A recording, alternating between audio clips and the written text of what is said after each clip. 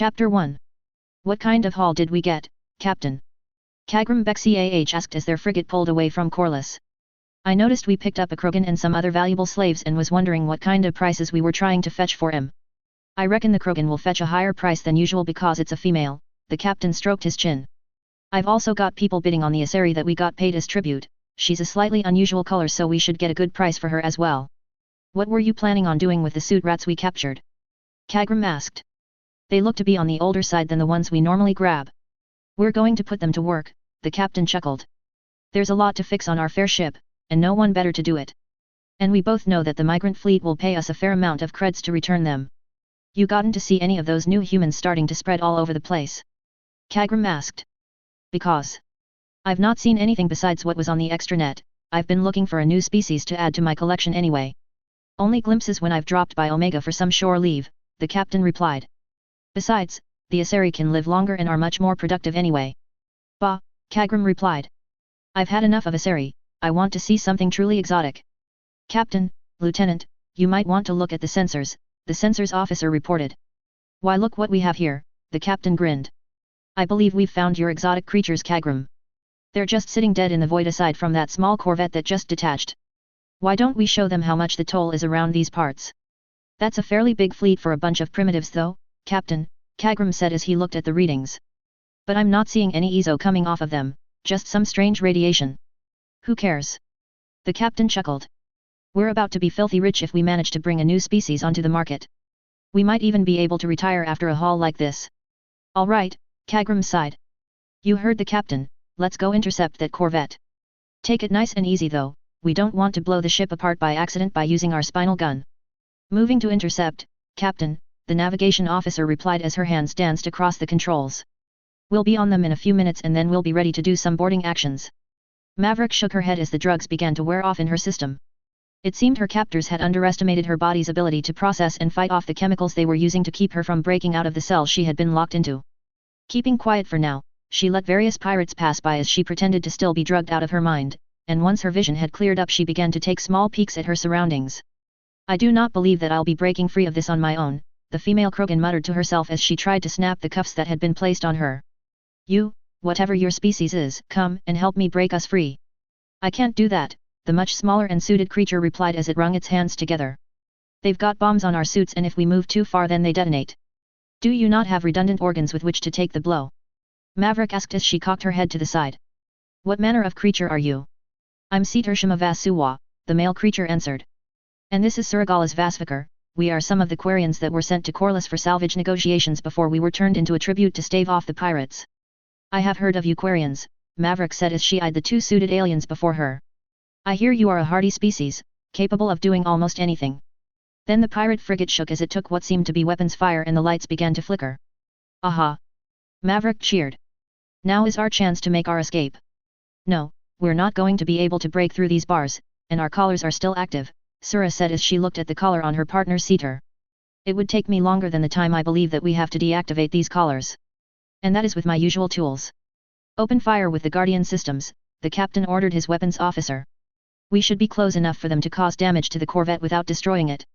Captain, we're taking return fire, mostly small missiles, and slow kinetic weaponry, but our Guardian systems are being taxed by the missiles and cannot fire offensively. Get around them then, Kagram said to the navigations officer. They probably don't have weapons mounted on the rear arcs. Moving around to take out their engines, aye sir, the navigations officer replied. You should have some fairly clear shots in a second or two. The frigate deftly maneuvered around the slower corvette. Moving around to the rear arc where they assumed that no weapons would be placed. What did they just hit us with? The captain asked as the ship's power began to flicker and the kinetic barriers began to flicker and die out. It looks a whole lot like an overload sir, the ground crew commander spoke up. Those things tend to do this kind of damage to our armor systems. It's only temporary though, so I wouldn't be too worried. They keep hitting us with whatever that is. The systems engineer yelled. Our barriers are completely overloaded and so is our Guardian system. Sir, we just lost power temporarily to our drives, we're dead in the void until we get it back up and running. Sir, the enemy corvette just moved closer, and they're opening some sort of hatch underneath. Looks like we need to get ready to repel boarders, Kagram said as he sealed his heart suit. Let's greet our new friends shall we? Alright people, we have no clue who or what might be on that ship, Paige said to her Marines as the sting that they were on began to move close enough for them to attempt boarding actions. They might be aliens for all we know. Only shoot what shoots at you first, then we get our tech specialists to take a look at everything. And remember, we need intel, so if you can take someone prisoner then you do so. You heard the lady. The fire team leaders began to go through and ensure that all bases were covered. Remember that we're not invincible, take cover when you can get it and you better remember to keep your tethers on until you can attach to the enemy ship. Let's introduce these kind folks to how Marines do things. Paige said over the open channel once all of the proper checks had been done. Ora! The Marines responded with an eagerness that belied their professionalism. Beyond the horizon Chapter 2. This looks like the airlock, Colonel, the fire team leader reported. I don't want to force it and potentially depressurize the whole ship. Looks like they've got some sort of auto system here, the tech specialist said as he looked at the panel on the outside of the airlock. I can't really read any of the writing on here, Sarge, he said. But it looks like the surface of our slates. And it also doesn't seem to be locked down very tight. The outer door to the airlock slid open and the 3 fire teams of Marines crowded into the tiny airlock. Anyone else feel really massive right now? One of the Marines asked as he stood next to his brothers in arms. Or is it just me? They might be a short group of aliens, one Marine offered. I'm betting they're a hairy all-male species, one of the ladies said. They reproduce by finding females of other species and having their way with them. This isn't one of your fantasy novels, Julia. Sergeant Fredericks yelled. Get your mind out of the gutter and get set for this airlock to open. Sarge, shouldn't the inner airlock have opened by now? A Marine in the corner asked Sergeant Fredericks. I'm fairly certain it's pressurized. Did they lock the inner doors? Fredericks asked her tech specialist. I'm a tech specialist ma'am, not a linguistics expert, the Marine replied. Your guess is as good as mine. Get ready to blow these doors open, Fredericks ordered. We're not waiting any longer. The doors finally began to open with a hiss as she threatened to blow them up. Rushing through the doors as soon as they were fully opened, the Marines found themselves slightly trapped by the enclosed space. Who ordered the sardines? One Marine chuckled at the back of the pack. All right, this is fucking stupid, Fredericks finally snapped. We split up into groups of 3, we all move through the ship and report captures, MIAs, or Kias as we move. Copy. Ora. The Marines responded as they began to disperse through the ship. I'm just saying, a furry alien would be kinda hot, Julia said to her 2 teammates as they began to clear out their area of the ship. Julia, you're a perv, no one listens to you when you get like this, Matthias rolled his eyes underneath his mithril before seeing some movement. Movement ahead. Copy that, Julia's voice turned to iced steel. I've got them in my sights. Taking point. The Marine raised her laser rifle to her shoulder and moved forward until she saw a set of cages and a dozen people locked into cages. Colonel, Fire Team Corporal Julia Winchester here, we've got either slavers or pirates here, the woman reported. Please advise further. Wait one, a voice replied. Get them out of the cages and run them back towards the airlock, Colonel Page's voice came through the comms. We're bringing a small craft over now, ETA is 15 mics. Copy that Colonel, Julia replied as she began to cut the cages open with her vibro knife. I don't know if you can understand us, Matthias, the calmest and most comforting one said calmly through his mithril's external speakers. But I'm going to talk you through the process anyway. Please follow Corporal Winchester, she'll make sure you get out of here, and we'll make sure that all of your needs are met until you can be reunited with your people. One of the shorter ones in a suit held up their hands and gestured to the collars that they wore while shaking their heads. Fucking hell! Matthias yelled on the open comms as he looked at what were clearly small-shaped charges. They've got explosive collars on, we cannot, I repeat cannot bring them off of the ship or they may detonate. Remain where you are, Sergeant Fredericks said as they moved the captives all into one cage and surrounded it while facing outwards. We'll come to free them after we've taken care of the rest of the bastards on this ship. Godspeed Sarge, Julia said. Make sure to kill all of those bastards for me. Wilco, Fredericks out, the sergeant replied. All right, we hold here until we get some bomb techs here to get these collars off of the slaves, Matthias ordered his 2 teammates. All right, let's go meet these boarders, Kagram said to the team that he was leading. They don't seem to have kinetic barriers so we should be able to punch through their armor with ease. Shouldering his Batarian arms Terminator, Kagram moved in the middle of the pack of other pirates, the mixed species crew in the positions where they would be the most useful. With the Turians at the front of the formation, the Batarians taking up the middle, and the Asari covering the rear and setting up with their biotics. That's a really big alien, the Turian at the front said as he looked at the trio of armored figures in front of him and began to spray his rifle at the figures. The trio just looked down at the tiny grains of sand like metal pinging off of the armor before looking up at the Turian and the others and rushing forward. I need you to stop these guys. Kagram told the twins in the back of the formation. Our rifles aren't getting through. Working on it, the Twinisseri said in sync. But they're heavier than they look. Two of the armored figures found themselves floating up to the ceiling before they reoriented themselves and pushed off towards the pirates now below them, raising their arms and tackling the two Turians to the ground where they pinned them and locked their hands behind their backs with restraints before turning to Kagrum and his other Battarian partner. I surrender. Kagrum tossed his rifle to the ground and held his hands up in the universal sign of surrender. Don't kill me. The two soldiers just cuffed him and tossed him to the side of the corridor after taking the rifles and shattering them, proceeding to do the same thing to the Twinisseri before moving on down the path to the bridge. What the hell are those things? One of the twins asked as she rubbed at her wrists where the restraints were tearing into her heartsuit. They were heavy, it took everything I had to lift the two of them up like that. I think we're going to find out soon enough, Kagrum sighed as he watched his retirement plans go up in smoke. You're sure that they're pirates? I asked Paige. Because I don't want us getting into any sort of interstellar incident. Absolutely sure, Paige replied from the Sting 2 that was in station keeping right beside the now captured enemy vessel. They were running a fairly professional operation, but they were definitely pirates. We're working on getting some sort of translation program working with some of the slaves we've rescued, but it'll take a little while. Keep me posted, I replied as I looked at the tired face of my marine commander. Get some rest too. We're about to start heading in towards the planet, our jump ships are going to see about hiding over towards an asteroid on the far side of the elliptical and we'll go grab them if things go wrong. Copy that, Mark, keep me posted. It's so strange to see everyone younger again, Natasha said from where she was looking at herself in the mirror. All of my scars are still there, but I feel like my body has been rewound to back when I was in my 20s. Same, I replied. My knee problem went away and Melissa also seems to have de-aged. We'll have to see if there are any sort of negative effects, Natasha said. We cannot accept this if it is only going to kill us faster. We'll have to see what exactly is going on when we can have Dr. Hale check all of us out, I replied. But for now we have to figure out where we are, and what we're going to do from here. Chapter 3. I knew that I should have downloaded the latest translation protocols before we left the fleet, Ceter complained to his fellow Quarian. Right now our rescuers are better off speaking to the pirates than they are to us. The translation may be weeks unless we can get one of the pirates' Omni tools, Sura agreed with him. Maybe we can see if we can get access to the prisoners. And how do you plan on asking for us to get that kind of access? Ceter asked. Our rescuers have not so much as removed their helmets or shown us anything other than the basics of their external physiology. By walking over to where the pirates are being held and talking to one of the pirates, Sura told her partner. Pirates might not have the greatest quality Omni tools, but they always have the latest in translation software. I shall come with you, Maverick spoke up as she looked at the smaller aliens. You might need some sort of assistance to make the scum comply with your demands. Works for me, Ceter shrugged. I'll keep working on the translation program just in case that doesn't work. Hey Julia, Matthias called out to his teammates. Looks like your guess was wrong. We got strange blue alien women instead of big hairy male ones. Shut up, Matt, Julia replied with a scoff. At least I dare to dream about what might be. No, you just read smutty novels and claim that they're literature, the third teammate said as he high-fived Matthias. That doesn't help your case at all. Is it wrong for me to have fantasies? Julia asked, feeling slightly offended. No, we just don't need to hear about them, Matthias replied. I've got plenty of fodder for fantasy, but you don't hear me talking about it. Hey, the big alien and one of the small suited ones are coming over here, their third teammate warned the two bickering friends. Why would they be coming over to the cells where the pirates are held? Matthias asked.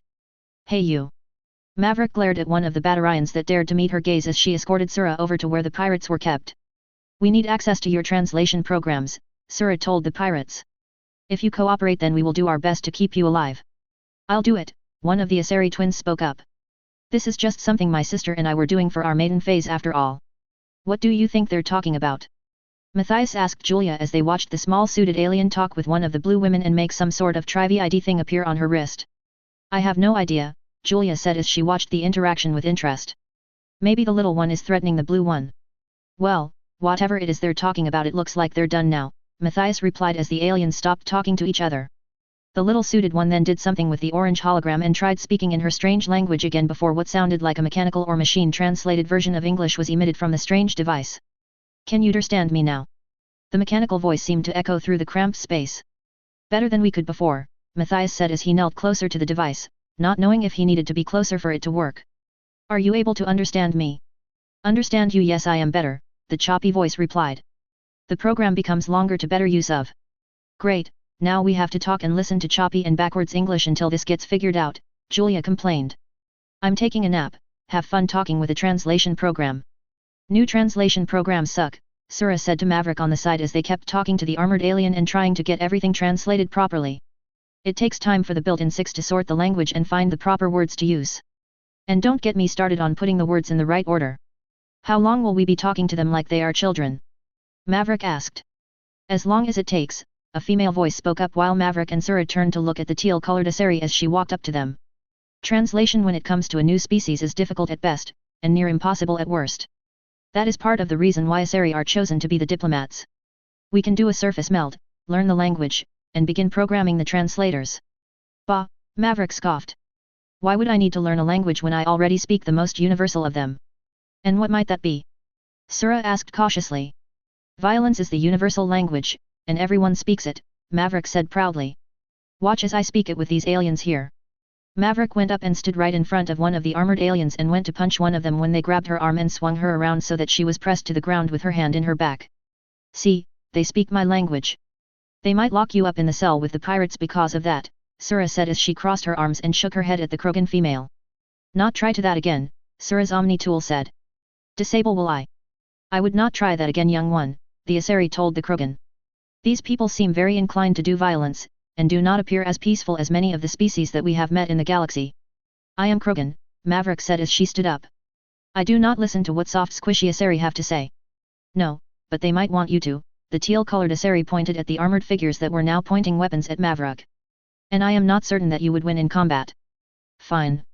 I shall do as you say for now, Maverick replied. But I shall have my own way in the future. I am Amixla Ditrilli, the Asari introduced herself. I am a matron and was negotiating for the release of some of my siblings from one of the barons when I was taken and gifted to the pirates as a tribute. I am Suragalas Vasvikar, the Quarian replied.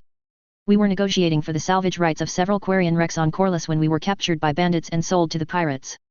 Then we should probably band together until this is over, Amixla told the Quarian. I am uncertain what manner of species this is. While their ship appeared primitive, their armor is far superior to any I have seen in my lifetime. And they have to be self-contained too. Sura said with excitement. They don't seem to be uncomfortable after having spent a day in the armor, and in fact seem to be communicating with each other as well via some sort of comm system. I wonder what made them develop this kind of armor or if this is their highest class of it. The Quarian began to speak rapidly as she gushed over the aliens' armor systems. It's heavy too, I heard the Asari twins saying that they could barely pick up the two of them with their biotics. And it doesn't look like the aliens are adjusted to artificial gravity yet. Note that they keep engaging and disengaging magnetic boots of some kind every time they move. As if they're used to using the magnetic locks to keep themselves anchored. And they've got tether loops too. We haven't used those in generations. Since before we left Rannoch and became the migrant fleet. They certainly do appear physically impressive in the armor, Amixla cut the Quarian off mid-rant. I wonder what they would look like without it on. Chapter 4. They got the translation software up and running properly, Paige relayed the information. They've got some sort of device called an Omni tool that works as a multipurpose computer similar to our slates. I'm sending one over that's programmed to translate for you before you see what's happening on the planet. Copy that, I replied to the transmission. What's the ETA? Should be a couple of hours, Paige replied. We got lucky when the pirate ship got in close instead of keeping us at a distance. We'll take our time getting to the planet, I said as I looked at the intel that had been relayed to me. I don't think we'll much like what we'll find down there if the information that you just gave me is correct. Yes sir, those barons seem to be just like the pirate lords, Paige spat. If I weren't babysitting the VIPs I'd ask to go down and clear them out with you. We're not taking any mechs down, I said as I closed the file I had been reading on my slate. It doesn't seem like they have anything similar to it at all, so we'll stick to conventional warfare for now. Keeping the aces up our sleeves? Paige asked. That, and some of our mech pilots need some extra practice at being infantry again. They complained about not getting to use their mechs, didn't they? Paige asked. Yep, I replied, popping the P sound. Natasha is putting them through their paces right now, and we'll be dropping them with the ODSTs should it come to it. Did you get the chance to read the codex thing that I sent over? Paige changed the subject. Because if the page on this system is correct, then the planet down there has salvage options aplenty. And they've somehow cracked artificial gravity, that's something that would help us out tremendously. Especially the spacers that we've got. I'm going to have Dr. Rogers, and her team looking into everything once we have the chance to settle in, I replied. And once we get a feel for the planet we'll decide if we can fix some of the apparent damage. All right, Mark, Paige responded. Have a nice trip, the planet's still a couple of days away from the jump point. I'm gonna spend it getting used to being young again, I replied. Myself and all of the older members of the Ducal Guard are having to adjust our fighting styles back to what they were when we were younger, and that sort of thing takes time. Agreed, Paige replied. The old longevity treatments were helping, but my back doesn't ache anymore, and that ACL that never quite healed properly is back to its old self as well. All the things we got used to are different, I replied. It's like anyone that was over 40 got an age reversal treatment. You should see Winston and Hazen right now, it's like they've been given an entirely new lease on life being in their 20s again. I'm sure that they're dominating in the ring right now along with Natasha, Paige replied with a smile. I'll let you get back to it, sir. I've got a big lizard that keeps trying to pick fights with my Marines to talk to. Paige, out. The video call ended and I stood up to stretch. Before strapping myself back down and getting to work on a basic plan to deal with the world that we were about to be heading to. This coreless world needed a massive correction, and we would be the ones delivering it. When I said that I wanted to go on a life-changing adventure, I didn't really mean this. Melissa pouted at me as her 20-year-old self glared at me instead of her previous 40-year-old self. If you thought that I expected this, then you're barking up the wrong tree, Mel, I replied. And call me Mark, we're functionally the same age right now and you're a genius anyway. Alright, I'm done complaining now, Melissa said after composing herself again. What did you need help with again? We're about 12 hours away from making orbit around the world called Corliss, I replied as I sent over the documents to her slate. I've made an analysis, but I want your input on the plan of action that I was thinking of taking. Jesus Christ! Melissa said as she read rapidly over the data we had compiled via the use of the Omni tool and the codex that Paige had sent over. First off, aliens look really weird, this one has 4 eyes, that one is a blue woman, those lizard things. Back on track, Mel, I tapped Melissa on the shoulder. I need your help on figuring out how to fix our problems first, and then on how to handle getting our people acclimated to aliens. Well, it seems that the population is just shy of 4 million, Melissa repeated what the report said and then glanced over to the defense section. You want to drop some ODSTs and tanks on the orbital guns and then start cleaning up areas and terraforming, don't you? We have OPIs, I replied with a shrug. If we can start making the place habitable, then we can really start fixing things up down there. And all of the salvage can help us with the raw materials we'd need to get a colony fully functional. Not to mention that this EZO can probably be found on some of those downed ships, and we should be able to use it to adapt our current ships to use artificial gravity among other things. Well, it looks like just over half of the population is slaves, a quarter of them are those lizard creatures in scattered settlements around the planet, and then the rest of them are the wealthy people or the slave owners. You're better at predicting how this kind of thing will blow up, I told Melissa bluntly. What are the odds that we can actually make significant changes down there, or are we better off taking the pirate ship we just captured and finding somewhere else to put down roots? This thing is going to go up like a powder keg, Mark, Melissa replied as she raised a blonde eyebrow. I think that we should only maintain a military presence down there until we've managed to get rid of all of the elements that would try to get us off the planet. Split our people up, have our scientists probe the data we've got for a potentially livable planet or system within jump range but off of the beaten path, and have our colonists settle there. Use the scrap heap as our public base of operations while hiding our colonists on another world. Alright then, I sighed. I'll have Curlin Ward take over the leadership of the colonists under the supervision of Dr. Rogers. I'll need your help to get the political analysis on all of this right and to make sure we don't run over the wrong set of toes. Just make sure that the slave owners and the barons die, Melissa looked me in the eye. I'll make sure that this doesn't blow up in our faces on the political side. Chapter 5. This is Duke Hull of Kent Ares 4, I said over the comms channels that we had figured out were being used by the aliens. You will surrender your planet and all of the orbital guns to us. If you cooperate, we will see to it that you are treated well, provided that you have committed no crimes against sentient rights. And why would we do that? A bunch of strange sounds were translated by the Omni tool that I was currently using. You are a primitive species. Not even worthy of being made slaves. Do we know where that specific transmission came from? I asked the comms officer. Yes sir, the comms officer replied. It's in the orbital bombardment arc of the Redemption. Warning shot with a naval PPC, and then send in the drop troopers, I ordered. I want that Baron to be silent within the hour. Wilco sir, the comms officer replied. Colonel Carter is reporting force readiness and is preparing to drop. Can you get me a direct line to her? Aye sir, the comms officer handed me an earpiece. She should be able to hear you now. Hey, Carter, I said into the earpiece. I don't just want those guns ours, I want you to put on a show while you do it. I want to make us seem so scarily competent that they surrender rather than us having to deal with every single obstinate one of these pests. How flashy do you want it, sir? I could hear the grin in Carter's voice. That's up to you, Colonel, I replied. I just want them to know that they picked the wrong people to try and antagonize. You heard the Duke. I heard her yell over the earpiece at her unit. I want us to crash their parties so hard they wish they had invited us in the first place. Yes ma'am. The marksman replied. We're ready for the orbital drop now. Then full send, let's prepare to drop. Have fun, Colonel, I said with a chuckle. Just try not to have too much fun. No can do sir, she laughed. You just let us off of the leash and now you get to deal with the consequences. Hey Jewel! I yelled at the Admiral. Is it too late for me to join the ground teams? Yes. She yelled back. Just because you look young again doesn't make you any less of a VIP. But I thought I was going to be able to kick ass and take names again. I yelled back with laughter in my voice. Nope, get in line for the trip down, she snarked at me. The rest of the unit gets to hot drop while you get to ride down in style sipping champagne and eating cheese the whole way down. Bullshit, I laughed. We both know that the Sting isn't made for comfort. It's a damn fine gunship though. Maybe you'll get some action on the next site, Jewel replied. But for now you're stuck up here with us spacers. No matter how many times I do this it never gets any less fun. Carter yelled to her tank's crew. You say that every time we drop from orbit. One of her tank drivers yelled back. I'm halfway convinced that you're just an adrenaline junkie. You might have hit the nail on the head with that one, Carter shrugged, and turned to the pilot. Where exactly are you dropping us by the way? You said you wanted to crash their party right? The pilot grinned. So I put us exactly where we needed to be in order to crash it. What do you mean? Carter asked as she tried to figure out where they were dropping. You'll find out when we get there, Colonel, the driver laughed. Just trust me and enjoy the ride. Yeehaw!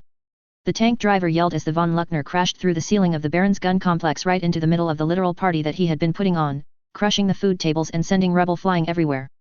I told you we'd crash the party properly. I don't think Duke Hull meant it quite so literally, Carter laughed. But you do get points for the maximum effort. Well, don't just thank me, the driver said as the infantry and more tanks started falling down from orbit around their position to surround the guns. It takes some serious coordination to crash a party this well.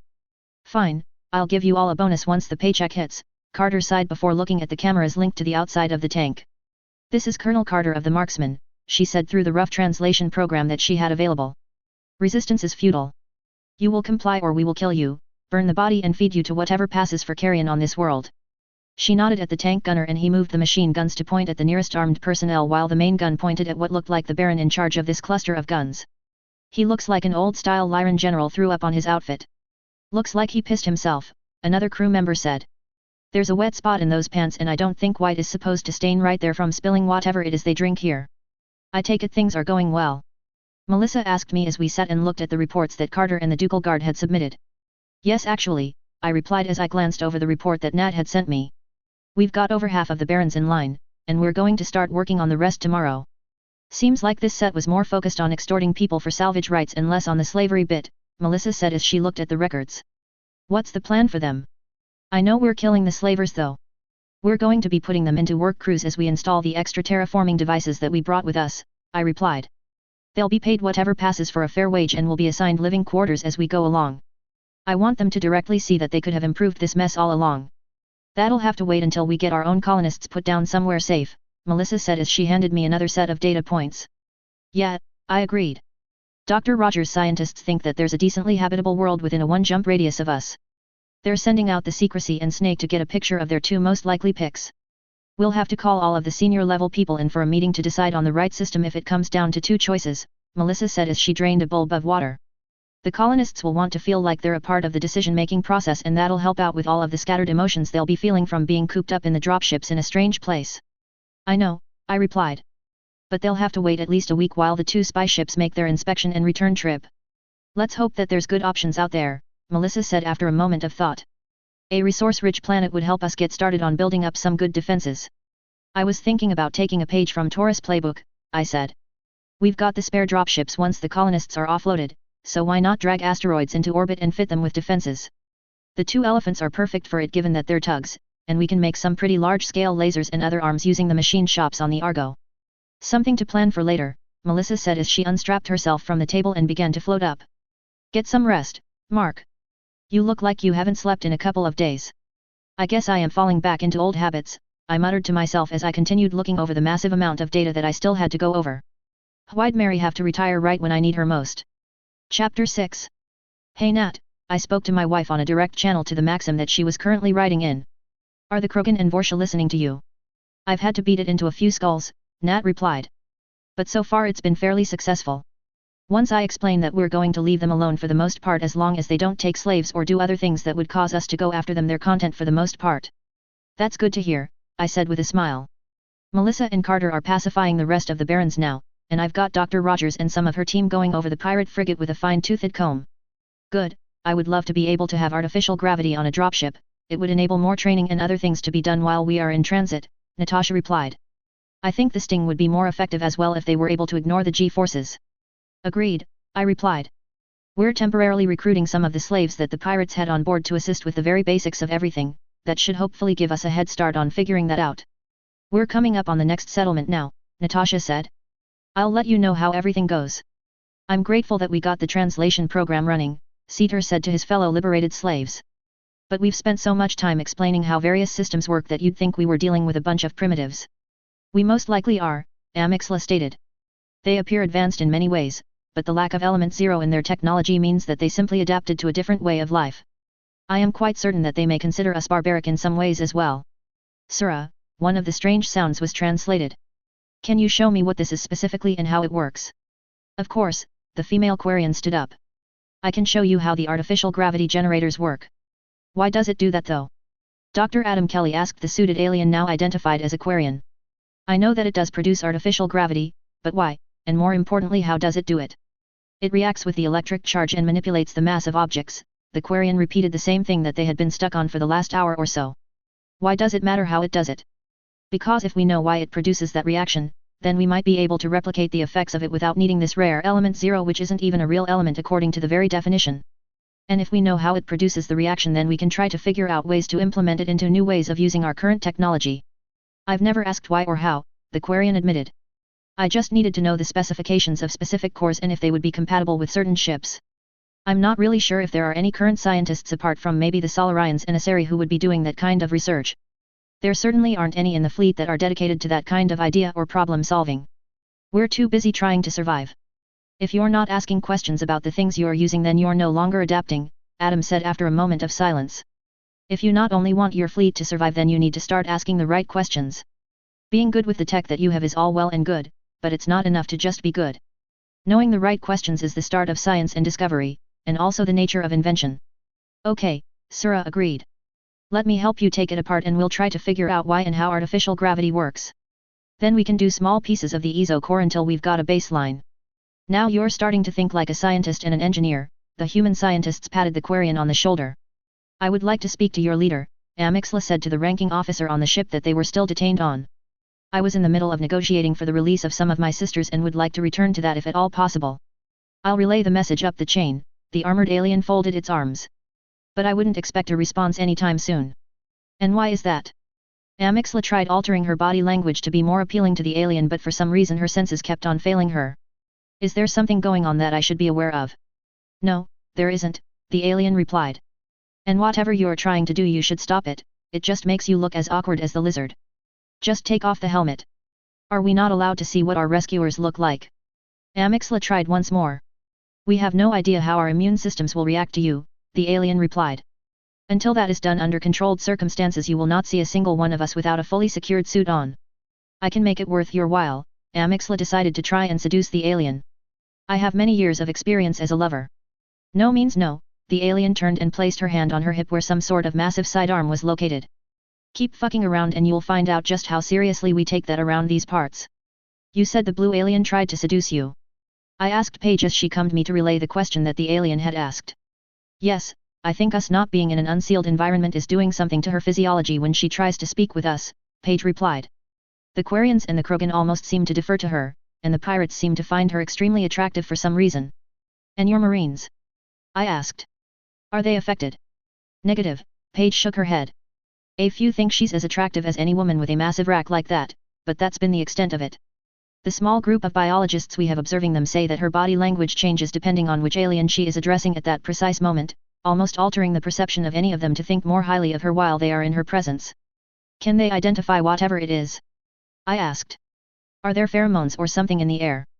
Nothing they can identify, but they say that the rest of the aliens appear safe, and the younger looking of the blue aliens are safer to be around because it seems that they haven't developed the ability sufficiently for it to be as much of a threat, but any of the older blue aliens should be treated as a possible mind control scenario until further notice. Thanks for the update, Page, I replied. Tell this Amixla that once things settle down on Corliss she's free to go. And you can tell the other aliens that as well. I think we'll have one of the Quarians stay behind, Page laughed. She seems quite taken in by Dr. Kelly and his questions about how their technology works. Good, we'll need people who are familiar with how things work, I said. I'm tucking in for the night, Dr. Hale is fussing at me for overworking myself as it is. Sleep well, sir, we'll hold down the fort while you get some rest. Chapter 7. Finally some decent sleep, I muttered as I woke up after having slept for around 12 hours or so and fumbled myself out of the floating hammock trying to reach the slate that was ringing because my alarm was going off, or someone was trying to reach me.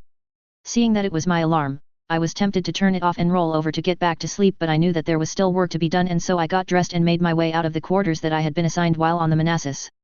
Melissa, Victoria, I greeted them both as I entered the mess hall for a cup of coffee. I take it we haven't had any issues while I was asleep. The two women just exchanged glances before sighing. There were complications while you were out, Melissa finally said after she had drained her cup of coffee. All right, good news and bad news, lay it out, I said as I strapped myself in across from the two of them. We had 2 more ships jump into the system, Jewel said as she flipped open to the relevant report on her slate and sent it over to mine for me to peruse while they gave me a verbal debriefing. One of which was a slave barge, and the other was the escort for said barge. We managed to lure the escort into an area where we had the Redemption hiding and took them by surprise with some NPPCs before boarding with a group of Marines, Melissa chimed in. According to the way that they measure ships here it looks to be a cruiser, but it's badly maintained and would need a serious overhaul before we would put it into any serious use. How did they miss the Redemption when they could clearly see our Sting and Jump ships from before? I asked while eating my breakfast and drinking my coffee. It's a known fact that KF drives emit certain kinds of radiation that is easily detectable right before and immediately after a jump, Jewel stated.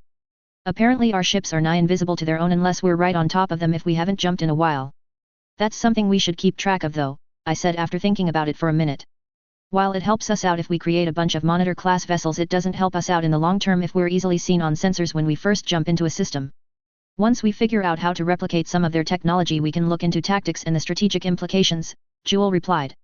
As it is, I'm going to be joining the R&D teams once I'm done helping you iron out the plan for Corliss, Melissa said. I think Carter is done with all but one of the barons, and the last word from the Ducal Guard was that there were only a couple of remote Krogan settlements holding out. All right, I said as I stretched some of the remaining exhaustion away. Let's go finish up the plans for Corliss and our hidden colony, I said to Melissa, who was acting as my aide-de-camp or assistant for most of this kind of planning.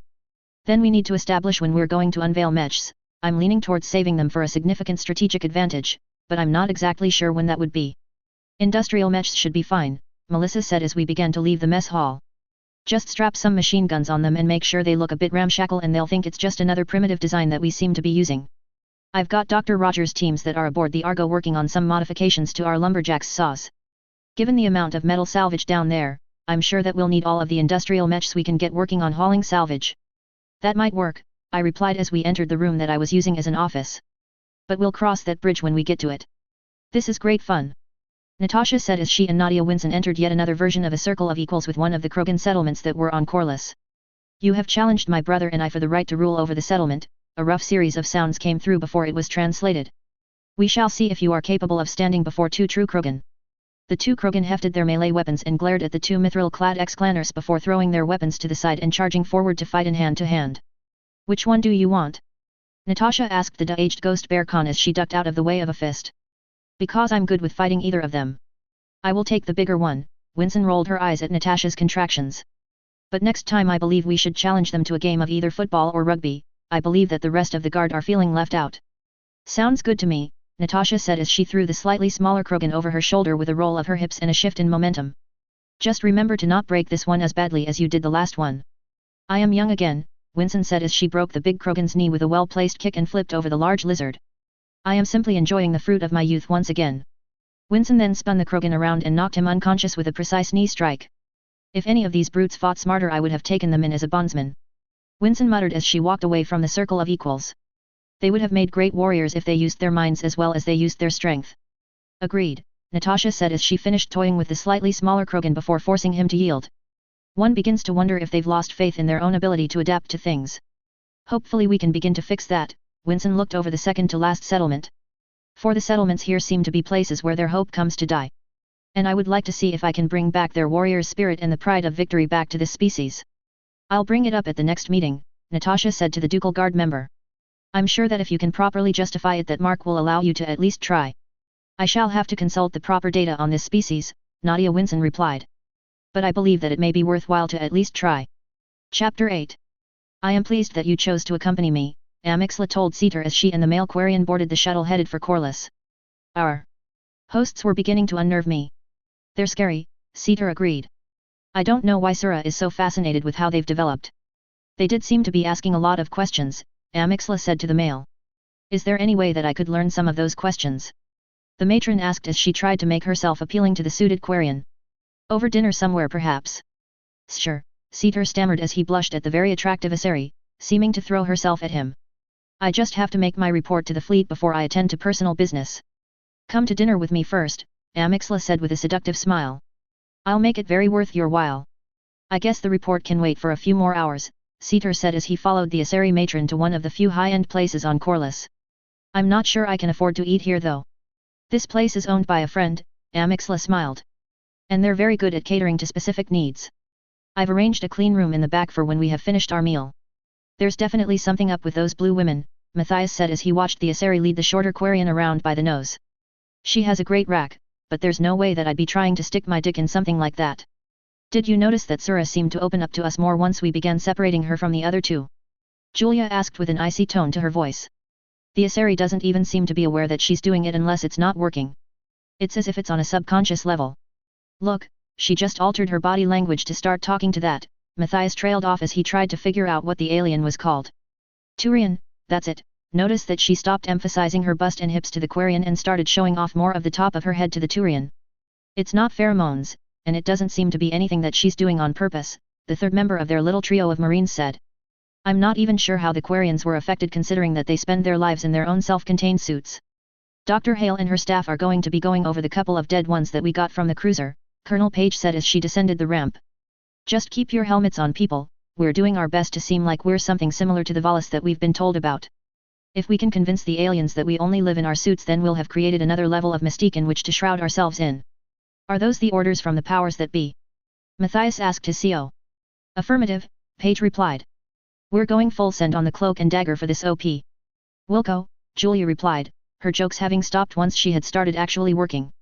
Can I speak to you in private, Colonel? Of course, Corporal, Page replied. But can it wait until we're back up in the void? I'm not comfortable in an unsecured area like this. I am, Julia responded. Corliss isn't safe until we've gotten everything figured out here. What did you want to speak to me about, Julia? Page asked once they were aboard the pirate frigate that she was temporarily in command of. I would like to request a transfer for more field intelligence training, Julia told her CO. I know that Duke Hull brought intel people and I would like to train with them. This new world/universe, whatever you want to call it, has a lot more ship-on-ship combat and I have a feeling that I'm going to be needed to assist with intel work while I'm a part of your Marines, ma'am. I'll sign the authorization, Page said as she looked at her Marine. But Dunham's going to put you through your paces so don't expect it to be easy, Page looked her Marine in the eye. And leave the perverted bullshit here, Dunham doesn't put up with that kind of shit. I ma'am, Julia said as she stood up to leave the office. Thank you for the opportunity. Just don't leave your teammates in the dark, Page told her subordinate. Matthias is smart, he'll catch on if you don't tell them and you won't live it down afterwards. You've got control over all of the guns now? I asked Carter over the comms. Yes sir, we own the skies now, and we can start moving to remove the rest of the slaver and murder bands whenever you're ready to begin. Now that we own the skies I want to have Stings start dropping infantry on top of them followed by providing Ka. I want the slavers dead before the end of the week. What if they surrender? Carter asked. What do you want us to do with them then? If they surrender before getting ripped apart then we'll start putting them to work just like we are with the Barons, I replied. I'll let you get back to it, Carter. Hull out. Alright, now to get back to what to do with the captured ships, Melissa looked at me. The slave barge we emptied out and paid for the slaves to be sent back to wherever they came from with the loot we took from the cruiser. I want to use it as a supplemental grav deck for now, I replied. We're going to have to clean it up first, but it'll give our people the chance to relax in 1 gram for a bit longer. Have Dr. Kelly and the Quarian got any new information for me? I asked. I seem to have misplaced a file that I was looking over the other day. You mean this file? Melissa sent it over to my slate.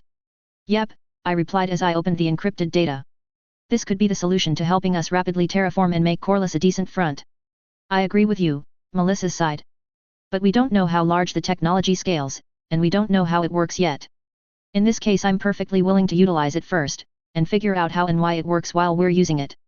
If it can be scaled up to the level that you want to, then we'll make massive progress in a very short amount of time, Melissa said as she looked over the data again.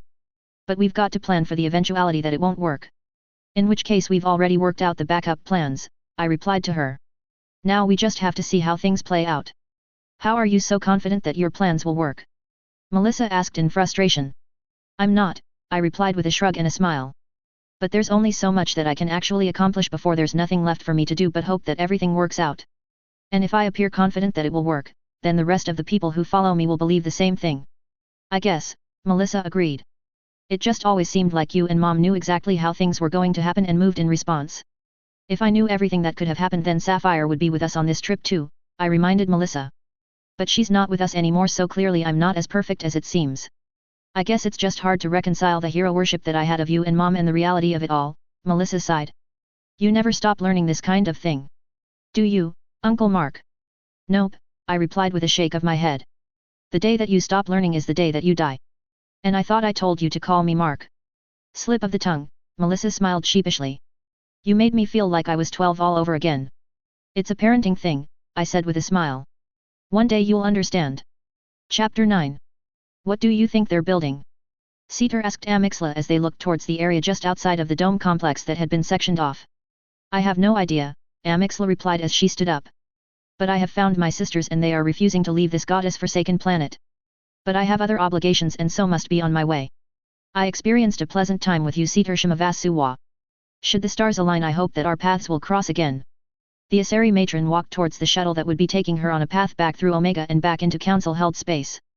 What a woman, Seater muttered to himself as he began walking towards the quarters that he had rented for himself and Sura prior to the whole captured slave ordeal. Well, I think it's time to head back to the fleet. Someone else can negotiate with these barbarians, but it won't be me. You intend on returning to the fleet? Admiral Railzora asked.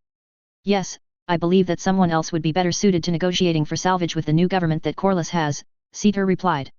I was captured to be sold as a slave here and feel that my place is in the fleet. We understand, Rail exchanged glances with the rest of the Admiralty board. Is Sura to be remaining behind then? She is enamored with the new species, and is planning on assisting them with understanding modern tech, Seater stated. I believe that she would be a poor choice for negotiating in the future. We shall confer and attempt to locate someone who would be capable of negotiating for more salvage. As it is, our current stores of spares are going to be lacking in the near future and we may have to rely on Sura to negotiate with these primitives. It is not my place to make that sort of decision, Seater responded. I would rather get back to my ship, the Suwa, and take my place as an engineer once again. We're sending a shuttle to pick up the salvage that you had previously negotiated for, Zora replied. It will have your replacement on it and you can use it to return to the fleet. This is interesting, Dr. Hale said as she examined the body of one of the Asari they had taken from the cruiser. If it were not for the fact that I know that this is an alien, then I would have thought this was a human with a genetic mutation. What do you mean, doctor? One of her students and aides asked her. On a physical examination the body appears extremely close to a human's physiologically, Hale replied. There are two breasts, they are not only shaped similarly to other mammals, but are nearly identical in appearance to humans, they have a vaginal cavity that looks remarkably like a human's, and they even possess many of the nerve endings there that a human female would possess. It's when you begin to look underneath the surface that things become unusual. Unusual how? A nurse asked. Well, the genetic code has an 80% match for the human genome, and the brains are similar as well. But it's clear that they possess abilities and strange growths that we do not, Hale indicated the growths in the brain that they had not identified yet. I believe that this one, she tapped the location of one of the growths, is the one responsible for those strange powers they possess, these biotics as they are called. I have not identified what the latter one is for, but it is clearly larger in the older Asari than it is in the younger. I see what you mean, the other experienced doctor said as he peered at the picture of the two side by side. What seems minuscule might have a greater impact on their abilities once they have achieved maturity. These two are samples of what is called the maiden stage of their lives, Hale replied. We have yet to examine a matron or a matriarch, but once we are able to, I believe we shall be able to identify some more differences. Until then, we are to remain on the mind control protocols, the other doctor replied. No one is to be outside of a suit of mithril until we are able to figure out what is causing the attraction in other species. Agreed, Hale replied. While we might be safe around the younger members of the species, it is better to be safe than to be compromised in this case. In other words, a voice came through the comm systems. Keep your hands and body to yourself when around the aliens. If you are compromised, we will have to quarantine you until we can be absolutely sure that you are safe to be around. When will the Omni Forges be finished? I asked Dr. Rogers. We've made solid progress due to the help that Sura has provided, Rogers replied. We got lucky in that the technology does scale up to the size we needed. Although Sura is convinced that it shouldn't have worked because no one has tried before. It seems like they're stuck in a rut technologically, I replied. We can't afford to fall into the same trap though. We've made significant inroads towards artificial gravity though, Rogers said after going through her reports. Dr. Kelly reports that he believes that we should have fully working artificial gravity generators in 6 months, and the first prototypes will be in 3 months or so. And the inertial dampers? I asked. That should follow the artificial gravity, correct? Yes, and we think that we'll be able to miniaturize it enough to put it on our ASF, thus increasing their capacity for movement far beyond what they're capable of currently. What about mating these ESO cores to our ships? I asked. We don't think it's a good idea currently, Rogers shook her head. We've got enough on our plate right now and we don't know how one of said cores will react with a KF drive. Alright, I nodded my head. I need you to figure out who is going with the colonists to settle on Vale. We're going to be rotating through, Rogers stated. We've got enough of us that the break will be welcomed by most of us. We're only going to have a few permanent members who remain behind in this system. Just like the rest of your troops, I believe. I'm going to be staying here with the Manassas, some members of the Ducal Guard, and the Marksmen, I replied. Until we've fully established this as our facade, then we're going to have to maintain a solid presence here. You planning on letting Winston try her plan? Rogers asked. Yes, I replied. If it works, then we'll induct them into the policing and militia forces down on Corliss, and it'll help us free up some of our own troops. And this genophage? Rogers asked. What are your plans on that? I want to see if we can fix the mentality and culture of the ones down on Corliss first, I replied. And if we can't fix the genophage by then, I may introduce Iron Womb technology to them, but we'll have to see if Winston's plan works first. Chapter 10. So, you developed fusion reactors that do not rely on helium-3? Sura asked. What do you use instead? We managed to crack protium reactors nearly 1,000 years ago and haven't looked back since, Dr. Kelly replied as they worked on the installation of the 400-rated fusion engine that would be the power source for the Omni Forge that they had just finished the construction on. We even use it in our tanks among other things if we can afford it. I believe our vehicles run off of a similar principle, Sura stated. But ours use the lower mass to try and boost speed and the power generated to power kinetic barriers over whatever armor the tank or vehicle possesses. Are your fusion-powered ground vehicles faster? It depends on the tank, oddly enough, Dr. Kelly laughed. We have some that are lightning fast, and some that are much slower. He checked the readings on the fusion engine as they slowly powered it on in stages and monitored the power requirements. We have fusion engines that are rated for a multitude of things, similar to the way that you described different ESO cores. And they produce different speeds or velocities depending on the vehicle that they are installed in. Do any of your workvis possess such a fusion engine? Sura asked as she pointed at the modified lumberjack in the distance as it cut apart a starship and assisted a Jabberwocky in loading it up onto a flatbed for hauling. Actually, those are driven by pilots, Dr. Kelly stated as he brought the 400 engine fully online. And it depends on the manufacturer and what level of technology the world they would be selling it to might possess. For instance, the mech over there with the excellent hands and other things for dragging salvage is called a Jabberwocky. It possesses a fusion engine, and is more valuable than the one next to it that is cutting the starship apart. That lumberjack is run by an internal combustion engine that is much simpler to work on and can be maintained by a planet that might have regressed technologically. Interesting, Sura said in response. Is all of your technology constructed with this in mind? It depends on the budget for the most part, Dr. Kelly replied. A poorer world may only be able to afford an ICE engine, whereas a richer world might go with something that is powered by a FE. Or the reverse may be true for any number of reasons. The mechs that you see being used now have been in operation for centuries and have been used by generations of people. Similarly to our ships, Sura realized. Only you do the same thing with equipment that we do with ships. Ours is more of a design choice though, Dr. Kelly replied.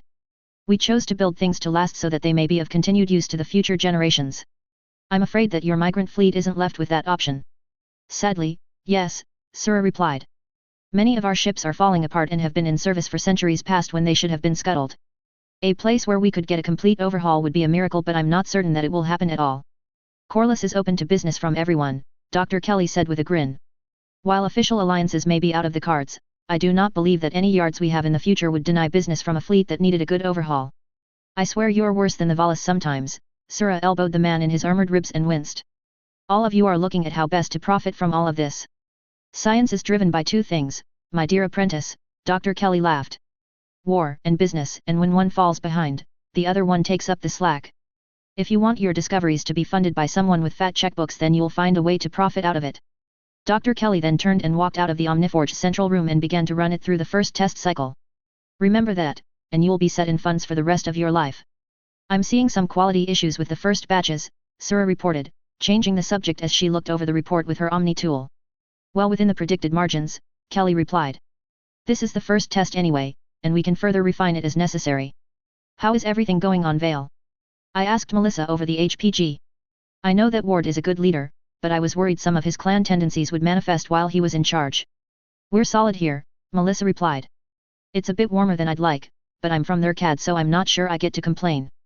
Any natural resource deposits found yet? I asked. Anything that would allow us to be able to manufacture more of our gear would be nice. The asteroid belt has some nice looking rocks from the few spacers that we've got with us, they're using the elephants to push them up into orbit so we can mine them easier. We haven't had time to survey the rest of the planet yet though, so I can't give a full report yet. That's fine, just send a report if you do happen to find anything, I replied. Have a good night Melissa, hull out. Things are going too well, I muttered to myself as I glanced down at my slate. We're about to get hammered by something, I just know it. I began looking through my files to see if there were any local governments that we had pissed off aside from the ones on Corliss. Shit, I said to myself as I face-palmed. That Baron was linked to a Turian arms dealer. We may have a shitstorm coming down on us because we just killed his main middleman. There might be some retaliation from this shadow broker as well, Natasha said as she walked into our quarters. We have killed every single one of their agents since they tried approaching some of our people. We'll eventually lose someone to them, I replied. Most of our people are trustworthy, but there are well over 12,000 of us, someone will betray us eventually, it's only a matter of time. Then we continue to plug leaks here for now, Natasha said with a shrug. Now stop worrying and come to bed, you've been working for too long today. Natasha and I woke up to sirens going off and flashing lights in our quarters. All hands report to your battle stations, this is not a drill, I repeat, this is not a drill. Chapter 11. Where do you need me?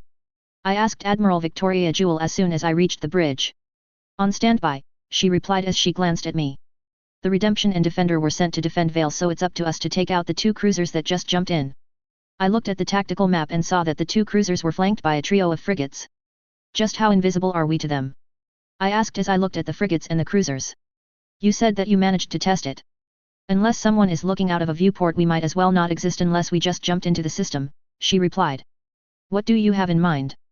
Have our escorts swing around to target the frigates, overload their kinetic barriers and guardian system with LRMs and autocannon before shutting them down with our PPCs.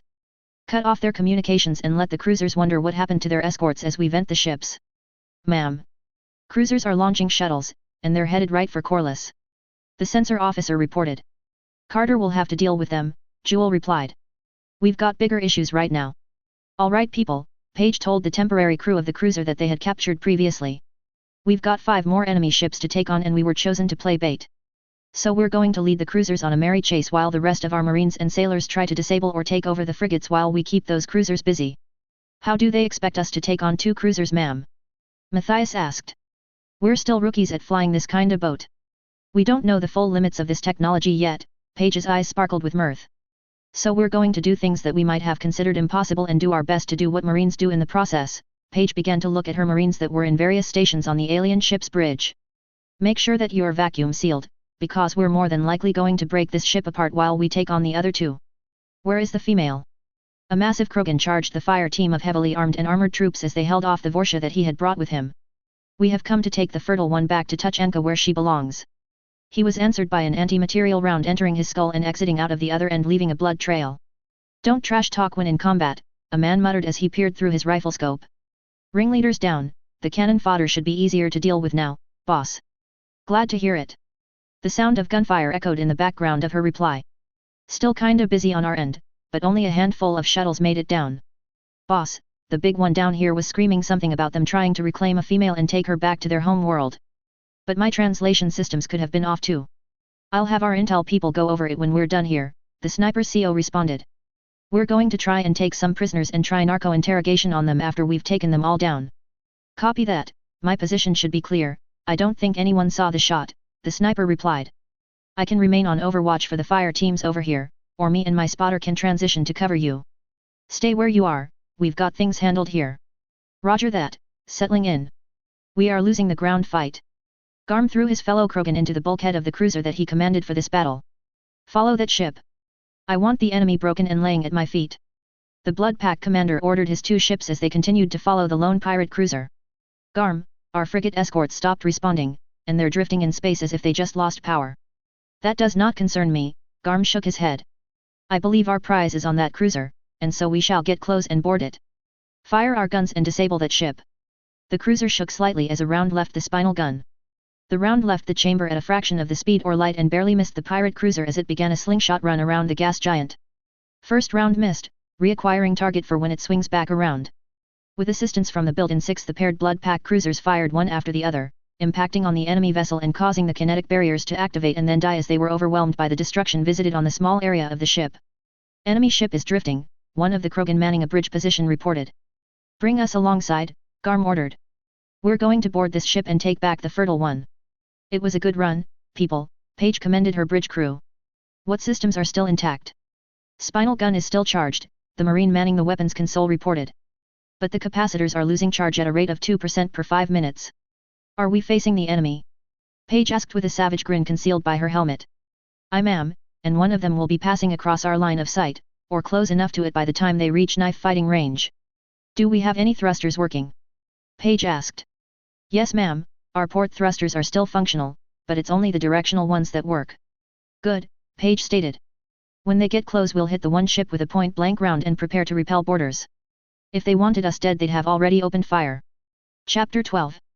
Once that door opens I want them dead and gone, Paige ordered her Marines. Matthias, how are things looking on your end? We're about to move into the cruiser on our end, Matthias reported with a chuckle evident in his voice. We've got a flamer set up and I'm just waiting for them to try boarding. Copy that, Paige responded. We're set for when they board, and the Manassas and her escorts are about to use their PPCs to shut down their power, and they're sending over some more of my Marines to make some new entry holes if we need the reinforcements. Copy that ma'am, Matthias replied. I'll handle this side. Ora Marine. Paige said as she shouldered her infantry scale Gauss rifle. The airlock in front of Matthias opened and a trio of Vorsha bolted through the door before being cut down by the 2 fire teams that were holding the choke point, the few rounds that connected bouncing off the mithril-clad Marines as they prepared for counterboarding actions. Flamer is ready for action, Matthias said as he stood up with the 150 kilograms flamer on his back. Set, a trio of Marines stacked up on the airlock doors and unleashed a hellish crossfire into the Krogan and Vorsha that were still trying to breach and get into the Marines' own ship. Moving, Matthias stepped forward and out of cover as one Krogan tanked a rifle round and began charging the Marine.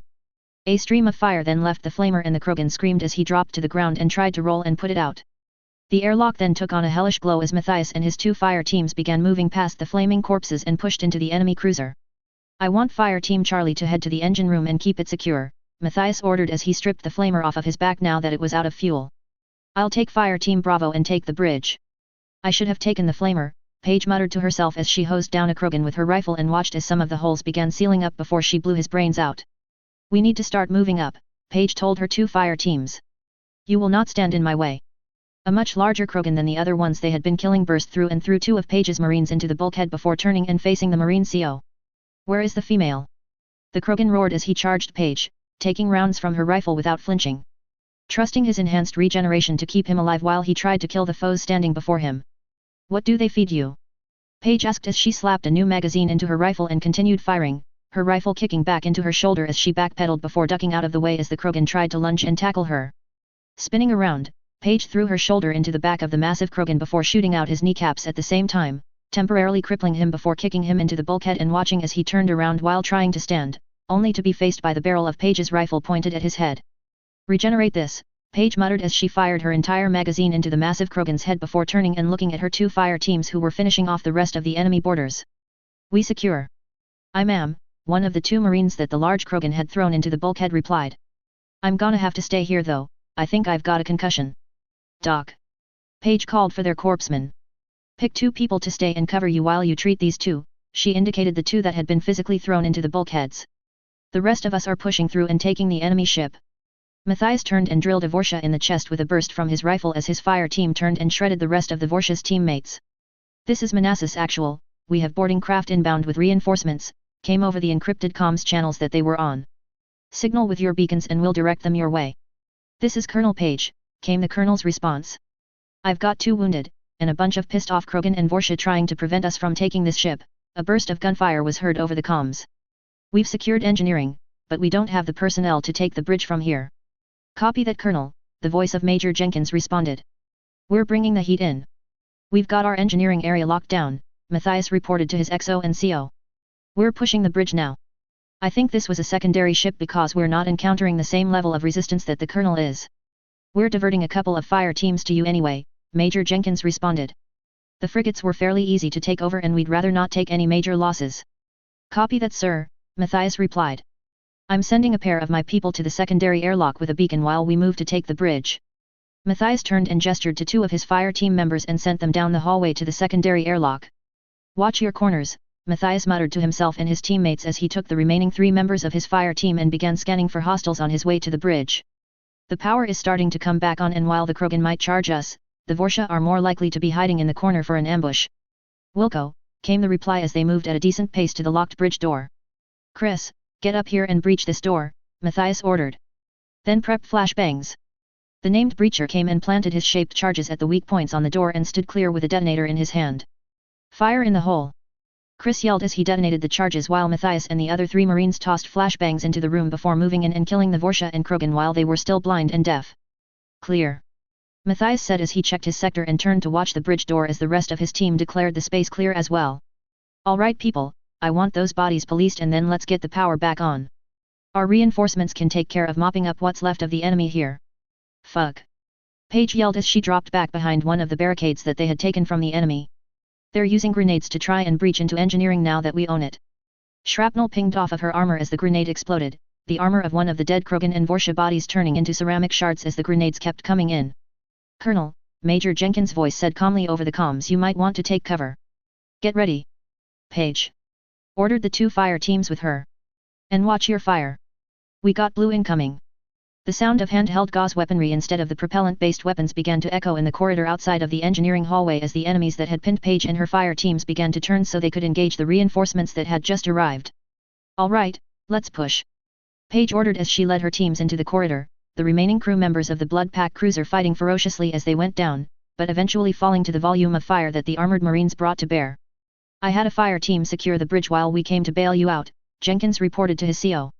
Intel from the few captured on the ground by Carter puts the leader of this OP on the cruiser that you picked to board.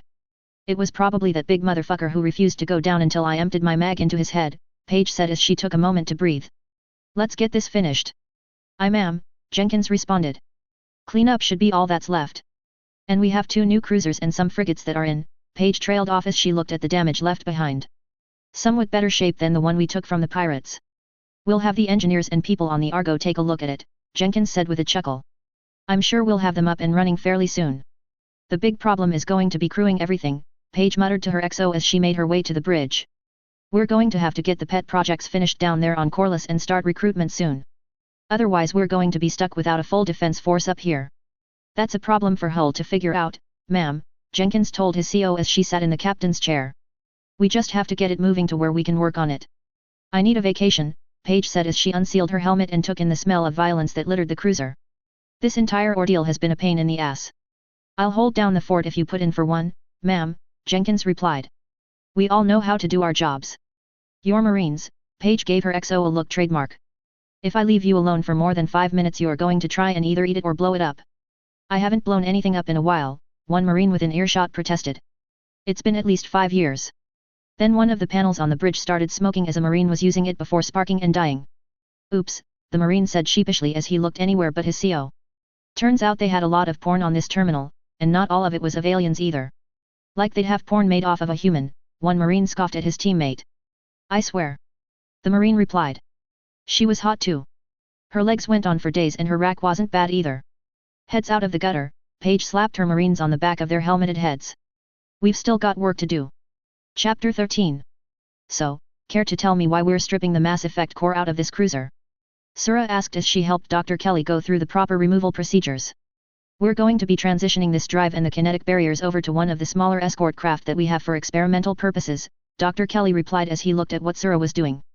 Why would you do that? Sura looked at the human scientist as she stopped the work she was doing. This is a core that's already tuned to this cruiser, she looked around at the damage that had been done to the pirate ship in the battle with the Blood Pack.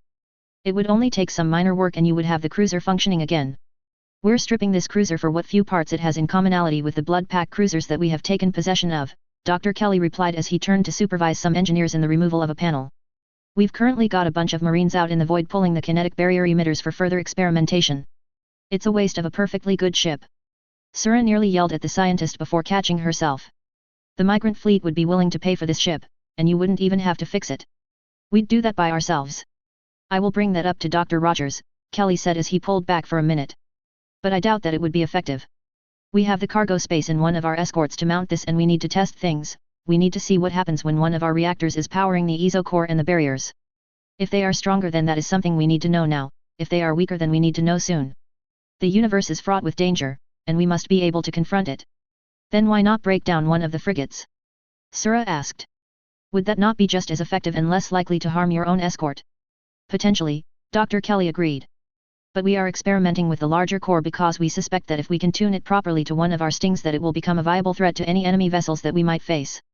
Give me some time to think about this, Sura said as she stopped working on the core entirely. I do not see the point in doing this. You are wasting a ship that could be used for something else. She's making valid arguments against us stripping the cruiser, Dr. Kelly told Dr. Rogers over the long-range comms. But I don't think she's seen the extent of the damage that the cruiser had while the pirates were using it, or how damaged it was during the battle. Then show her, Dr. Rogers said after a couple of minutes' delay. Given her assistance so far, Duke Hull is inclined to start bringing her into the fold. Start with the small things, and we'll start showing her the important bits when we trade out for R&R with the scientists on Vale. I'll do my best, Dr. Rogers, Kelly replied. There's a lot to unpack though. Just keep at it, Rogers replied. I've roped the Duke into helping out with the computers on the blood pack cruiser that Page's Marines nearly deep-fried while Rook is working on the other. The damage sustained to the outside of the cruiser and the thrusters isn't something that we can repair without the right knowledge and a dry dock, Kelly explained as he steered the small craft around the pirate cruiser. We don't have the capability as of yet to build or repair that sort of damage. I did not realize the damage was so great, Sura said as she looked at the cruiser. Even the fleet would have had to scuttle this ship. It was a pirate ship, Dr. Kelly stated. It was not in the best of condition to begin with, and it's not as useful to us whole as it is separated into pieces for further study and experimentation. We also have to consider the repairs of the other two cruisers and of the frigates that we have captured. By stripping this cruiser of useful parts, we'll be able to effect repairs and work on testing the combining of your tech and ours. I want to trade, Sura said as she looked at the damaged cruiser. If I help you get this working on your escort, then I want one of those protium reactors to send back to the fleet. She looked at the doctor that was wearing powered armor. I don't want to know how to build them from scratch, I just want one for our engineers to be able to examine. I'll arrange for you to have a meeting with Duke Hull, Dr. Kelly said as he began piloting the small craft back towards the small hangar of the damaged cruiser. That kind of decision is not up to me. Just so we're clear, I glared at Dr. Rogers as she smirked at me. I haven't done any work with computers in about 15 years. Just see if there's any more usable data on the terminal, please, Dr. Rogers told me as I began navigating through the somewhat familiar OS of the terminal. You know that Rook and the rest of our specialists are busy going over the terminal that Page's Marine fried for that data he claimed had a human on it. Fine, I said as I began clearing out some of the junk that I found on the terminal. But I don't enjoy doing this kind of work anymore. Duke Hull came over my comms system. This is Dr. Kelly, I have a Quarian here who needs to meet with you. Send her over to the bridge of this cruiser, I replied. I'm gonna be here a while. Damn it. I swore as I accidentally cancelled the download that I had been conducting. It's like Microsoft and Apple had a baby and it said fuck the user, I muttered as I restarted the process. Maybe I can be of assistance. A female voice asked from the entrance of the bridge. I glanced over and saw the red-suited Quarian standing there. Nat, I waved her help off. I'll have to work with these systems sooner or later, so I might as well figure it out myself. I finished the download before turning to get a proper look at the alien woman. She was a minimalist. That's what her suit said. With the only piece of decoration on the rust-red suit being a hood that resembled a keffiyeh stitched with silver thread to supplement the red and black pattern on the keffiyeh. I'm Mark, I held out my hand for her to shake. You looking for someone in particular, or do you just enjoy helping us out? I'm Suragalas Vasvikar and I was told that a Duke Hull was present, the Quarian replied, her voice coming through a touch delayed through my translator. I wish to negotiate with him but I can't seem to locate him. I'll help you try to find him, I said with a smile hidden by my helmet. But while we look, could you tell me a bit about yourself and the negotiations you want to try? I asked. I could help you get your arguments figured out and maybe help with some counterpoints to any issue the Duke might have. That would be nice, the Quarian sighed. I've never had to be the lead on a negotiation before and I'm worried I'll do it wrong.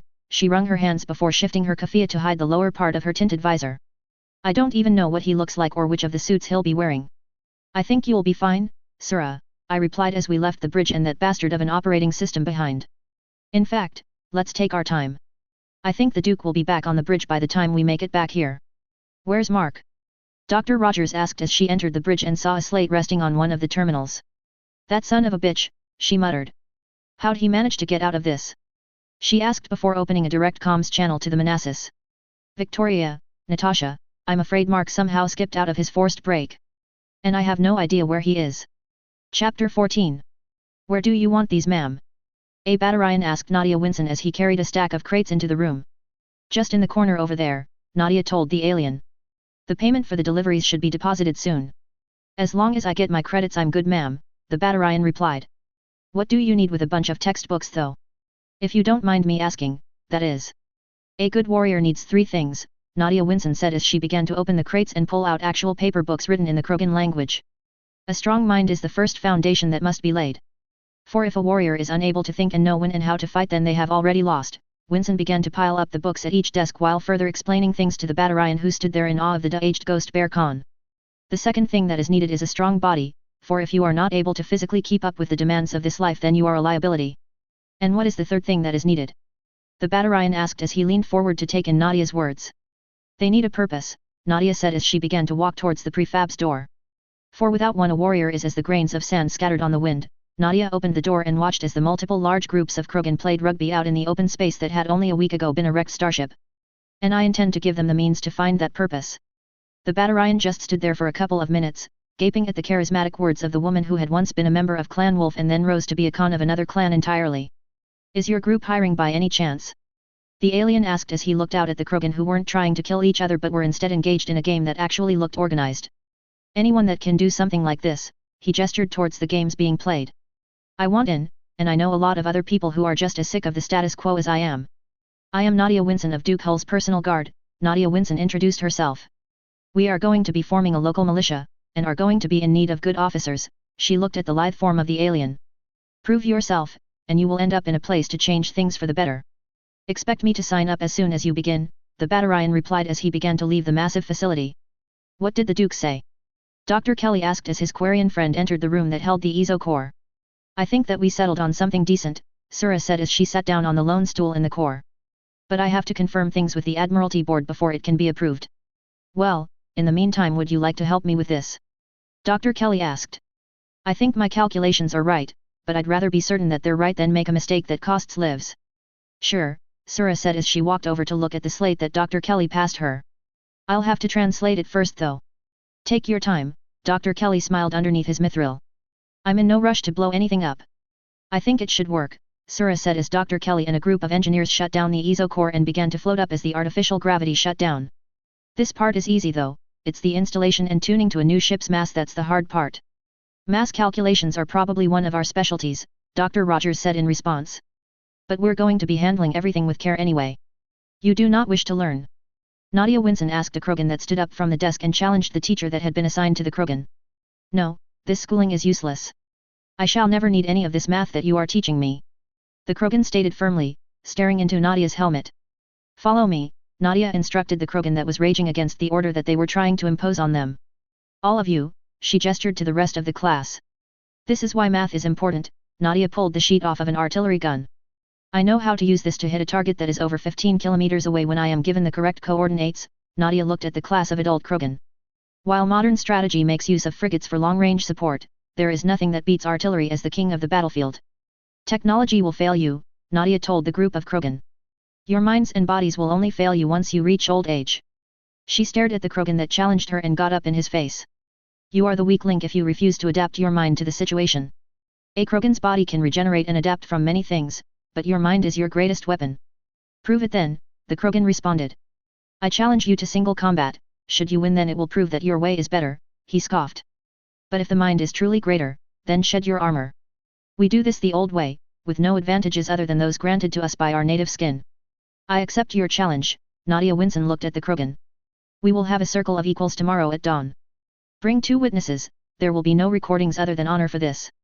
Those terms are acceptable to me, the Krogan looked at the slightly shorter woman. Should you win, I will pledge myself to you and join your krant. Bargained well and done, Nadia responded as she clasped forearms with the Krogan. On the morrow we shall test your metal and see if it is to be found lacking. Chapter 15. We should be ready to power this on in an hour or so, Surya told Dr. Kelly. I'm going to triple check the mass calculations. Once this is installed and powered on, we're going to be running it through a barrage of tests, Kelly told the Quarian. You might not want to be here if something goes wrong. We're even stripping the crew complement down to just the pilots and a couple of engineers for these tests. I'm confident in our work, Surya told the scientist. I believe that this will be successful. It's your decision, Dr. Kelly shrugged. If this works though, we'll have improved the capabilities of our ships exponentially. I just hope that the controls for the core are as effective as we hope they are, Surya replied. It's going to need to be done manually until we can set up the proper automated systems for it. That's for the future, Dr. Kelly said as he continued checking the math. This is just the first of many tests, and as we refine things we should be able to begin getting things set up for future implementation as a whole. I suppose that's fair, Surya said as she gave the ESO core a systems check. We'll start running the tests in an hour, Kelly said. If you're going to back out Surya, then now would be the time. You appear less threatening this way, Jordak Bragas said as he looked the smaller female up and down. You look like an Asari, I hope that you're harder than you look, I would hate to squish you. Nadia Winson just looked at the Krogan as he stood across the circle of equals from her. Are you here to fight? Nadia asked. Or do you plan on boring me to death? I was taking your measure, Jordak replied as he peeled his armor off, revealing the undersuit that he wore underneath. And I find you lacking. Talk is cheap, Nadia replied.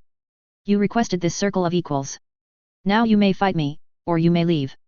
Should either of you leave the circle of equals at any time they will forfeit and be unable to challenge again, Duke Hull spoke up from his position.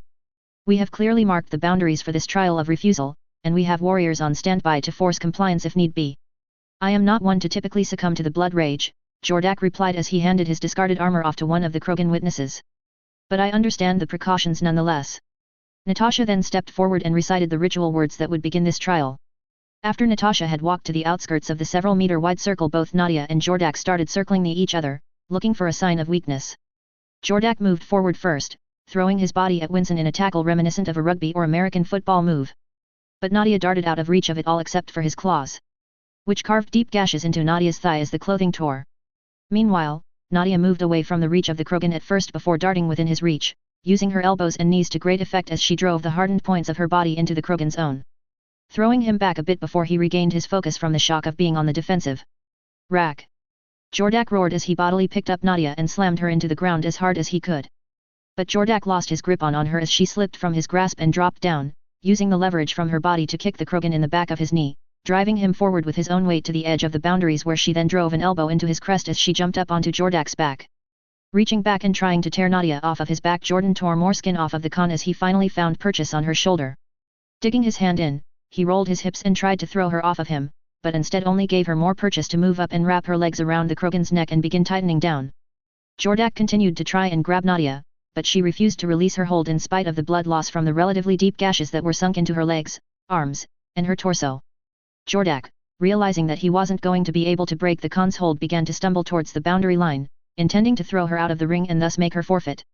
Nadia, realizing Jordak's plan, began to tense her body up in preparation to spring off of the Krogan, and once he was close enough she stopped choking the alien out and shoved her feet against his shoulders, forcing her compacted body to spring up by using Jordak's body as a springboard, the force of her weight driving him over the boundary line and allowing her to just barely land within. That was well fought, Jordak said once he had refilled his lungs. You have a quad on you. It's not many that are willing to face off against one of my kind.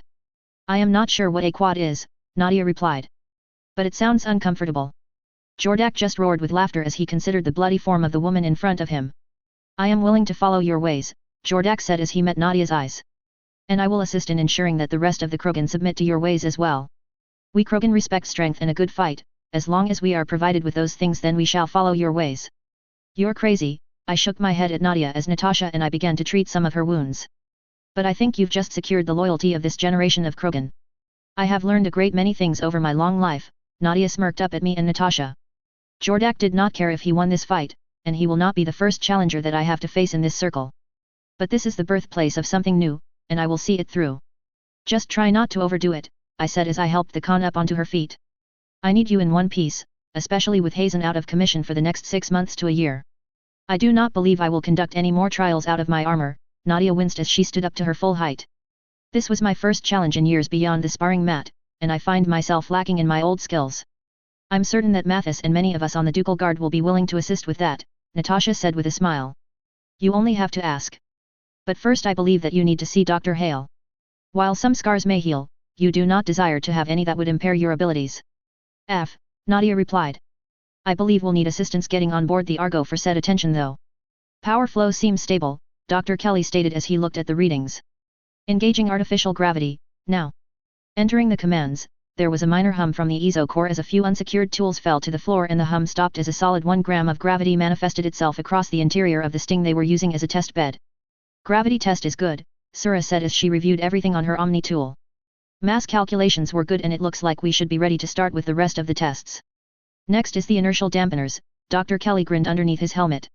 If this works then we'll be able to do things we only dreamed of in our fiction. Then let's get to it, Sura replied with a grin, Dr. Kelly's joy being infectious. There's still work to be done after all. Yes indeed, the scientist replied. If we can get this part done then we can move on to the truly exciting part. Testing whether we can perform the same level of FTL that your ships are capable of, or if we will need to modify or redesign our own ships in order to obtain that functionality. I'm not educated enough on your ship's drives to assist with that yet, Sura replied. But I'm willing to learn. I already have the approval, Dr. Kelly replied. Now, on to further testing. Council interlude. Sparatus hummed to himself in his private office on the Citadel as he went over various intelligence reports on the humans and the Terminus systems. Interesting, but not worth our full attention yet, he muttered as he looked at the current common knowledge that they received in their intelligence briefings.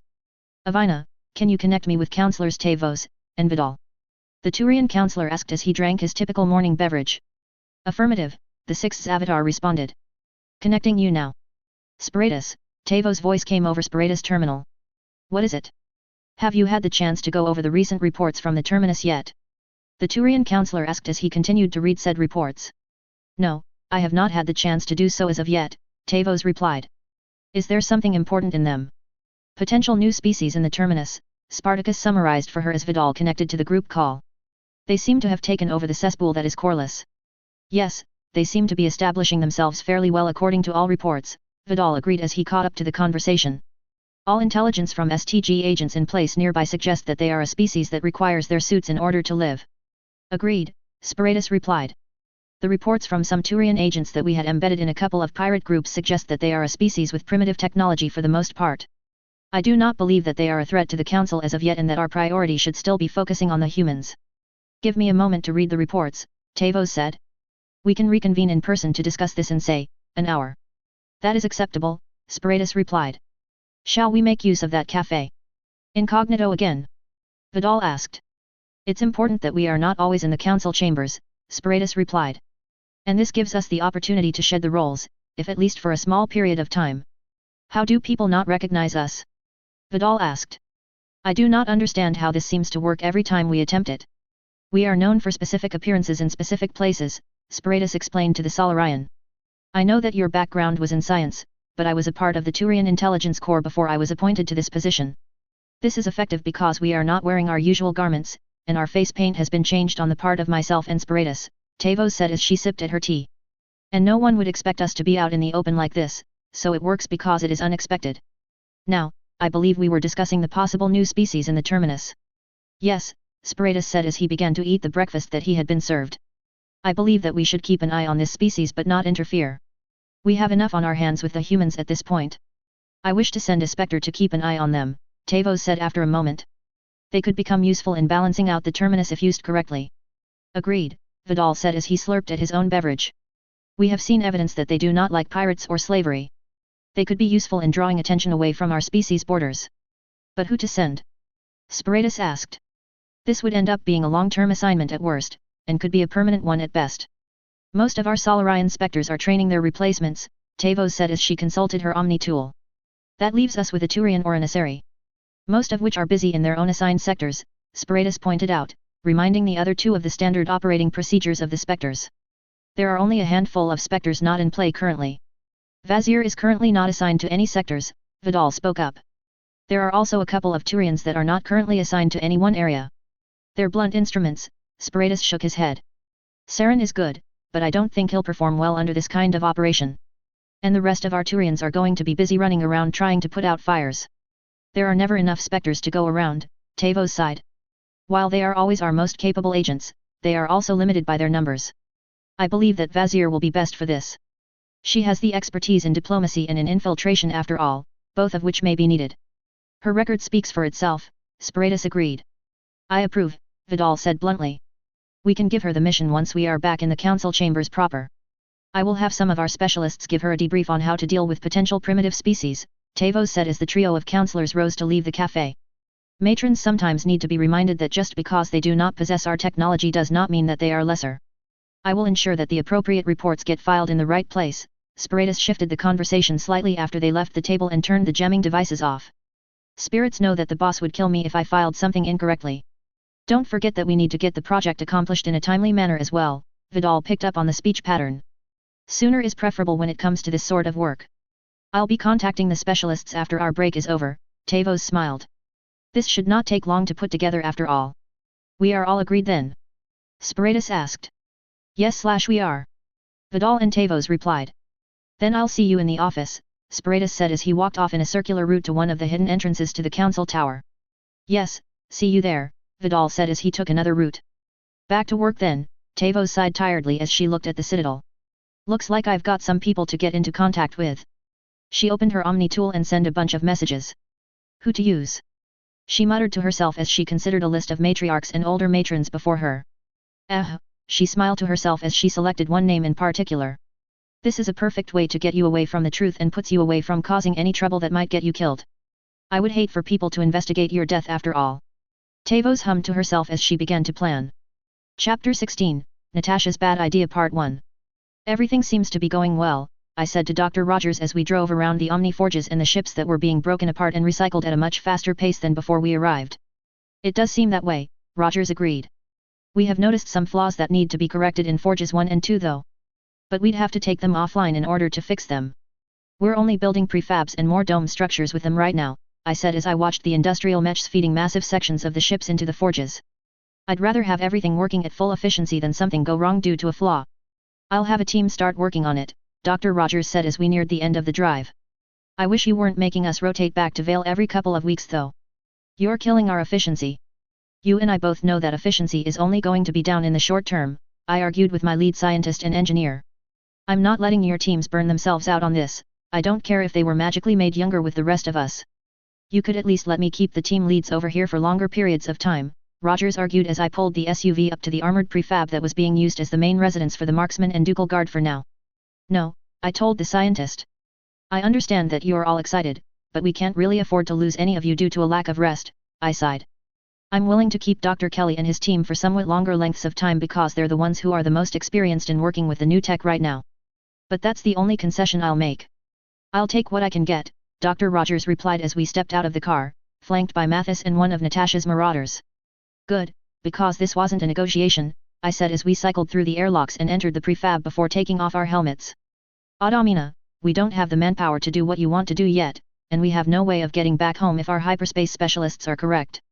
While our colony on the Vale is starting to get things set up to be 100,000 strong in the next 40 years, we're not going to be anywhere near ready to have 24/7 research being done until we can get some of the aliens here vetted and trustworthy.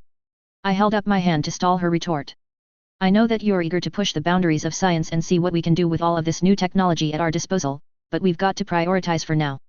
Give me 3 years of you doing the research that I ask for and I'll cut your leash off after that. The engineer just furrowed her brow in thought as we continued walking towards my office. I can do that, Dr. Rogers said after a minute or so. But only if you promise to cut your own workload as well. I'm fine, I responded immediately as I went on the defensive. I can handle the workload I've got just fine. No, you can't, Mathis spoke up as he entered my office behind us. You're starting to fall back into bad habits and need to fix them before you end up causing yourself issues again. I'll take a break after the salvage negotiations with the migrant fleet are over and done with, I said after looking at the amount of paperwork that I still had to finish before I could turn in and sleep. Mark, Natasha appeared as if summoned by my workaholic tendencies starting to resurface. You're not allowed to work for the next 3 days. I'm taking you on an adventure. I felt my eyes widen involuntarily as I recalled what happened on our last adventure.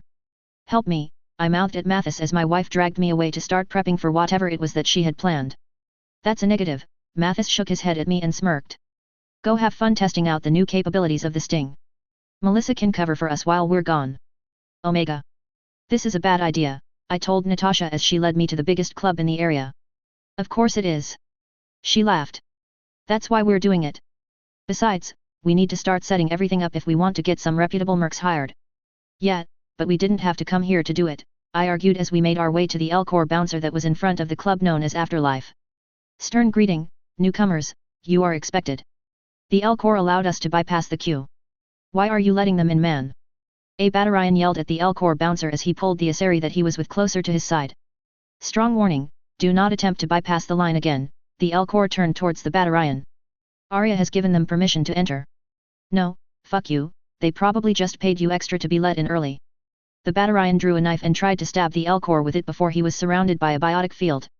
Joyful remark, you have just made my day, I do not normally get to do this. The L-Corps flexed his biotics and threw the Battalion clear across the street and into a garbage bin. Next. Why did we come here again? I asked as we were surrounded by flashing lights and something that could not really be called music. Because Arya is the one to talk to if we really want to get a mercenary review board up and running, Natasha chided me. You know that. This could have waited though, I argued over the noise. Better to get it done now, and establish a good relationship with this woman, Natasha replied as we approached the stairs leading to where Arya T-Loke was seated.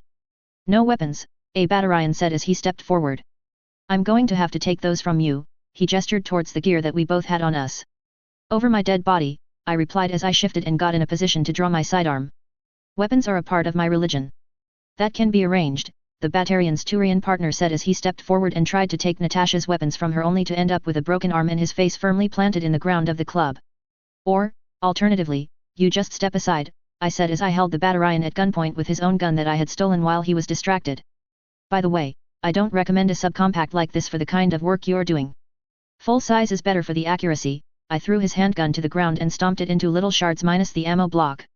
I'd recommend something hardier too. If you can't beat something to death with it and still have it function, then it's not worth having. Just send them up, a female voice said as I continued lecturing the Battalion and Turian on their weapon choices. It's clear that you would be dead if they wanted you to be. You heard Arya, the Turian mumbled from where he was still being ground into the dirt beneath Natasha. You can let me up now. Actually, I didn't hear anything involving you two, Natasha said with a smirk underneath her mithril. I want you to beg me to let you up. Please, let me get up, the Turian winced as his faceplates were dug into the ground even harder. I have a family. Fine, Natasha said as she finally let the Turian up. Mathis, I want you to continue their education. They are severely lacking in capabilities. Yes ma'am, the giant of a man replied as he faced the two aliens. Where to begin though? He mused out loud as he stood at the bottom of the stairs while Natasha and I began to walk up. You really know how to put on a show, one of the trio of Asari in the VIP area laughed. Arya, you should get better help around here, Arya. You both know that good help is hard to find, Ethida, Arya retorted. Stop laughing at me, Satyris, you know that the guards down there are for show. So, introductions, one of the Asari said as she swirled a dangerous-looking drink in her glass. I'm Ethida, that's Arya T-Loke, and the young one over there is Jonah Satyris. She drained the last of her glass before slamming it down on the table in front of her. We're the ones that didn't quite fit the mold of the normal Asari society. I'm Duke Markhull, I replied. And this is my wife Natasha. We're the ones that just took over the Emir system and are looking to get the salvage negotiations back on track. That, and some other things, Natasha spoke up. Where we come from, mercenaries are a common facet of life. But they're regulated by what is called the Mercenary Review Board. The review board has things like lawyers and helps make sure that neither the client nor the merc unit gets fucked over by the wrong kind of contract. That's something we can discuss in further detail later, Arya spoke up, interrupting Natasha. I had contracts with Corliss, and I believe that Satyris did as well. Given the new efficiency standards, I think it's best that we look at renegotiating those contracts, I replied. Especially seeing as you don't have to pick and choose which baron to negotiate with anymore. I'm not willing to negotiate with someone who keeps their face covered, Jonah replied. Take those off and let us see what you really are. I don't recommend you do that, sir, ma'am, Mathis told us both on our internal comms. We haven't been able to test the disruptor against matriarchs yet. Copy that, Mathis, I'm not planning on it, but if something seems off, Mathis, I expect you to shoot first and ask questions later, I told my bodyguard and friend. And I think that these three might just cancel each other out if something does go wrong. Stay safe, Mathis replied. I've got the Sting on standby now if we need a quick evac. Chapter 17, Natasha's Bad Idea Part 2. This work enough for you? I asked as I depolarized a section of my visor, revealing part of my eyes and cheekbones before immediately concealing them behind the shield again. Because this is the most you're getting. Ha! Ethida laughed as she poured herself another drink. I like these guys. Stick around a while, I snarked back. I've got party tricks too. Can we focus on the matter at hand, Arya said bluntly as she took control of the conversation.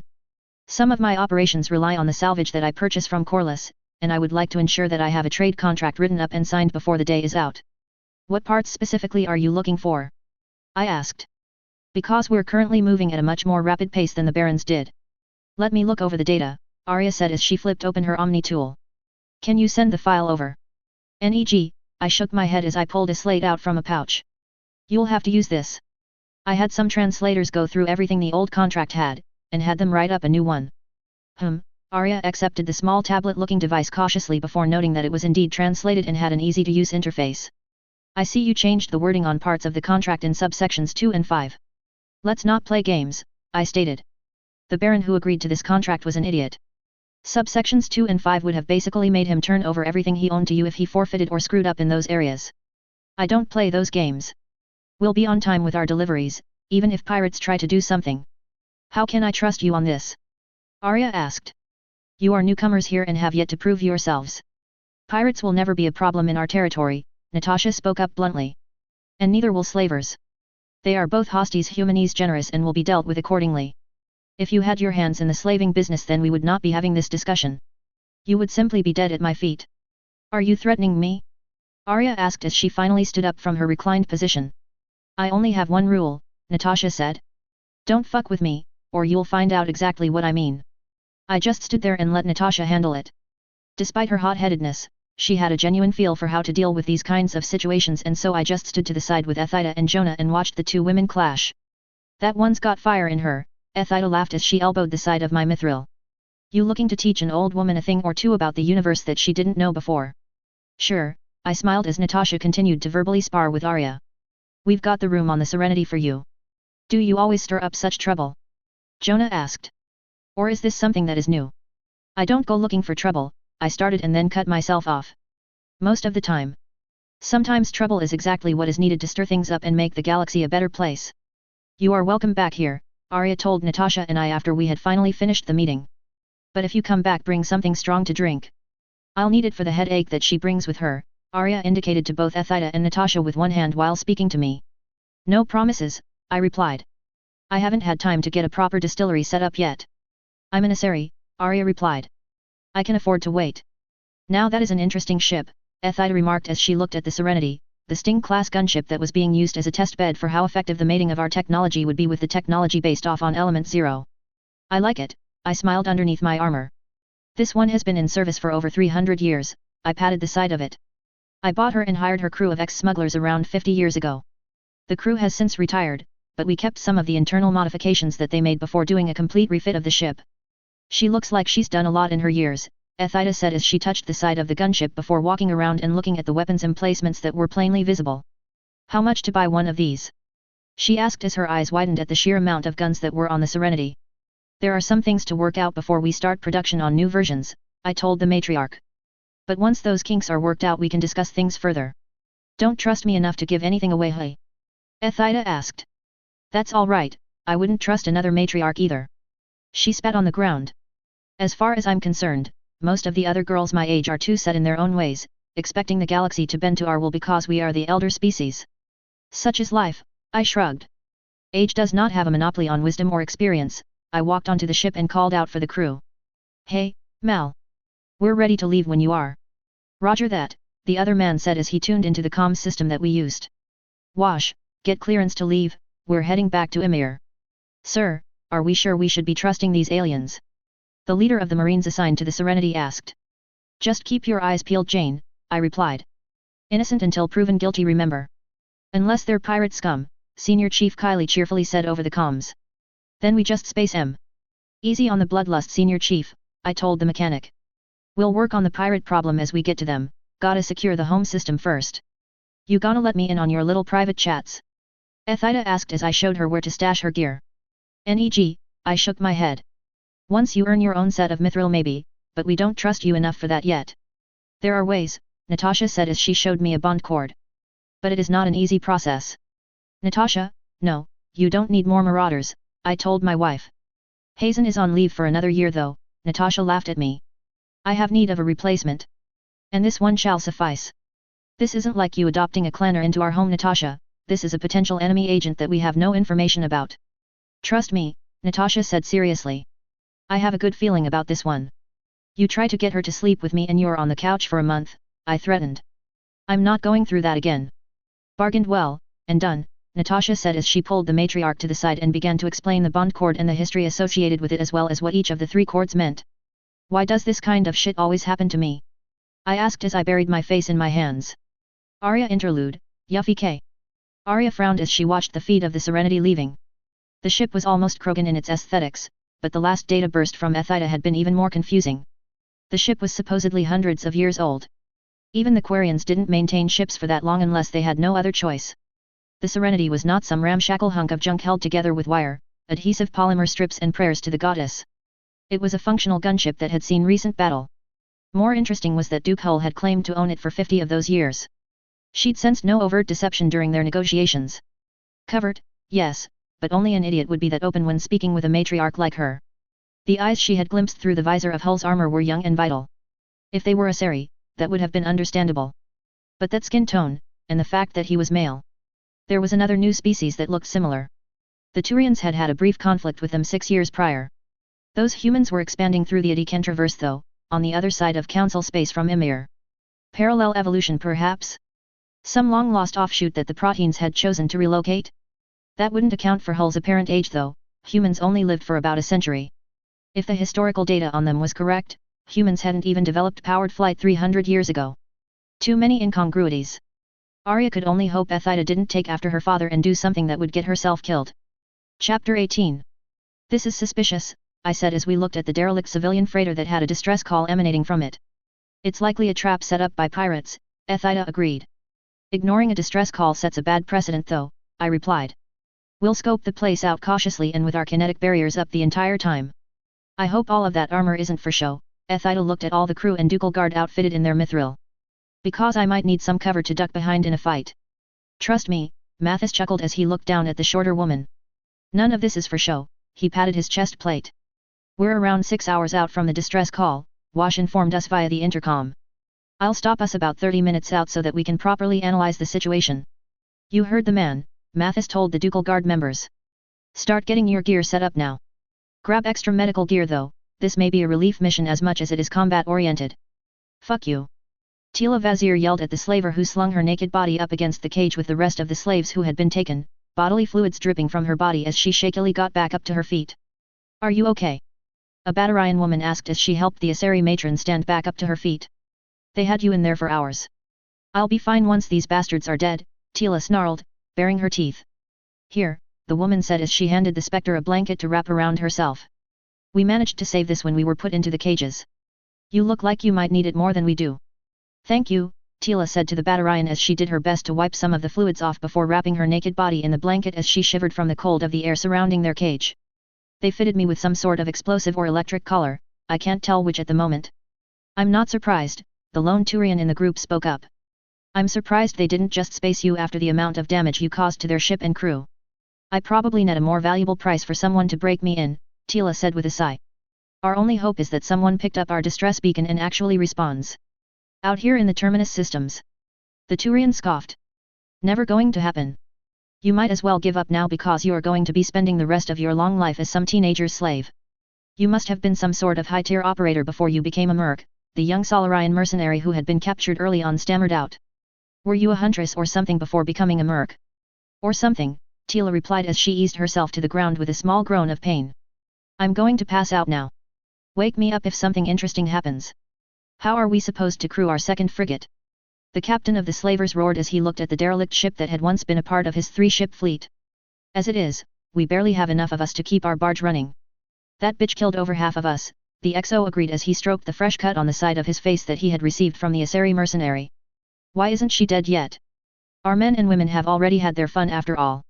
Someone that dangerous is trained by one of those important matriarchs, the captain explained. And we all know what kind of price someone that's even slightly important will fetch.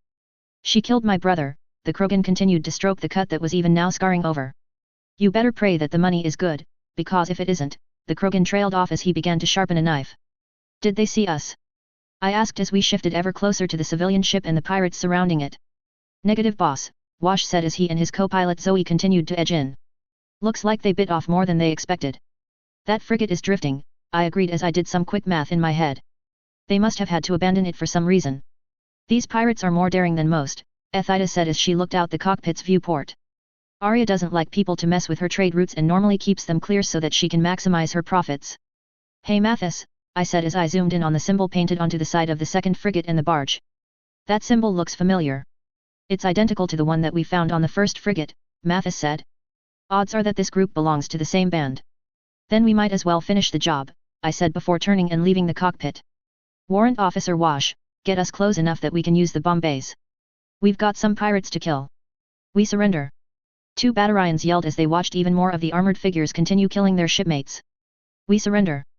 Throwing down their weapons and holding out their hands to show that they weren't holding any, the Batarians stepped out of cover, expecting these people to act like one of the council species or associates before being headcapped by a handheld gauze rifle round. Scum, Natasha snarled as she walked past the 2 bodies of the surrendering pirates that she had killed. Why not capture them for their intelligence value? Ethida asked as she trailed behind Natasha and the fire team that she was with.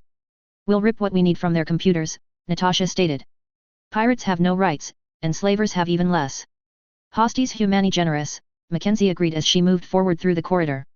You keep using that term, but my translator isn't telling me what it means, Ethida said. Would someone care to fill me in? It loosely translates to enemy of everyone, Natasha said while being slightly evasive. It originated from when we were a one-planet species and had to deal with pirates who did not belong to any specific nation. No one person or nation had jurisdiction, and so it was declared that they were the enemies of everyone, against civilization almost, and to allow ship captains to do what was necessary insofar as the punishment of piracy. Or, as Duke Hull likes to put it, Jane Thastis spoke up. Rapists, raiders, and slavers die. Mathis, you might want to get some medics to my location, I said into my comms channel. I'm gonna need some EOD techs too, we've got wounded civvies with some collars on their necks. Chapter 19.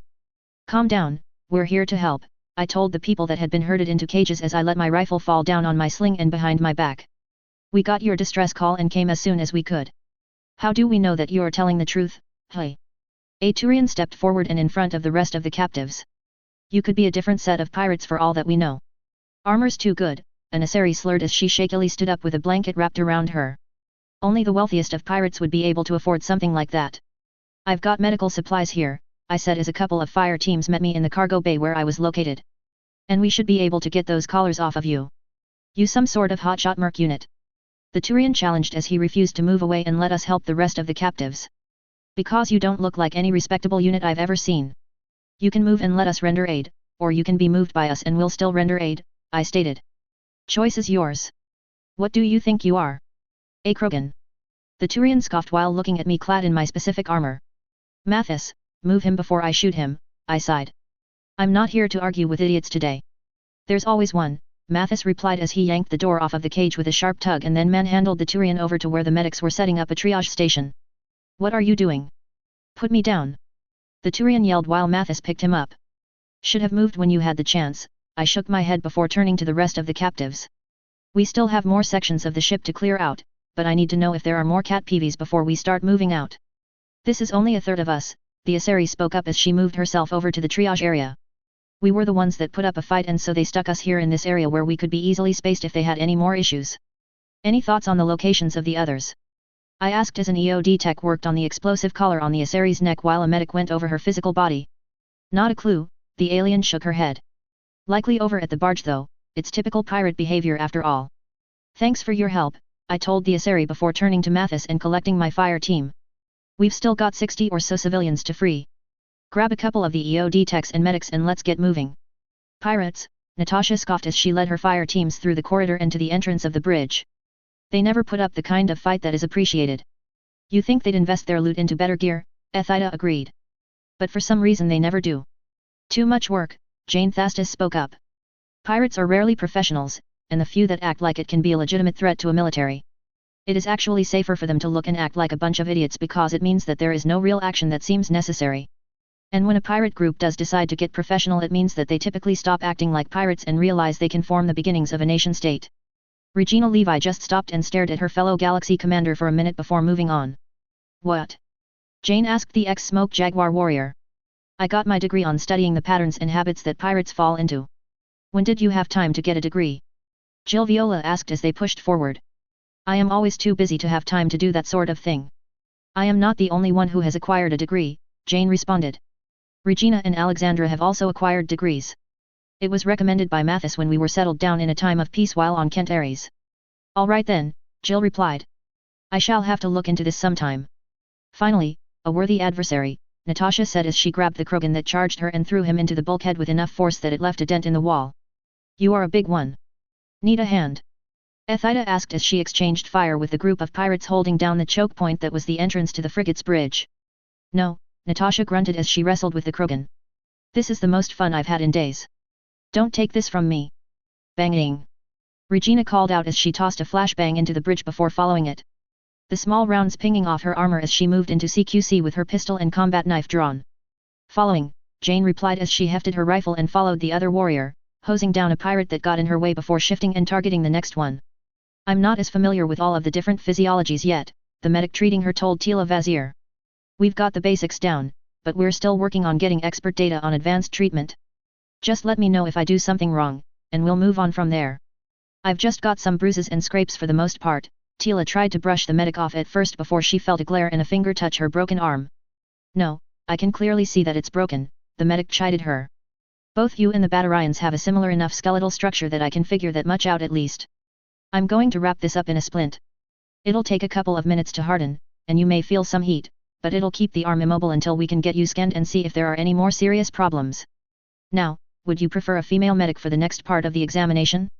I don't mind if it makes you more comfortable, it's not like I have a lack of patience after all. Why would that bother me? Tila asked as confusion shone clearly in her eyes. You are a professional, yes. Different species and culture, the medic hit the side of his helmet. Sorry about that. I'll just finish up and we'll get you some clothes. I'm certain that we've got some that will fit you.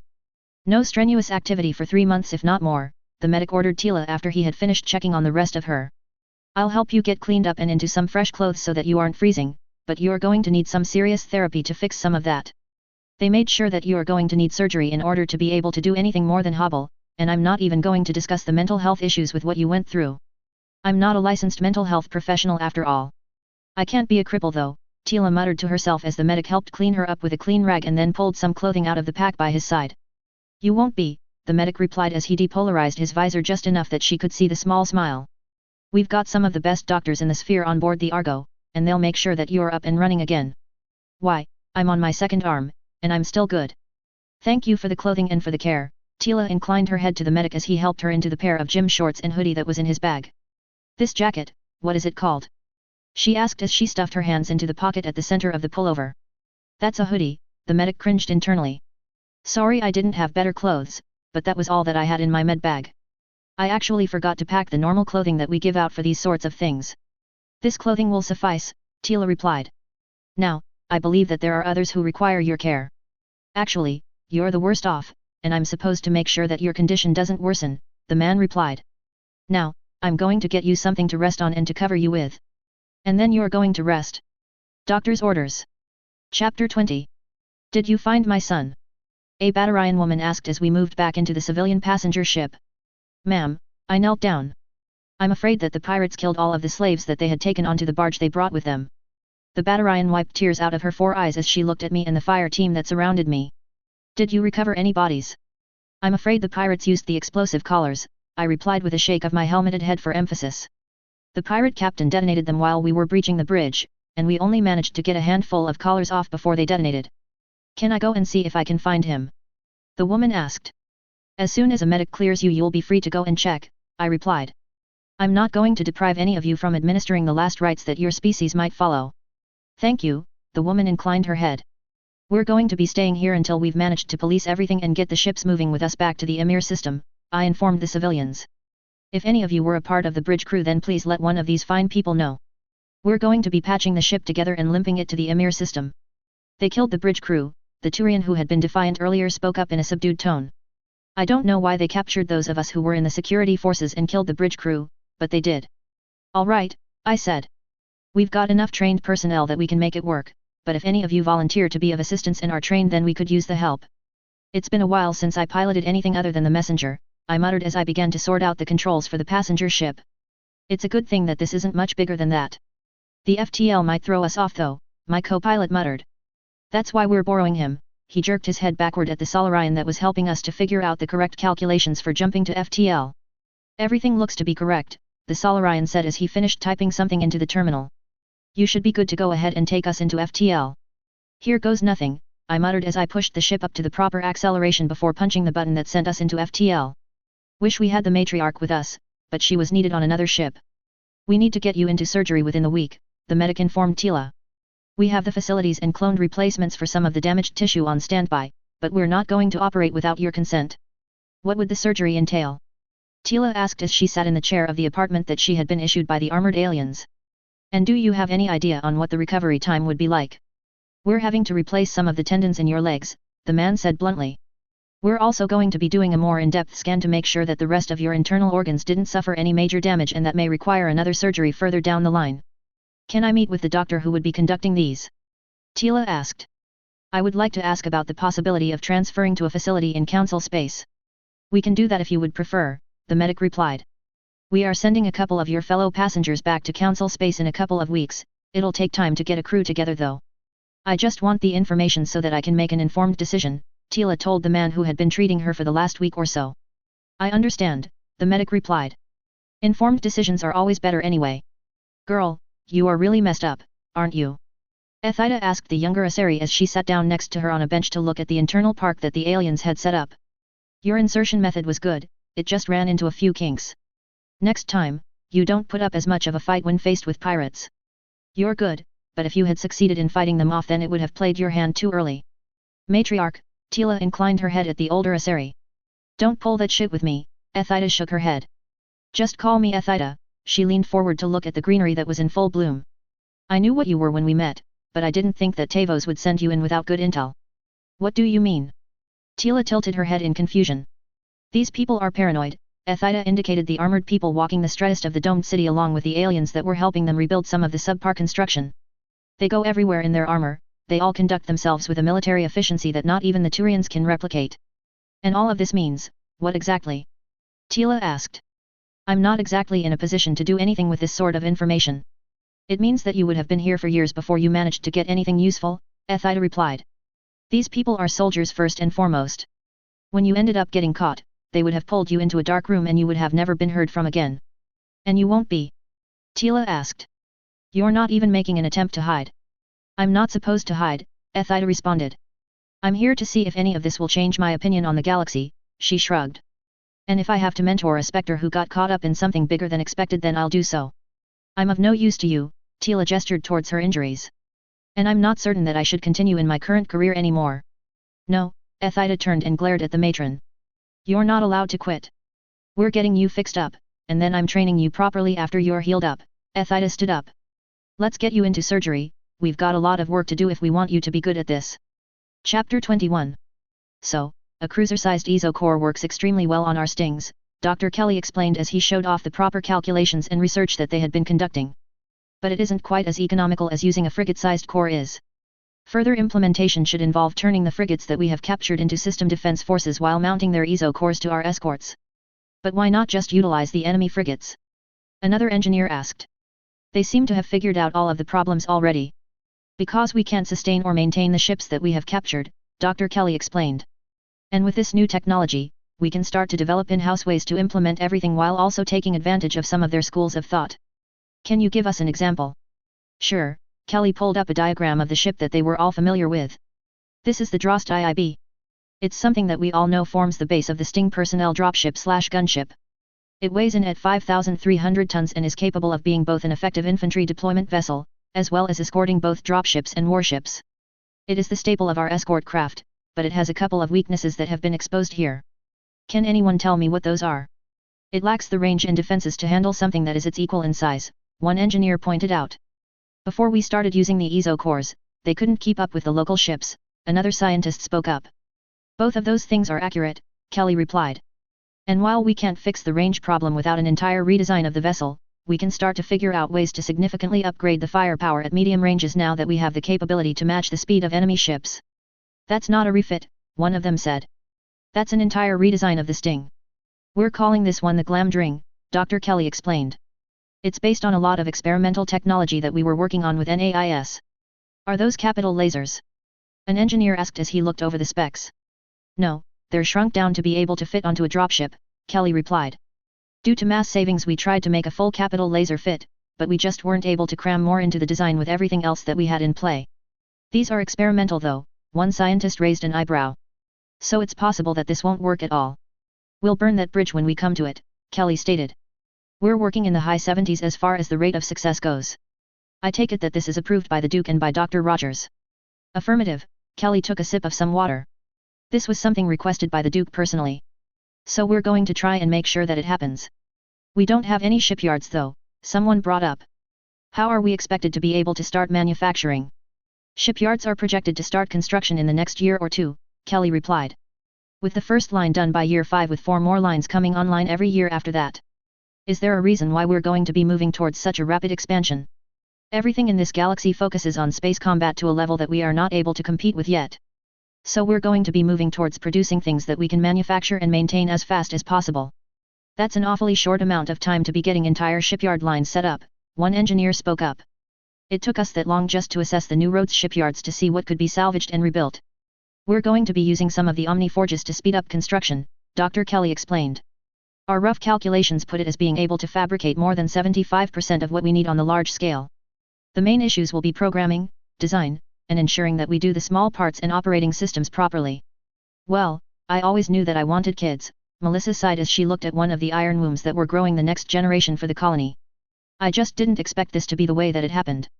You did request that you get one, Curlin Ward stated. I'm just surprised by how quickly everything was set up, Melissa said after a minute. I know that all of you trained to do this before we left Kent Aries, but I didn't really appreciate it until I saw it in action. Well, the new technology certainly did not hurt, Curlin gestured towards the one Omni forge that was by the edge of the colony. We would have taken far longer if we hadn't had that set up a couple of months ago. It's certainly a new experience though, Melissa said as she touched the glass of one of the tanks where the new colonists were being grown. In 9 months there'll be 2 to 3 children for every adult in the colony. We have a need for the numbers, and this is the best way to increase our numbers in a timely manner, Curlin stated as he looked at the pods with a sad expression. But I had hoped that we had moved on from this method. The lack of warmth that stems from this disturbs me in a way that it never would have decades ago. The man stroked his no longer grey beard, but needs must, and we are not in an environment in which we can take our time in preparing defenses or for war. The once old man, now made young again, looked to the stars as the 2 leaders of the colony stepped outside. A war is coming, I feel it deep within me. And so we must be ready, with both soldiers and machines prepared and ready. Chapter 22. Migrant Fleet Ship Vicar, this is the Defender. Please remain where you are until your assigned escort arrives, a roughly translated voice came through the comms system. Do not deviate from the course we are transmitting to you or you will be fired upon. Understood, Defender, we are holding until escorts arrive, the captain of the Vicar responded before turning to the rest of his bridge crew. Start initiating low-level scans of the system, he ordered the sensors officer. I want to see what we are dealing with, he turned to the weapons officer. And keep our barriers up and weapons charged. I don't want this to end up with us having to fight our way out, but we will if we have to. I know we're here to pick Sura back up and to reaffirm our salvage negotiations, but why all of the caution? The security officer asked. Sura has been consistent in her messages to me that these people have already cleared out all of the pirates in this sector. We're here to gather intel, and these people are new to this corner of the galaxy. If we can use them or their technology against the Geth, then it will be worth whatever price we have to pay, Captain Heem replied. If that means that we make enemies of them but obtain their technology, then that is a price that the Admiralty has decided to pay if necessary. Captain Gaas Heem. Sura saluted the captain of the Vicar as he walked down the shuttle's ramp onto the surface of Corliss. I'm glad to see you again. We're here for negotiations and to take you home, the captain stated as he responded to the salute with one of his own. Now, we've gotten some of your messages, but we weren't sure if they could be trusted given that Seetershima's reports were vastly different from your own both remote and in person. Well, they are most definitely primitive in quite a few ways, Sura began. This is actually shown best in some of their ship designs. They didn't have artificial gravity or element zero in any form. So they would be limited to whatever speed they could get out of their thrusters, and gravity would have been generated by moving at certain rates of speed, Captain Heem said as he walked beside the female Quarian. Are our computer systems compatible with their own? I would be interested in seeing if there's anything we can use against the Geth that we can pull from their systems. No, I am afraid that while the hardware interfaces fairly easily, the actual software is radically different in design and is incompatible at all levels, Sura reported. While I have tried to persuade them to use Omni tools, they have instead opted to use what they call slates, seeing them as a superior option due to it being able to interface with their own technology. Interesting, Captain Heem responded. Have you been able to obtain any knowledge of the inner workings of some of the technology that you spoke of in your messages? Surface level only, Sura replied. I've been given explanations and allowed to see how things work on the surface, as well as see the actual output of the reactors and the ship scale overloads, but that is all. I was afraid of that, Heem sighed. We're here to not only negotiate for salvage but to also do whatever is necessary to get some of that technology back to the fleet. Where are you going? Kal Rieger asked as he watched one of his marines leave her post. I'm going on a perimeter sweep, Captain's orders, the marine replied as he then turned a corner and vanished. What is going on here? Kal muttered to himself as all but a couple of marines left their posts and vanished like the first one. Do you three have any idea? No sir, they shook their heads. We're just as in the dark as you are on this one. Lieutenant Vielwall, Rieger said into his comm systems. Fighter, Kodo and Hin have vanished here, permission to go collect them and return them to their posts. That's a negative, Rieger, Lieutenant Wall replied. They're following their orders as they have been given. Their orders? Rieger asked. Sir, this is the sort of thing that ends up in disaster. Not our call, Sergeant, Wall replied. This comes from the very top of the chain. Sir, with all due respect, it's our job to tell our superiors when a stupid decision is being made, Rieger replied. Not this time, Rieger, Lieutenant Wall responded. We're deniable assets on this one. Should anything go wrong, we were simply a ship and captain who went rogue. Do you believe that Captain Gass and the Vicar will succeed in their mission? Railzora asked Han Garel and the rest of the Admiralty while they were conducting a meeting. I believe that they have some of our best people for that sort of job, Han replied. And if they should not succeed, then we will have only lost one ship and its crew. Which for technology that will give us an edge against the Geth is something that we cannot afford to waste time on. If we obtain even a fraction of the science behind some of the technology, then it will be worth it, Darozen spoke up. We can find salvage, but new technology is something that we cannot obtain through normal channels. Aside from that, we have nothing of value to trade with them for their technology. So why take the chance that they side with the Council and the rest of the galaxy? I still believe that we should go and negotiate with this systems alliance, Shailaron spoke up. Before the Council and their cabal sour any potential relationships that we might be able to foster. Which is why we are sending a delegation over to the new species on the other side of Relay 314, Zale Corey said with a sigh. We are more likely to get favorable results from negotiating with a developed interstellar nation than from some poor primitives in the Terminus systems. He paused as he looked over the messages that Suragalas had sent along with the reports that had been filed by Setershima. The discrepancy in the reports does cause me to worry though. Sura notes that they have a professional military, and are making solid progress on actually building up Corliss to be a world worth living on. Whereas, Seter insists that they are a primitive race who would be easily swayed by our fleets. Sura's reports also focus much less on the actual people and their procedures to instead show the technology that they have developed, Shayla spoke up. That is part of the problem with having an engineer stay behind.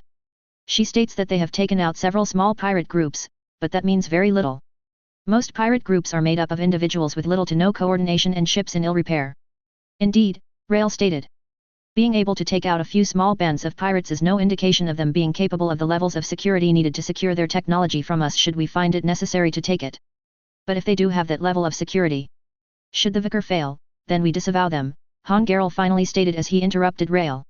Claim that they went rogue and do not represent the fleet in any form or fashion while also sending in a group of negotiators as well as people to pick up our traitors so that we can handle them internally. I am in agreement with that, Daozen stated. Keeping open the source of salvage could be useful and ensuring that either way we are able to benefit from the situation will be difficult but worth it. What are you doing here? A voice asked one of the suited crew members of the Vicar. This is a restricted area. Take it easy, I was just exploring for a little bit, the Quarian raised his hands in a non-threatening fashion with his Omni tool still glowing a solid orange on his arm. No need to get upset here. I'll even go back willingly. Stay there, one of the massive armored figures stated. Don't move or reach for any weapons or we will shoot you. We're taking you back to your shuttle, one of the armored figures instructed. We've recorded your specific suit profile and will be monitoring you for any further suspicious activity. I'm afraid that that's not enough salvage for our needs, Captain Gaas Heem tried to explain. The previous contract that you had was with a slaver baron who had your people taken as captives and enslaved, I interrupted. I'm sure that I can find him to negotiate with you should you so desire. But I believe that he's currently in Salvage Sector 10 working on feeding the Omni Forge there. Surely you don't need as much salvage as our fleet does though, he argued. Corliss is a wasteland that we are working on turning into a viable world, I stated. In the past 3 months, we've seen an increase in immigration of over 500%. We're barely able to keep ahead of the population's living needs by throwing up more habitation domes and prefabricated homes and apartments, I leaned forward. All of the salvage out there is feeding a rapidly growing machine. We've already cleaned up 2% of the world out there and are hard at work getting the rest of it cleaned up as well, I sighed. We can do 2/3 of what the previous contract stated, along with you not needing to send more than the transport ships here or sort through the salvage for the parts you need. We'll handle that end, so that takes out a large portion of the time that you would have spent on it anyway. I suppose that seems agreeable, Captain Heem replied. Is there a contract that I can take a look at that lays these out in detail? I've had it translated into Kellish for your convenience, I replied as I handed him an actual folder with paper inside of it. Now, I have some other business to attend to at the moment. I'll be back in around 15 minutes or so to finalize the discussion on this. What is going on here? Rieger finally snapped as he watched his marines disappear and then reappear at different times. Private Kodo. What were you doing away from your post? He asked with his command voice, trying to figure out exactly what the orders that his marines had been given by both the captain and the lieutenant. Captain's orders, Rieger, the private replied. You know just as well as the rest of us do that sometimes we have to get down and dirty to make sure that the fleet comes out on top. I hope that this decision doesn't come back to haunt us, Rieger muttered as he began to lock down his personal squad of marines. Chapter 23. Captain Heem, I said as I walked back into the negotiating room. Perhaps you have an explanation for why we caught some of your crew trying to gain access to one of our Omni Forges. He probably was just trying to see what has changed, the captain tried to brush it off.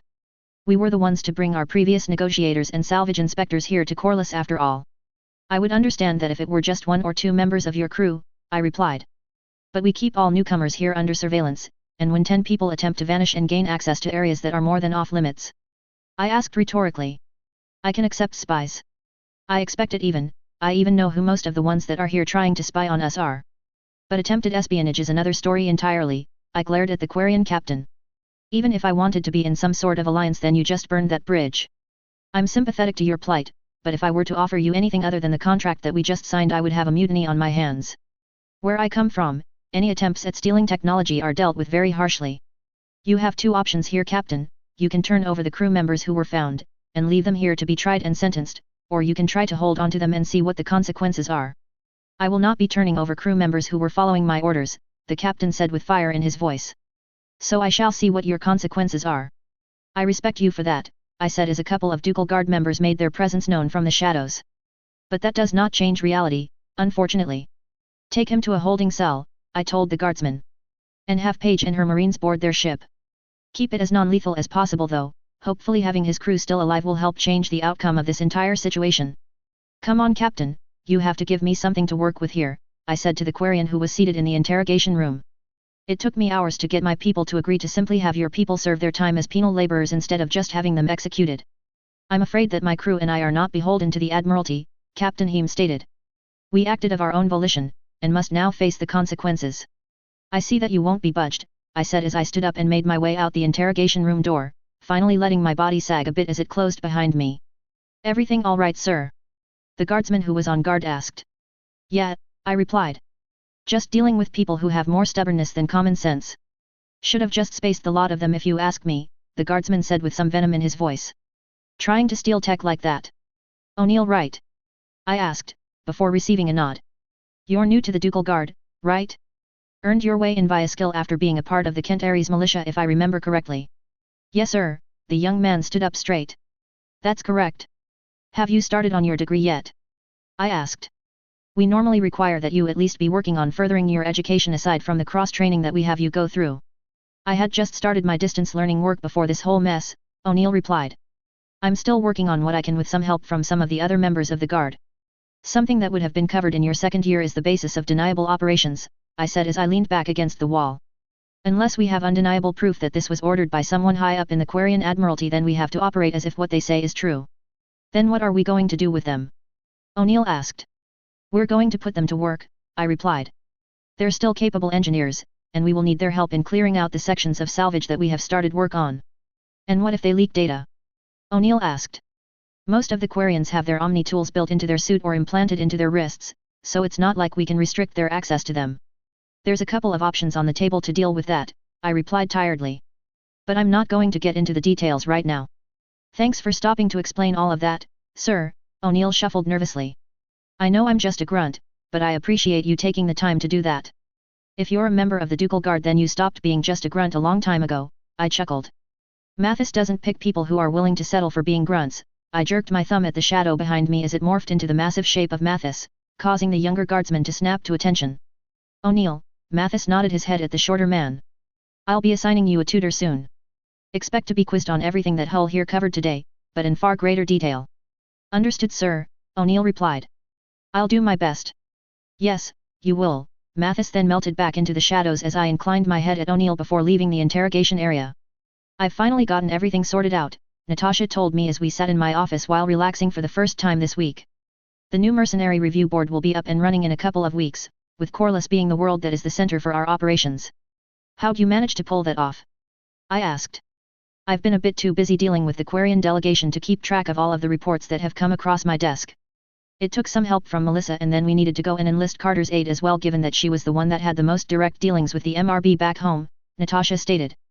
But after negotiating with the major merc groups and figuring out a rating system and means of submitting jobs we finally managed to get it done, she took a sip of the drink that she had in front of her. And Ethida was made the current head of the MRB, Natasha shrugged. For some reason, all of the major mercenary groups weren't willing to cross her. I'll have to make a note of that, I replied as I typed said note into an application on my slate. Given her age, I wouldn't be surprised if she had some dealings with all of the merc leadership at some point. Well, Ethida has really taken to it, Natasha said as she stood up and stretched, emphasizing her figure in certain ways. We can worry about that later, I replied as I stood up and moved over to my wife. Right now though, it's our break time. I kissed her and she responded in kind before the door opened behind us. What? We both turned and yelled at Melissa who just stood there awkwardly for a minute before smirking. Nothing that can't be dealt with later, Melissa replied. You can continue, I'll just be here taking notes for future reference. Chapter 24. Captain Gaas Heem, Railzora spoke for the rest of the Admiralty Board. You have returned with a salvage contract, but no crew, and with a ship that has been stripped of everything useful, and no information on the technology that we sent you out to acquire. Where is your crew, Captain? Han Garel spoke up. Why have you returned without them? Because I was the only one allowed to leave, Captain Heem stated. My crew was caught trying to steal technical data and breaking into secured areas. I had no recourse but to surrender myself and my crew if I wished to still bring about a benefit to the fleet. The contract is still good, but it appears that we have forfeited all rights to trade with them for any technology in the near future, Admiral Corey said as he read the contract that had been sent to their Omni tools. Captain Heem, while not successful in all aspects, it does seem that you did your best to ensure both the safety of your crew and secure the salvage that we will need for the fleet to endure. The question now, is what is to be done with you? Darozen stated. You are a captain with a worthless ship and no crew. I ask to be sent back to Corliss to serve out my term with the rest of my crew, Captain Heem stated. When we finish our labor period then we will be able to return to the fleet. Should that happen then you and your crew will need to bring about a new pilgrimage gift, Shayla Ron said. We have no space for you with the loss of your ship and are having difficulties keeping the live ship stable as is without adding more personnel to their life support systems. I understand, Captain Heem said as he inclined his head. I will share this information with my crew upon my return to Corliss. Captain, Rail said after a moment of silence filling the room. You did well in securing the salvage as well as returning with information for us. For that we and the rest of the fleet thank you. While we cannot secure your return without a ship, we will keep space open for as long as possible should we secure another ship that is similar in size to the Vicar. It is the least that we can do to reward the sacrifice of your ship and crew. Thank you, Admirals, Captain Heem said as he bowed and left once dismissed. My crew and I will be back one day. That could have gone much worse, Rail stated once the captain had been seen out. Thankfully, our negotiations with the humans seem to be going well. They aren't too keen on making the Turians happy at the moment and so we were able to step into the opening that the Asari and Solarians left empty for the moment. Agreed, Han Garel said. We have been extremely lucky on both parts, and anyone that can make the Turians back off from a war, even if it was only temporary, is someone that I want to get to know better. While we still desire to take Rannoch, our current negotiators are trying to obtain the rights to any Dextro-Amino worlds that might be in the Systems Alliance space, Corey stated. While the rest of you concern yourselves with finding a way to retake Rannoch, I will be trying to establish a colony so that our ship's systems are less taxed. At least then we will have a way of obtaining fresh food and other supplies, Shaylaron agreed. We just have to arrange things so that they stay loyal to the migrant fleet instead of turning out like those of our cousins. The Terminus Quarians are not a part of this, Rail spat venomously. They have refused to assist or render aid to us when it was required and have turned their backs on us too many times to count. They were never a part of this, Han agreed. They left Rannoch even before the Geth Rebellion, and have not considered us as anything beyond distant kin in centuries. Either way, we must complete our negotiations with the Systems Alliance. Darrozen changed the subject. If we are extremely successful, we may be able to gain access to their protein beacon and the data that lies within. We'll have to wait on that update, Corey said. But we have discussed all that there is to discuss for now. Agreed, Ron said. We shall reconvene when we get a full response back from the Systems Alliance. So you're heading where again? I asked Natasha as she prepared to board one of the stings that we had added an Ezo core to. You told me last night, but I got distracted and forgot. Ethida, Carter, and Tila here are going to finish filing the paperwork for the MRB to make it an official entity not only in the Terminus but in Council space as well, Natasha said. Mercenaries are considered just above pirates here for some reason and I think we can change that perception. But we have got to get the paperwork done properly first. Ethida has some contacts that will help with that, and it will give us the chance to see more of what intel we can pull up after we get established.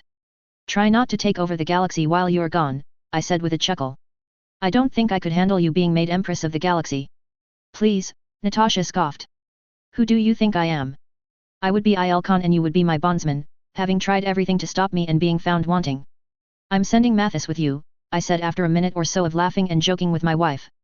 I doubt you'll even know that he's there unless something goes wrong. I am leaving Winson here, Natasha said. She still has work to do in order to completely reform the Krogan. I'll divert what resources I can spare to help her out, I said with a shrug. But getting the militia set up is taking up most of my time currently. Get some proper rest, Natasha ordered me. If I return and hear that you overworked yourself again I will take you back to Vale for some vacation time. I'll do what I can, I replied. I love you, I pulled Natasha in for a hug, squeezing tight before giving her a kiss and letting her board. I love you too, Natasha whispered under her breath as she boarded the gunship. I love you too, she repeated as the ship took off and began to leave the Emir system. Chapter 25. Are you sure that you've got a handle on this? I asked Melissa one last time before I stepped away to take a well-deserved break. I'm sure, Melissa waved me off. Go spend some time on Vale getting some mech training and some R&R. I'll make sure that the place is still standing when you get back. Alright then, I pulled Melissa in for a hug. I'm proud of you, you know that. I said. And both your father and mother would be proud as well. I'm telling you now because they're not here to tell you that. I know they would be, Melissa buried her head into my shoulder as a couple of tears traced their way down her cheek. It's just hard thinking about what they're going through right now. Did they spend a lot of time searching for us? Or did they just give us up as lost in the depths of hyperspace? I'm not sure that's something we'll know, I replied as I continued to comfort the Steiner blonde.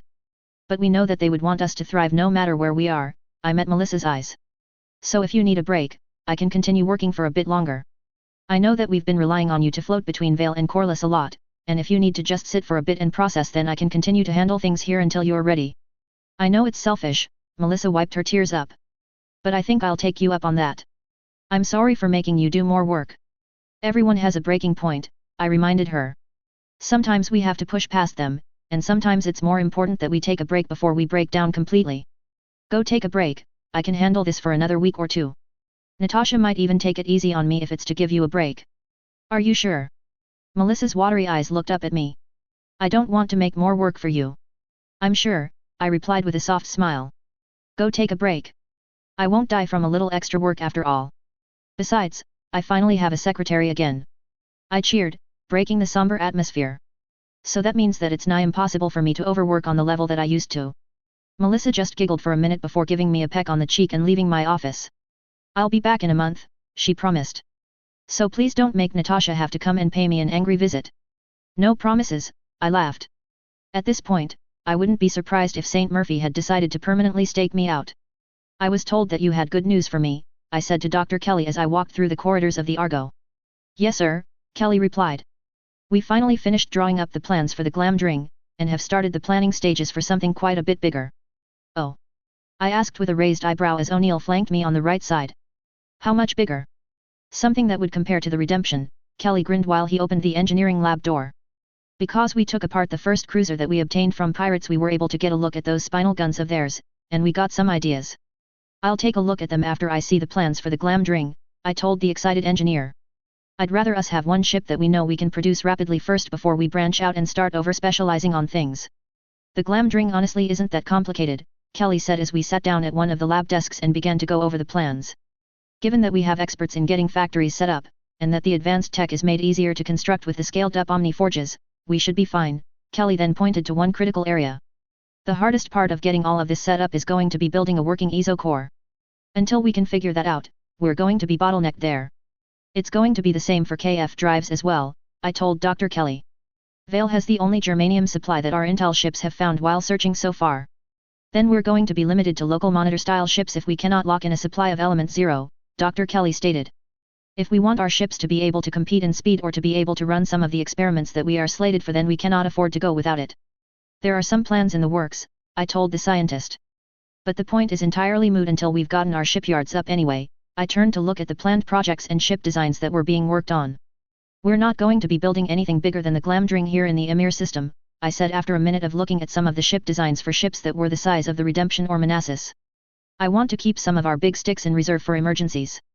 Having a sizable defense fleet for our colony will be essential, of course, Dr. Kelly agreed as he sent me the data on a project that they were calling Narsil. Keeping the Lord of the Rings theme going? I asked with a grin. It suits our purposes, Dr. Kelly replied with a smug look on his face. Besides, I think you're going to like this. I said after a minute of looking at it. I'm no expert, but it looks like this is much more automated than most of our ships. We took a lot of inspiration from both the upgrades made to the Manassas and the Sovietsky Soyuz, Dr. Kelly stated proudly. We're hoping that this could be run by a crew of 10 to 15 with a platoon of Marines on standby to repel boarders if necessary. I'm assuming that you are going to have remote atmospheric controls. I asked. Because if you don't, then this thing is just asking to be boarded and taken over if someone manages to get in close. If someone manages to get that close, then one of these ships is most likely dead anyway, Dr. Kelly stated. After all, it still retains the docking collars and should be able to carry both a pair of Stings and a pair of Glamdring-S along as escorts. That's a fair point, I said after a minute. If we can get KF production started, then I'll see about trying to make this a reality, but we may be bottlenecked to just Sting and Glamdring production for a little while. As long as it's taken into consideration, Dr. Kelly said after he closed his slate. That's all that we're asking for. I've got a couple of years to work out the bottlenecks, I replied as I stood up and began to leave the engineering lab. Hopefully by the time the first yard is up and running we should be ready to go. Chapter 26. We're being followed, Mathis told the trio that he was escorting through the streets of Ilium. I count 3 with potential backup. Copy that, Natasha responded on her comms as she titled her head and informed the 2 Asari that were following her. 2 Batarians and a Krogan, Mathis said as he confirmed the tails that they had on them. Marking on the Krogan looks like that pirate band that we've had multiple run-ins with. I recommend that we branch off into the alleyway ahead, Ethida said as she considered what she was being told. We should be able to grab and interrogate them. Copy that, Mathis said in his deep voice as he vanished into the crowd and moved behind the trio. Continue moving, I'm situated for an ambush. Natasha, Tila Vazir, and Matriarch Ethida turned down a dead-ended alleyway and prepared to receive visitors. Turning around, they pulled out the sidearms that they carried and waited for their tails to arrive. After a few moments, they saw the Krogan and 2 Batarians turn and make their way down the alleyway. You can't hide from us. One of the pirates yelled. We're going to take you with us back to Torfan one way or another, it's up to you how it goes. I seriously doubt that you'll be doing much of anything except dying, Ethida said as she used her biotics to jerk all 3 of the aliens into the air before smashing them into the ground with a casual flick of her wrist. Mathis, being the man that he was, immediately moved to subdue and secure the temporarily stunned aliens as they tried to recover from what was several times their normal gravity. Is there a place where I can secure these 3 for interrogation? Mathis asked as his helmeted head turned to address both Tila and Ethida. There's a bunch of cheap motels in the area, Ethida said after a minute. We can hold them there for a short time before disposing of them. It's been a while since I've done any wet work, Mathis said after knocking the Krogan unconscious with a heavy punch to his head plate. But I've still got the basics down at least.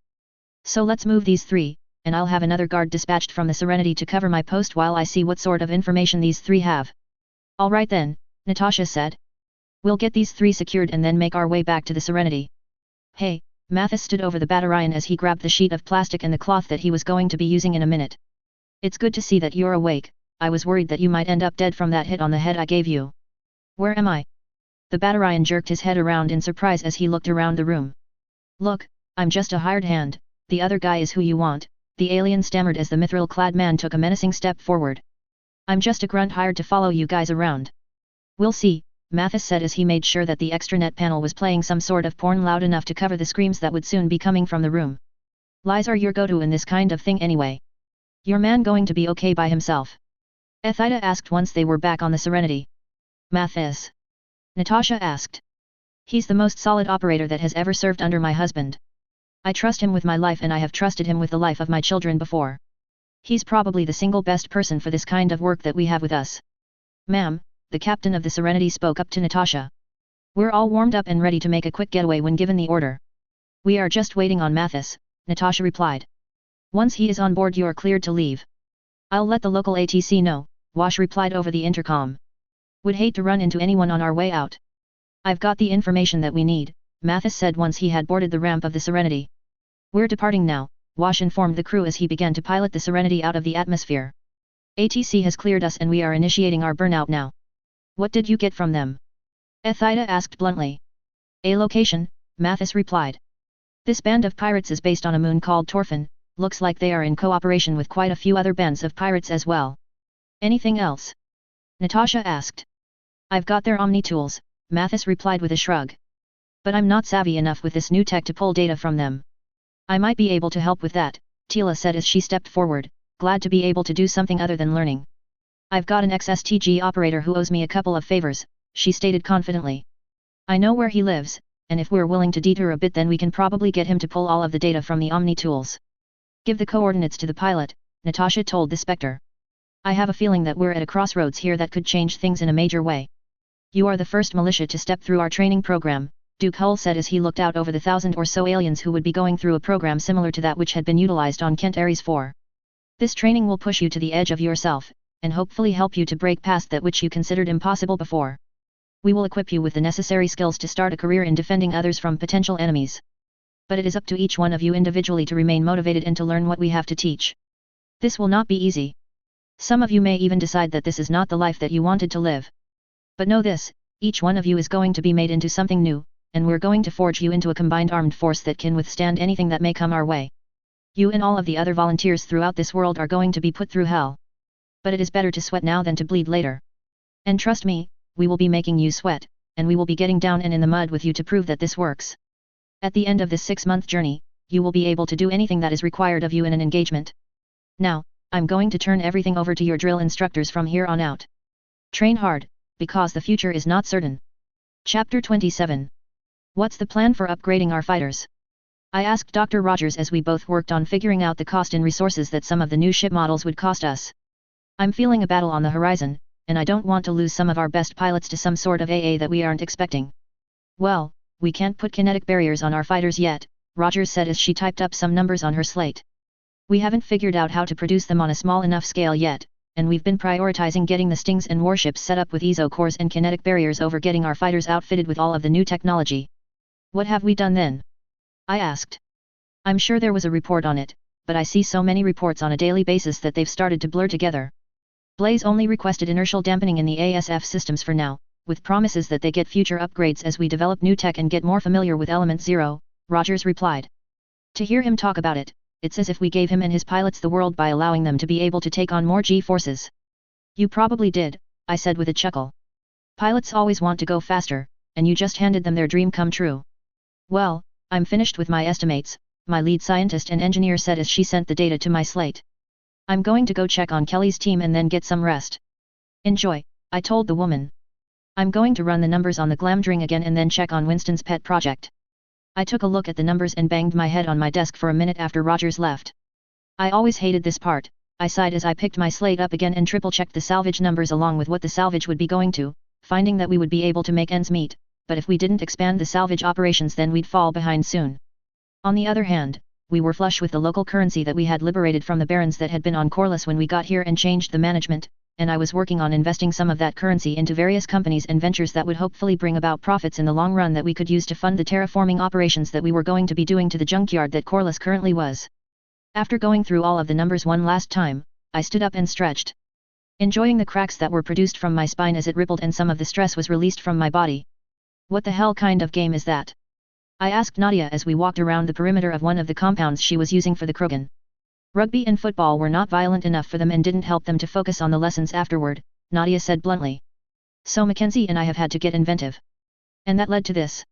I asked as I looked at the mocked-up battlefield with some Scorpions and other militia-grade tanks that were being used as cover by groups of Krogan as the tanks advanced under heavy fire from what looked like Manpack SRMS and some other anti-tank weapons. It is working surprisingly well, Nadia said. And while using the ammunition we have issued it ends in bruises or broken bones at the most. With the Krogan's regeneration, they can do this for much longer and are then able to focus on the other lessons that we have been instructing them on.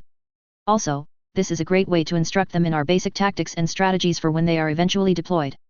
We both looked at what was essentially a battlefield that looked just as chaotic as real warfare. With two main groups fighting and a third trying to sneak its way through to the objective to win the scenario. What does the winning team get? I asked. The winner of the combat scenario gets to pick their starting point for the next scenario and also gets to decide what lessons the group focuses on next, Nadia said. Some of the teams opt for more combat training, and we have others that are asking for more engineering training, and then still others that want to be trained on piloting tanks and other machines of war. So they still get training regardless, I said as I looked at the war going on through the TriVid display. And this way they also get to have a little fun with it. Indeed, Nadia inclined her head. We have also mixed the clans up so that they're not unduly influenced by their standard leaders.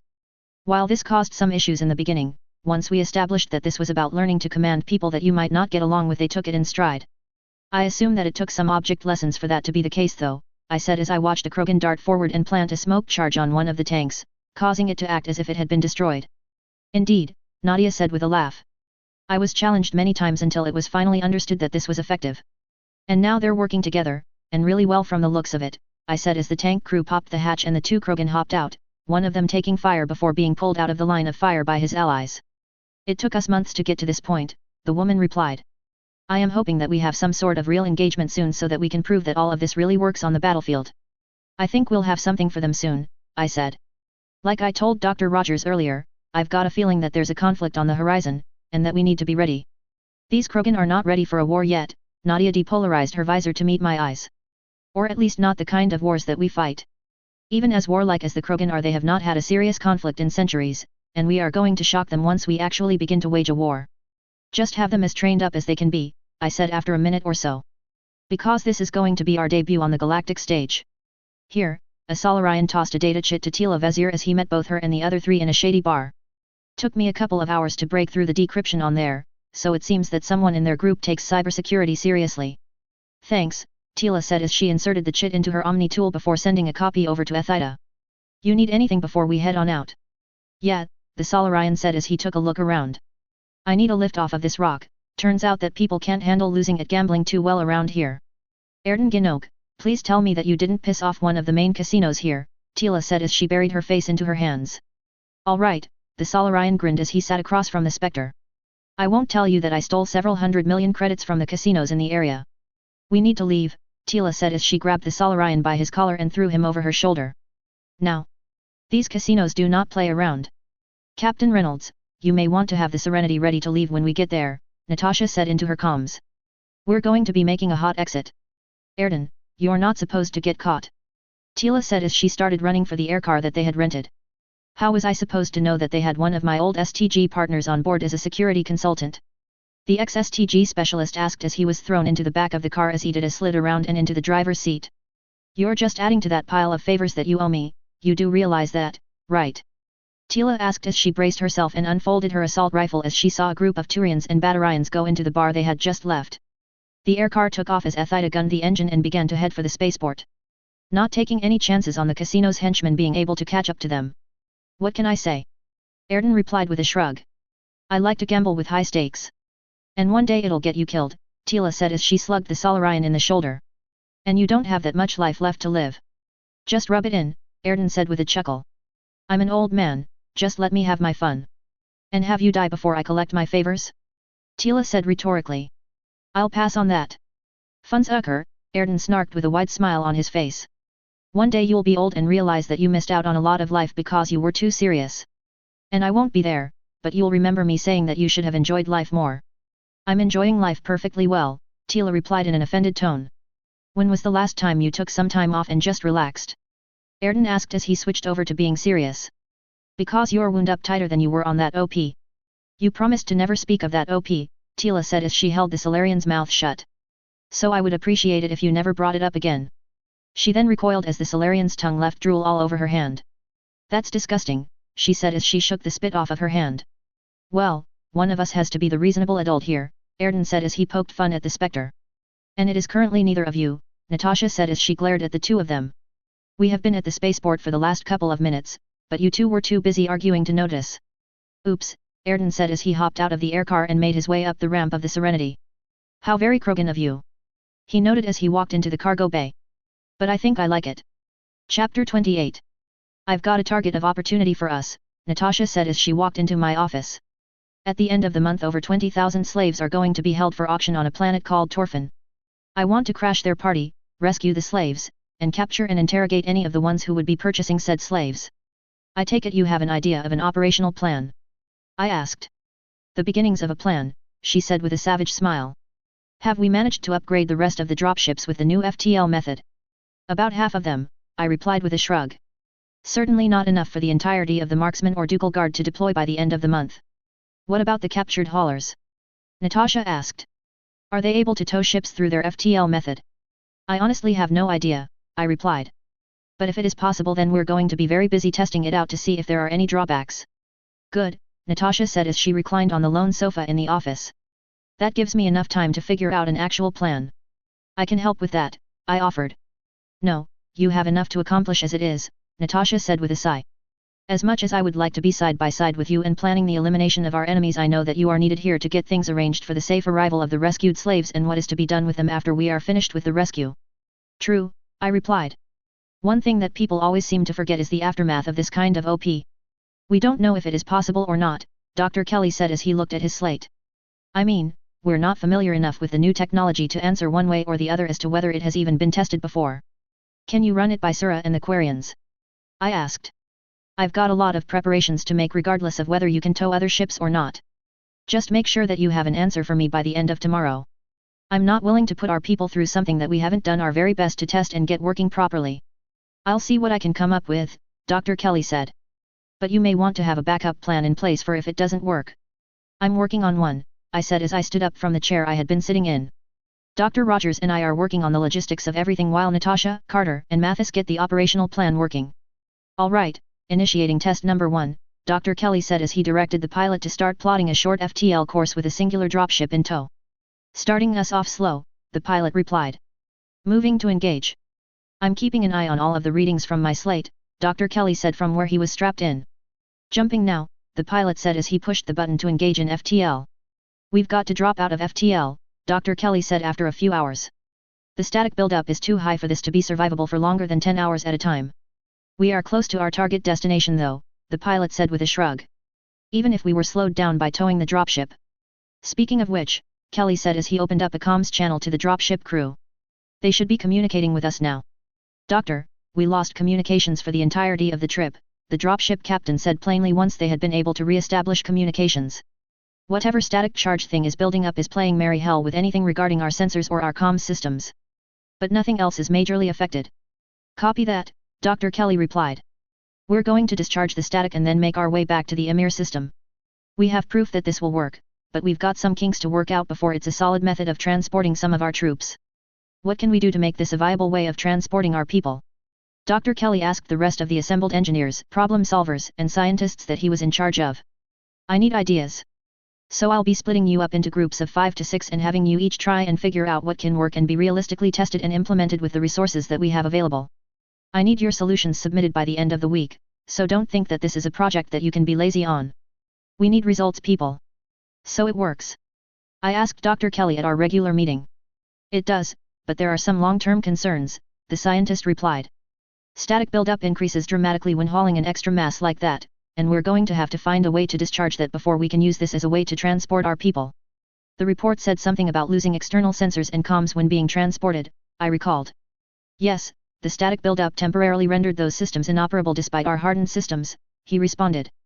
It didn't completely shut them down, but we did have to reset them to receive complete comms and sensor data from and for the dropship. That could be a problem, I said as I stroked my beard in thought. If we operated with our dropships still dealing with the comms being down, we would have to understand and build our plan around that weakness. Why aren't we using our jump ships and warships for this? Kelly asked. Too far away for us to make it in time, I sighed. We have a limited time window and the mass relays are faster for this sort of thing. While we are using the Manassas because we already installed a core onto it, we still don't have the ships. If I had 2 to 3 months then I would have already dispatched the rest of them to go hit our targets and get out. But I don't have that luxury at this time and so we're having to make it up as we go along. Copy that, Dr. Kelly said as he stood up. I'll have a solution in a couple of days, even if I have to jury-rig it myself for it to work. We don't let people get traded like that. Agreed, I said to the other man as he left my office.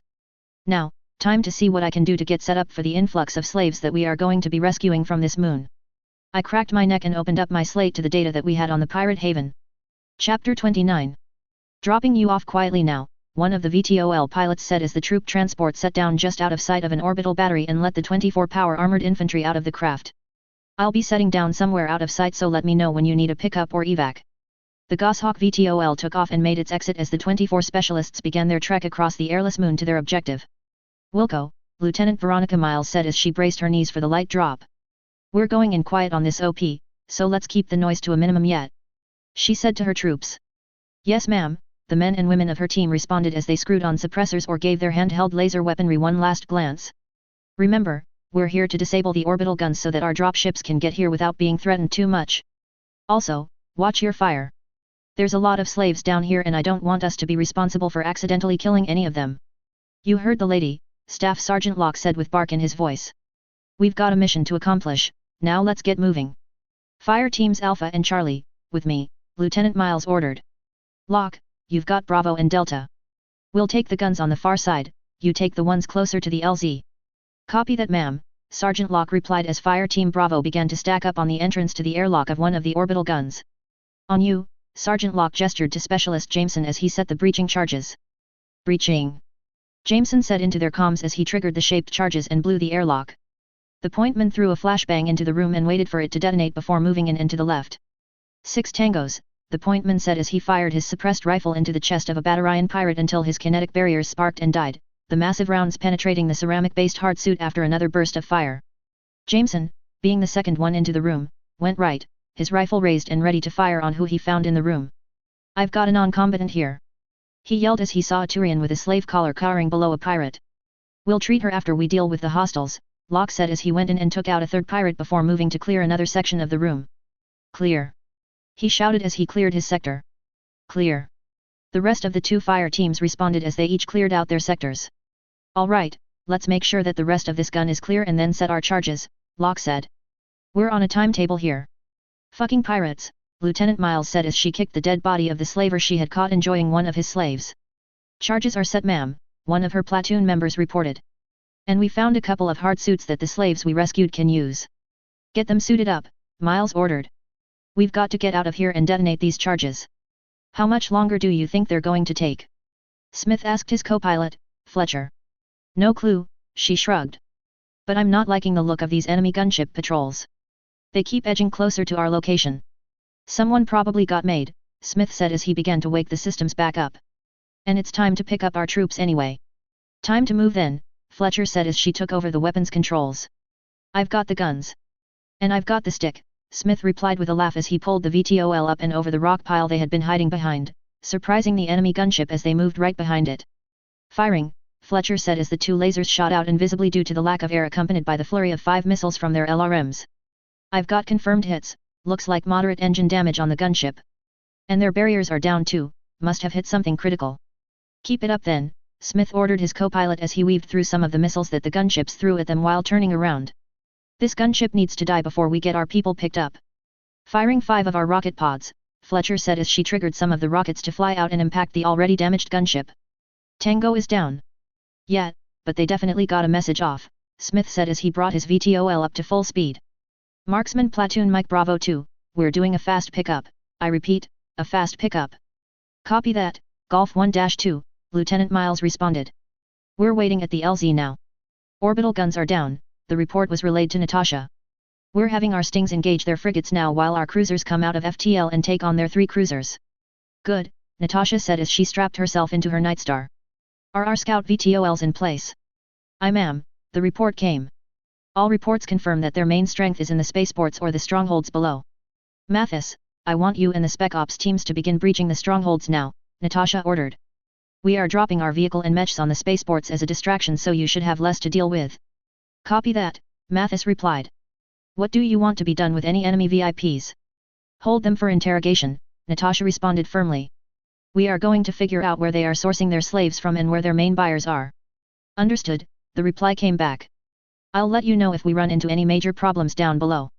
Good hunting, Mathis, Natasha said as she signaled to the tech that she was ready to be dropped, feeling the slight lurch that normally occurred when gravity took a hold of a mech and began to pull it downward to its impact point.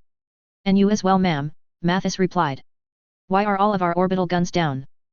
Graham Brockcaro screamed as he walked into the command center of the spaceport. This is supposed to be our most profitable day, why are we experiencing these problems? At first we thought it was just a glitch, sir, a couple of gunships failed to report in, but that's normal for us. Then, we thought that it might be a long-range Turian patrol. The Turian who is in charge of this sector was paid off well in advance for this, so it would not be the Turians, Graham interrupted fiercely as he glared at the technician. So we must be under attack from someone else, have all of our clients informed that we cannot provide them with their slaves or their money if we lose this moon.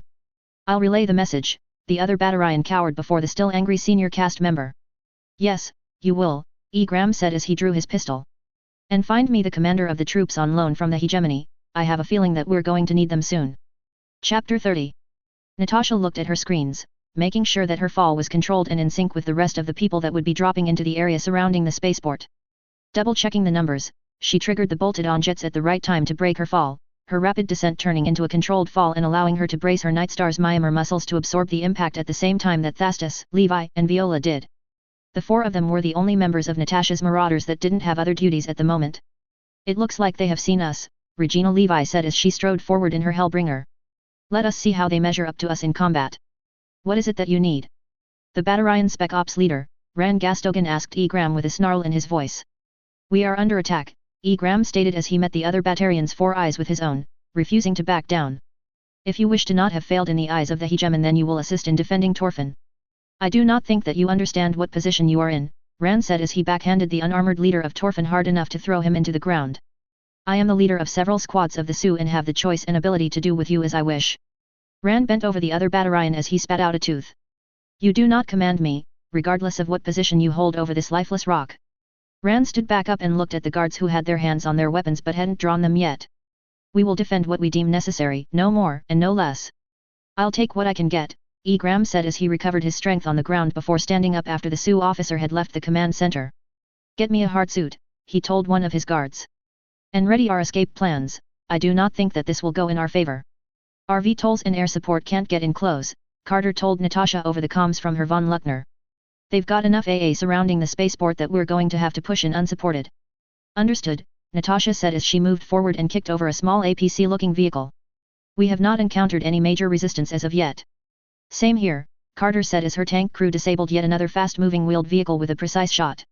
I haven't seen any sort of true AFV out here yet, so we're going to push forward.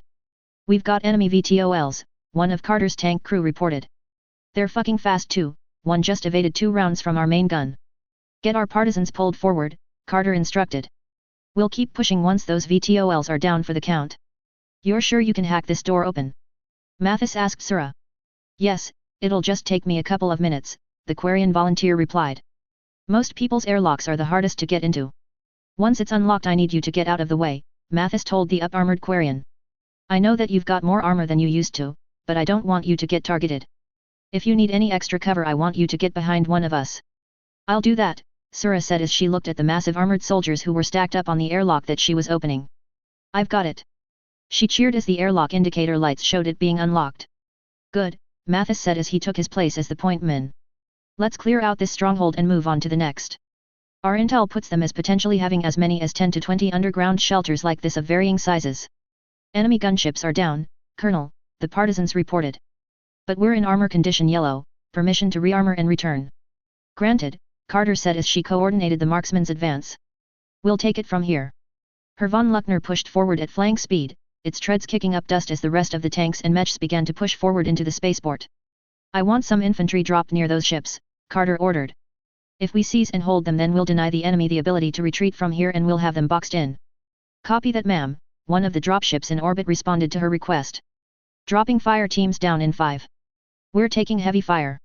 The driver of her tank reported as he threw the tank in reverse to get away from the rounds that were impacting the side of their tank. It's their AA guns. One of the crew members reported. They're using them against us, effective too. We just lost a ton of armor off of our front, and our SRMs are down until we can get the feed mechanism jury-rigged back together. Pull us back and hit them with our GAUs and LRMs, Carter ordered. I need a fire team to push around and flank their AA guns. Copy that, ma'am, a voice responded. Rifle 2-1 is moving to flank. Mathis moved forward under the intense fire from the turrets and enemy pirates and slavers, his armor pinging as the small rounds deflected off and into the walls around him. Frag out! He yelled as he primed a fragmentation grenade and tossed it further into the hallway while he ducked down behind a barricade that barely hid his body from view. Sir, one of the other fire teams reported while he was in the middle of the firefight. We've got a lot of slaves down here, and they all have collars on. I'm afraid that we won't be able to do anything about them unless we can find the ones who are holding the controllers. Fuck, Mathis sighed as the expletive left his mouth. Change in priorities, try and locate the VIPs and HVTs, he ordered the other fire teams that were spread out throughout the stronghold. Disable them, we need them alive if we're going to ensure the survival of the slaves. Moving up. He yelled to the fire team that was supporting him as he moved down the corridor and policed what was left of the turrets and pirates that were at the end. Covering. His battle buddy responded as he put his hand on Mathis' left shoulder. I've got some sort of railway here, Mathis reported to Natasha. Looks like it might connect to the rest of the strongholds here. Mathis booted up some translation software and looked through the terminal that wasn't destroyed by the firefight. We've got more strongholds than predicted. I'm going to need people down here to hold against an enemy counterattack if we want to push forward. I'll have Carter reroute some forces over. We just secured the main spaceports and might be able to start pushing on the rest of the strongholds if there's a system that connects them. Copy that, ma'am, Mathis said as he coordinated the policing of the enemy's bodies and weapons. We'll hold here until given further instructions.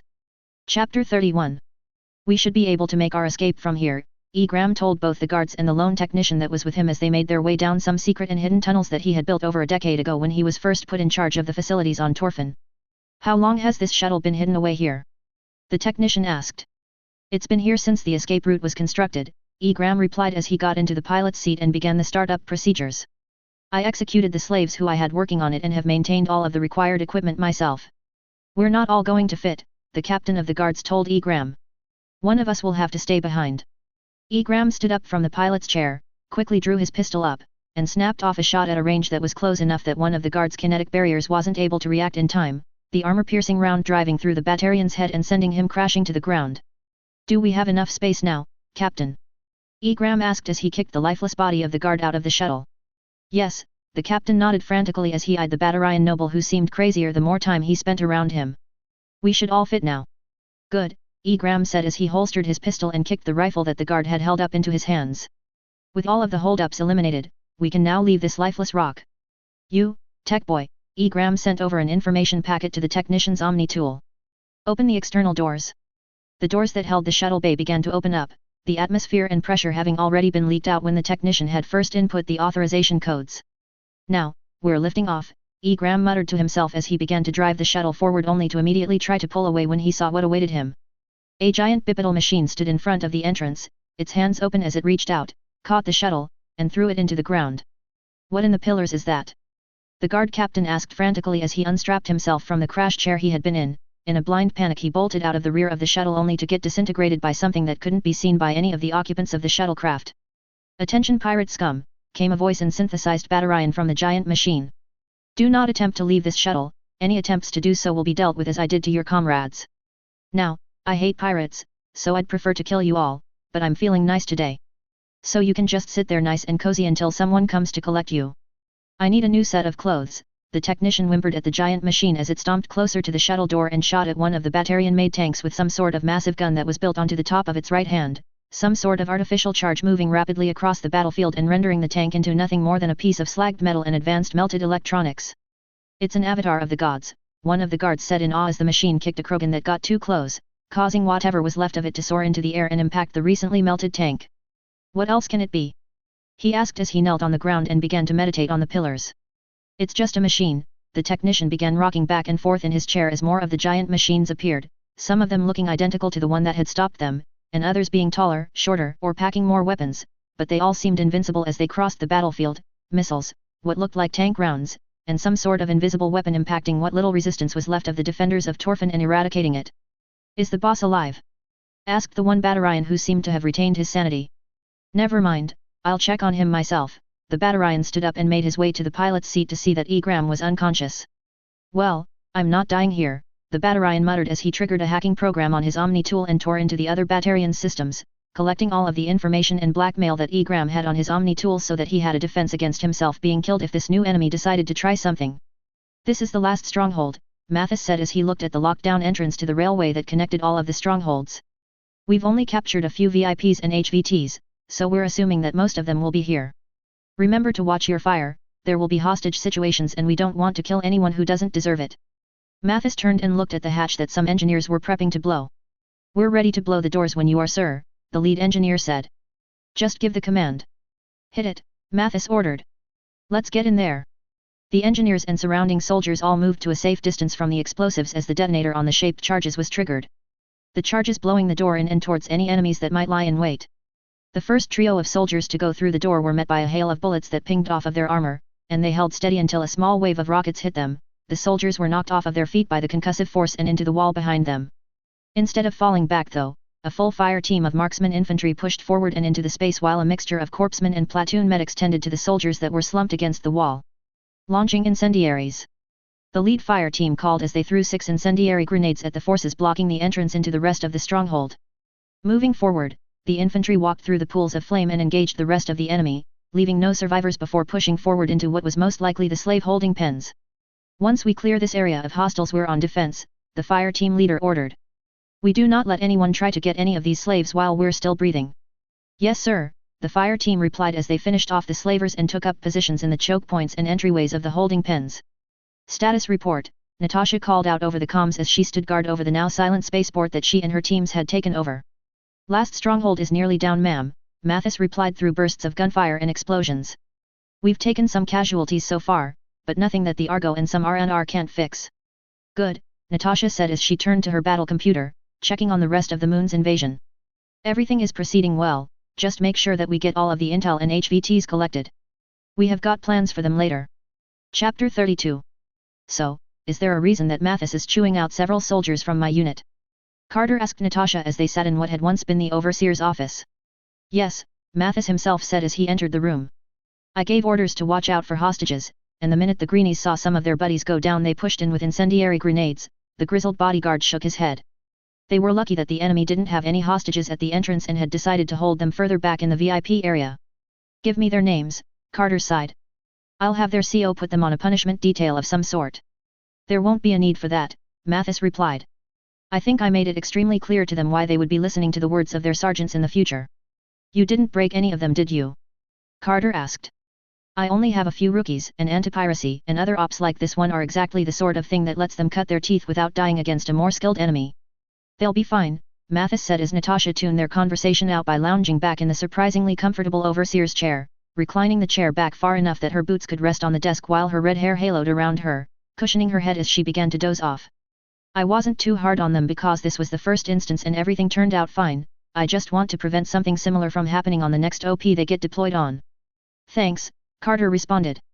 Now, we should get down to the important bits. She smacked Natasha's feet, causing her to jolt awake with her pistol in hand. We're done with the discipline stuff. Sorry about that, Natasha replied with a half shrug of her shoulder. This chair is much more comfortable than the one that Mark has in his office. I almost wish that I had it decades ago. Well, we're having that Solarian that Tila brought back go over the Omni tools of the captured VIPs and that of the downed shuttle that tried to escape. Mathis started going over some important details. I've also got our intel people going over the VIPs with some soft persuasion techniques. We're hoping that there's more to this moon than just being a holding ground for slaves to be processed before being sent on to be sold. I've got salvage teams picking the spaceports and everything else clean, Carter said with a shrug. Their vehicles are crap, but the AA was decent and we should be able to use the orbital guns should we get the chance as well if we need to defend this place. Also, apparently we're now the focus of some sort of cult among some of the enemy soldiers that we captured, Mathis said as he looked over the reports he had been sent. Something about us being vessels or avatars of the gods, Mathis shrugged. The exact word isn't translating very well, so we're just trying to make sense of it, but they apparently see our mechs as giant avatars of the god of war or some such nonsense. Carter snorted at the thought of someone worshipping a battle mech while Natasha just looked at Mathis with a raised eyebrow. What? Mathis asked with open palms. It's not just one species either, I've got Krogan, Batarians, Asari, and Turians doing this.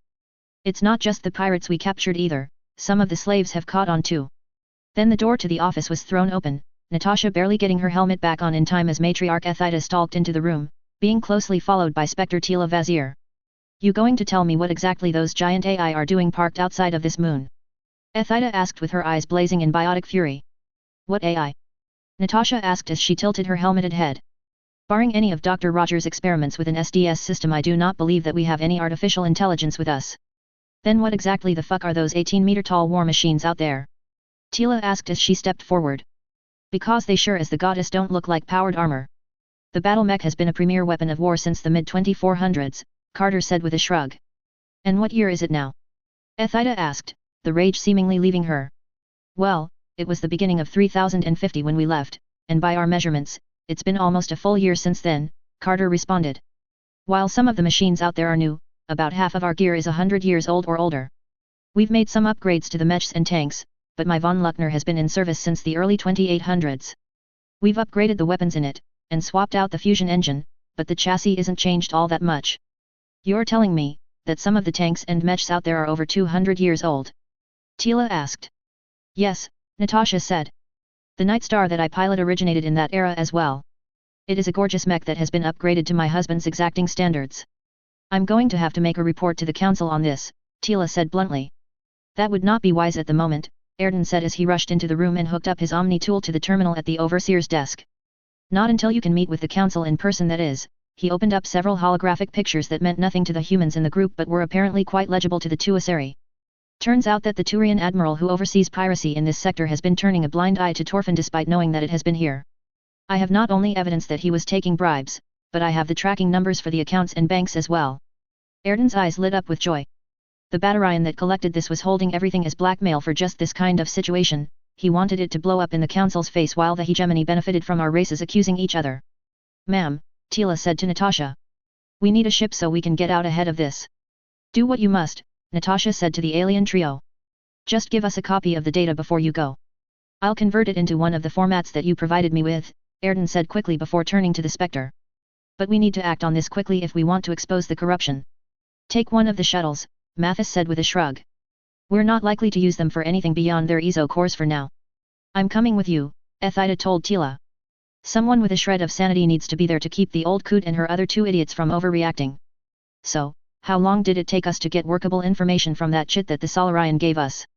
I asked Rook. I just finished decrypting everything on it, the man in charge of all of our IT personnel said with exhaustion evident in his voice. We're going to need to figure out a better way to sync our technology than this because while it makes our tech harder to break into, it also makes it harder to share with others when we need it to work. Have your R&D people look into it once you're able to get some rest, I suggested. You don't have to do everything yourself, delegation works after all. I'll do that, Rook yawned. I'll just get a nice nap in first though. Not in my office you won't, I said with a chuckle. I have so many people in here that you would get no rest. Point, Rook said as he stood up and stretched. I'll schedule a meeting once I've got the right people reassigned from some projects.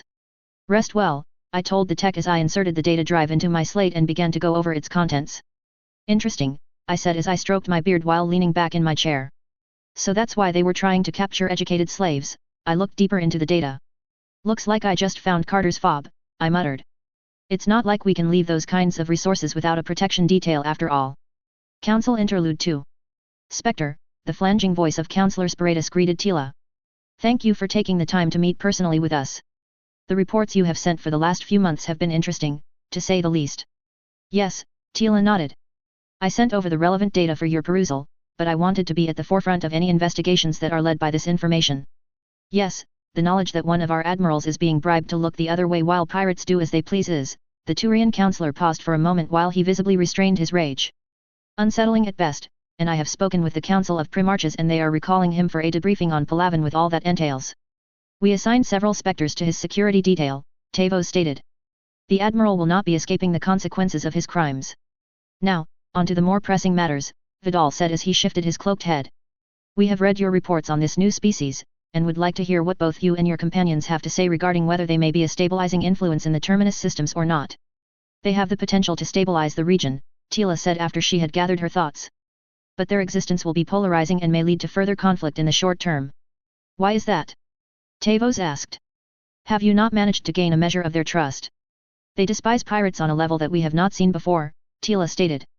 While I may be biased due to my own rescue at their hands, they do not see pirates as a simple nuisance to be dealt with as they come.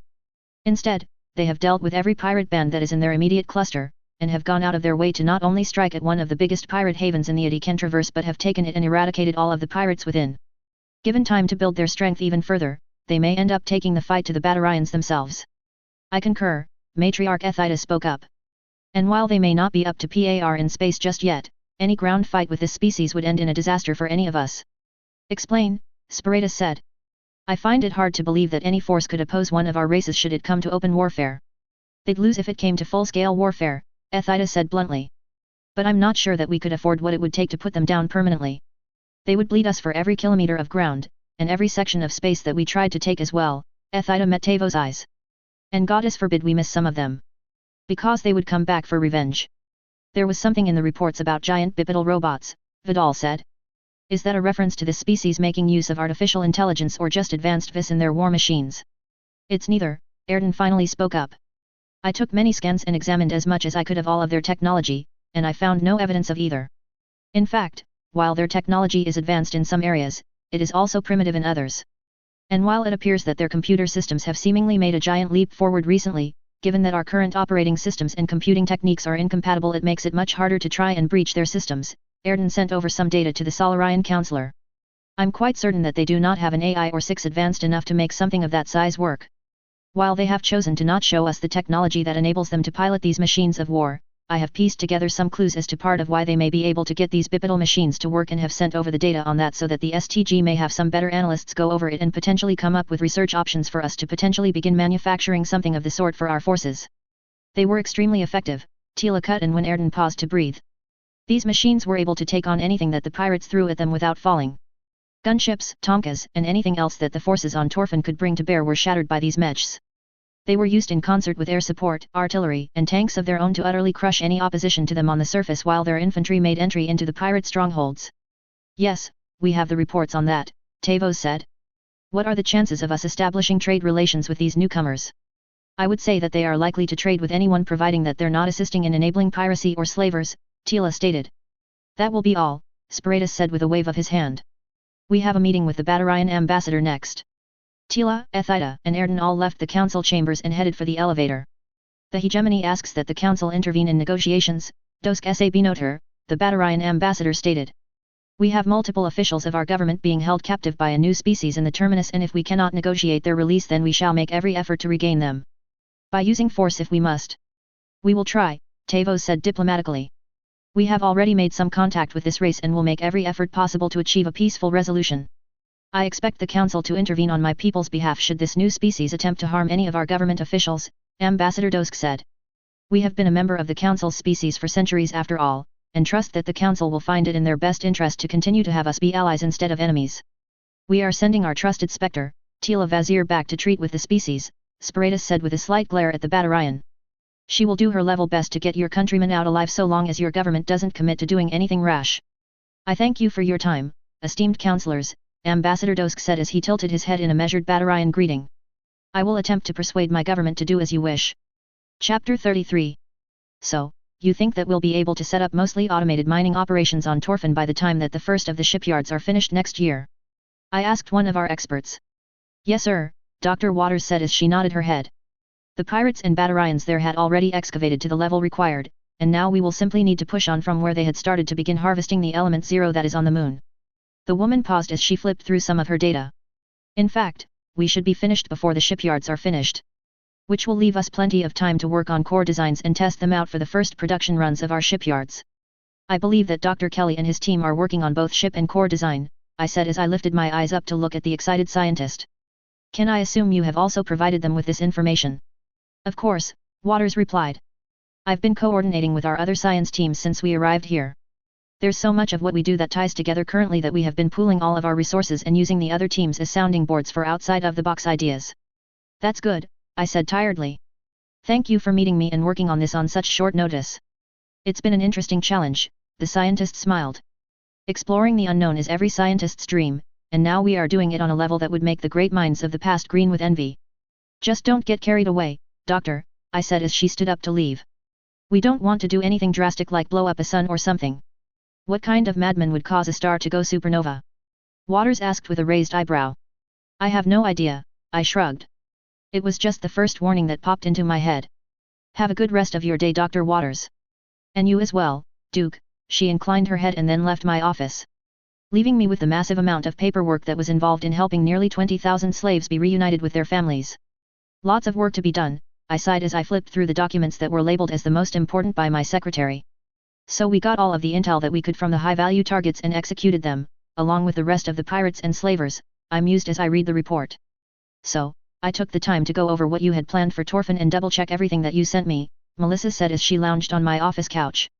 It looks solid, having Carter settle the marksmen down on Torfin, and having them take over and making that their base of operations for the foreseeable future is a good idea. And with the resources there we can start working on some production of the rarer things that we will need to become a power not worth messing with in this corner of space. ESO cores and armor are the biggest issues that we were going to be bottlenecked on. While we'll still be having to manage our germanium supply in order to manufacture some of the designs for bigger ships that Dr. Kelly and his teams have been working on. If we want our ships to be able to utilize KF drives, then we're going to have to locate more sources of germanium, I agreed. It's a good thing that Vale has some of the resource deposits that we need, because when we eventually get a hidden shipyard to start manufacturing some of our bigger ships. On the bright side, using Element Zero to assist is going to make manufacturing easier in many ways, Melissa said as she scrolled through some reports on the manufacturing processes that had been tested over the last few months. Having both endosteel and double heat sinks manufactured in the exact same facility as the mechs and tanks will make a world of difference. And having all of our mechs redesigned with endosteel in the manufacturing will mean that we can cram more weapons in as well. I've also had some of our autocannons submitted for a redesign to use some of the mass accelerator weapons to boost both range, accuracy, and the ammo that we use.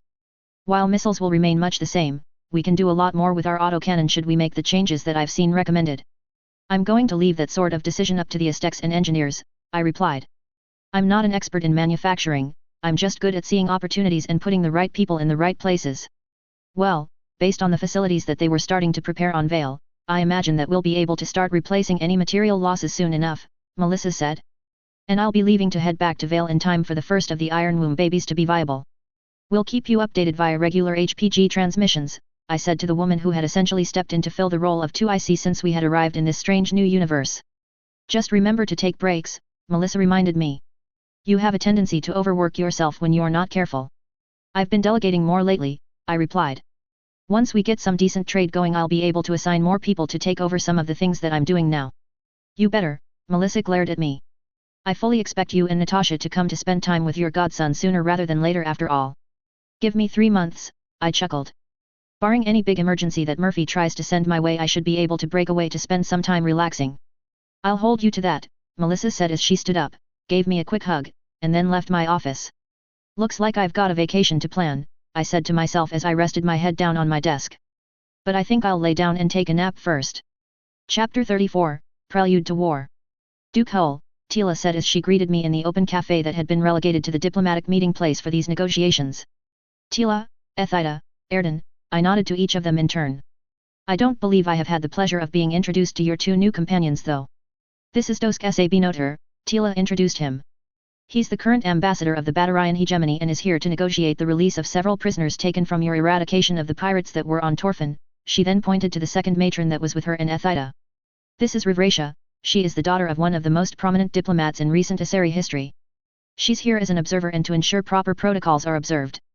We're a nation in the terminus, I replied. While the council is welcome to trade with us, we are not beholden to your rules or rulings. I looked between the Batarian's 4 eyes from underneath my helmet. Cut the bullshit, Hull, Ethida said bluntly as she quickly figured out what I was doing. Fine, I shrugged. Every pirate or slaver scum present on Torfin has been summarily executed. Our laws on both piracy and slavery are extremely clear. And even the most oppressive of nations back home would have done the same. Those were Batarian hegemony officials. Dosk spat at me. What gives you the right to do with them as you please? The right of conquest, and of the right of every sovereign nation to deal with pirates as they deem fit. The hegemony will not stand for this. Dosk stood up from the table angrily before looking at Tila and Rivracia. I demand that the council do something to assist in us collecting reparations from these filthy primitives. The council has not approved for us to intervene in the affairs of the terminus, Tila shook her head. We are merely here as observers. Then we shall take matters into our own hands, Dosk said furiously. I hope you are prepared to lose everything that you hold dear to you as the might of the hegemony comes crashing down around you. We'll see, I said with a shrug as the Batarian stormed out of the cafe. You know that you're not ready to take on a full stellar nation, Ethida said as she looked at me. What's your plan here? They won't be able to bring their full might to bear immediately, I said as I laid out some facts. A battle group or two maybe, but even getting the proper authority to task those will take more time than they'll expect. I've looked at your codex, and the Batarians haven't fought a war in centuries. And quite frankly, the only thing keeping their nation alive is the fact that the council species haven't cracked down on their slaving. I grabbed my slate and showed them some rough estimates. I'll have around 6 months before they can shift enough forces to cover wherever they'll move the battle group from. That will give me enough time to truly prepare the Emir system for whatever they'll bring to bear against us. I looked at the trio of Asari.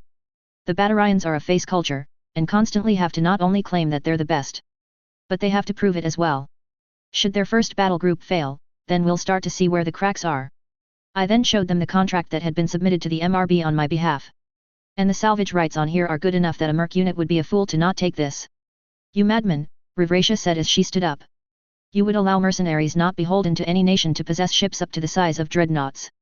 Should they manage to capture one, then yes, I replied. If it's too damaged, then I'll pay them for the cost of the dreadnought and fix it up for my own nation's forces.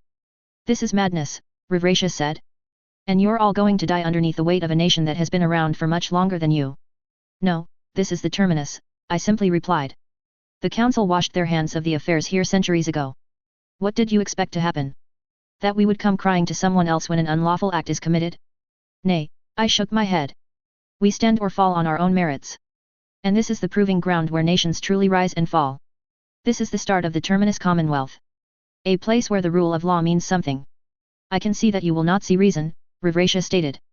My report to the council will indicate that you and your nation have chosen stellar suicide rather than something logical. There is evil right before us, I said bluntly. Slavery is wrong, no matter the institution that practices it. What kind of people would we be if we allowed evil to flourish where we could have a hand in stopping it? I'll see my own way out, Rivracia said as she walked out of the room, leaving me with the trio that I was more familiar with. So, Ethida grinned madly. Where can I pick up a suit of armor like yours? I want in. We'll have to do some R&D to get that sorted out, I replied with a matching smile underneath my helmet. But either way, your experience is welcome. I want to help, Tila said with a sigh. But I'm afraid that if I were to assist you then it would most likely drag the entirety of the council into the war. And I'm likely to be reassigned anyway. I am in, Erden replied quickly. Only have a few short years of life left anyway, might as well see if I can assist in bringing down a stellar nation. Would be one of the first Solarians to do so in centuries. I might need your input on some of the defense planning, I told the two aliens. While we're aware of most of the capabilities of the enemy warships, I'm going to need as many specifics as possible while we prep our defenses. How fast can we speed up the construction of the first shipyard and still have it viable for the long term? I asked Dr. Rogers. We can finish it in 3 months if we cut some corners, she replied with a frown. But I guarantee that we'll start to see cracks in our process within the first month or so of production. We might need it done that fast, I replied. We're going to be pushing up production of everything. We're about to enter into a war and we're going to be pushing this as far as we can. We have the element 0 to make the Glamdring work, Rogers said. We can put out one every 3 months or so with the shipyard built. And I expect that you are going to be pushing to have the rest of the yards built quickly as well. Unfortunately yes, I said in response. But Dr. Kelly's team had a brilliant idea for temporary shipyards. Admittedly, they'll only be able to put out 2 to 3 ships before it won't be viable, but with that and the defenses that we're working on, we should be able to hold off any attack long enough to build up properly. You're counting on a Pearl Harbor type situation, aren't you? The woman asked me. No, I shook my head. I want them to think this is a Pearl Harbor. I want them to attack us first, and for them to be not only found lacking but for them to be so aggressively stopped that they have to reel back and catch their breath while we do limited strikes. What kind of defenses are you prepping? Rogers asked. Do you remember just how long Taurus held out in the reunification wars? I asked with a smirk. Let's just say that the Taurians among us are going to be bristling with envy at the defenses we're going to put in place around the entirety of the Emir system. Oh, Rogers said as she leaned forward. Tell me more. Well, given that we've got the ability to manufacture much larger components using the Omni Forges. Chapter 35. Emir System, October 2164. Keep pushing at this rate for another 20 minutes and we'll be finished with this batch, Captain Mike Ranger of the Elephant-class tug Dancing Queen, ordered. Then we'll take an 8-hour break while the Killer Queen takes over setting up the defenses. Aye sir, the pilot said exhaustedly. Holding course for the next 20 minutes. We only have one more shift after our break and then we'll be done setting up the defenses, Captain Mike told his crew with a smile. We've done a lot of work in the past month and a half. And I'm damn proud of you all. Incoming transmission from Corliss, Captain, the comms officer relayed. Send it through, Captain Ranger nodded at the comms officer. Captain Ranger, this is Duke Hull, the Duke's voice echoed through the bridge. Finish up whatever you're doing and head on back behind the thickest defenses. They starting to push, sir? Ranger asked as he gestured for the pilot to speed up the process. Just received word via Omega that a battle group just left Batarian space and is heading for a relay, the Duke replied. We want y'all back in cover just in case they've hired anyone to screen for them. I thought we hired all of the mercs though. Captain Ranger asked as his crew sped up the deployment of another asteroid defense station. We hired the biggest ones, the Duke replied. Eclipse and the Blood Pack are working for us due to the salvage rights, but the MRB is neutral, and the Batarians hired a bunch of smaller groups to harass our interests. Some of them have already met their end at Torfin, but we're expecting the rest to be utilized as defense screens for the main Batarian force. Just because we have the intel advantage on them doesn't mean that they'll behave like idiots after all. Copy that, Mike said as he checked their progress. The link is good on this battle line, and we're nearly finished with placing the defenses, sir. But if we don't put the last ones in place then we'll have a gap in our defenses here. We'll have to deal with it, the Duke replied. Y'all are too valuable to lose. So finish up with the job you're on and get on back here. Hull out. Aye sir, Captain Ranger said as he sat back down in his chair as the transmission ceased. You heard the Duke, let's finish up this deployment and go grab the last few defense stations. Aye sir, the pilot said with a grin as he shook off with a look of joy in his eyes. I always worked best under a time crunch. We've got 3 more defense asteroids to relocate to finish out this defense line, the sensors officer relayed. They're already synced up with the rest of the network, they just need to be moved into the right locations. We're going to pick up the pace quite a bit, Captain Ranger told his crew. Those 3 shouldn't take us more than a couple of hours if we push ourselves. Copy that sir. The ship began to accelerate past what it could have handled in the days of the Star League as the newly installed ESO core began to allow them to move through the void with a speed that would have been unheard of back in their old lives. Ease us in, Captain Ranger coached. I don't want any accidents to happen. The Dancing Queen slowed down until its nose was touching the defensive station.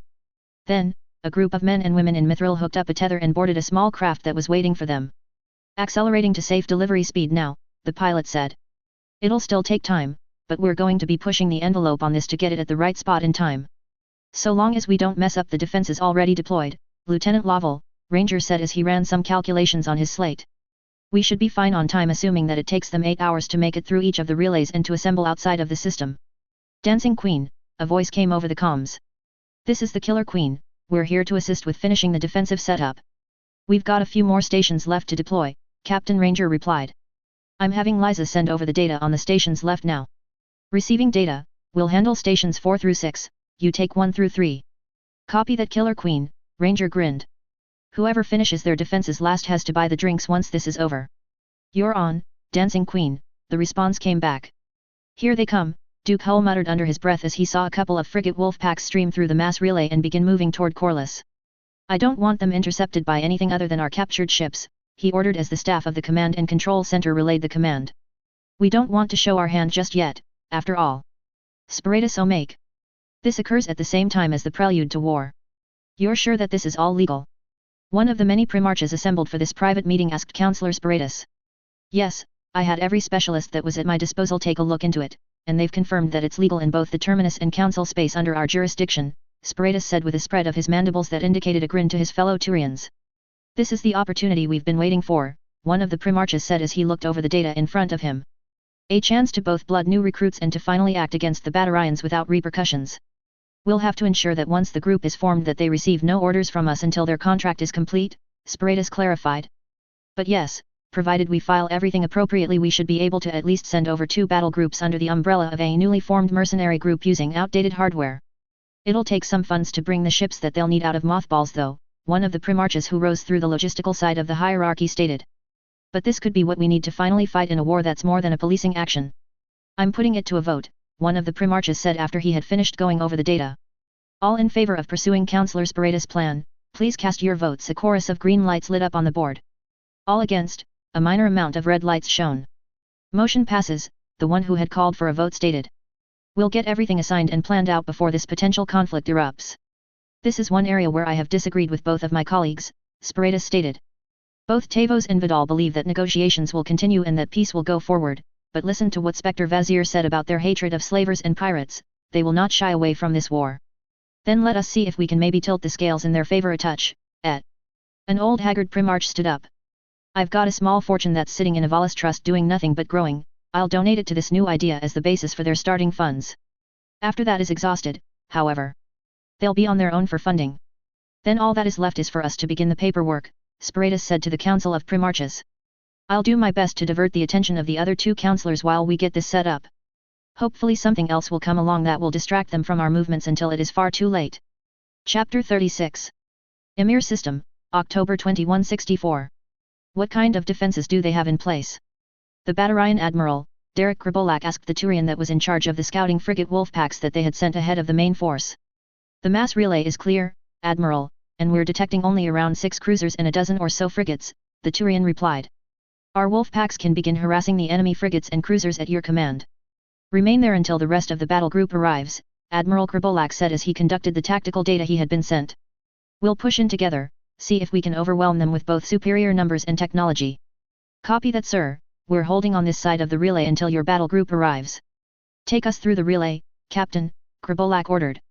The Batarian heavy cruiser that was serving as the flagship for this fleet was grabbed by the relay and shot across the stars, the rest of the fleet following suit as they exited in a rough parody to what their formation had been beforehand.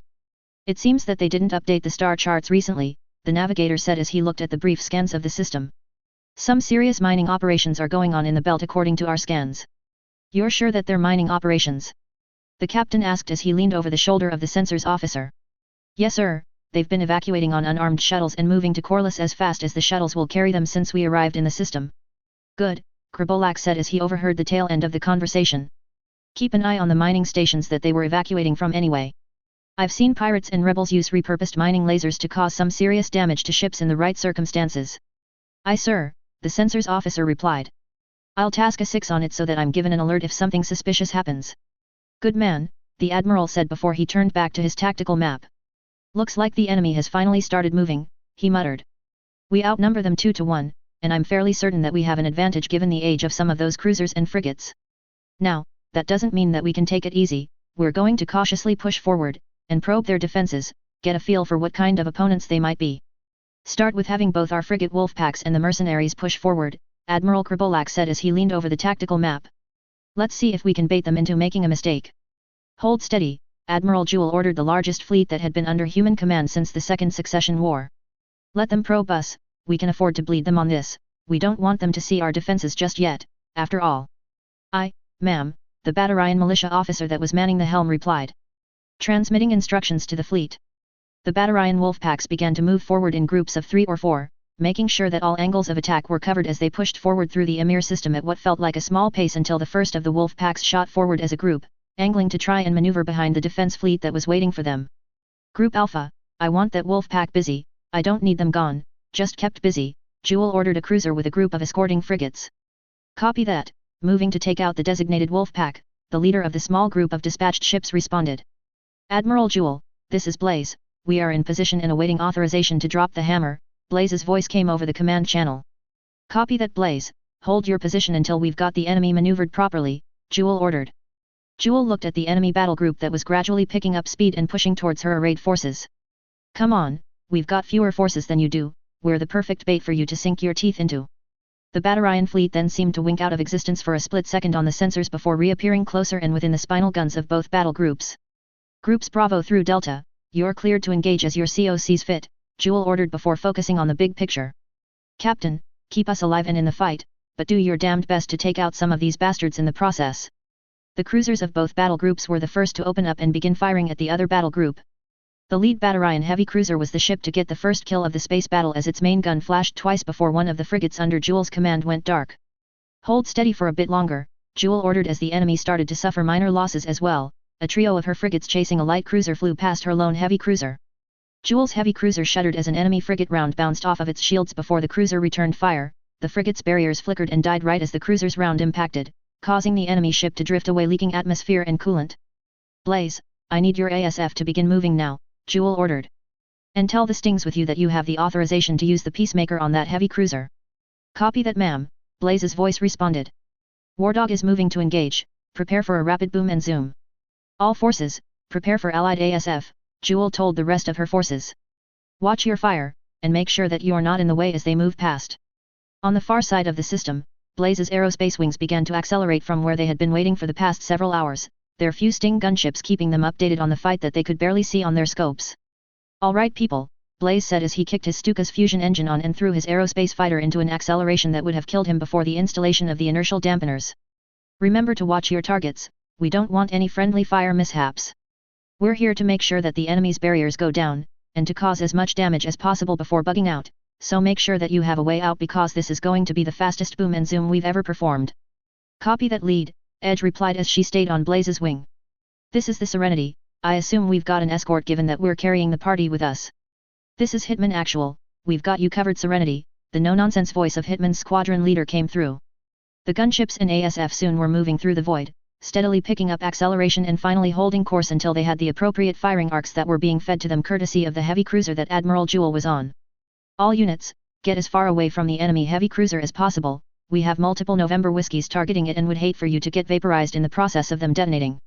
Jewel's small outnumbered fleet then began to see the tide turn as Blaze's ASF began to zoom past, the weapons they fired overwhelming the barriers on enough enemy ships that there was now a rough parity in the number of forces that the two groups could bring to bear. Then, what seemed to be a series of miniature suns appeared where the Batarian heavy cruiser used to be, the 5 nuclear weapons that hit the heavy cruiser breaking it apart into fragments that then spun into the frigates that had been escorting it, causing their barriers to pull double duty and defend against both incoming fire and the debris from the once flagship of the Batarian battle group. Chapter 37 Karshan, December 2164. Captain Gathan Gondakan, I do not recall giving instructions that included possible retreat, Orosk Drakn War, the current Grand Admiral of the Batarian hegemony's fleet stated coldly. In fact, I believe I sent you and Admiral Krabolak out with a battle group made up of our most up-to-date designs. The Grand Admiral folded his arms across his chest. Now tell me, why have you fallen back in the face of a nation that only had one planet to its name at the time? Because I wished to preserve what was left of the battle group and to ensure that the hegemony received as much intelligence on the enemies we face as possible, Gathan groveled before the Grand Admiral. I am entirely at your disposal, Admiral. Yes, you are, Drakn War stated coldly. You will continue to live for now. Though you are to be stripped of your rank and the privileges that are granted to you and your family. The Grand Admiral looked at the lower caste Batarian with an expression of seeming disinterest. Should you manage to regain your rank, then I will restore your family's place. But should you fail, then you know what the penalty for that is. Yes, Admiral, Gathan bowed low, averting his eyes. I understand. I shall make every effort to redeem both myself and my family. Yes, I believe you shall, Drakn War agreed. You are dismissed, Ensign. Do not return unless otherwise ordered by myself or another general. They are a weak species and we should continue to strike, General Grey Gendekan said as his fist struck the table, his 4 eyes looking at the recording of the battle recently fought in the void of the Emir system. They only had a small outdated fleet, if we push now then we can overwhelm them, and force them to bow to the superior might of the hegemony. We do not know what other defenses lie in the system though, Grand Admiral Drakn War stated. And while this terminus Commonwealth only has the resources of one world currently, our spies tell us that there are quite a few worlds that are in negotiations with them. I agree with General Gendekan though, the Grand Admiral slammed his hands down on the table for emphasis when some of the other military leaders of the hegemony looked distracted. We must strike fast, because if we give them time to build up their forces then this war will turn into one of attrition. A war of attrition that we can afford much more easily than they can, the smug voice of the hegemon's main advisor spoke up. We also are more willing to use slaves as fodder, so let them start this war of attrition. Because for every slave or lower caste soldier that dies on the field of battle is one less that has the chance to turn against us here in the hegemony, let us send off the troublemakers, and the outcasts, and anyone who dares oppose us. Durlok Sundahan grinned, and many of the assembled leaders began to smile and cheer. This is the chance to purge our society of those who are sympathetic to those who would be our enemies, and to make the hegemony an even greater bastion of our way of life. I am in favor of Durlok's plan, the hegemon spoke plainly. We will make every effort to see that it is done. As the hegemon wills, the assembled officers and leaders stated in unison. You are dismissed, the hegemon said with a wave of his hand. There is much for me to consider and meditate on. We should have done something, Gendekan said to Drakn War. We both know that this war will be the undoing of the hegemony if our predictions are correct. We have been given our orders, Grey, the Grand Admiral sighed as he looked at his old friend. And we must do our best to carry them out in the way that the hegemon has commanded.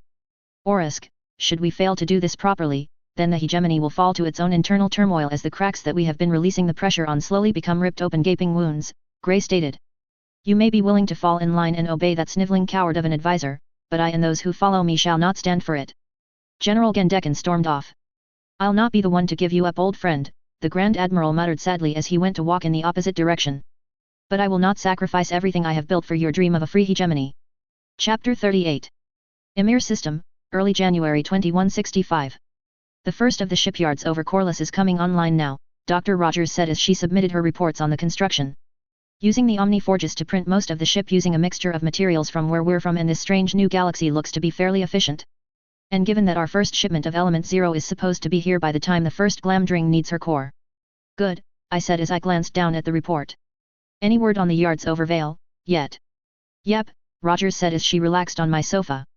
The first one should be operational in March, with the first experimental warship coming off of the yard in December of this year.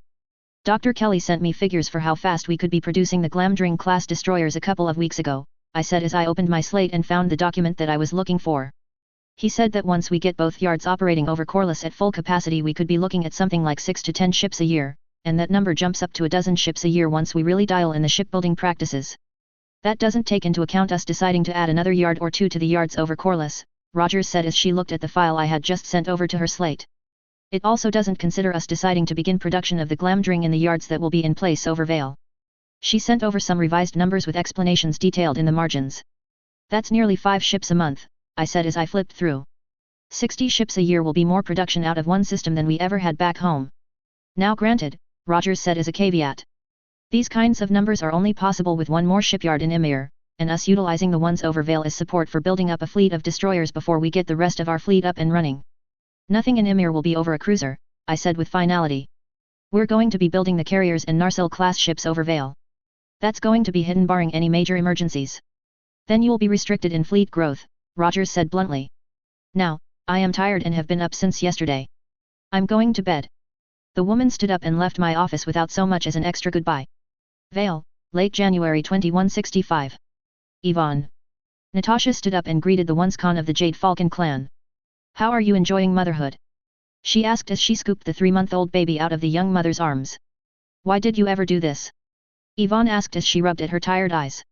While it is satisfying in an odd way, I am tired and have no clue what I am doing. You will get used to it, Natasha smiled at the other woman as she held the girl that was trying to pull on her fiery hair. Macintosh seemed to be treating you well. Yes, Yvonne smiled tiredly. I believe that he is the only one keeping me sane at this point.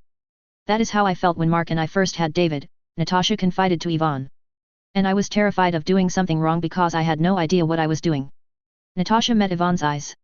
Don't make the same mistake I did. Be present for the formative years, and be an active presence in her life. You'll be happier that way. I want to return to the Ducal Guard, Yvonne replied. I have been held back for too long. Your body is still in need of rest, Natasha said in response as she passed the baby Macintosh/Hazen back to the new mother. Have the two of you decided on a name yet? Neg, Yvonne shook her head as she began breastfeeding the young girl. Ian wants to name her Elizabeth, but I am not sure as of yet. Elizabeth Hazen or Elizabeth Macintosh works, Natasha replied. She'll be a right terror when she gets older though. She's a terror now, Yvonne complained. I've not had a full night's rest in days. You will have to get used to that for the next couple of months at least, Natasha grinned. It's not something we ever thought we'd deal with, is it? Natasha reclined in the chair she was in to look over the mountains of Vale that the house was built on. We are clan warriors, we never were intended to become mothers. And so there is so much that we lack in our education of these things. You did this twice. Yvonne yelped as the babe accidentally bit her nipple a little hard. Yeah, Natasha smiled. It was more fun the second time. Her cheery face and smile died down. Until it wasn't. Takashi paid the price for that, Yvonne reminded Natasha. We made the Combine bleed for their transgressions. And it still did nothing to fill the hole that was ripped out of my life, Natasha stated. No parent should outlive their child, it leaves you distraught in a way that not much else does. I think it is time to put you to bed, Elizabeth, Yvonne said as she pulled the babe away from her chest and covered herself up again before beginning to burp the little one. And then I get to sleep as well. I'll head on home, Natasha said as she stood up and held the door open for Yvonne. Mark is probably still working. I shall have to drag him away from his desk. I thought Melissa was handling things in Emir in his stead, Yvonne said. She is, Natasha shrugged. She's doing a damn good job of it too, but you know how Mark is. Good night Kerensky, Yvonne said as she closed the screen door. I should be back on the deployment list in a year or so. Just try to take my words into consideration, Natasha said. It will only help you in the long run. I thought you would be working or going over reports or something, Natasha said as she saw me on the floor of the living room playing with my godson Arthur Steiner. No, I shook my head. I left the work to Melissa. I shook a set of uncut keys at the little one as he smiled wide and took them from my hands before beginning to chew on them. I've got other priorities for the next couple of weeks. Such as? Natasha raised an eyebrow at me from where she was leaning against the doorway. Such as reminding my wife that I still know how to have fun, I said with a laugh as I gestured towards one of the Steiner bodyguards that guarded both Melissa and Arthur. What did you have in mind? Natasha asked. This, I said as I chucked Natasha over my shoulder and threw her over the balcony and into the cold pool below. You're a dead man, Mark. Dead? Natasha shrieked. You'll have to find me first. I laughed as I bolted from the balcony and into the house. You're on. Natasha said as she pulled herself from the cold water. I shall have my revenge, either now or later. Chapter 39. Omega, February 2165. Push up, do not let her escape, Ka-Harel Balak ordered his men as they breached the front doors to Afterlife. It's us of the Sioux who have been given the honor of taking this station from the Asari bitch that rules over it with an iron fist. The first squads of the Sioux breached the doors and immediately opened fire on the mercenaries and guards that were inside. Arya Tilok watching from the top of her stairs as if a queen watching her subjects arguing. Arya Tilok, we control all of the spaceports and the area surrounding your little nightclub here, Balak stated over an open comms channel. Surrender and we'll allow you to escape with your life, resist and I will personally see to it that you are enslaved and made to be my family's slave for the rest of your days. How about I kill you and all of your men instead, Arya retorted as she spat on the ground. Ha ha ha ha ha ha ha ha, Balak began to openly chuckle. You don't have the forces available for that, O Queen of Omega. Now your reign is coming to an end and what are you left with at your side? A bunch of dancers and old dried up guards to defend your throne? You are a pathetic has-been, and your time has come to an end. The firefight in the nightclub dragged on as the Batarians wore down the Asari's biotic and kinetic barriers before ripping them to shreds with hellish crossfires. Arya then came down in the midst of a group of Batarians, a biotic glow filling the air as she fell, cratering the ground and sending what was left of the group of soldiers in every direction. Fall back to the VIP section, she commanded what was left of her defensive forces while she held a massive handgun in one hand and gestured with the other, a flick of her wrist sending a singularity out that caught several squads of soldiers before she detonated her own singularity with a smaller second wave of biotic energy. As she fought on, more and more Batarian Sioux and regular soldiers filed into the club, the sheer amount of weapons fire driving the Asari matriarch back as she slowly gave ground to the Batarian soldiers, eventually falling back to her personal quarters where she shut and locked the reinforced bulkhead doors before turning and looking at the dozen or so Asari dancers and mixed species guards that remained. Saddened intonation, I regret that I could not hold them off for longer, the lone Elcor stated as he tried and failed to form his biotics into something coherent. Determined declaration, if you wish my death I will give my life so that the rest of us might make it out. That will not be necessary, Zalanos, Arya said as she used her biotics to rip a section of the wall out, revealing a large lift that led into the underbelly of Omega. We're going to come back, and when we do we'll show exactly why I am the only reigning queen of Omega. Gleeful jubilation, then let us leave this place immediately. I desire to rest so that I may have my revenge, the massive Elcor biotic said as he gestured for the Asari to get on the lift first. This takes us straight down, Arya told the remaining people that were with her. So you may want to hold on to something. Pressing a button on her Omni tool after they had all piled into the lift, Arya triggered the lift. Sending them plummeting down into the depths of the station, through several areas that were eerily empty of everything but some drones and what may have been mutated warship but didn't look like anything familiar anymore. Go directly to the ship and board it when we reach the bottom, Arya instructed. Don't try anything funny. This has to be the worst defensive position I've ever seen, Balak muttered to himself as he looked over Afterlife. For an Asari of her age, she should have known better. Sir, we have a ship launch from some sort of hidden cavern, an officer reported. Let her go, Balak told the soldier. She's lost this one, and should she come back then we'll have prepared for her. He looked at the club. Tear this thing down, we're going to be putting a proper command and control center in its place. And start setting up the AA guns, I don't want Omega to be vulnerable while we're getting everything set up. Also, get me a priest. I'm not willing to let these men have died for nothing. They did well to face a matriarch without flinching. They'll be assured a place at the end of time. Citadel, February 2165. Omega is now in the hands of the hegemony, Tavos shared with her fellow counselors. One of our specters was nearly caught up in the crossfire but managed to get away and was able to bring me this intelligence. This war seems to be slowing down overall though, Sparatus stated as he took a sip of his beverage. In fact, these newcomers seem to be hiring mercenaries left and right to harass and slow down the hegemony. Don't remind me, Vidal sighed. I have been petitioned to sanction these mercenary groups many times over the last few weeks by Ambassador Dosk. The mercenary groups are now going through a third party, Tavos complained. Matriarchs are now hiring groups of Eclipse to work as their private security, and it is all verified and contracted through this mercenary review board that has seemingly sprung into existence on Ilium with branches here on the Citadel and many other worlds. Well, regardless of the headache that this MRB might become, I'm more concerned with the Terminus and Batarian hegemony at the moment. Sparatus steered the conversation in a new direction. There seems to be a new block forming in the Terminus, and I'm not certain how stable it will be in the short term, but my analysts tell me that should this Terminus Commonwealth survive the next 5 years, that they'll be a good influence on the Terminus as a whole. My people tell me much the same, Tavos said with a small frown. My concern is that they may try to change things too quickly, and that could prove disastrous for us all. The STG has orders to recover samples of any technology that might be viable for future research, Vidal chimed in. But the current focus is on figuring out what the Systems Alliance is negotiating with the migrant fleet. Keep me updated on that. Sparatus asked his Solarian counterpart. Affirmative, will update as relevant information becomes available, Vidal responded. Becoming older, not as easy to work for long hours anymore. Go get some rest, Sparatus nodded at the Solarian, grateful that he was obviously keeping the Turians' plans quiet for now. We'll make sure that the SA's new embassy opening goes smoothly. Thank you, Vidal said as he left the room with a slight hitch in his step. Now, all that is left is to watch the flames begin to rise as these humans begin to run roughshod over everything we have built, Sparatus muttered as he watched the Citadel News Network run a special on the new embassy that was opening. I'm sure it will not be as bad as you are thinking, Sparatus, Tavos chided him. After all, they are a new species, and will be willing to learn from those who are much more experienced at this than they are. Will they? Sparatus challenged. Because I believe that the galaxy is shifting, and we will either shift with it or be left behind.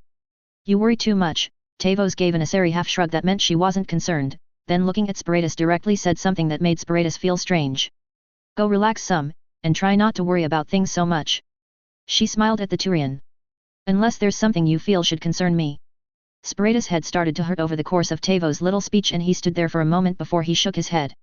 I'm not concerned about things, I'm just looking towards the future, and I'm not sure I like what I see. Sparatus stood up and began to leave the room. And I'm not sure that you will like it either. Making his way to the apartment that had been set aside for him, Sparatus sagged against the door, his head pounding as if he had been without water. She talks way too much, Sparatus muttered as he tried to locate some painkillers to mute the headache. Avina, Sparatus called.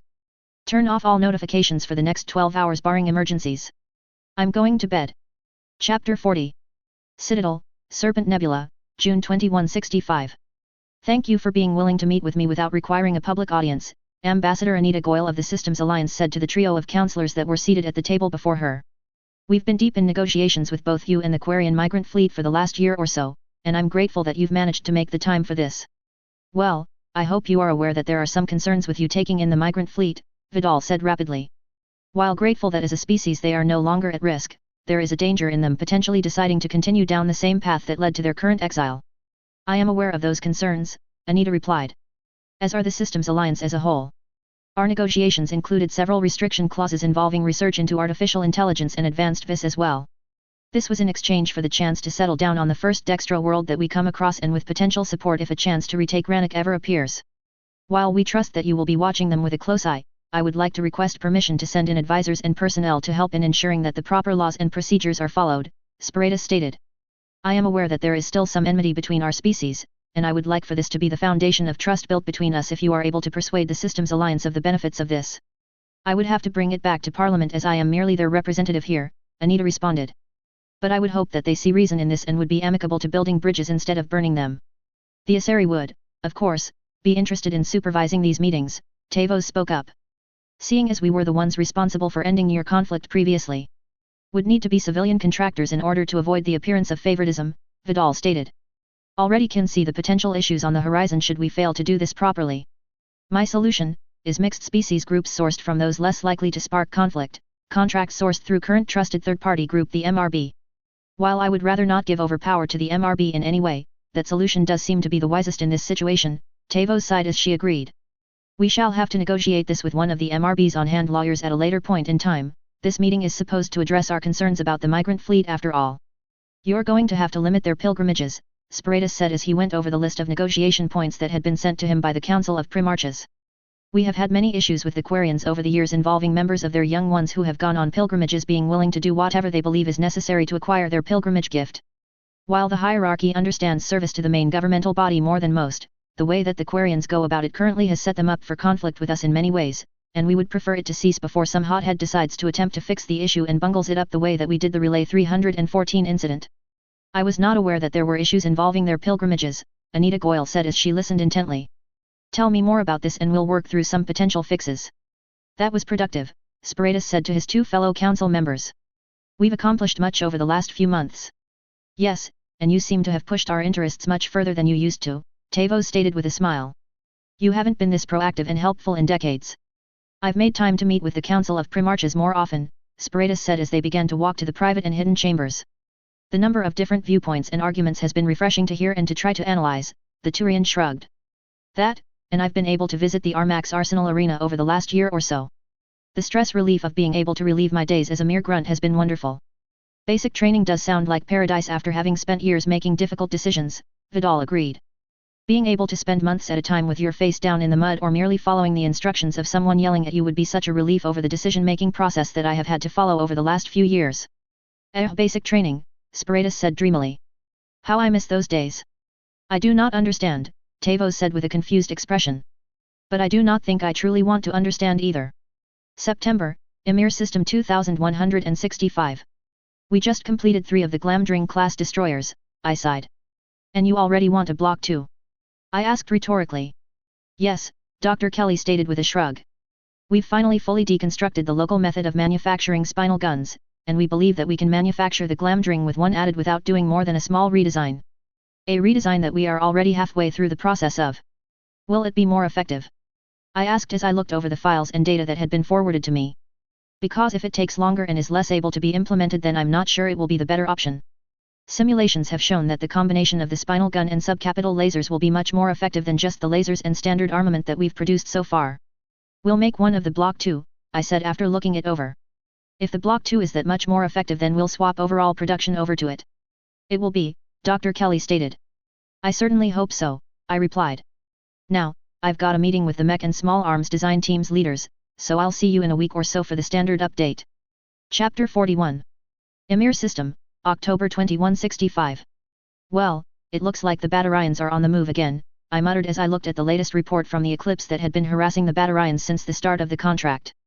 Margaret, I need our MRB contact to meet with me. We're due for a renewal or renegotiation of the contract with the Blood Pack and Eclipse, and I'd rather get it done now.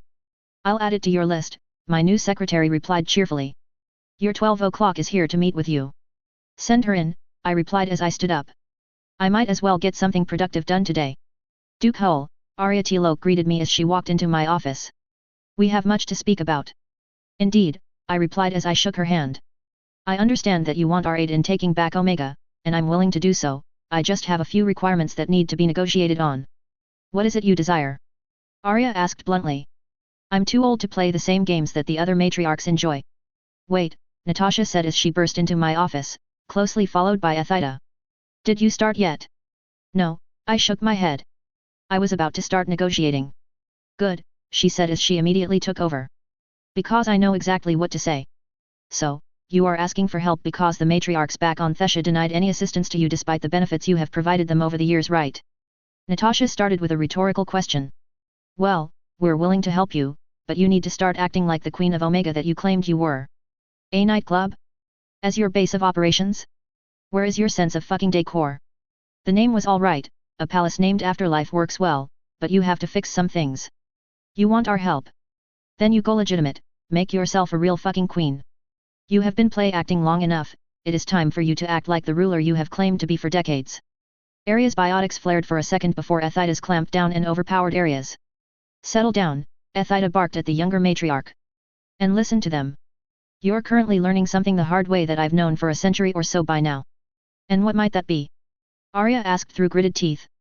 The matriarchs on Thessia don't care, Athida dropped her biotics after Arya stopped trying to flare her own. They only cared about helping you stay in power while it didn't cost them anything. Now that you're gone? They'll negotiate with the Batarians for access to the Ezo stores on Omega and everything will continue like it's business as usual. They don't care about how many maidens end up enslaved while going out and learning about the galaxy. They don't care about how a new species acts unless it's something that helps them. And if it doesn't help them, they'll push and nudge said species until it does what they want. The matriarchs were willing to sacrifice you because you brought nothing new to the table, and by assisting you they'd disrupt their precious status quo. What would you require of me going legitimate as you put it?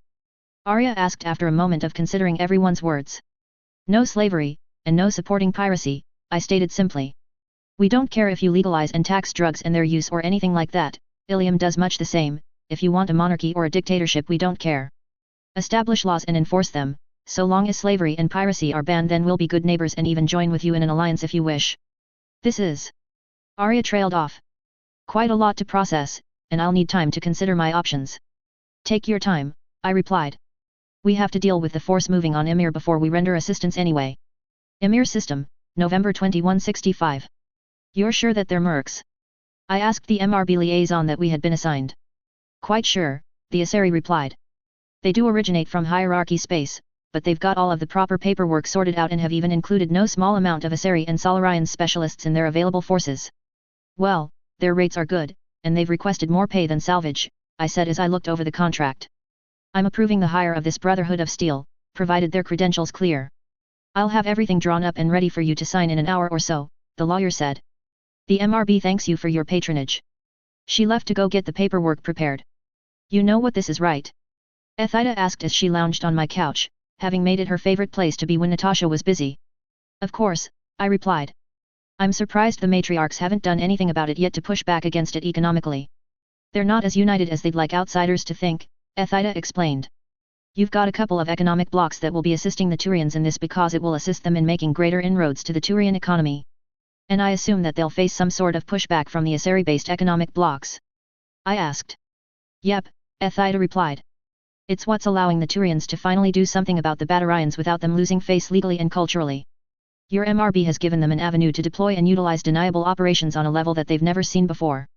They're used to only having limited amounts of specters able to handle business, and so they're going to be taking full advantage of this while they have the opportunity. I've noticed that the MRB has gotten some complaints from some clubs on Ilium, I said. You wouldn't happen to know why, would you? Asari maidens typically go and strip and whore themselves out during those years, Ethida shrugged.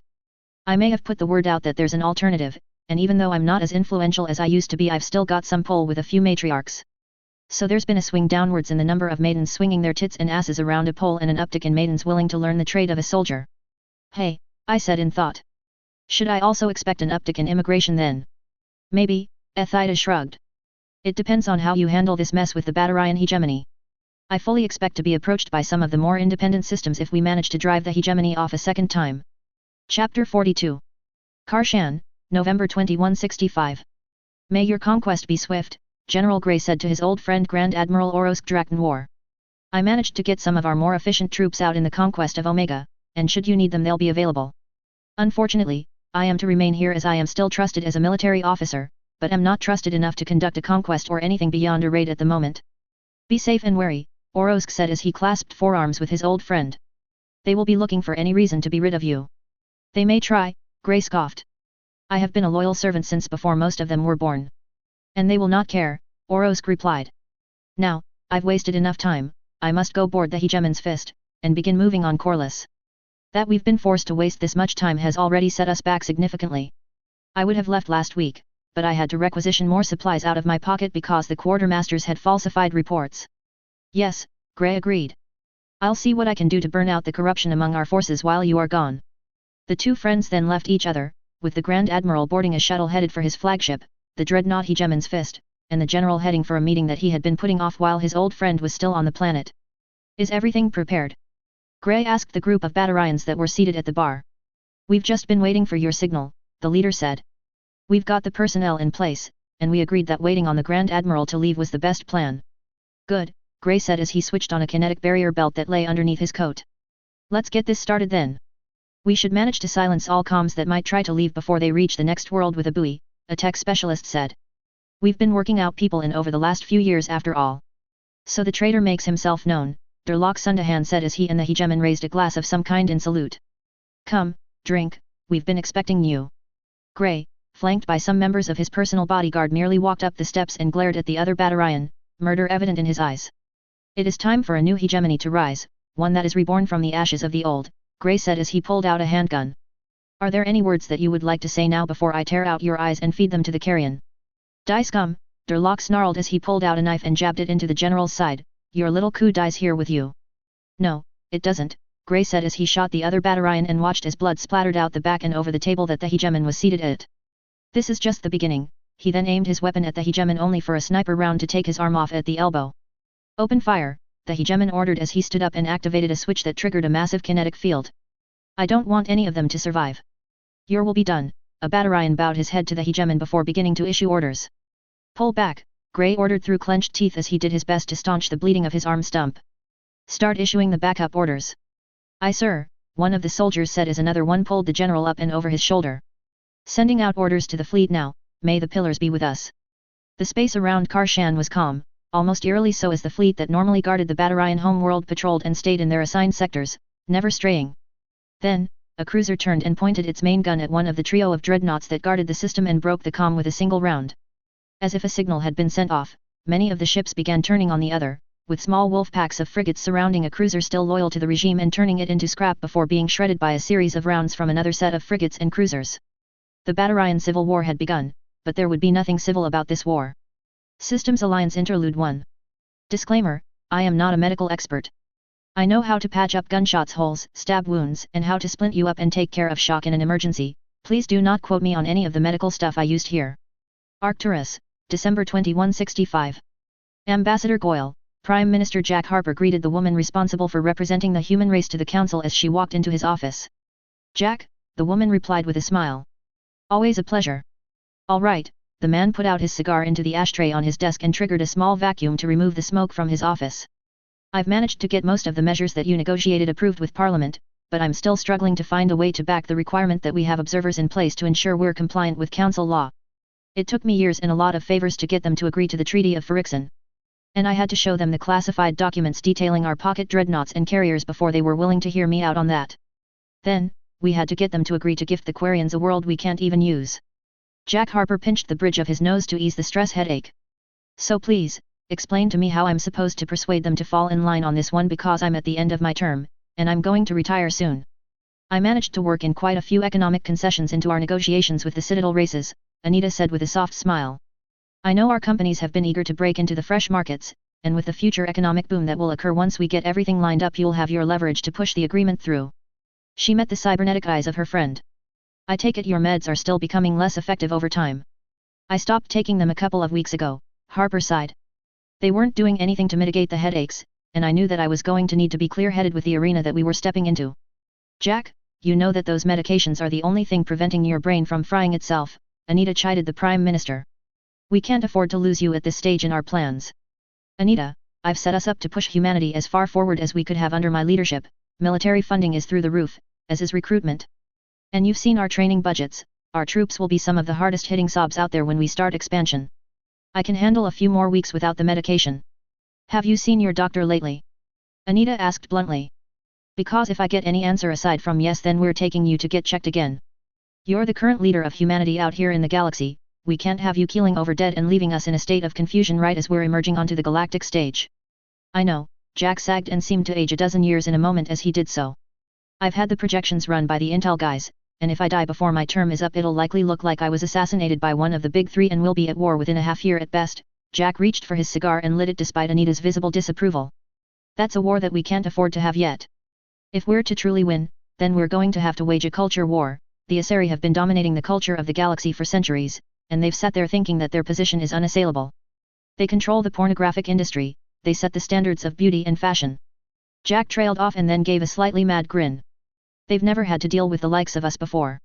We're not as universal as the other species were culturally, we've tried it all, hell, we've done it all. And we'll prove that ours is superior in time. But first, we've got to finish getting our foot in the door. Well, given the concessions I got from the negotiations involved the entertainment industry as well as the rest of our industry we should be fine, Anita said with a shrug. Now, I'm cancelling the rest of your appointments for the day, and you're going to see a doctor. Lord knows what the long-term effects of exposure to a protein beacon will do to you. Well, you were right to bring him in, Dr. Narayan Shan said to the two politicians. His brain is constantly fighting between whether to shut down and repair, or to stay awake and maintain function for as long as possible. I take it you've been having frequent dreams and nightmares again. Every night since the meds wore off, Jack said as he sat up out of the scanning bed. Got to the point lately where I just try and stay awake as long as possible, it's the only way I sleep without the night terrors. Your brain is overclocking itself while you dream, Dr. Sean said bluntly. It's causing more wear than you should be experiencing at this age and is likely to cause mood swings and potential Alzheimer-like symptoms over the long term. Now, we can treat the base issue, which is the lack of sleep, with some medication, but we're not going to be able to repair the damaged brain cells. Your body will have to do that on its own. Now, I'm going to ask you to stay overnight so that I can continue to monitor the situation, and we'll discuss potential treatment plans in the morning. All right, Doc, Harper replied. I've got to be back up and working again in a week though, that's when the deadline for the final vote on integrating into the council laws will be taking place. As long as you're willing to actually follow proper medical advice, then I'll have you back up and to work by that time, Dr. Sean smiled. Now, I'll let you two have the room for a minute while I start the paperwork for the overnight stay. I can stay on Axurus for the next week if you need me to, Anita said. No, you were elected as the ambassador, and we need you to go be our representative, Jack said with a smile. I'll be fine, Dr. Sean knows what he's doing, and if Murphy decides to strike then I'm well prepared with some of my contingency plans. Chapter 43. Emir System, February 2166. Everything looks good so far, Captain Smith, the engineer monitoring the testing of the new ESO core said as they finished down the shakedown run. We're going to have to reinforce the dropship collars should we want to bring escorts with us for long distances. They just weren't designed to handle this kind of stress, and even with the inertial dampening it's causing some minor damage that we'll have to repair.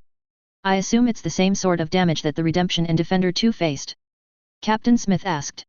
Yes, the engineer replied. It's why they're both down for repairs and replacements. We're slotted to be up-armored after they're finished with the other two, Smith said as he looked at the data.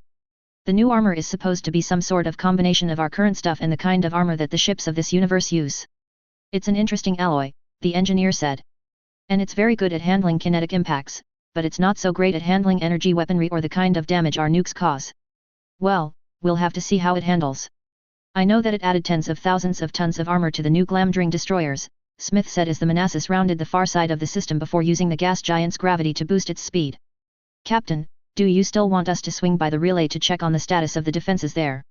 Ensign Paul Jones asked as he prepared to lay in any course corrections. Affirmative, Ensign, Captain Smith replied. And have our escorts come in a bit closer. I understand they're mostly crewed by the rookies from Corliss and Torfin, but that's no excuse to be lazy. Aye sir, laying in the course for the relay now, Jones replied as his hands flew across the console.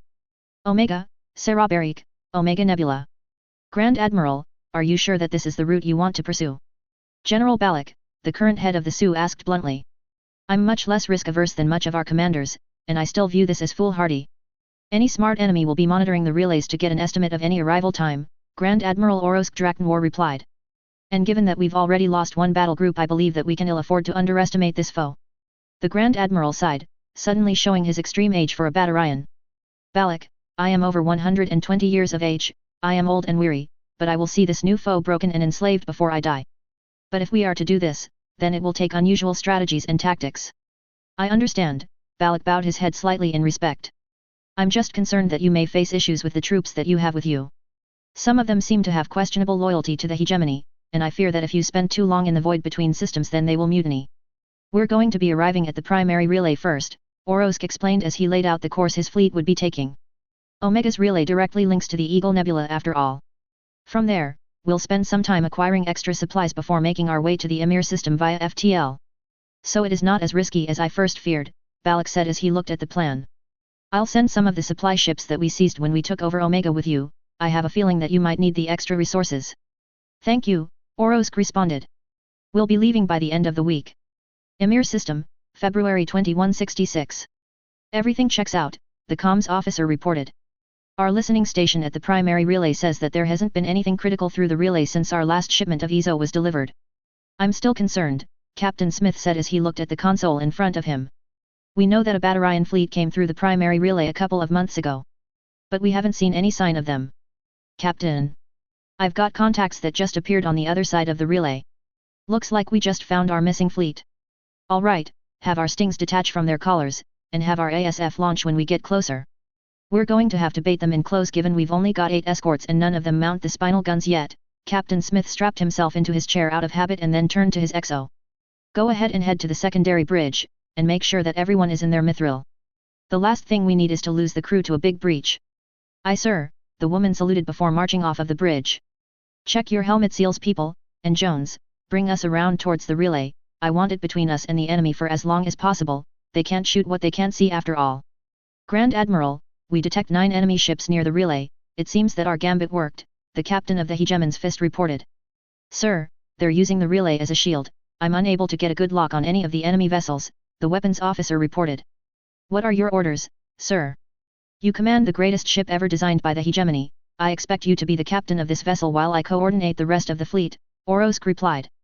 I was unaware that I needed to multitask the workings of every ship in my fleet. The captain then turned away and began to issue orders to his bridge crew while the Grand Admiral turned his attention to the Fleetcom's tactical console and began to coordinate the movements of the fleet as a whole. Chapter 44. Keep the relay in between us and the enemy fleet for as long as possible, Captain Smith ordered both his bridge crew and the escorting ships. We don't outrange them, so we have to fight smarter than them, we wait until they push up, and then we move as fast as we can into one of the groups that will likely be coming around the relay. Aye sir, Jones responded as he shifted the maneuvering thrusters to continue to hold position behind the relay. I estimate 5 minutes before they circle the relay, the sensors officer, Lieutenant Erica Johnson reported. Looks like they've split into 2 groups with differing numbers of ships. Prepare to push the group that's the most numerous on my mark, Captain Smith said as he looked at the current data. Launch our ASFs as well, we're going to need all of the firepower we can get. The small group of 9 ships plus the 24 aerospace fighters began to push their thrusters to the max, using the small amount of gravity that the relay put out to boost their speed as they moved into what the local universe called the knife fight range. Coordinate PPC and naval autocannon fire, Smith ordered. Knock out their frigates' barriers and then hammer them with ballistics and missiles while our lasers focus on the cruisers. Aye, sir, Lieutenant Junior Grade Amanda Grace responded. Ordering all of our gunnery teams to coordinate fire. Escorts are to target enemy vessels as they see fit, Smith relayed to the comms officer. ASF are to stay close and only hammer targets of opportunity. Grand Admiral, the enemy battle group is coming right at us, and they're speeding up, the captain of the dreadnought reported. Then fire at them as they come in. Orosk roared at the timid captain. Are you an officer of the hegemony or not? The Grand Admiral punched the captain hard enough that he not only broke his hand but also broke the Batarian's nose and sent him into sweet nothingness. Open fire on the enemy battle group, he calmly ordered as he tore a part of the captain's uniform off to wrap his broken knuckles with. We need to cause what damage we can while we are at range. Yes, Grand Admiral, the weapons officer responded, and the dreadnought shuddered as the first of many rounds left the spinal gun. No impact, the officer reported. Recalculating for enemy velocity and attempting to hit the target again. Good, Orosk said as a medic finally reached the bridge and began to tend to his hand. Continue to fire as we cross paths, the closer they are the easier it should be to hit them. Enemy forces are firing, Johnson reported. Current volley of fire mainly missed, but as we get closer it's more likely that they'll hit, at least for that small window of opportunity. I'm aware of that, Lieutenant, Smith said calmly. Start firing with the PPCs as soon as we are within range, I want us to use our forward firing arcs while we can. Aye sir, entering PPC range in about 30 seconds or so, LTJG Grace reported. Impact on our barriers, Johnson reported. Minor hit, barriers still near full strength. In range now, gunnery teams opening fire with forward PPCs. The Manassas and her escorts began to close in on the enemy fleet, the Hegemon's Fist occasionally striking her barriers with a round while most of them missed, the enemy frigates and cruisers making up for the dreadnought's inaccuracy with their shots striking the Manassas and her escorts. One of the stings escorting the Manassas spun out of control. It then struck an enemy frigate, continuing to pour fire into the enemy ship while the momentum drove them both into a Batarian cruiser, the trio of ships vanishing as the frigate's reactor went up. The mass effect field generated by the exploding cores sending both battle groups off course as the new gravity well exerted its force for a brief moment in time before vanishing. The Manassas continued to carve a swathe through the enemy frigates, her PPCs shutting down their barriers while her missiles and autocannon shredded chunks of armor before cutting into the ships and exposing them to the void while her broadside lasers began to cut into the enemy cruisers, their armor not designed to withstand lasers beyond that of the usual Guardian systems. While the Manassas and her escorts were trying to deal with the Hegemon's Fist and the battle group that surrounded her, the rest of the Batarian fleet rounded the relay and came up in a flanking pattern, lashing out with massed but focused fire that began to pick apart the escorts one by one, eventually leaving the Manassas herself the only Commonwealth ship remaining. One final shot from the dreadnought seemed to shut the ship down for good, leaving her surrounded in a graveyard of Batarian vessels and the skeletons of her own escorts. Ugh, Jones muttered to himself as he shook himself back awake, his mithril's HUD flashing a warning that let him know that he was operating on the internal oxygen supply. Captain Smith, he twisted and turned on his helmet light to see what had happened to the rest of the bridge crew only to find that they were all either unconscious or dead. Jones unstrapped himself and found that there was still gravity, which meant that there was still power to parts of the ship, which also meant that his job wasn't over just yet. "This is Ensign Jones, I need a status report from any gunnery crews left alive," he said over his Mithril's comms system. "This is the portside gunnery commander, James Porter. I've got some wounded, and we don't have but a couple of areas with atmosphere, but we've got guns if you can get our targeting back up." "Copy that," Paul Jones said as he walked over to Grace's terminal. "Give me a few minutes to reroute the targeting systems over to your direct control." "Understood," Porter replied. "You sure we're still in the fight though?" "I have not yet begun to fight," Paul Jones stated. "But I've got a new plan. I'm going to link all of the energy weapons to the main console. I want you to gather up what personnel you can and link up with what Marines are on board. We've got some small craft still in the hangar and a gorgeous dreadnought out there just waiting to be taken from the Batarian bastards." Chapter 45. Colonel Page, Porter reported to the Marine CO. "The bridge crew is dead or unconscious, and we're abandoning ship. Ensign Jones is the only command staff member able to give orders, still he's rerouting the weapons to his station. I take it we're going to be moving to the enemy dreadnought?" Page asked as she slapped the bolt on her rifle forward, chambering around into the massive rifle. "I ma'am," he figured he'd keep their attention on the Manassas while we boarded and took over the enemy vessel. "Go see if any other gunnery crews are alive," Page ordered the NCO. "We're going to need the extra personnel." "I'll have some of my people get to it," Porter responded as he began to distribute rifles and carbines to his current group of sailors. "I hope we've got enough weapons for all of them." "I wouldn't be too concerned about that," Page said as her group of 30 Marines stood up, their medium battle armor making them stand head and shoulders over the group of power-armored sailors. "Just stand behind us if things get hairy." "We only have enough small craft for about half of us, ma'am," Matthias reported. "Some of us are going to have to leave via the escape pods or stay here." "All right, listen up," Page yelled out in the small craft bay, getting the attention of all of the sailors and Marines. "We only have space for half of us to go and board the enemy dreadnought. If you board the enemy ship, it's certain that some of you will die. Either on our way to the ship or in the process of boarding it. If you stay here, your chances of survival go up. If you come with us, you're more likely to die. Anyone who's willing to step into the void, step forward." The entire group of sailors stepped forward. Not a single one of them was willing to stay behind and wait for their end. "Then we squeeze as many of us into the small craft as possible," Page shrugged. "And the rest of you get to the escape pods. If you want to head into hell with us, then you're going to be riding in hard." "Colonel Page, you ready to depart?" Jones asked through what was left of the internal comms systems. "Because I'm ready to start the distraction." "Give me 5 minutes, and then start firing," Page ordered the junior officer. "How many weapons systems were you able to tie in?" "I've got 2 of the lasers up and running, the light PPC, and 1 NAC/35, Jones replied. "It'll have to be enough." "Copy that, Jones," Page said. "Make sure to take as many of the bastards with you as possible." "Godspeed, Colonel," Jones replied as he shoved the captain into the lone escape pod and launched the still unconscious bridge crew into the void. "I'll try to keep them busy for as long as I can." "This is a disaster," Grand Admiral Orozc muttered to himself as he looked at the wreckage of nearly 2/3 of his fleet. "Begin scanning our vessels and mobilize S&R teams, we're not going to leave any of our people to die in the void." "Sir. We have an energy spike from the enemy cruiser, it's still active." The sensors officer reported as one of their frigates that had moved closer to the port side of the enemy cruiser seemed to fall apart to enemy fire before one of their remaining cruisers also began to drift due to taking more damage. "Open fire on that cruiser," Orozc ordered. "It's clear that we're going to have to make sure that they're dead." The dreadnought fired its spinal gun, and the ship shuddered for a brief second as the round left the end of the gun. The impact on the enemy cruiser seemed to finally cut all power off to the vessel. "Have at least 2 frigates monitoring every enemy ship that is drifting," the Grand Admiral ordered. "We won't be taken by surprise like that again." While the remnants of the Batarian fleet maneuvered around and began to scan for their own survivors, a group of small craft and escape pods used the debris field generated by the conflict to drift close to the dreadnought, making sure to keep some of the larger pieces of debris in front of them to conceal any movement from the sensors. "Colonel Page, we're about a click from the enemy dreadnought," the pilot of her small craft reported. "If we wait too long to engage our thrusters, then we might miss our window." "Just wait for it," Page ordered as she looked at the data from where she leaned over the shoulder of the pilot. "There'll be an opening, we just have to wait for a minute before we take it." "There," Page called out as they saw some sort of small hangar where shuttles were being launched. "Odds are that's where they launch search and rescue operations from." "Sending data to the rest of the pods and small craft," the pilot replied. "Moving now." "Punch it," Page said. "We don't want to miss. This is going to be close." The pilot yelled as he triggered his lasers and autocannon, shredding one of the shuttles that were in the way and flying through the debris left behind. "We're in," the pilot said. "I'm opening the doors now," but I'd be prepared to deal with some company. The Marines and sailors aboard the M1 immediately jumped out of the small craft and began to open fire on the Batarians that were working in the Dreadnought's shuttle bay, clearing the area and making sure that the doors remained open for the remainder of the Manassas crew to make it aboard.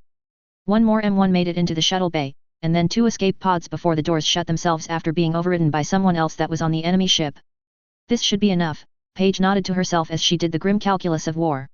Odds are that anyone who didn't make it in time won't be making it at all. Matthias, grab one of these Batarians' Omni tools, Paige ordered the NCO.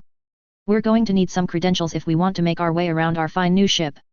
Aye ma'am, Matthias replied as he yanked the bracelet off of the Batarian with the most ornate armor. Stack up on the door, Paige ordered the rest of her Marines and some of the sailors. They know we're here by now, and they'll be waiting for us. Grand Admiral, we've got boarders, they've breached one of our shuttle bays and are working their way through the corridors. Do not open fire on the Hegemon's Fist unless it is clear that we've been captured, Grand Admiral Orosk ordered the remnants of his fleet. I'll deal with this myself, he turned to one of his aides. Find me some armor and a weapon. I'll be damned if I let someone take my ship from me without killing me first. Chapter 46. Ready? Paige asked her Marines as they stacked up on the door. Yes ma'am, they replied as Corporal Matthias used the stolen enemy Omni tool to bypass the door's locks. Let's move, Paige ordered and Matthias triggered the door controls, the Marines rushing through and clearing their sectors of any enemy combatants before pausing to allow the rest of the Marines and sailors to catch up. Engine room is towards the aft, Matthias reported as he looked through the Batarian's Omni tool.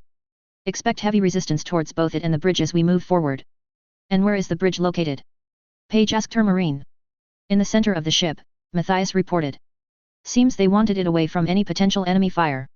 The secondary CNC is located opposite the engine room, and will likely be fairly easy to seize.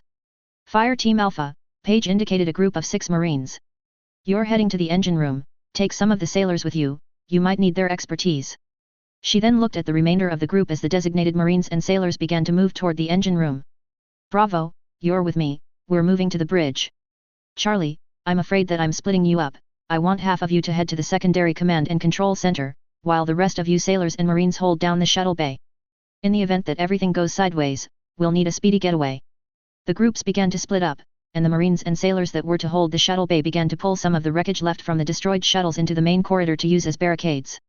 The Batarians, meanwhile, were not idle. While the remaining crew members of the Manassas were spread throughout the Hegemon's Fist, the Batarians were arming themselves, with Grand Admiral Orosk having authorized heavy weapons based on the small amounts of intel that they had received on these Commonwealth savages. Commander Dakachar, Grand Admiral Orosk greeted the Sioux commander that was in command of the special forces aboard his dreadnought. I suppose you have a plan to deal with the boarders. Yes, Grand Admiral, Dakachar replied. We've moved some of the spares that we had available for the shuttle's main guns to the corridors outside of the bridge. We'll be able to operate them as long as the power sources we rigged up are working. We also have distributed some of our heavier weapons throughout the teams that I have on board. If the enemy comes, we'll be able to deal with them. I'll leave it in your capable hands then, Commander, Orosk said as he turned to see the sniveling coward of a captain finally waking up. Now, as for what is to be done with you, Orosk said as he hefted the younger Batarian up and threw him up against a bulkhead. I ought to have you killed for your cowardice, but I believe that I have another use for you. Dakachar, Orosk called out the name of the Sioux commander. Send him out first, Orosk ordered. I do not want him to come back even when we win. Yes sir, Dakachar grinned savagely. I'm certain that something can be arranged. Moving up, Matthias said to Colonel Page and the rest of Fire Team Bravo as he peered around the corning and down the corridor. I can see some sort of barricade set up near the bridge, we can try to divert, but there are only 2 entrances, and the odds are that they're both heavily defended. We push up, Paige said as she did a rough count of her grenades. I'm not sure what they have to use against us, but we don't have time to waste. They'll be sending in reinforcements from the other ships if we take too long. Copy that, Matthias said as he rounded the corner, a shot from some sort of massive gun carving through his barriers, and caving his chest plate in. Matthias is down, I'm using grenades and suppressive fire. The leader of Fire Team Bravo said as he tossed a concussion grenade towards the bridge followed up by a frag. Matthias is dead, the corpsman reported as he dragged the body of the Marine out of the corridor. Round didn't just penetrate his mithril, it also ricocheted around in there. Someone grab the Omni tool, Paige ordered as she grit her teeth at the death of another one of her Marines. And get me a visual of exactly what we're looking at down there.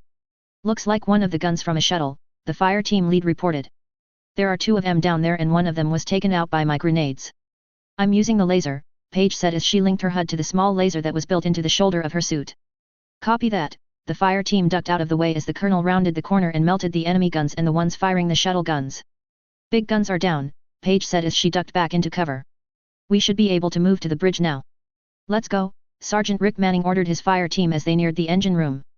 Considering we've only faced minimal resistance up till now, I believe that they've been holding back their people to defend or scuttle the ship should we get too close to taking the engine room. Manning looked at the sailors with him.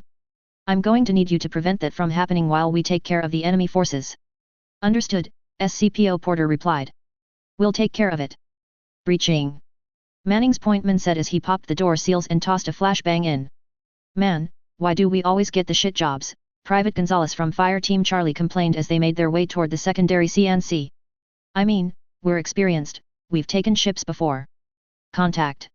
The pointman yelled as a net made out of electricity descended on him and blinded him to the grenades and rockets that were about to impact. Perez is gone. Gonzalez said as he shouldered his rifle and began to fire in short controlled bursts. It looks like they're protecting the secondary CNC better than predicted. We'll take it, the fire team lead said as she triggered her jump jets just enough to give her a boost as she tackled an enemy battalion to the ground before stomping on its head and crushing it underneath her boot. Ora! Gonzalez said as he moved forward, dodging in and out of cover to hose the enemies with more bullets. Get some. Stupid fuckers, just had to ruin my day, Paige muttered as she stepped over a body that was on the bridge. This thing isn't going to be able to run this dreadnought for a while. I'll say, the corpsman said with a sigh. We're lucky that we only lost half of our guys with the amount of firepower they had concentrated here. I've gotta live one here, one of the remaining Marines called out. He's in some sort of fancy armor or something. You think you have won? A rasping voice said through the translator. The hegemony will soon make this place your tomb. You are deluded if you believe otherwise. HVT. The corpsman asked as he looked with scorn at the obvious officer. Tag him, Paige nodded. And make sure that he stays alive long enough that we can get some useful intel out of him. The corpsman went to treat the Batarian's injuries, and as he began to go over him, the Batarian's breathing slowed and then stilled as he expired. No dice ma'am, the corpsman shook his head. He's gone. Let's move to the secondary, Paige instructed. We've got control of the critical areas, and it's not as if they'll be using this shit show for anything. Aye ma'am, the Marines responded. I just hope that we've got the rest of the fleet on their way out here to help, Paige muttered. Otherwise we'll have done all of this work for nothing. Chapter 47. Alright people, we are currently sitting ducks unless reinforcements have already made it here, Paige said as she entered the secondary bridge of the captured Batarian dreadnought. So give me some good news. Looks like we have total control of the engines and every weapon except for the spinal gun, one of the sailors said as he looked over the rough translation of the text on the screen. Spinal gun has to be directly authorized by someone from the main command and control center according to this. Then we may have just captured the biggest and most expensive lifeboat ever, Paige said with a sarcastic lilt in her voice. Start boosting us around the relay ST maximum forward speed. We may not have to do that, ma'am, the sailor manning the sensor station said.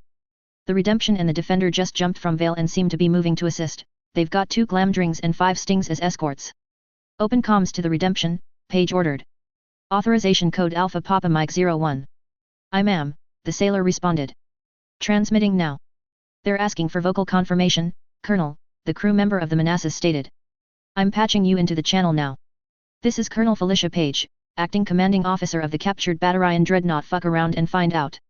I assume that it's you commanding the Redemption, Victoria. It is damn good to hear your voice, Admiral Victoria Jewell's voice responded. Hull called us as soon as the Batarians appeared on the long-range sensors. But it appears we're a touch too late. You're just in time to help us clear out the rest of these bastards, Paige replied. I've got a decent portion of the crew with me, but I don't know how many escape pods managed to get out or how many we ended up leaving on board. We've got the local fleet moving to assist in either killing the enemy or with search and rescue operations, Admiral Jewell replied. You just try and keep that dreadnought clear for the rest of the fight. Wilco, Paige responded. We've got most of the Batarian crew sealed up in various parts of the ship, we'll clear them out while we make our getaway. Just do your best to stay alive, Jewell replied. We'll take care of the rest of the fleet from here. Am I clear to go look at the Manassas now? I asked angrily while glaring at my bodyguard. Or am I still under house arrest? You were never under house arrest, Melissa's voice came from the now open doorway, Natasha standing beside her with arms crossed and a scowl on her face. We just didn't want you to end up dead because you were angry. I wouldn't have done anything stupid, I protested. I don't go running off half-cocked when I'm angry. No, Melissa agreed. You're normally fairly even-keeled when angry, but in this case, I think it's time that I address something I've noticed over the last few decades. And what might that be? I asked as I finally uncrossed my arms and prepared to actually listen instead of being angry. You have never really dealt with Sapphire's death or the loss of your first family, Melissa said bluntly, knowing that it was the best way to get through to me. You've been burying yourself into work and making everyone else's life better, and while you always seem to be fine on the outside, I'm fairly certain that you've just been bottling up all of the pain that you've endured over the entirety of your life. No, I shook my head a bit. I've dealt with the loss of my first family. It took me a while to get through it, but I had dealt with that before I even met Nat. I nodded my head at my wife. But you may be right about Sapphire's death. I thought we had dealt with this, Natasha said. I thought we had settled everything on Luthien. No, I shook my head with a sad smile on my face. Luthien helped you more than me. I spent years having some of the spy ships we were reactivating on Liutan comb through systems that were close to Robinson in the hope that we'd find more than a lump of misshapen metal. I looked at my wife. I'm sorry I never told you, but you had moved on, and I didn't want to burden you with my false hopes. Especially when we started raising the twins, because you were happy, and so I pushed everything down and just decided that I would take it to my grave. The Manassas is just a ship, I know that. But she was more than that to me. For over 50 years of my nearly 80-year life, she has been present. The space battle is over, Melissa said simply as she looked at me with sad eyes while Natasha moved in and forced me into a hug. We'll tow what's left of the Manassas into orbit near the shipyards, and we'll let you decide what you want to do with her. Melissa then left the room, leaving me to deal with a Natasha that was torn between taking me to the sparring mets or giving me a hug. I love you, Natasha said as she met my eyes and gave me a kiss before twisting and throwing me over her shoulder. Now, we are going to be dealing with this the way we did before we got married. Fuck me, I muttered as I stood up. That too, Natasha smirked at me. But only after I am done showing you the error of your ways. We are partners, are we not? She asked me as she lost her playful attitude. I truly thought we had worked through this together. Why would you have concealed this from me? I honestly don't have a good answer for you, I replied with a half shrug. I'm only human, and even though I helped you deal with your grief and anger, it's oftentimes easier to help other people work through things than to do it yourself. I looked down at the ground. That, and it's always going to be easier to push something down than to actually deal with it. It's going to take some time to work through this, and it's worse when it's been bottled up like this. I have an idea, Natasha said. But I want you to listen before forming an opinion. I can do that, I replied. But can it wait until after I've seen the Manassas? Bargained well and done, Natasha smirked as she pushed me through the door. I can tell you my idea while we are on the way. Chapter 48. Emir System, late February 2166. So her keel has been nearly torn in half from one of the enemy EZO core detonations? I asked as we circled the wreck of the Manassas. Yes, Dr. Rogers said as she stood at the small craft's viewport with me as we looked at it. Just about the only things that are still functional are the thrusters and the bridge. If we wanted her functional again we would have to do a complete rebuild and overhaul. Our yards above Vale will be up and running soon, right? I asked as I looked at my broken ship, my heart sinking as we looked at the damage caused by a sudden and intense gravity appearing within a half-dozen clicks. In half a year or so, Rogers said with a shrug. But you're not going to be able to move the Manassas. Its KF drive was one of the few things that were completely ripped apart by the gravity, and it's too big to tow via the method we worked out for getting to Torfan. What do you recommend then? I asked as I looked at the entirety of the damage reports while also looking at the broken cruiser before me. Use the germanium that we've mined on Vale to manufacture a new KF drive while redesigning all of the NACs to utilize EZO tech. That'll boost the range exponentially, and then we can also use it as a test bed for any new tech we come up with as it gets closer to completion. How long do you think it'll take? I asked. Because I want her rebuilt no matter what resources we have to put into her. It'll take us 5 or more years to build the proper facilities to manufacture KF drives at Vale, Rogers said as she reviewed her information. That'll give us time to build a separate yard specifically for repairs and equip some of our vessels specifically with KF drives. But if you want one in Emir, then we're going to have to go to great lengths to conceal it. I have some ideas on that, I said before turning and looking at the petite blonde. I'll have to get with Melissa and Curlin's advice on it though. Then I'll assign a couple of teams to work on the Manassas redesign, the woman smiled at me. Trust me, we all want to see the old girl back in action. Thank you, I pulled the woman in for a hug. I'm looking forward to seeing what you come up with. Citadel, Widow System, late March. We have to intervene in this conflict, Tavos said to her 2 fellow counselors. I was willing to tolerate it beforehand, but it has gone too far now. Why should we intervene? Sparatus asked with crossed arms. The Batarians have never done more than pay lip service to our laws, and the terminus is becoming a safe haven for trade for the first time in decades if not centuries. On top of that, the Batarians have not requested our aid. They are in the middle of a civil war of their own making, and now they will pay the price for their arrogance. The Terminus Commonwealth has captured one of the Batarian's dreadnoughts, Tavos said with a sigh as she sent the data over. I received this from one of our spies that's within the hegemony. This doesn't seem to be our problem, Sparatus shrugged as he exchanged glances with Vidal. In fact, I would say that the two of them can fight it out. The Terminus Commonwealth now has 2 dreadnoughts, Tavos said as the other 2 counselors looked over the data. Does that not concern you? Yes, Sparatus said with a smirk. 2 dreadnoughts, we have dismissed that claim within the hierarchy. Second large vessel does not have a spinal gun, and therefore does not qualify as a dreadnought by any of our definitions, Vidal spoke up. In fact, would be unsure as to how to define a large ship in that vein properly. Do you not see that galactic stability is falling? Tavos asked the other 2 with shock in her voice. Numbers would point to opposite effects, Vidal said as he sent over the latest in economic reports. All signs point to an economic upturn, and with piracy taking a downturn, improvements are almost certain. But the long-term ramifications could lead to issues later down the road, Tavos protested. We have no clue what the Commonwealth will end up being in the long run. At least with the hegemony, we had something that was stable. Clearly not, Sparatus pointed out. If all it took was a minor power for them to fall into a civil war. Besides, the Terminus Commonwealth seems a viable option to keep the pirates and other minor powers of the Terminus systems in check. Would point out, Vidal chimed in. That we are not even certain of the species of the leaders of the Commonwealth. But all signs point to much lesser population growth than Krogan, thus factors for that kind of expansion are greatly diminished. Tavos, it's not that we aren't concerned, it's that we aren't seeing this in the same way that you are, Sparatus explained. Maybe you're seeing something that we're not, but the Turian hierarchy is only seeing benefits to this. In fact, we've been approached by several local manufacturers who would like some tax breaks for expanding into the Terminus Commonwealth. They'll be hiring Turian mercenaries, and expanding our interests into the Terminus systems in a way that doesn't make them react in a negative way. The Valis have also begun putting together a large trade expedition that will be departing for that area soon. It is possible that I have not looked at all of the data, Tavos said as she pinched her nose. I apologize for my outburst, there are many matriarchs in the Asari republics that are trying my patience currently. There is nothing to apologize for, Sparatus said. There are 3 of us for a reason. Pointing out blind spots is a part of our job, we would be remiss if we failed in that. Chapter 49. Emir System, late May 2166. So you and several other planets with colonies on them wish to join our Commonwealth? I asked the Terminus Quarian sitting across the table from me. I take it that you've reviewed the laws that you'll be required to submit to. My people have no issues with following the rules and laws that we will submit to, the male Quarian sitting across from me stated.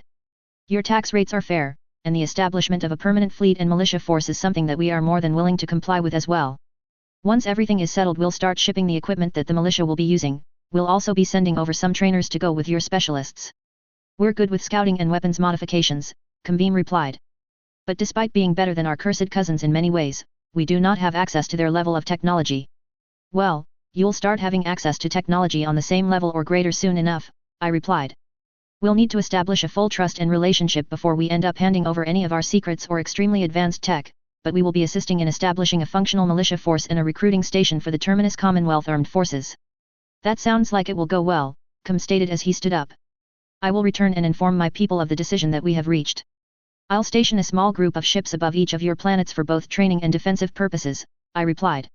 We'll have to see how many of your people need to be trained on the ships coming off of our yards. They're not quite the same thing that you'll find in most nations' navies. We'll welcome whatever you can provide at the moment, Kam said with relief evident in his voice and on his face. While pirate attacks have been low for the past couple of years, we were still incredibly vulnerable to them and have lost many people to slavers over the last few hundred years.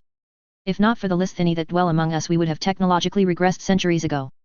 Well, we're not quite done eradicating what pirates remain, but we will be pursuing any that cross our borders, I replied. Should you manage to take out some more of the pirates towards the rim, then I may have more people willing to join in this Commonwealth, Kam smiled. There are independent Batarian and Turian colonies that have been separated from their nations for centuries and may be looking to others for aid after many years of not having a large defense force capable of holding off many of the pirate and slaver attacks. I'll keep that in mind, Kam, I said as I shook his hand. I'll assign some escorts to go with you on your return along with having the shuttle you arrived in worked on and improved before you go. You have been a most gracious host, Kam inclined his head, the trophies of his dead enemies rattling around on the necklace that he wore. But before I depart, I would like to at least see what has become of the cousins of ours that decided to cross you. The Quarian grabbed his helmet and sealed it as we left my office. I'm curious to see if there has been any improvement in their attitudes over the last few decades. You're sure that this is what you want? Melissa asked as we all sat around a simulated fireplace eating some of the food that I had cooked for Natasha's birthday.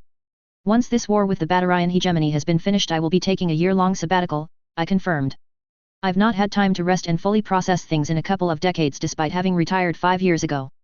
You'll do well as a steward, and you'll have plenty of assistance. Besides, if things take a turn for the catastrophic, then I'll come back and take the reins from you. I understand that, Melissa said as she leaned back, the 7-month-old cooing in her lap as she fed him. I assume that part of this is spending time with Natasha and repairing some of the damage you did to your relationship. Yes, I nodded as I pulled Nat in close. I've got some explaining and soul-searching to do for a little while. He has also agreed to go on some adventures with me, Natasha smirked. It is a part of the payment that he owes me for keeping secrets. Anyway, I changed the subject. I'll make sure that everything is sorted and ready for you to take over once we're ready for it. I don't think the Batarians will be able to stomach much more of a war out here in the Terminus systems. Once we retake Omega for Arya, then we'll be in a position to block them out while their civil war lasts. It looks worse than the Merrick civil war, Melissa said as she moved Arthur to a playmat on the ground.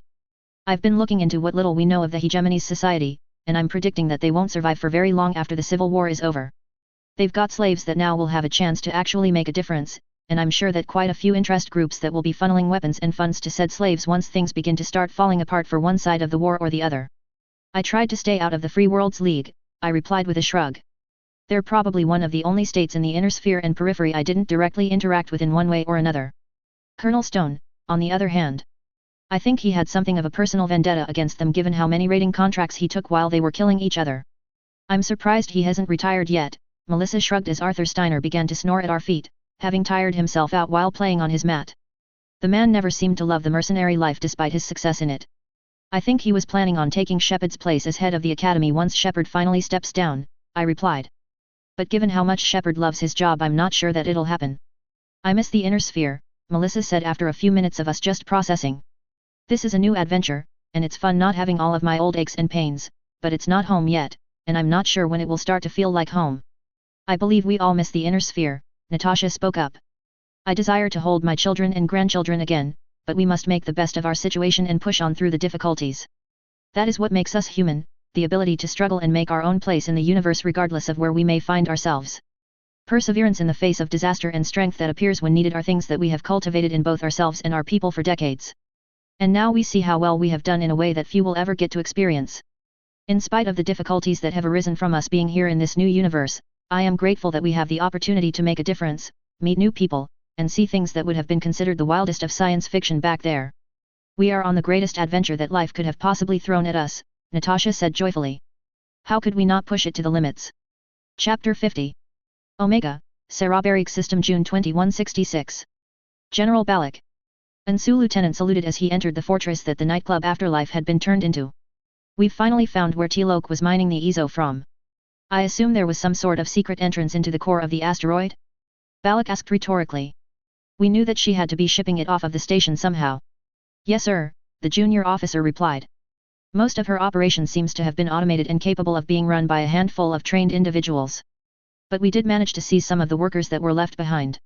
Good, Balak said as he stood up. Take me to this location, and fetch me some of the more skilled of our civilians and slaves. With Torfin denied to us, the hegemony will need another supply to make up for the loss, and as minimal as such losses may be, we will still need Ezo. But what about the civil war, General? The lieutenant asked. What civil war? Balak asked nonchalantly. We are the Sioux, we serve the hegemony, not whoever is in charge of it at the present moment. Besides, I have plans for how we will deal with who is left after the fallout, Balak continued walking with the junior officer. Tell me, Lieutenant, what is your name? Lieutenant Derek Kapketa, sir. You must be fresh from the Academy Kapketa, the general said as he stopped walking. While here in the Sioux we welcome the hard questions, it only strengthens our faith in the pillars and the hegemony. Many of my fellow senior officers would prefer their men left in the dark. But we are the Sioux, if you have made it into our ranks then you have earned the right to know what it is about the hegemony and the poison that is contained within. Poison sir? Kapketa asked worriedly. Yes, Balak stated. Poison. You see Lieutenant, the truth of our society is that without an influx of fresh slaves the hegemony will collapse. This is well known to the Sioux, and given our latitude in operations we have conducted independent studies over the last few generations. This civil war, Kapketa, will be the end of the hegemony whether we like it or not, and all that will be left afterward is the Sioux to pick up the pieces and rebuild. This is why it is required to learn a trade aside from your specialty in the Sioux, we are to build a nation should the hegemony come to ruin. Is that why we didn't make any of the people on Omega our slaves? The lieutenant asked. I see you are starting to catch on, Balak said with a nod of approval. The slaves that we brought with us are those with skills that are necessary for keeping the automated facilities running without dispatching groups of troops to do it instead. Then why capture Omega at all? Because it was the best opportunity I was given to remove all of the men under my command from the cesspool that is Karshan. Politics has no place in the Sioux, we are a brotherhood, and we will fight and do to ensure that the nation survives. I see, General, the lieutenant said softly before pointing his rifle at the leader of the Sioux. I'm sorry to see that intelligence was right about you. Right about me? Balak scoffed. You are a fool if you believe that I go anywhere without a personal guard. A shadowy figure appeared at the edge of Kapketa's vision, a traditional blade now held to the lieutenant's neck. I wouldn't recommend the suicide pill, Balak smirked. We'll just bring you back if you do. You are a traitor to the hegemon, the treacherous lieutenant spat in Balak's face. And one day you will pay for your treason. Take him away and lock him in the cells, Balak ordered his protector. You know what to do should he attempt to escape. As you command, a feminine voice replied as more figures appeared and injected the spy with some sort of drug cocktail, and carried his now unconscious body away to the cells set aside for interrogation purposes. Dagger, please accompany me to the Ezo mining stores, Balak instructed his faithful shadow. We have much to discuss if we are to execute our plans properly. Okay, if we're going to retake Omega for you then we're going to need to know some of your secrets, Captain Jordak Bragas said as he looked at the holographic representation of Omega that was before him and other Commonwealth Armed Forces commanders. For the mechs and tanks we'll need to know if they will be able to support the weight, or if they'll collapse under the strain and cause catastrophic damages. We'll also need some back doors. I'd rather not have to take on the entirety of the enemy troops in a frontal assault, the Krogan shook his head. That way lies madness. I'm going to give you some of my secrets, Arya Tilok informed the various officers that were there for the debrief. But I must retain some if I am to retake my throne. We know that they have deployed AA batteries, and so we'll be limited in being able to drop off any of our people if those batteries are manned by Battarian soldiers instead of 6, Winston stated as she twisted the hologram to highlight the areas that most likely contain the batteries. Likely locations are indicated here, but it is just as likely that there are some hidden as well, Nadia cracked her knuckles. We don't know how the Sioux operates, so we will be proceeding with the utmost caution at first. Once we get some armor onto the ground though, that's when things start to change. Nadia grinned savagely. Keep in mind, people, the armor is tough, and it is even tougher with the kinetic barriers. But that doesn't make you a god of the battlefield. You can and still will die if you are not paying the proper attention to your surroundings and your fellow soldiers. Nadia Winson depolarized her visor and met the eyes of each of the people surrounding the hollow table. You are not individual warriors anymore, we have forged you into soldiers, whether you be Krogan, Battarian, Asari, or Turian, you all have a place here and a group of people to put your trust in. Let your steel shine through and we will carry the day regardless of the difficulties that may lie before us. Nadia turned to Arya with a grin on her face as the senior officers seemingly stood up taller. Now, I believe you have some sort of secret entrance to your castle, O Queen. There are 3 hidden entrances. Chapter 51. Omega, Sarabaric System late June 2166. Approaching Omega now, the pilot of Brotherhood of Steel frigate Crest of Honor relayed to the mercenary ship's captain. Good work, Lieutenant, Captain Manitou's adoration replied as he stood and looked over the rest of the duty stations. Our employers have issued us the task of assisting in the retaking of Omega, let us not disappoint them.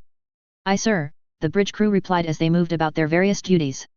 Sir, I'm not detecting very many enemy power signatures on the station, the sensors officer relayed.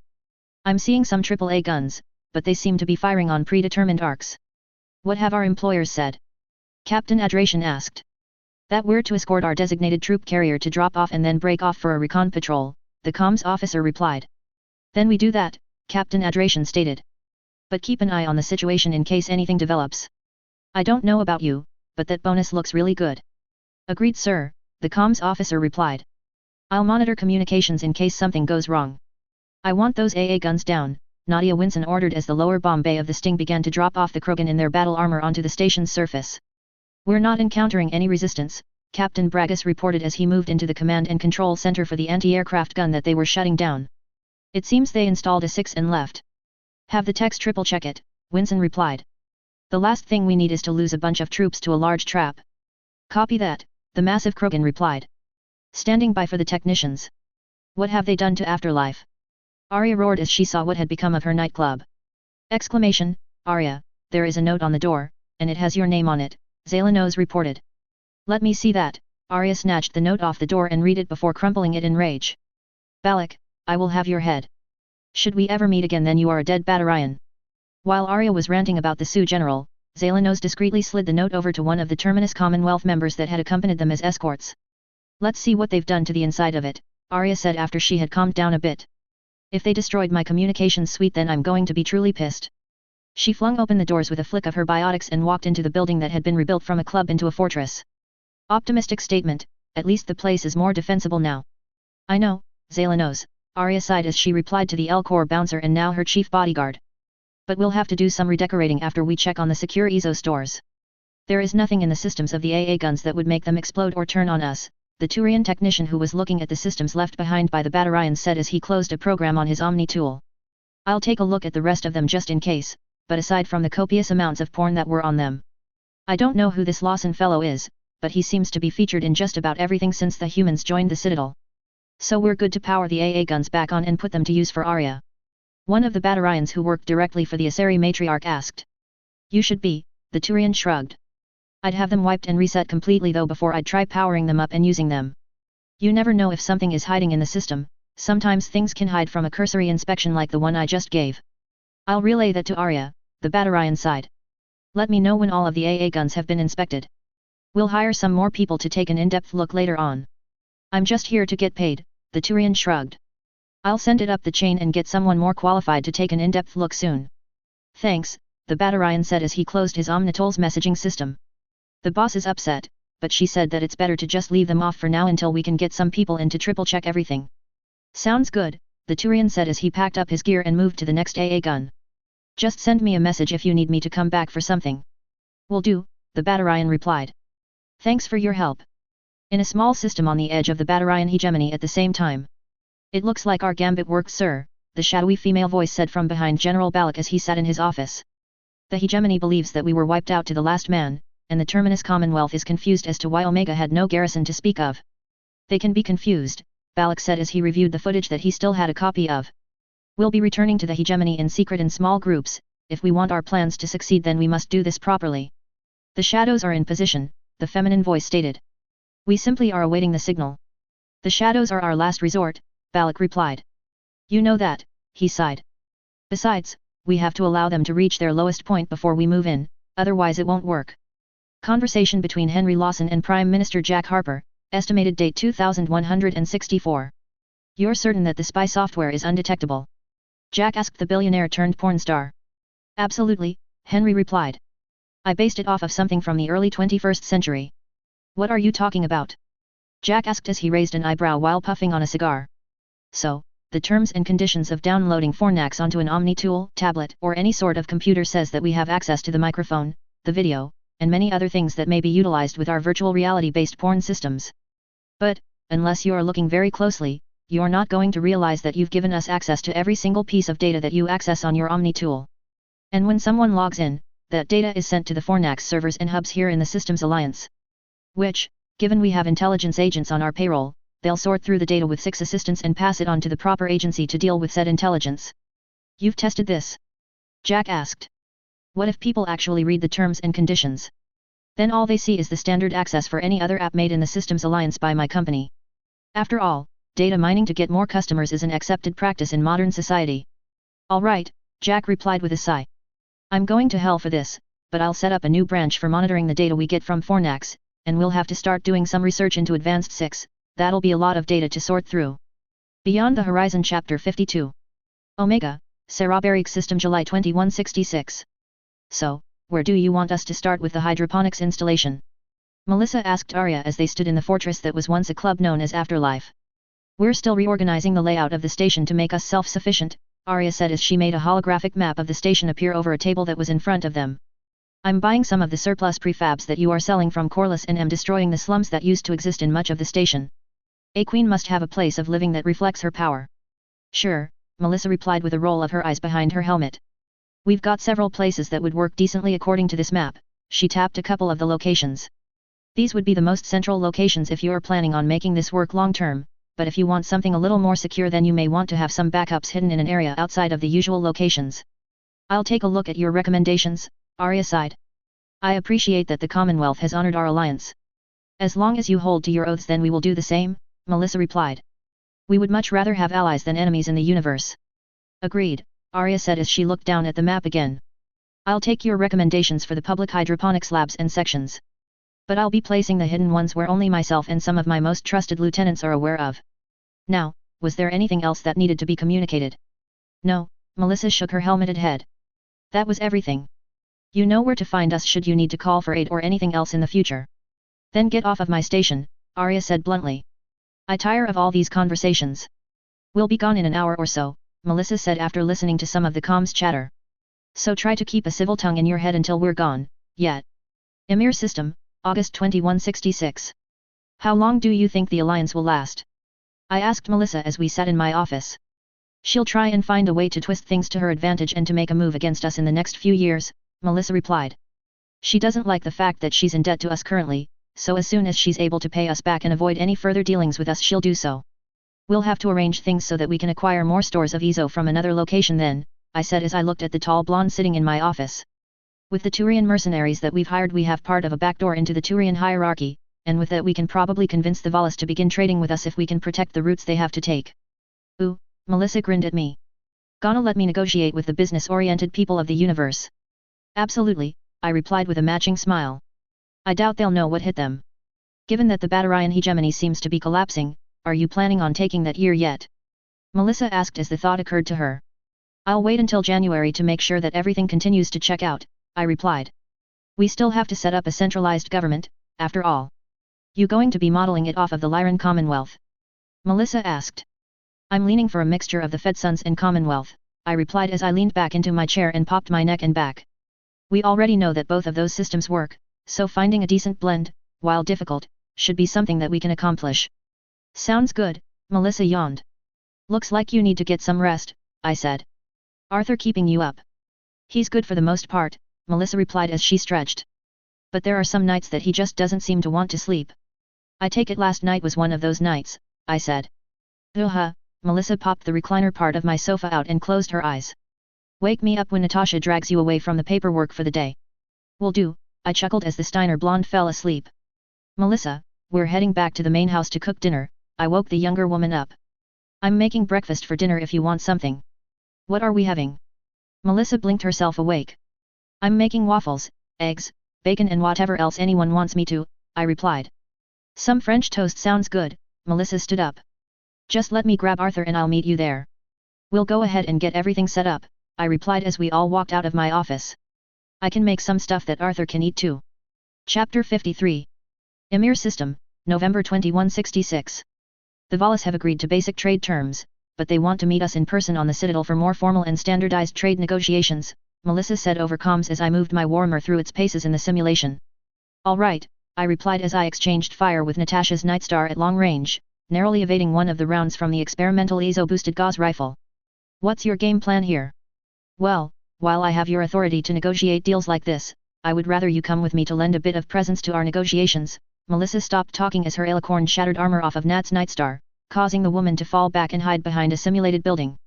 Trying to give off a don't mess with me vibe? I asked as I flurried my jump jets and tagged Melissa's tank with a PPC while I let myself and my mech float down. I can dig it. That, and I haven't negotiated a deal this big in years, I'd rather have you there to bail me out if I screw up somewhere, Melissa replied as her tank's turret shifted and aimed at me.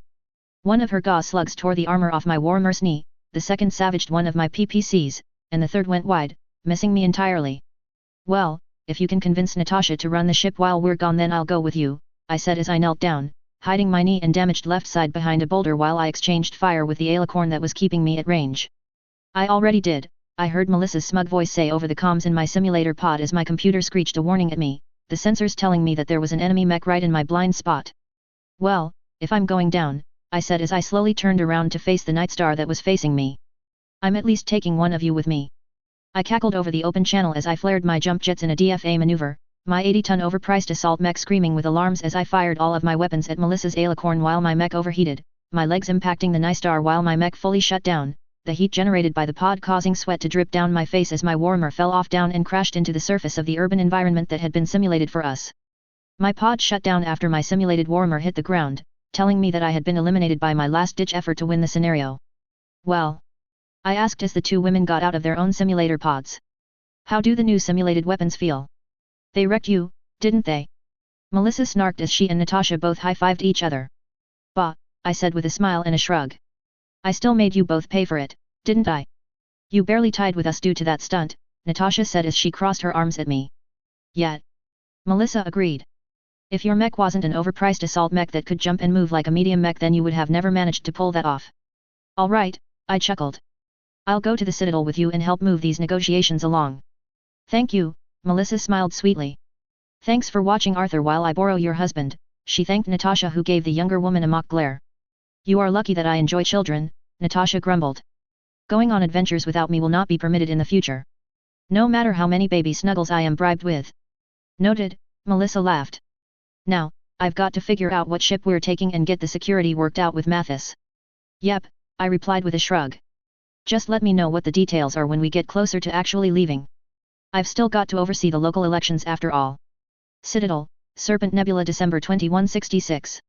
This is Citadel Control, you have permission to dock in Bay 17C, TCV Mother Goose, the Citadel Traffic Control said to the pilot of the Glamdring-class destroyer that was carrying the delegates. Roger that, Citadel Control, Mother Goose is moving to Bay 17C now. So, we're supposed to be here for a week or so depending on how long the negotiations take, Melissa said as we left the docking bay with Mathis and a handful of bodyguards. Unfortunately, due to us not being recognized by the council as of yet, we won't be allowed to carry more than our handguns on us. They're only letting Mathis keep his rifle because they think he's some sort of Krogan underneath the armor. As long as we have a secure location to bed down, we should be fine, I said as I let my hand drift over my holstered handgun. I've got some recommendations from Ethida, and we'll bunk down in one of them for the rest of the week. Copy that, Mathis spoke up. I'll make sure that the location is secured before we bed down. Looks like we have a plan together then, I said as we continued walking, eventually stopping by some sort of holographic Cortana lookalike to get directions to the hotel that Ethida had recommended to us. 2 days later. Is everything set up? A feminine voice asked. Yes, a distorted voice replied. We merely await your signal. Good, the female voice echoed. Execute. Chapter 54. The Citadel, 0030 local time. Ready. The shadowy figures all nodded as their dark armor blended in with the current environment. Affirmative, one of the other figures responded. Breach, the command was issued as the figures overrode the door locks and threw some concussion grenades into the bedroom. The first figure to rush through the door was met with some sort of light before she collapsed, her helmet and chest melted due to some sort of weapon. Use biotics, the commander of the squad ordered. Even if they've got portable energy weapons, the refraction might help. Putting up barriers, the next 2 squad members through the door died, but not before having used a biotic pole to force one of the armored figures out of the cover they were in. All of the dark-clad figures opened fire on the figure as floated into their view, the sheer concentration of rounds ripping into the lower torso and causing the figure to slump to the ground, leaking blood out of several wounds. Taking advantage of the decrease in fire, the group continued to feed bodies into the crossfire, seemingly not caring for the amount of blood and bodies that they were leaving behind. As they pushed in, they left the bodies of 6 armored figures behind before pushing in and finding the last armored figure standing in wait, some sort of pistol in his hands and an unpolarized visor, fury clearly shining through his eyes. You may take me alive, the armored figure stated as he killed 2 of the figures that charged him, their biotics doing nothing to divert the laser weaponry that was coming his way. The handheld weapon also managed to wound and kill another 3, their bodies lying on the floor as a stronger biotic finally entered the room, pinning the man to the ceiling and restricting his movements, while another strong biotic tore the weapon out of his hand as a trophy, while a third ripped his helmet off with biotic-assisted strength and looked in surprise at the surprisingly human face of the figure they were capturing. Change of plans, the leader said as she stepped forward and grabbed the man's chin. I think you'll find that we can sedate him properly if you check the contingencies kit. Now, you will tell us all that we need to know, and we will grant you a quick and merciful death instead of subjecting you to some of our less strenuous methods. Burn in hell, the man spat a mixture of blood onto the Aseri's face. We'll get revenge, one way or another, and when we do, you'll do nothing, the matriarch laughed before turning to the Aseri that were still restraining the man. Clean this up and plant the evidence, we're taking this one back to the monasteries of Thesha. It's clearly time for an introduction to the reason why we are the ones who guide the galaxy. Fuck, Melissa breathed as she came out of the hiding place she had been in, checking the bodies of both her and Mark's bodyguards as she went, hoping that one or more of them were still alive in some fashion. Mathis, she called out as she reached the giant of a man. His corpse was surrounded by what appeared to be dozens of Batarian bodies. They took him, the man seemed to snap his eyes open and jolt up for a split second. They took Hull, his eyes closed as he seemed to collapse back into unconsciousness. I know, Melissa said quietly as she cradled the large man's head as he faded from life. I'll get him back, I swear it.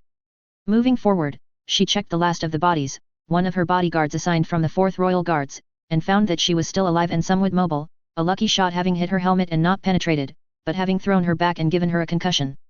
"Come on, Serena," Melissa helped the woman stand up as she grabbed a rifle from one of the nearby bodies. "We've got to get back to the Mother Goose. We're not safe on the Citadel, and I don't think that the Valis are going to be investing in any trade deals with us anytime soon. This is a catastrophe." Spiritus roared as he entered the private council chambers. "I want to know exactly how a hit squad managed to kill foreign ambassadors under our watch without CSEC even getting wind of it." "STG is looking into the matter now," Vidal said hurriedly. "Nothing is conclusive as of yet, but the Terminus Commonwealth did collect their dead and left an hour ago. Preliminary evidence suggests the Batarians are behind this," Tavos said calmly as she sipped some tea. "I recommend we not do anything rash until we have gotten to the bottom of this though." "No," Spiritus said softly but firmly. "I'm going to be personally overseeing this one. We have over 100 dead Batarian corpses, and nothing to show for proof that we weren't behind any of this. STG will be sending several experts to assist," Vidal told Spiritus with a nod. "A head of state has gone missing on the Citadel, the loss in reputation is too great to properly define, but I fully expect futures to suffer for the short term. Our ship will survive the turning of the waves," Tavos said with a wave of her hand. "This isn't the first time clandestine agents have broken the quiet on the Citadel, and it will not be the last. It's the first time in most species' living memory," Spiritus said as he crossed his arms. "If we do nothing to address this, then we will pay in our living memory, and I will not put the hierarchy through that if at all possible. I am a representative of my species, and if my fellow Turians would not let this rest, then neither will I." Spiritus turned and began to leave. "Until you have come to your senses and looked at the short term, Tavos. I will not be back to this chamber for anything less than a galactic-scale emergency." Chapter 55 Part 1, Awakening. Location, unknown. Date, unknown. "Is he awake yet?" I heard a voice break through the dark of unconsciousness as my brain warmed up to full alertness again. Maintaining my breathing pattern, I simply lay there and listened, hoping that someone would give me some usable intel. "He should be alert and able to communicate in around 5 minutes or so," another voice responded. "We're flushing out the sedatives from his system now." "Thank you," the first voice said. "You may leave now, I will watch over our guest here." I strained my ears as I heard footsteps walk out of the room. "That one may be young and unobservant," the first voice stated. "But I am not so young and easily deceived. You woke up when I walked into the room, now open your eyes so I may take your measure." Opening my eyes, I glanced down to see that I was naked and suspended in some sort of gel-like bed a handful of feet off the ground. "I'd say it's a pleasure to meet you," I drawled as I cast my eyes around the small room I was in, looking for some sort of weapon I could use. "But that would be a lie." "Oh, I quite like you." A very dark blue Asari stepped forward, her eyes shining with a slight purple tinge as if her biotics were always active. "It's not very often that we get quietly defiant ones here after all." She glanced at the door. "Screaming and crying is typically the response I am met with, closely followed by attacks on my person. And how exactly would I be able to escape right now?" I rolled my eyes as I tried to stand up and instead collapsed back down onto the strange mattress. "I'm not exactly capable of doing anything physical at the moment, after all. So are you here to give me your supervillain monologue so that you can bore me to death? Or are we going straight into the torture?" I began taking stock of my body, starting with my legs and moving my way upwards. "You motherfuckers," I muttered as I realized what was missing. "You shaved off my beard. Do you have any idea how long it took to get it that long without it just being a rat's nest?" "I will not even pretend to understand what it is you are talking about," the matriarch said as her eyes glowed before her body was suspended in a biotic field that reclined her. "But, I do think it is time that I establish our future relationship. You are here because you are a threat to Asari's dominance of the galaxy, and we are going to be combing through your mind to see exactly what secrets you are hiding." "Oh," I raised an eyebrow. "Are we starting now or are we going to be going through my mind later?" "Later," the matriarch waved her hand nonchalantly. "I have a monologue to finish first, after all." "Telling me all your dark secrets because you know I'm dead already?" I asked. "Not like that's ever been done before." "Something like that," the matriarch agreed. "And, I'm not even the one who will be conducting the interrogation. I would break your mind should we meld, the weight of my experience alone would kill any Asari who I melded with, much less you or another species. No, we are going to be bringing one of my protégés to go through your mind." "Let me guess," I said. "You'll be ripping through my mind with some of your space vampires." "Ardat Yakshi," she laughed. "That is a carefully engineered deception, in some small part because it is backed by truth, but that delves into things that you need not know." The matriarch stood up to her full height. "Now, I will take my leave and give you time to consider whether you are going to be volunteering the information that we desire or whether we will be taking it by force." "Why are you doing this?" I asked before she left the room. What did we ever do to cause you to have issue with us? You and your Commonwealth pushed too far and too fast, the matriarch turned around in the doorway. And in doing so have wrecked thousands of years of planning. I was responsible for much of that planning, and while I am capable of finding alternative solutions to problems, the younger among us are less willing to bend. And while I still possess much power and authority, I have been an old woman for a long time, and even a Sari can have short memories at times. And regardless of my personal feelings about what is occurring, I will always put my people first. For you see, I have been called many names over the millennia, but the name that most know me by is the one that is the most important. Should you be willing to speak in the future, you may call me Athame. Chapter 55 Part 2, Shifting Points of View. Sir, all signs are pointing towards the Batarians having done this, the investigator for the recent incident said to Spiritus. While it's possible someone faked this scene, it would have taken a tremendous effort to do it this well. I know that, Spiritus sighed as he looked at the large amount of data that was trying to prove his instincts wrong. But it seems too easy of a solution to this problem. The Turian counselor looked at the Solarian investigator for a minute before nodding his head. Thank you for your hard work, you may go. Always a pleasure, counselor, the Solarian gave a small bow before leaving. Opening up his terminal, Spiritus sent a message to the two people he was certain would not have been part of a cover-up, Spectre Vazir and the Valis ambassador that had been ready for negotiations. Let's hope that they're able to connect me with the right people, Spiritus muttered as he combed through the data he had gathered on the incident, hoping to find something amiss. Something is off about this, I can feel it. The counselor then stood up, sighing as he opened his Omni tool to search for a place to get some food. Might as well get something to eat while I try to make sure that we're conducting the investigation properly. What do you mean the media we have released has been censored and called out as lies? Natasha asked as she slammed her fist down. We have not doctored any of the footage, and it is easy to prove that we haven't touched it. The videos are removed as soon as we upload them, Melissa replied, the rage silently emanating from her. We're lucky that we keep hard copies and backups of everything. Because our Solarian expert has found several places where there was something in the system trying to erase the videos in their entirety.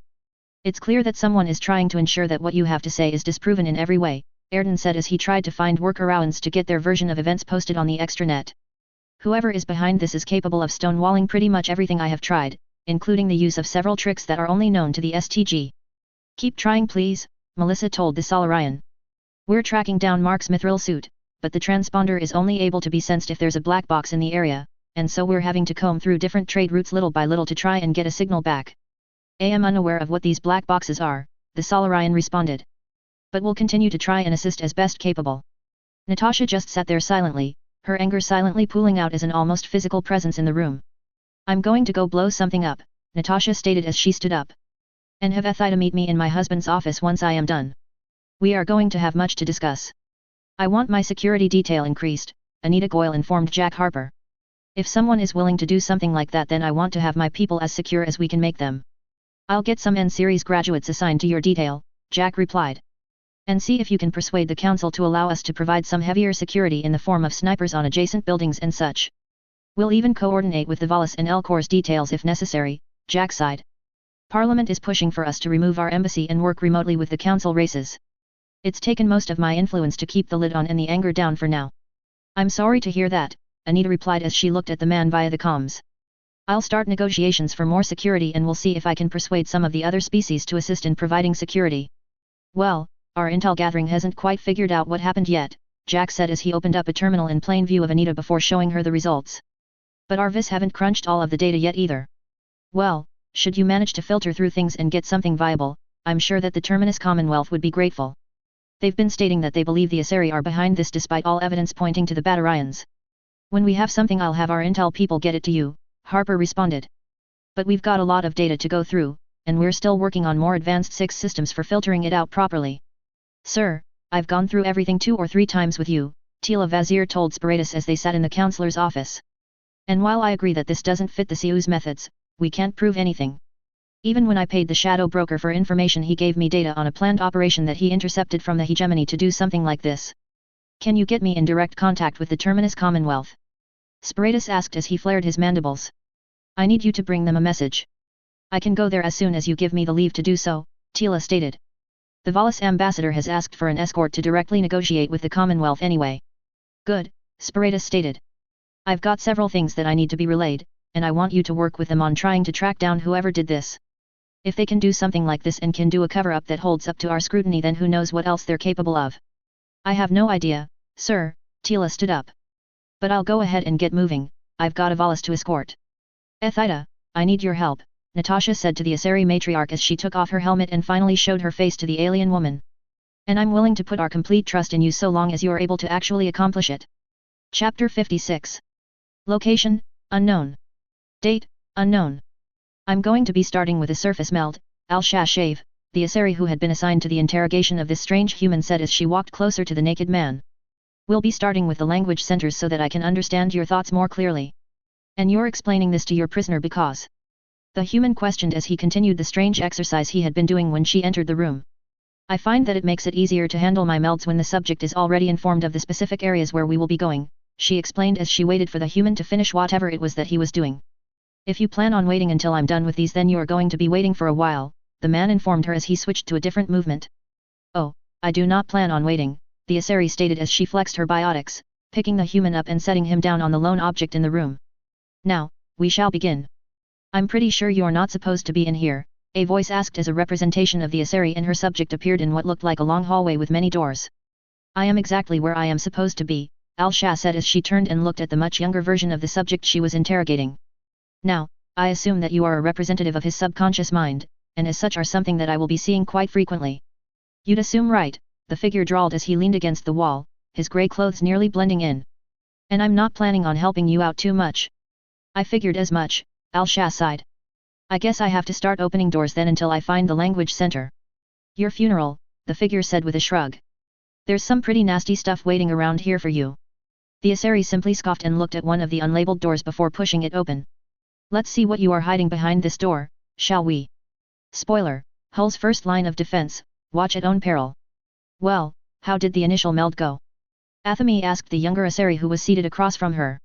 It went well, the other Asari rubbed at her temples in an attempt to stave off the migraine that the initial meld had caused. But it may take me a bit longer to comb through than most subjects. This one is surprisingly self-aware and his subconscious mind was able to keep me from reaching the language centers for today. If his nervous system proves able to handle it, I may need to have multiple sessions each day if we are to achieve a proper breakthrough. Should he prove resilient enough to withstand more than one meld you will be limited to 2 melds in a day's period, Athami said bluntly. We need him more intact than most of your typical subjects. I will restrain myself from some of my normal excesses, Al-Shah replied as she continued to try and rid herself of the headache. But I'm not certain that 2 melds are possible for one Asari at the moment. Until we have breached his subconscious's defenses we will need to rotate in another interrogator. If all of his defenses are as capable as that one then we are going to have a fight on our hands until we have the information that we require. Do what is necessary, Athami stated. Our resurgence relies on getting the information. As you wish, Al-Shah bowed her head. I will see to it that it is done. Emir system, coreless. This is not what I expected, Ethida said as she looked at the redhead seated across from her. I'm not even sure how this is possible. After all, didn't your species just make inroads into joining the council? We are still trying to figure out how we got here, Natasha informed the elderly Asari. But I have other concerns at the moment, like trying to find my husband. We can discuss my origins later, but for now, I need your help. What do you need? Ethida said after a moment of absorbing the information. We're not done with this conversation though, I want a full accounting of everything that is going on once Hull has been rescued. You will have it, Natasha stated firmly. But I need you and your connections to help locate my husband. I've still got some matriarchs that owe me favors, Ethida replied. I'll start calling them in and see what I can dig up. Sawalo system, Hagalaz. Athami, I have done as you have asked, the Asari said as she sat in the dark of her ship. My debt has been paid. Did you think that our debt was paid because of this small favor? The older matriarch asked. No, you are bound to me for the rest of your life. That was not our agreement, the broker responded as she grew angry. I have enough data that I could bury your sect in a heartbeat. But you won't, Athami replied. I'm one of the few that still have the files on your original identity after all. And how would you even go about releasing that information? The broker asked. I'm the one who you asked for help with information control, after all. I have the comms channel shut down as a massive figure walked out behind the matriarch that was the current shadow broker. I dreamed of this day, the Yogg said as he looked at the smaller alien. But I find you disappointing in person. I will honor the minor deal I made with this Athami and send you into her care should you survive. But first, I must pull all of the secrets that I still require from you, the Yogg shrugged. And if you should die in the process then that is something that I am not concerned about. I am the shadow broker now. Chapter 57. Location, unknown. Date, unknown. I wouldn't go in that door if I were you, the representation of the human subject's subconscious told Al-Shat. There are things in there that I wouldn't wish on my worst enemy. I do not believe you, Al-Shat scoffed. What could possibly be in your mind that would be dangerous? I warned you. The grey and blue-clad figure stepped out of the shadows. Proceed at your own peril. I will go through this door and find out what it is you are hiding from me, the Asari stated as she reached for the door before finding herself on the other side. While this is not what I was looking for, this is progress, she muttered as she looked around the small ship cabin she found herself in. There's nothing dangerous here. What happened? Athame asked as she entered the cell. Finding her main interrogator curled into a ball on the floor rocking back and forth while the human remained strapped into the bed and unconscious. Alone, Al-Shat rocked back and forth. So alone, nothing and no one to speak to.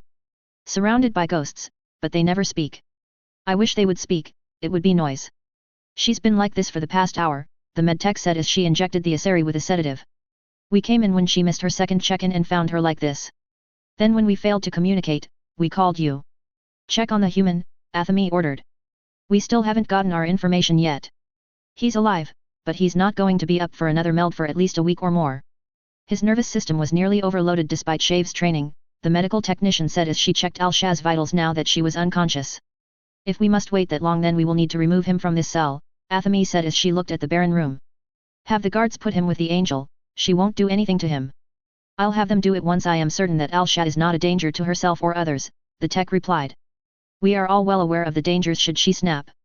I do understand those dangers, yes, Athame responded. If need be I will restrain Al-Shat myself. I hear and obey, the tech bowed her head before gesturing to the two Asari standing by with a stretcher. Let's get her into the bay before she wakes up. What the hell hit me? I groaned as I woke up on the floor. From what I can tell from a cursory examination you are suffering from a near-complete nervous system overload, a female voice replied, causing me to look around before settling on an Asari seated in the corner.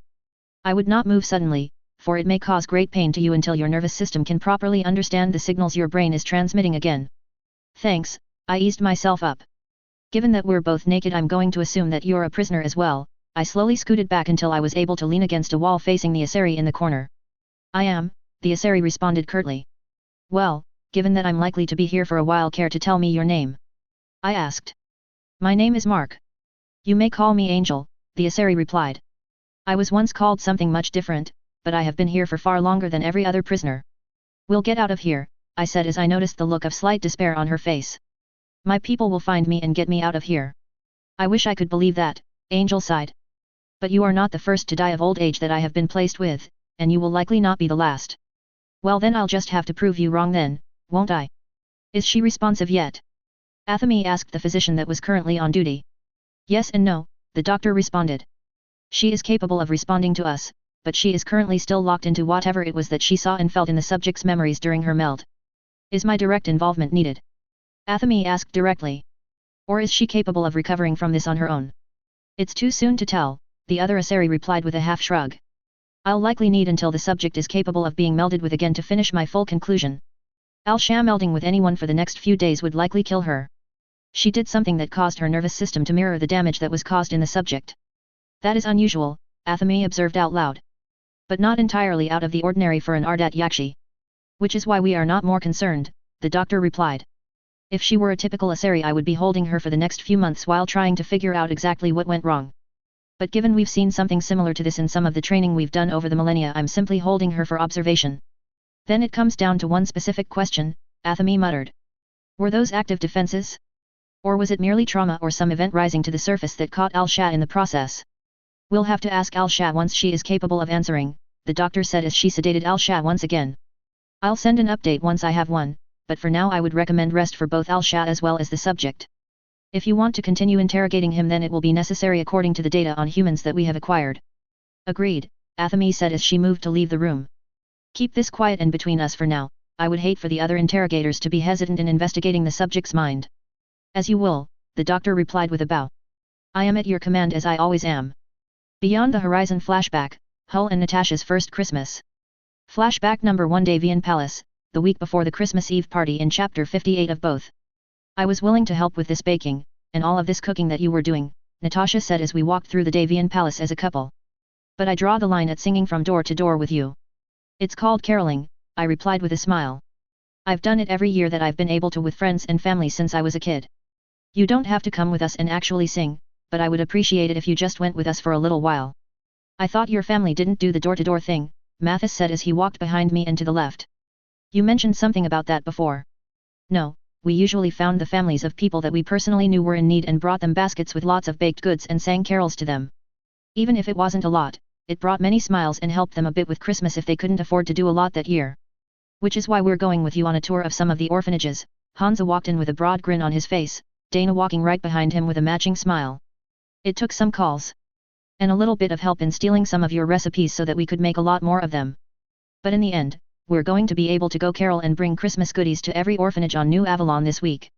I didn't ask for that, I pointed out as I brought the younger Davian brother in for a hug. But thank you for helping me keep the tradition alive.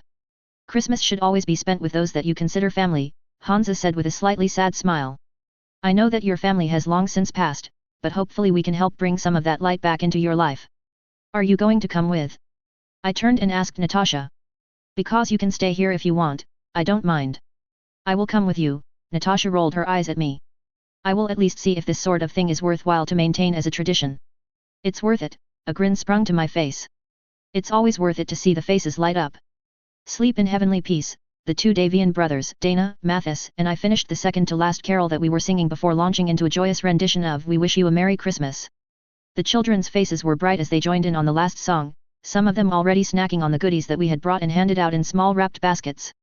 Thank you for this, the head of the orphanage said as he walked us out of the front door. I know that you all have extremely busy schedules, but these kids will remember this night for the rest of their lives whether they get adopted or not. And they'll remember that you took the time to care for them even when you didn't have to. He started tearing up a bit at the end of his little speech. We weren't able to afford to make a lot of Christmas treats this year, and now we'll be able to get some extra stuff for their stockings. What do you need? I asked seriously.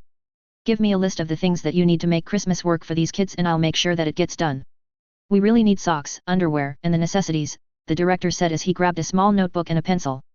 We've got the toys and other assorted gifts sorted out, but somehow we always have to stretch the necessities out for another year. I'll take care of this, I said as I took the list. Don't worry about any of it getting done. You sure you want to do that? Ian asked as we hopped in the small black sedan we were using to move around the city. We have discretionary funds that we can divert from the Davian accounts for this sort of thing. I'm sure, I said as we went to a wholesale store to buy the items on the list. This is something that's a bit personal to me. I got out of the car and walked inside. I do not understand, Natasha confided to Dana as they remained in a separate car. He could have sent someone to go do this later and it would have been more efficient. Sometimes it isn't about efficiency or about being able to send someone else to do something, Dana smiled at the redhead. Sometimes it's about doing the right thing yourself simply because you know that it is the right thing to do. I am not sure that I understand it yet, Natasha said as she leaned back and watched Hull come out with a shopping cart loaded down with things like underwear, socks, shoes, and a bunch of bathroom supplies. But I am certain that Mark will make time to help me understand it. Chapter 58. Location, unknown. Date, unknown. So, care to tell me a little bit about yourself, Angel? I asked as I sat in the corner of our cell. I mean, it's not like we've got anything better to do. There is not much to tell you, Angel sighed. I am a mother of 3, and I have been held here for so long that I do not even know what year it is anymore. Well, you have daughters, so tell me about them, I scratched at the scruff that was coming in where my full beard once was. And I'll tell you some stories about my kids in return. I suppose that will be acceptable, the Asari replied. It will at least make the time memorable before you vanish as the others with whom I have shared a cell. We're both going to be getting out of here, I stated firmly. Even if I have to break us out of here myself. Do you not believe I have not tried to escape? The matriarch asked incredulously. I am far older than you and have attempted to escape many times. None of my attempts have succeeded and I spent 10 years trying to escape this facility. I'm not so arrogant as to think that I'm better at escaping than you, I replied, my smile still on my face. But I'm not the same person as you, and I may be able to think of ways around problems that you haven't considered. Also, you've been trapped in here for far too long. It's time to get you some hope back. But in the meantime, tell me about your daughters. Fine, Angel crossed her arms across her bare chest. My youngest daughter, Marala is the smartest, and she is talented, the matriarch smiled at the thought of her kids again. She must be nearing her matron years now, but she dreamed of being a Justicar just as I was once she was finished with her training to control her abilities properly. And her older sisters were some of the best trainers for our order, with the ability to convey information in a way that made it easy to understand no matter what kind of student you were. Failray and Rila are the kinds of teachers that every student dreams of having as an instructor. They've helped many an Ardat Yakshi control their powers and also took it upon themselves to get a grounding in many of the sciences. I wish I knew what they were up to in this time and age, but I am afraid that I have been unable to get any information on my daughters in over a century. I'm sorry to hear that, I said as I attempted to console the Asari. I'll just add it to the list of reasons why we're getting you out of here. Corliss, Emir System, late March 2167. I've got information for you. Ethida nearly yelled in excitement as she burst into the office that Melissa and Natasha were currently in. That psychotic bitch Sedaris came through for us. There's a compound on Ilium that is just outside of her contracted defense area that has been there for the last 1,000 years. The owner hasn't even changed hands in all that time. After pulling some strings with a friend of mine, I connected that matriarch to an organization that I've only ever heard rumors of. How many mercenaries in our employ are currently on Ilium? Natasha interrupted. And what will the response of the Republics be if Ilium were to change ownership? Edia paused, her thoughts having stalled out momentarily as she processed exactly what Natasha had just said. Well, Ilium isn't officially an Asari world, so they can't do anything legally to stop you, Ethida said after a moment. But it is controlled by Asari corporate interests, and they could make life living hell if things go badly. We'll leave the corporations alone to do as they please as long as they remain within the legal framework of the Commonwealth, Melissa said as she pulled up the data on the planet named. But to respond to your first question, we have quite a large segment of the Brotherhood of Steel, and the Eclipse under our employ to protect our interests on Ilium currently. Not enough to subdue the planet as of yet, but give me a couple of weeks to coordinate with Carter and I'll get things set up. I don't recommend you invade Ilium, Ethida stated. The Republics are already wary of you, and you'll be attacking many of the matriarch's interests directly if you pursue this.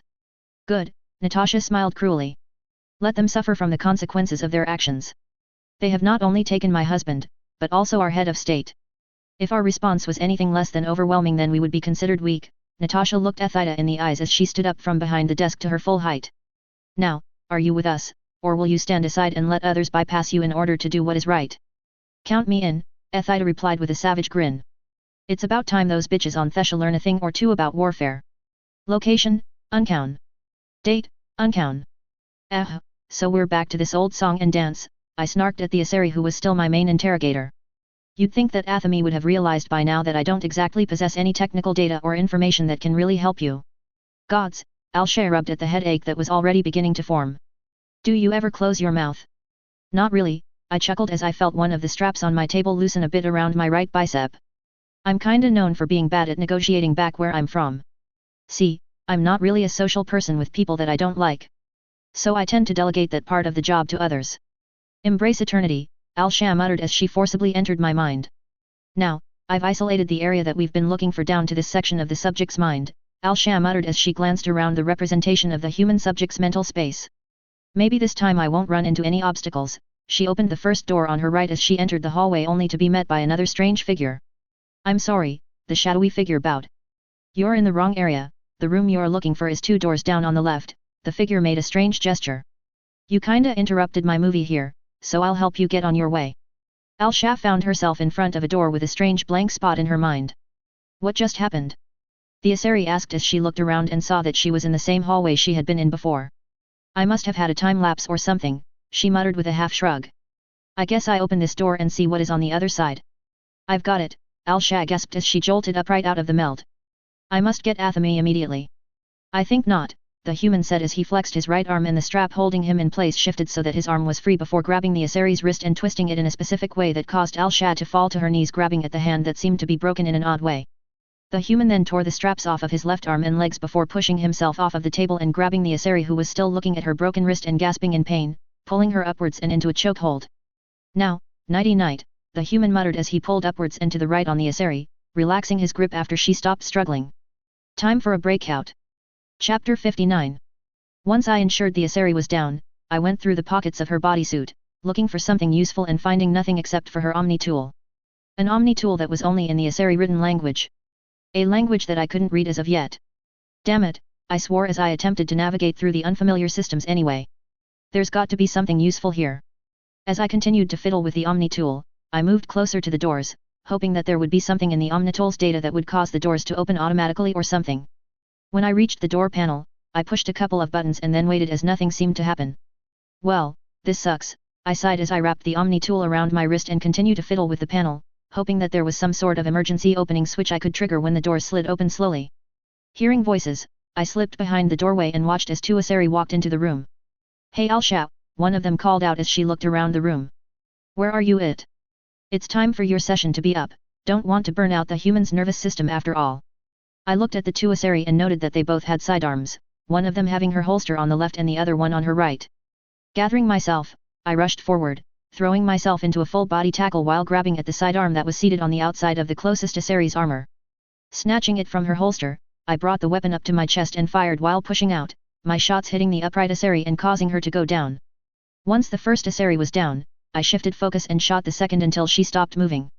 Dragging both of the bodies over behind the bed with the other body, I went over the armor, hoping that there would be something useful that I could use to assist in my escape. After some struggle, I managed to remove the kinetic barrier belts and small power source from both of the light suits of armor, wrapping them around my naked torso and smiling to myself as the small hum of the barriers made itself known. Alright, now it's time to get out of here, I muttered as I went for the door only to find it closing in front of me and alarms beginning to sound. Well, fuck, I sighed as I ducked back behind the solid table to use it as cover. Looks like we're shooting our way out. Ilium, Tazale System, early April 2167. When are we supposed to move in? Captain Manitou's adoration asked via the comms that he had been provided to his employers in the Emir system. Our employers are sending the FAFO into the system soon, give it another week or so and we'll be positioned properly to take over, Sateris responded. I thought you'd be disappointed that Ilium isn't going to be owned by the Asari anymore, Captain Manitou's observed. You think I care for those old hags? Sateris scoffed. I'd rather bite my own tongue off than have to pay them any more money, she shrugged. Besides, future's looking mighty good with the MRB, even if they do take a cut. Agreed, Manitou's flared his mandibles. The pay is good, and the employers seem to understand exactly what it is that a mercenary group needs in order to thrive. Well, I'm off to go make sure my girls don't do anything crazy before we kick things off, Sateris laughed. I'll hold station in orbit, I'm subcontracted for some civilian shipping patrols for cover, Manitou's replied. Sir, should we be reporting this to the Primarches? Lieutenant Brute Riasphilus asked as he cut the communication. I will, Manitou's replied as he looked around the bridge. We are here to gather intelligence, yes, but we are also here to assist the hierarchy's agenda here in the terminus, and given how things have changed on the border recently I would argue that we are doing exactly what we were ordered to when we were sent into the Brotherhood of Steel. But what about the Asari? An ensign asked. Won't they have issues if Ilium is taken from their leadership and influence? What about the Asari? Manitou's eyes hardened. When was the last time we were helped in our duties by the Asari? When did they last decide to help us shoulder the burden of paying for the military? Manitou's looked around at his crew. They haven't, instead the slack has been picked up by the Valis. Spirits, we've even had Elcor and Hanner assist us more with funding and anti-piracy actions than the Asari. So, I think that it is in the best interests of the hierarchy for the republics to be shaken up a bit. Besides, he met the eyes of the ensign. Would you rather the slavery in all but name to continue down on Ilium? I would not allow it to continue, and neither will the Commonwealth. We will continue on our chartered course and will contact the Council of Primarches before the invasion starts. Angel meditated in her shared cell, her thoughts turning toward the strange companion that had shared her cell for the last few weeks. Hope, she mused out loud as she began to feel a slight change in the atmosphere of the complex. Her abilities having long adapted to the aura of this place. Such a dangerous thing to have once again. And yet, I find myself eager to see what the future holds. The matriarch closed her eyes and began to concentrate, her body beginning to glow with a deep purple aurora as she began to float in place. All of her biotic power gathering itself within for something. Then, alarms began to sound and lights began to flash throughout the facility as Samara's eyes snapped open, the purple tint to them taking on a sinister aura. Chapter 60. Peeking over the solid metal bed that I was using as cover, I exchanged fire with some of the Asari who were peeking around the doorway, the handful of bodies littering the floor between me and where they were seeking cover showing what had happened to the last few Asari who had tried to cross the distance and take me captive again. Just give up. A voice yelled out from the doorway. Eventually the ammo blocks in your guns will give out and you'll be trapped in there with a bunch of pissed off Asari maidens. No thanks, I replied as I snapped off a shot next to one of their heads. I like my chances from here. Your funeral, I could hear the shrug in the enemy's voice. Not my fault if we happen to fail to take you alive. Yet? I asked. You wanna come in and confirm that with your dead sisters over here? I've got quite a few that are waiting for you in the afterlife after all. We can hold here all day if we have to, the voice replied. You'll eventually get tired and then we'll take turns interrogating you until nothing is left of your mind but madness. Not exactly giving me a good reason to surrender here, I shouted back. I don't want you to surrender, the voice snarled back. I want to watch as hope dies out in your eyes when you realize that you're never getting out of here. Samara walked calmly through the hallways of the base, flexing her biotics against any of the sect of Athame that she came across and ending them as they crossed her path until she came across a door that was labeled Armory. Flexing her fist, a wave of biotic power flowed from Samara as she crushed the door inwards and entered the room. The trio of Asari inside flattened by the door as it flew at them and came to rest against the opposite wall. Looking around the armory, Samara pulled a set of armor off of a pedestal and began to fit it to herself, making sure that there were weapons in easy reach and that she could see the doorway the entire time. I believe that I should locate my cellmate, Samara said as she walked out of the door with a rifle in hand, a shotgun, and a sniper rifle placed on her back with a pistol by her side. Walking back out into the armory, Samara was greeted by a face that had mocked her for over a century. Athame! Samara roared as she biotically charged at the ancient Asari and the two matriarchs went through a series of walls, the metal seemingly giving way beneath the combined biotic prowess of the two matriarchs, the two of them coming to a stop in a room that was littered with bodies and a lone naked human crouched behind a single piece of cover. So it was you that was trying to escape, Athame finally spoke as she flared her biotics and shook off the hold that Samara had on her. It seems that in my old age, I have allowed our standards to grow lax. This will not happen again, Athame turned to Samara. And as for you Angel, I believe you have long since reached your usefulness to us. My name is Samara, the escaped prisoner stated coldly. I have endured my identity being stripped away for long enough. Samara then turned and grabbed the human, wrapping him in a biotic barrier and using a biotic charge to get them out of the room and past the doorway where the Asari were starting to move forward. We've got to get out of here, Hull said as she finally let him go after they were past most of the opposition. I've got an Omni tool that should have a map of the facility, but I can't read it. Hull tossed Samara the Omni tool before looking around at the hallway they were in. Now would be a very good time to leave. Oh Al-Shat, Athame knelt down and looked at the first Asari body that was lying on the floor of the interrogation room. I had such high hopes for you. She reached over and closed the eyes of the interrogator, the crushed windpipe evidence of her demise. Oh, you still cling to life? Athame asked as she felt the slight stir of the Asari beneath her. Get me a physician, she commanded one of the commandos that had remained as her escort when the rest left to follow the escaped prisoners. We may yet have time to save at least one of our sisters. One is already on the way, the commando replied as she took up a guard position. Good, Athame said as she considered the bodies of her followers that littered the room. We shall have to ensure the proper rites are done for our sisters, I shall see to it that their families are justly rewarded. There is an exit here, Samara pointed at one final doorway as we ran through the seemingly massive complex. It should open up to the roof. The roof? I asked as I slowed down in front of the doorway as Samara used her biotics to violently force it open. Are you insane? I won't survive that kind of fall without my armor. I have my biotics, I will catch you, Samara stated simply as she jogged to the edge. Do you trust me enough to do this? Do I have any other choice? I asked as I looked back at the door. I believe our choices are currently restricted to this or resuming our captivity, Samara replied. Now come, we have limited time. All right, I shrugged. But if I die because of this, I swear I'm haunting you for the rest of eternity. The two of us leaped off the roof of the skyscraper and began falling, the wind rushing past my naked body and causing me to involuntarily shiver as we fell for what felt like an eternity before my fellow prisoner flared her biotics and began to slow our fall until we reached the ground where she set us down gently. Come, Samara gestured me towards an alley. It has been many years since I have dwelled on Ilium, but I doubt it has changed as much as most might think. Chapter 61, Council of Primarchs Interlude. Spiratus, it is good to see that you were able to make it, Primarch Turun's Helion greeted the holographic image of their council representative. I was able to break away from some of the projects that have taken up much of my time as late, Spiratus replied with a slight flare of irritation in his mandibles. Councillor Teva seems to be unconcerned with the fact that a head of state was attacked while on the citadel. I personally have had many a high-ranking Volus making calls to my office, one Primarch remarked. It's taken a lot of work to keep them appeased. Agreed, Helion replied. I've had to make some concessions so that they weren't worried about potential profit losses from their negotiations not being able to occur as planned. That's not why we called you here though, one of the senior Primarches, a nearly 200-year-old Turian cut through the conversation. We have reports from the Brotherhood of Steel, and we need to prepare for some way in which to deal with the fallout. What fallout? Spiratus asked. I've not heard of anything requiring that level of damage control. Allow me to start from the beginning, Helion cut in. The Brotherhood of Steel was tasked with handling escort and anti-piracy missions at first. Their primary mission changing from mission to mission, but typically remaining within the scope of work that we expected them to perform while under contract with the Terminus Commonwealth. Helion paused to take a breath and sipped at the drink in front of him. The Brotherhood of Steel were the primary escorts and supporting craft for the operation to retake Omega. They were able to establish themselves as trustworthy to their employers and have spent the last few months working to protect trade routes and assisting in building up and training militia and soldiers in the planets that have joined the Terminus Commonwealth. I do not see where the problem lies, Sparatus said with a slight shrug. What has changed of late that would require such a meeting? They've taken to interpreting their orders in an unusual way, the old Primarch stated.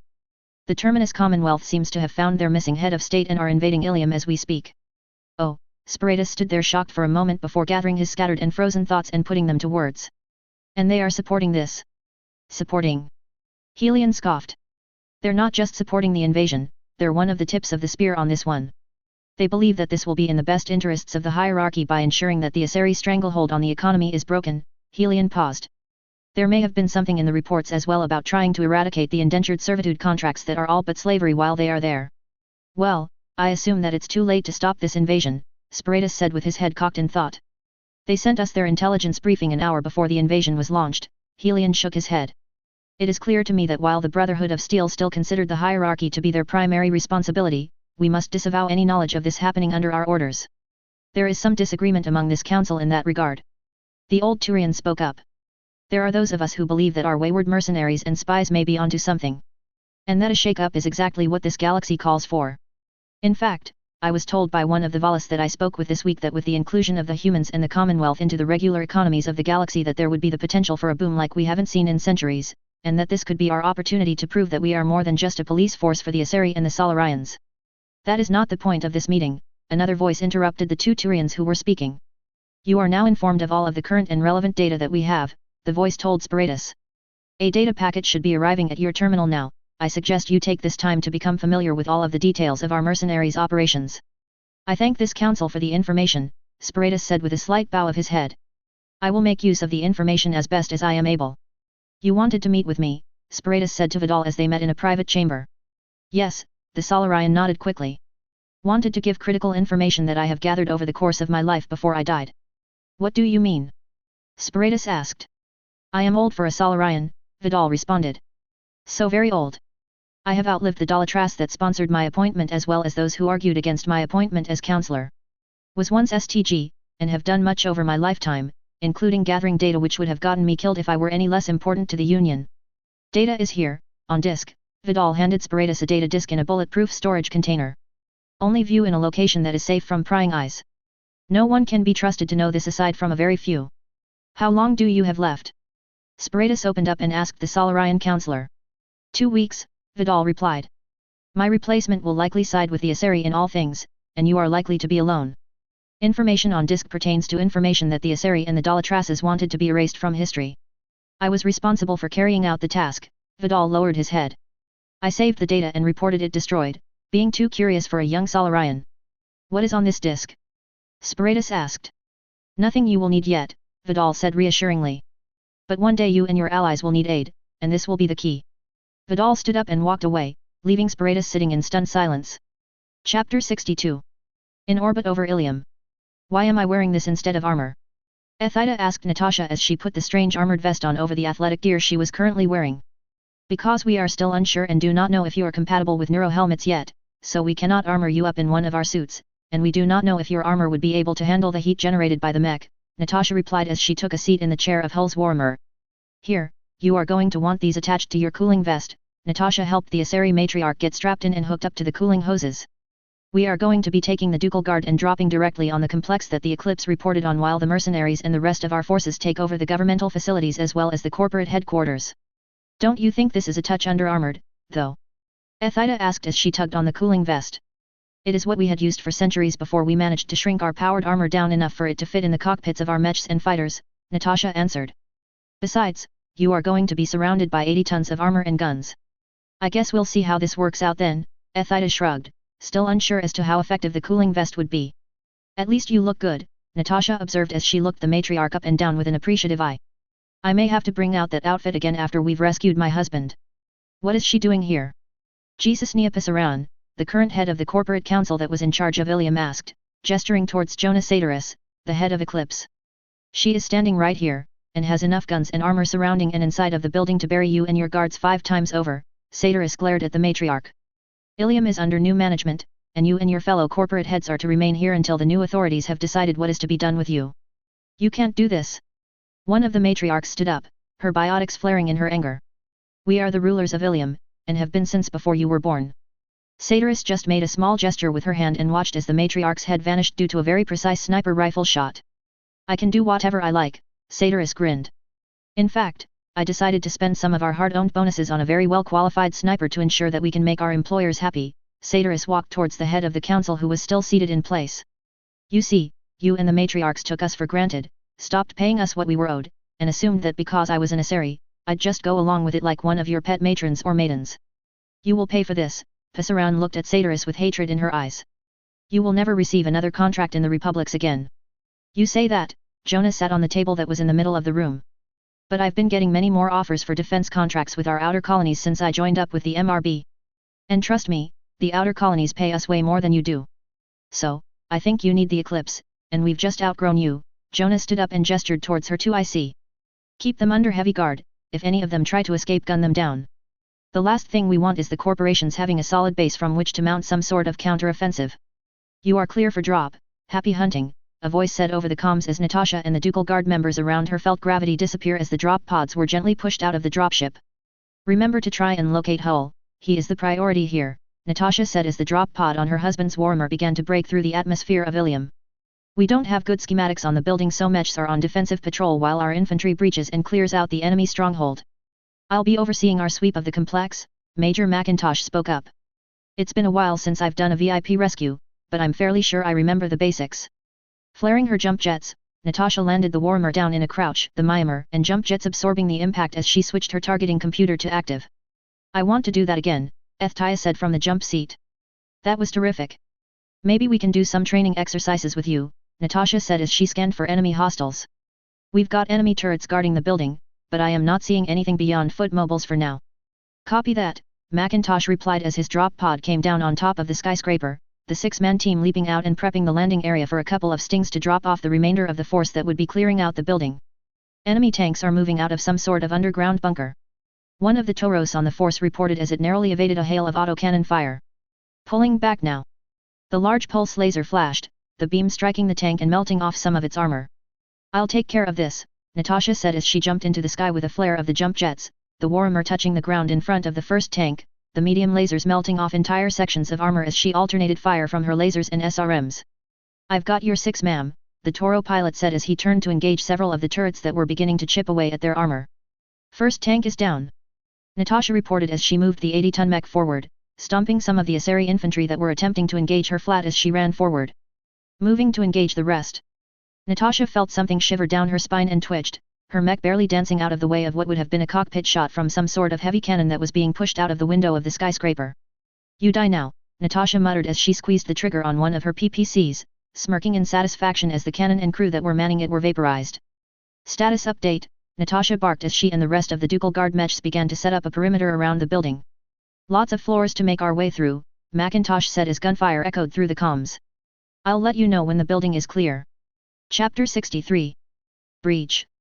Major McIntosh ordered as the Ducal Guard members blew open the door on the roof of the skyscraper that they were about to be searching through. We've got around 40 or so floors to clear out, so let's get moving. The fire teams began filing in and splitting into their teams of 6, with McIntosh leading the remaining members of his Blackwatch platoon as his personal fire team. Status report came over the comms systems as the Ducal Guard finished clearing the top floor. Lots of floors to make our way through, McIntosh said as he ducked back into cover, before exchanging fire with a group of Asari. I'll let you know when the building is clear. Copy that, Major. We shall hold here until we're given further information, Kerensky's voice responded. We only have minimal resistance left out here. It could take us several hours, McIntosh said as he looked down the massive flight of stairs. You may want to have some extra infantry start breaching from the bottom because this is a massive building, and we're going to be taking a lot of time just clearing out the floors as we go. I'll divert some of our forces as they become available, Colonel Carter chimed in. It might be a while though. Get back. Keep running. The squad of Asari tried to move away from the giant robot faster than they were before. You saw what happened to the other squad that faced that thing. I'm not getting squished or shot today. One of the Asari glowed purple as she tried to lower her mass so as to move faster, only to end up vaporized by a stray beam of light.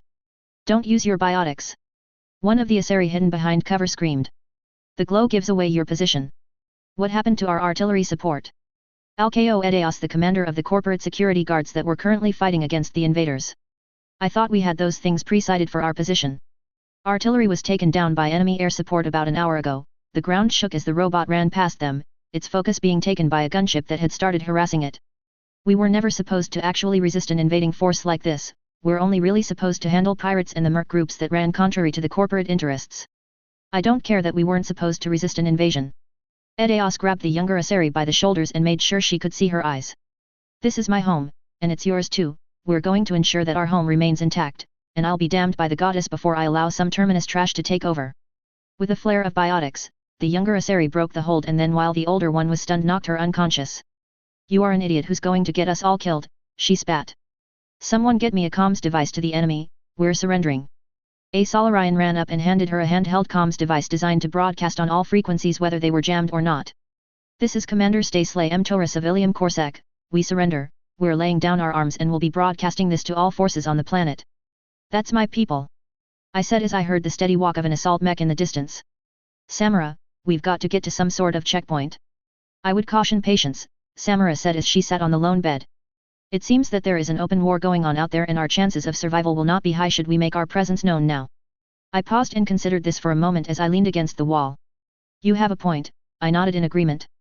But I'm fairly certain that all of the comms frequencies will be monitored by the sect so we can't make contact until after my people have already established a solid foothold here. That does seem to be the wisest course of action, Samara agreed. I too wish to speak to my daughters, but I know that if they are to remain safe for even a little while that they will need to wait for the right time. I'm just not used to being sidelined, I said with a frown on my face. Being in on the action has been a big part of my life over the last 50 or so years, and that's no small amount of time for someone with our lifespan. Sometimes action is punctuated by periods of waiting, Samara replied, a hint of smugness in her smirk. As I did for nearly a century. Get Athame to the escape tunnels. Vaya Jesus ordered as she arranged Asari Huntress squads in positions to delay the enemy movement. We're not going to be able to hold them off forever. Ensure that we begin getting rid of our data files, Athame ordered before being escorted out. It would be disastrous for our sect should it be leaked. Consider it done, Jesus responded before turning to the squad surrounding the ancient matriarch. Get her out of here, along with whatever she gives priority to. I'm staying to manage our defenses. On it, the maiden in charge of the squad replied as they began moving Athame and the stretcher beside her to the elevator. We're heading for the sub-basements, right? Yes, Athame replied as she seemed to project comm to the Asari surrounding her. Once we are in the tunnels we will detonate the charges, sealing the exit behind us and allowing us to make our getaway. The elevator then began to descend, the floors dropping off rapidly until a MassEffect field slowed it down at the end and allowed it to coast gently to the bottom of the shaft. Follow, Athame commanded as she entered what looked like a subway car. We must ensure that we are all on board and moving before I give the authorization codes for the charges. We're all here, the lead Asari did a quick head count. Good, now we leave, Athame pressed a button and the small shuttle shot forward, a series of explosives beginning to detonate on a timer as the shuttle moved through the tunnel before coming out of an exit hatch embedded into the side of a nearby mountain. Take over piloting, Athame ordered. We must go to FTL as soon as we are capable if we wish to escape. Clearing the atmosphere, the Asari who took over piloting reported. We've got several corvette and frigate-sized craft diverting to follow. Going to FTL, the one who had taken over as co-pilot reported. We're in the clear for now. Chapter 64. Coming out of FTL now, the pilot reported. What is your command? I have coordinates that we must go to, but it will push the limits of this craft, Athame considered the shuttle that they were in. Advanced as this craft is, it still has limits on what it is capable of.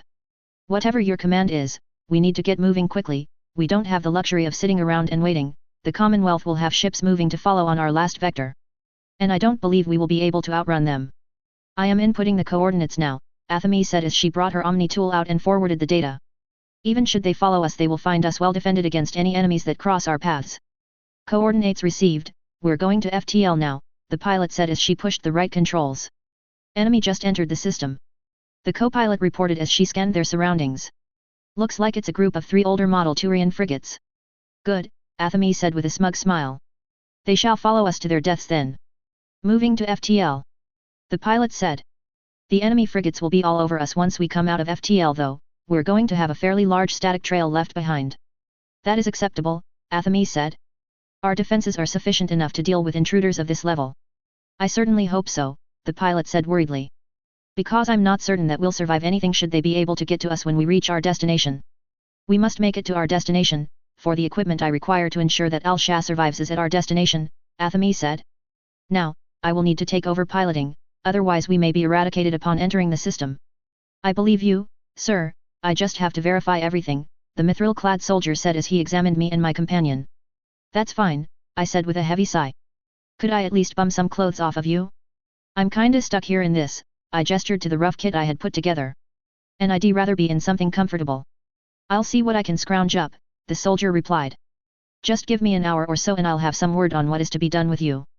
Thanks, I said as I took a seat outside of the small building that the local law enforcement officers and Commonwealth soldiers were using to maintain law and order until things had calmed down. We'll be here. I had thought that you would be recognized immediately, Samara stated as she took a seat next to me. Why is it that they seem to be unfamiliar with you? Because for the last 50 years, they've seen me with a beard and a variation of a uniform, I replied. Take that away and my facial structure looks unfamiliar, and that's before you even get into the fact that my face looks like it did when I was 25, which throws off many more people than you might think. Here you are, a soldier tossed a pair of gym shorts and a shirt to me. There's a bathroom just down the hall to the right you can use. That's not an issue, I said as I pulled on the gym shorts underneath my toga-like clothes before pulling the shirt on. Thank you, I nodded at the soldier. We're to take you and your companion over to HQ, another soldier said as he walked outside. Follow me, please. We followed the soldier and climbed into a modified Maxim, the hover APC sealing shut behind us as our escort fire team kept rifles carefully at the ready, but politely pointed away from us. I take it Ilium is now owned by the Commonwealth. I asked as a conversation starter while we sat in the APC. Yes sir, they had a lot less equipment than even the pirates on Torfin had, seems like they didn't expect to be attacked at all, the fire team corporal answered. They rolled over and surrendered once we had taken out most of their heavier equipment. Good thing too, one trooper said. We were pinned down by a group of biotics and were about to get smashed before they surrendered. I can't wait until we've got more biotics in our forces, one soldier remarked. The utility is great for us infantry, and it's comparable to our armor if we encounter a decently skilled one. I'll keep that in mind, I said as they began to discuss how biotics could be used to assist the Commonwealth's forces. Transmitting correct codes now, Athame said from the pilot's seat. Co-pilot, please begin evasive maneuvers, I believe that our guests are about to join us. The trio of frigates came out of FTL shortly after the shuttle did, their bigger engines allowing them to begin gaining on the escape craft. This is the Brotherhood of Steel frigate, forged in fire, stand down and prepare to be boarded, transmitted over an open channel. We believe that you may be a party to a kidnapping. There was nothing but silence that filled the comms as the frigates continued moving, the shuttle not slowing down in the slightest. Then, what appeared to be stray asteroids turned and began targeting the frigates, lashing out with large mass-accelerated cannons that tore massive gaping holes through them. This is Athame, have some of our defenses comb through the wreckage, we cannot allow any of them to escape with the location of this place, the leader of the sect of Athame ordered. I am beginning my approach on Bastion. Have a medical team on standby along with a mind healer, we have an interrogator that may have important data for extract. Understood, Goddess, the ground control responded. Your will be done. I regret that you came with me, Athame said to the group of Asari commandos that had escorted her here. You are now restricted from leaving this system, should you attempt to leave you will be killed. There are few that have earned the right to leave this system, and you are not among them. But my family is on Ilium, one of the commandos stated. You cannot expect them to just forget about me.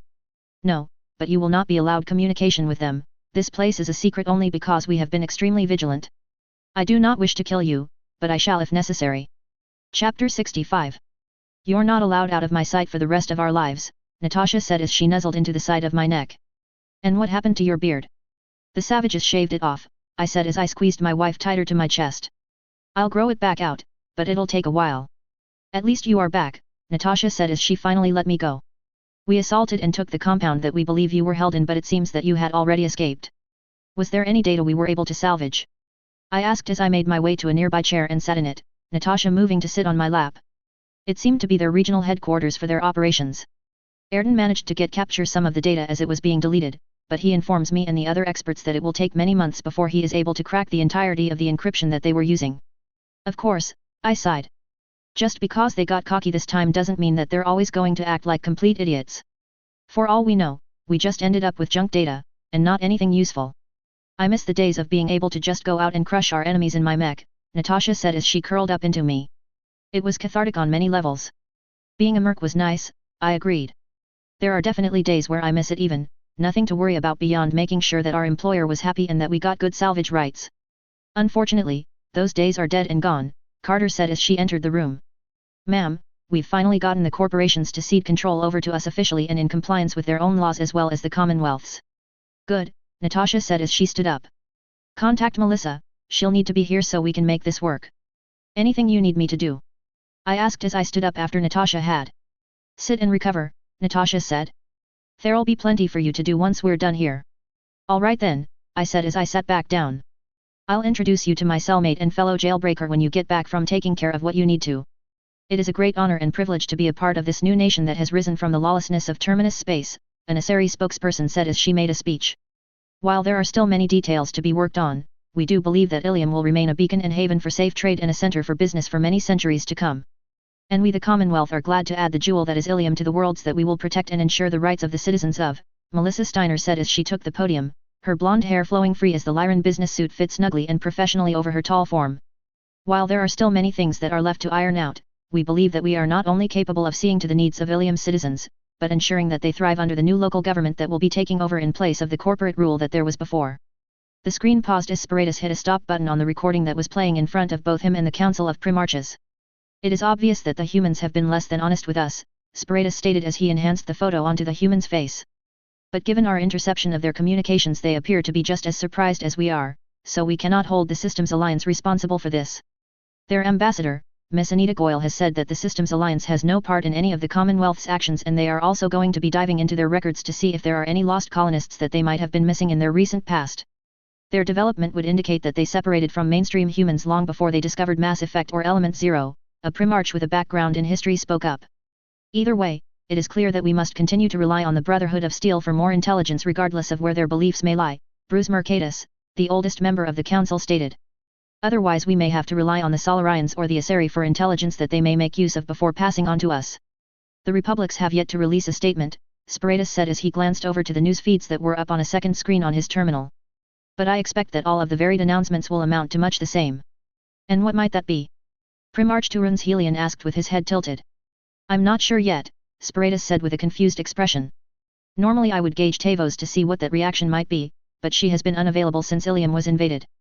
Well, I'm certain that we will find out soon, Mercatus said with a heavy sigh as he eased his old bones back into his chair.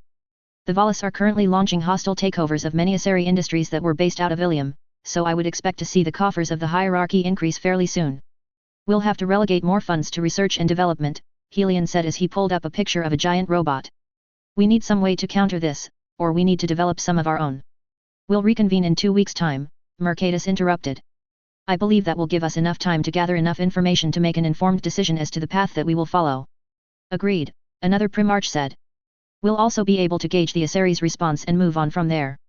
Chapter 66. Matriarch Tavos, we, the representatives of the Asari Republics are calling on you to give an accounting of yourself, Irisa, the current representative from Thessia spoke up, scorn evident in her voice.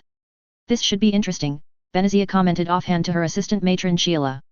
Irisa was in the running for counselor originally but was beaten out by Tavos, and she represents the largest faction of matriarchs who were directly affected by the mess that happened on Ilium. And we are not affected? Sheila asked as she watched the arguments taking place in front of her.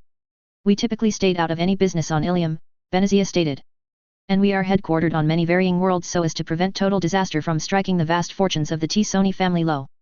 In fact, we are a primary investor of many Turian small arms companies, and they are currently making money off of licenses to our own outer colonies as well as licenses to several prominent mercenary groups that are operating in that sector. We're supporting the ones who the outer colonies are pushing towards. Sheila asked. Why would we do that? It seems counterproductive to support some of our colonies separating from us. I am not all that concerned with the entirety of the republics, Benazia stated firmly. While there are some benefits to seeing the republics succeed overall, there are a great many matriarchs who are unable or unwilling to see the opportunities for what they are.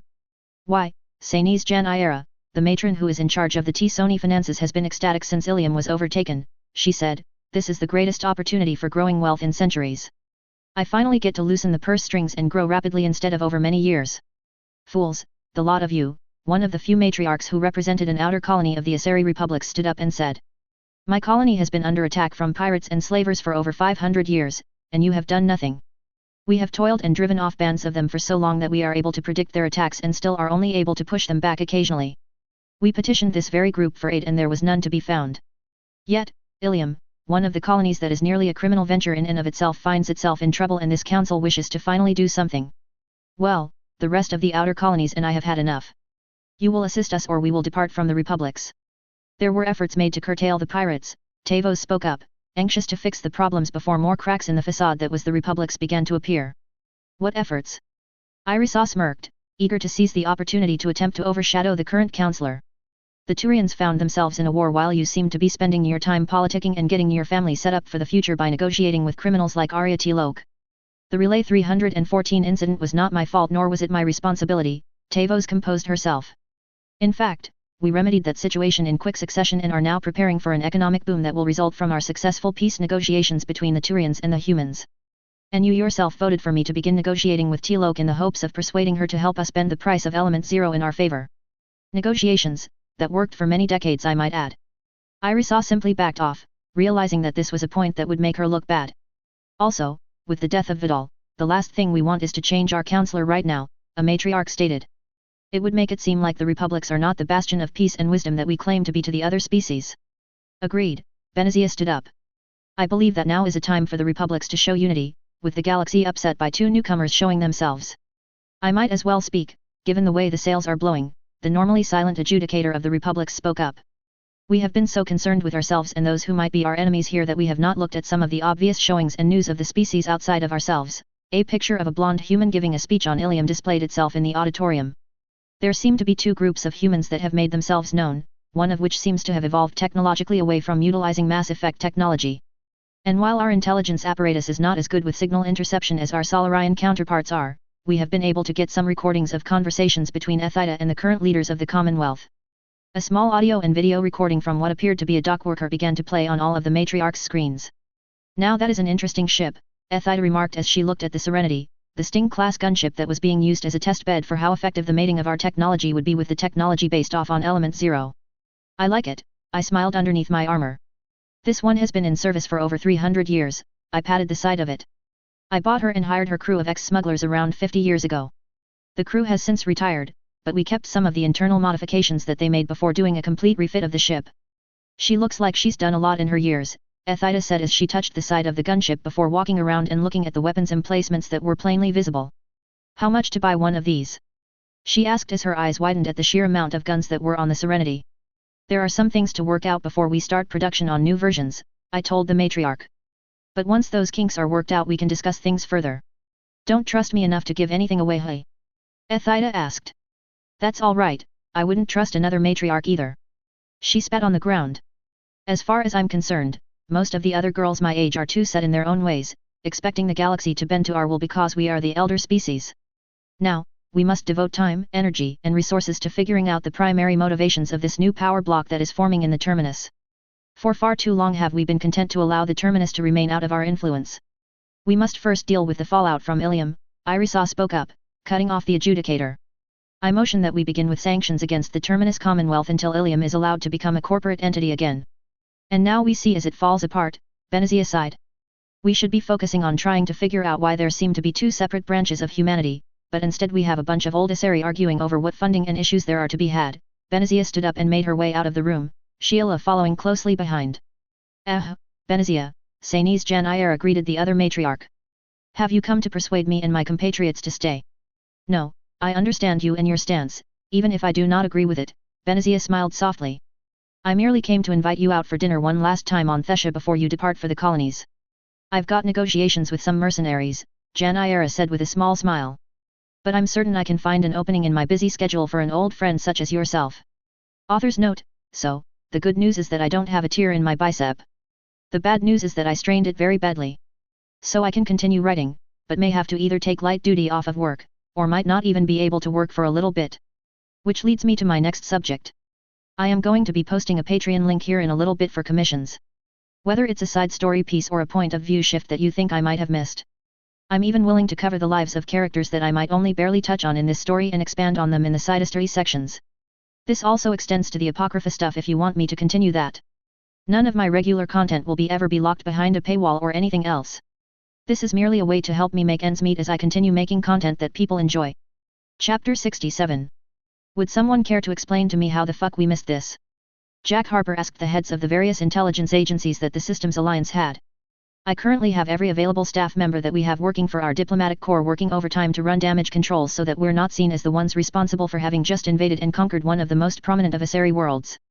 There's no way we could have predicted this, Rocky Russell, the current head of the PSI stated. We've gone through every record we have of lost colonies and haven't found anything that would indicate anyone even headed over in the direction that they appeared from.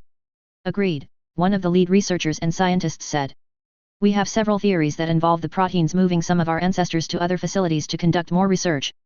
Given that we found examples of them experimenting on and observing us in the Mars facility, we suspect that this may have been an offshoot that developed out of some test subjects that were moved when they began experimenting. I can work with that, Jack sighed. I need all of you to help push the narrative that we have nothing to do with the Terminus Commonwealth. That we aren't responsible for anything that they undertake or do. We'll continue digging into more records to see if we can find anything that would indicate they're some sort of lost colonists. It's still possible they're from some sort of missing expedition that we lost the records on, Rocky said as he typed some messages into his Omni tool. We know that the UNAS, the old Russian states, and the Chinese People's Federation had many secret programs for space exploration.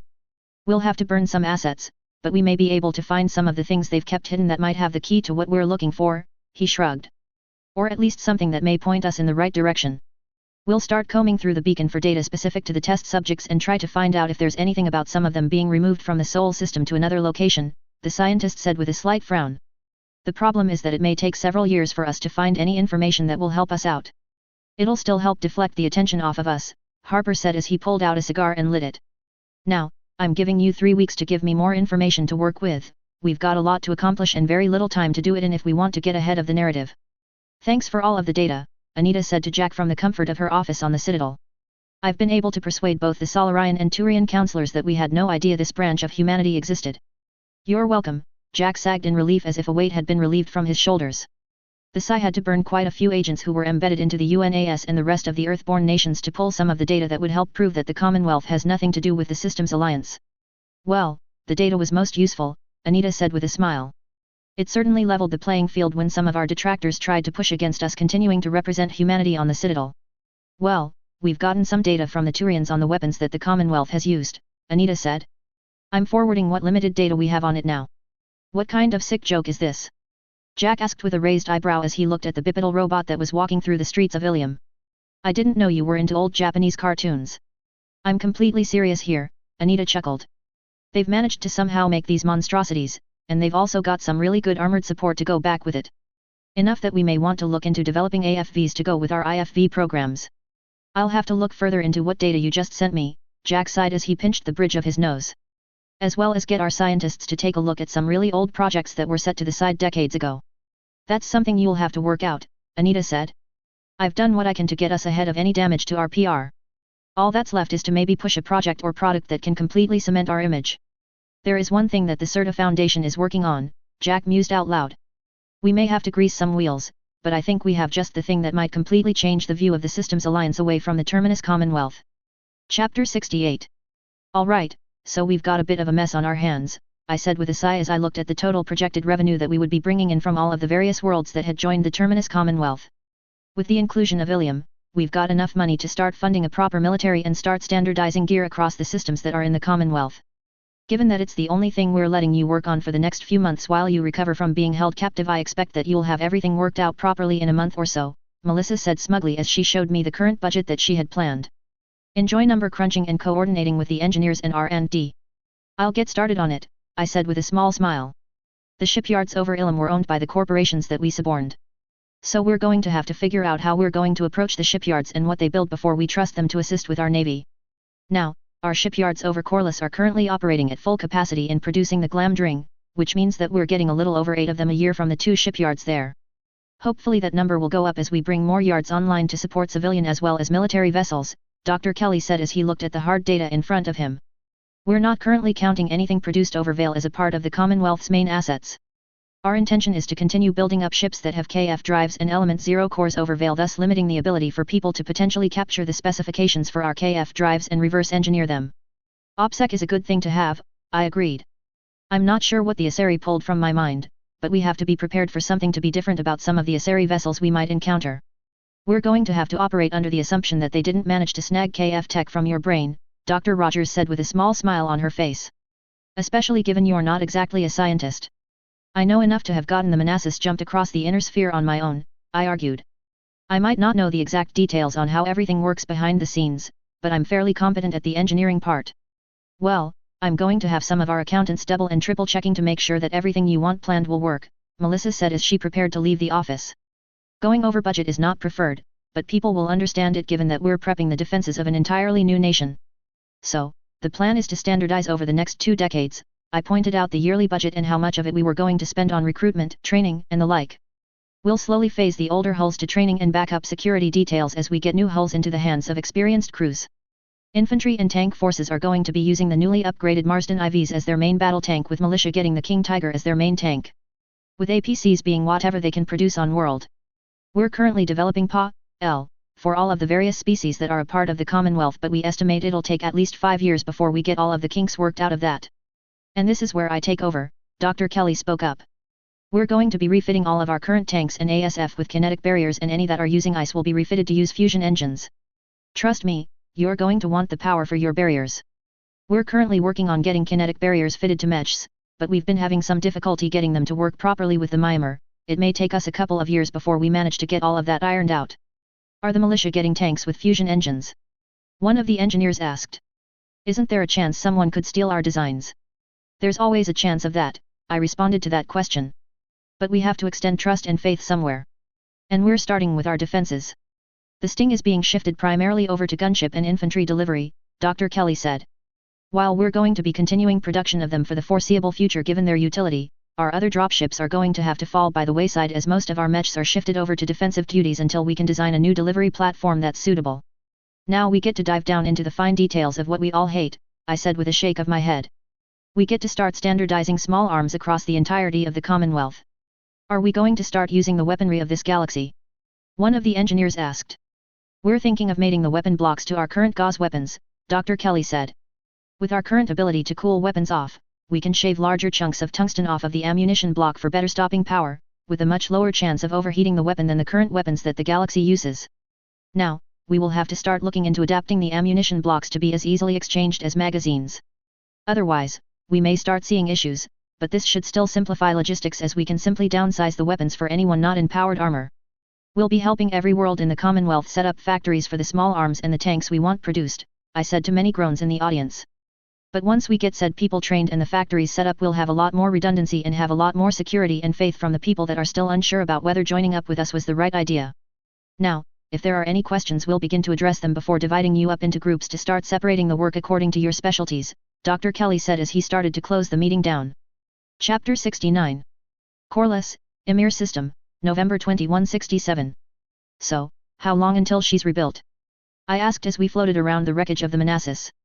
Well, given the plans we have and how intact the keel was, we've got a few options, Dr. Rogers said with a mad grin. We're looking at ways to make a naval gauze spinal gun, with plenty of naval PPCs backing it up and 8 collars to support the Glamdring and Sting escorts that it'll bring into a fight. You're planning on turning the Manassas into a battle group of its own, aren't you? I asked as I considered the various plans in front of me. We want the Manassas to be able to kill anything that this universe has available, even if some sort of Fulhu or eldritch monstrosity shows up. We want to be able to not only take it on but to kill it quickly, Dr. Rogers said as she pulled up some specific specs. We've done a lot of calculations and power plant adjustments, and with some tuning, we'll be able to put a kinetic barrier on this ship that it'll be able to take 12 to 13 direct hits from a dreadnought without us even getting into the armor that we're working on. That still doesn't tell me how long she's going to be in the dry dock, I replied. All of this sounds great, but I've yet to hear a timeline.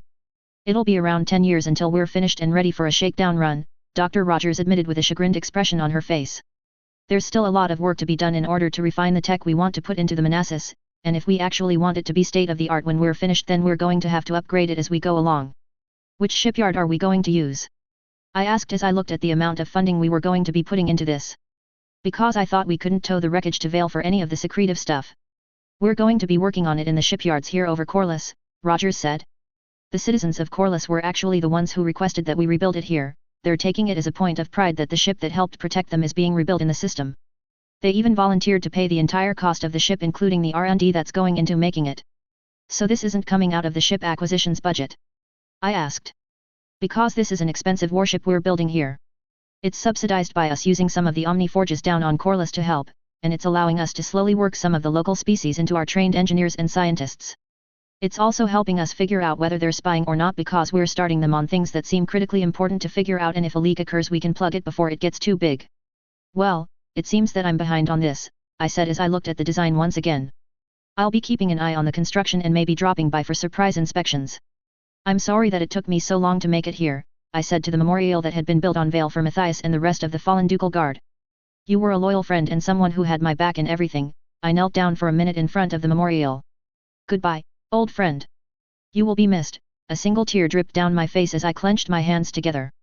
Are you okay? Natasha asked me as she brought me in for a hug. No, but I will be, I said as I stood up straight. Some wounds just take time to heal. We should get home, Natasha said as we began to walk out of the memorial. You still need to recover from the mental damage that was done to you. I know, I sighed. I'm sorry I've been so sour and angry at times. I'm not even sure where the emotion is coming from at times. You had someone raping your mind, Natasha said as we climbed into the armored car. It is understandable that some parts of you would still be recovering from the damage that was done. Yeah, but I feel like I should already be pushing past this, I argued. I mean, I dealt with 3 years of sheer quiet and loneliness. I should be able to handle this. You of all people should know that all wounds are different, and should be treated differently, Natasha gave me a glare. That applies to wounds of the mind as well, and you should know that and accept it. I'm working on it, I sighed. It'll still take time for me to work through this though. It's a pleasure to have you with us, I greeted the Valis representative as he stepped into my office. I'm sorry that our meeting was delayed for nearly a year. It is quite understandable, Dusrin Varin, the Valis representative hissed in reply. It is an honor to meet the leader of the nation that has managed to curb piracy and open up new trade routes to the Terminus systems. Well, I would argue the pleasure is all mine, but I'm not really the negotiator of our group, I gestured to Melissa who was waiting behind me. This is Melissa Steiner, she's the one who negotiates the trade deals and assists me with any legislation involving trade or any deals that we set. It's a pleasure to meet you, Melissa smiled with a shark-like grin on her face. May I call you Dusrin, or would you prefer Varin? Chapter 70. Ambassador Goyle, I stood up to greet the Systems Alliance ambassador as she entered the room that we had reserved on Ilium for this meeting. It's a pleasure to finally meet you. I assume that the reason you wouldn't meet me on the Citadel is that they wouldn't allow you to have this much security, Anita said with a gesture to the door she had walked through where there were more than half a dozen Ducal Guard members were standing outside with massive rifles in hand. I was perfectly willing to go back to the Citadel, actually, I smiled and gestured for her to take a seat. But my wife and bodyguards were not willing to allow me anywhere out of our territory. Understandably so after the events that took place last time you were on the Citadel, Anita observed. Now, the Systems Alliance has many theories and questions that we would like to have answered. I'm sure you do, I replied with a grin. I don't promise to have a ton of answers for you though. We aren't exactly allies currently. Let's get to it then, Ambassador Goyle said as she opened up an old-fashioned briefcase with actual paper documents. I haven't had to use paper in years, but your security personnel made it very clear that Omni tools weren't allowed past a certain point. Yes, I apologize for that, but given we know that you can flash forge an Omni blade out of an Omni tool we figured it was better safe than sorry. We did allow your detail to follow you in though, I offered up. Yes, but you yourself still have bodyguards in the room, Goyle nodded at Samara who was standing behind me and to the left, and to Natasha, who was suited up in mithril. Not taking any more chances with safety, I shrugged. Now, let me see what documents we brought, and we'll see what we can and cannot answer. I'm afraid that the Systems Alliance is dedicated to maintaining our presence on the Citadel for now, Ambassador Goyle said as she stood up to leave. I'm certain that we can meet at a later date to discuss trade proposals. I'm sorry to hear that, I replied to the first bit while standing up. I'm sorry that you are leaving with more questions than answers, but I'm afraid that I just don't have the answers to give you. I'm certain that the only people truly frustrated will be the scientists, Goyle laughed. Myself and most of the politicians of the Systems Alliance are just glad that there's some sort of stability in this region.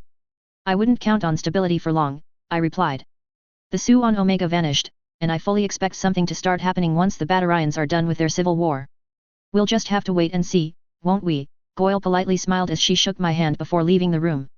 That was exhausting, I collapsed back into my chair once the door closed. We need to find someone who's better at this sort of thing to take over from me. Maybe sometime soon, Natasha agreed as she pulled off her helmet and set it down on my desk. Samara, did you manage to get into contact with your daughters yet? I asked in order to change the subject. I did indeed, the matriarch said with a soft smile. Falire and Rila are finishing their semester and then are coming to join me here in the Commonwealth. And Morella? I asked. Did you manage to get into contact with her? I am afraid that I have not, Samara replied as a frown appeared on her face. Rila said that they have a way to contact her, but that she is not able to respond to messages very often, and that it was only to be used in emergencies. So they're waiting until you are reunited before trying to get into contact with her, I followed the logical train of thought. Makes sense to me. They should be here in a few months, Samara said. Take as much time as you need once they arrive, I said before Samara could ask for leave. No one will begrudge you taking time to spend with your family. Your Major Macintosh is a very serious individual though, he has enforced discipline in every area since I joined your ducal guard, Samara responded. I was afraid that there would be no time allotted for such things. Major Ian Macintosh has been guarding people for a very long time, I replied. And he takes his job very seriously, especially since Mathis died in my kidnapping. But even he understands family, and will let people take time off for that. Well, did you get anything useful? Harper asked Anita over the terminal. They're very much humans just like us, Goyle said with an odd expression on her face. Their leader appears young, in his late 20s at the oldest, but his eyes, body language and everything else about him screams that he's a man in his late middle age. Could be much older than he appears, Harper said. We both know that longevity treatments exist if you're wealthy enough. This doesn't feel like that though, Goyle shook her head. It's such an odd experience as well, because they look like us, but they feel like Krogan in many ways. Would that be a good approach to start with? Harper asked. Treating them as if they were Krogan. Likely not, Anita shook her head. Because they're actually blending all of the cultures together fairly well. Allowing each planet to basically set its own government up as long as they maintain the rules set down in their constitution. Everything on a national level seems to be in infancy at best but has a fairly strong foundation to build off of. So hold off on having our negotiators and other diplomats looking for comparisons. So what then would you have me do? Harper asked. I'm at the end of my final term, so whatever I set up now needs to be something that can be continued by my successor. Establish an embassy on one of the Commonwealth's worlds, Goyle said after a moment of thought. Have some N-series intel people assigned to work it and gather as much intelligence as possible while we operate out of it as a proper embassy. Nothing overt on the spying, but something that can assist us in what we're looking for. I can do that, Harper nodded. I'll call you again when all of the details are worked out, make sure you send your reports in shortly though. I'd like to have some analysts go over your dialogue to see if this Duke Hull hints at anything that might give away their origins. Chapter 71. Have we managed to take the shipyards? Balak asked the shadow that appeared in the office of the base he was using. We'll need them if we're to make our dream a reality. We've taken almost all of them, with only a handful of holdouts and systems controlled by the rebel faction, the whispery voice responded. What would you ask of us moving forward? Start eliminating the leaders of the loyalists, Balak ordered. But make it look like the rebels are the ones responsible. We want to keep quiet on our operations until we are ready.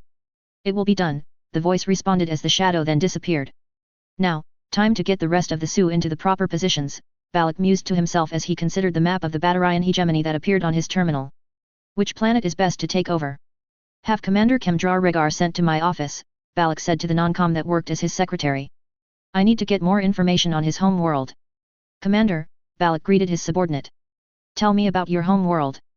I know that most of the state arms factories outside of Karshan are located on your world, and I would like to know everything that you do about where those factories are located and what defenses might be in place. I don't know a lot, Kemdrar Regar replied as he searched through his memories. Even with how corrupt the state arms is, it's not easy to access many of their actual locations.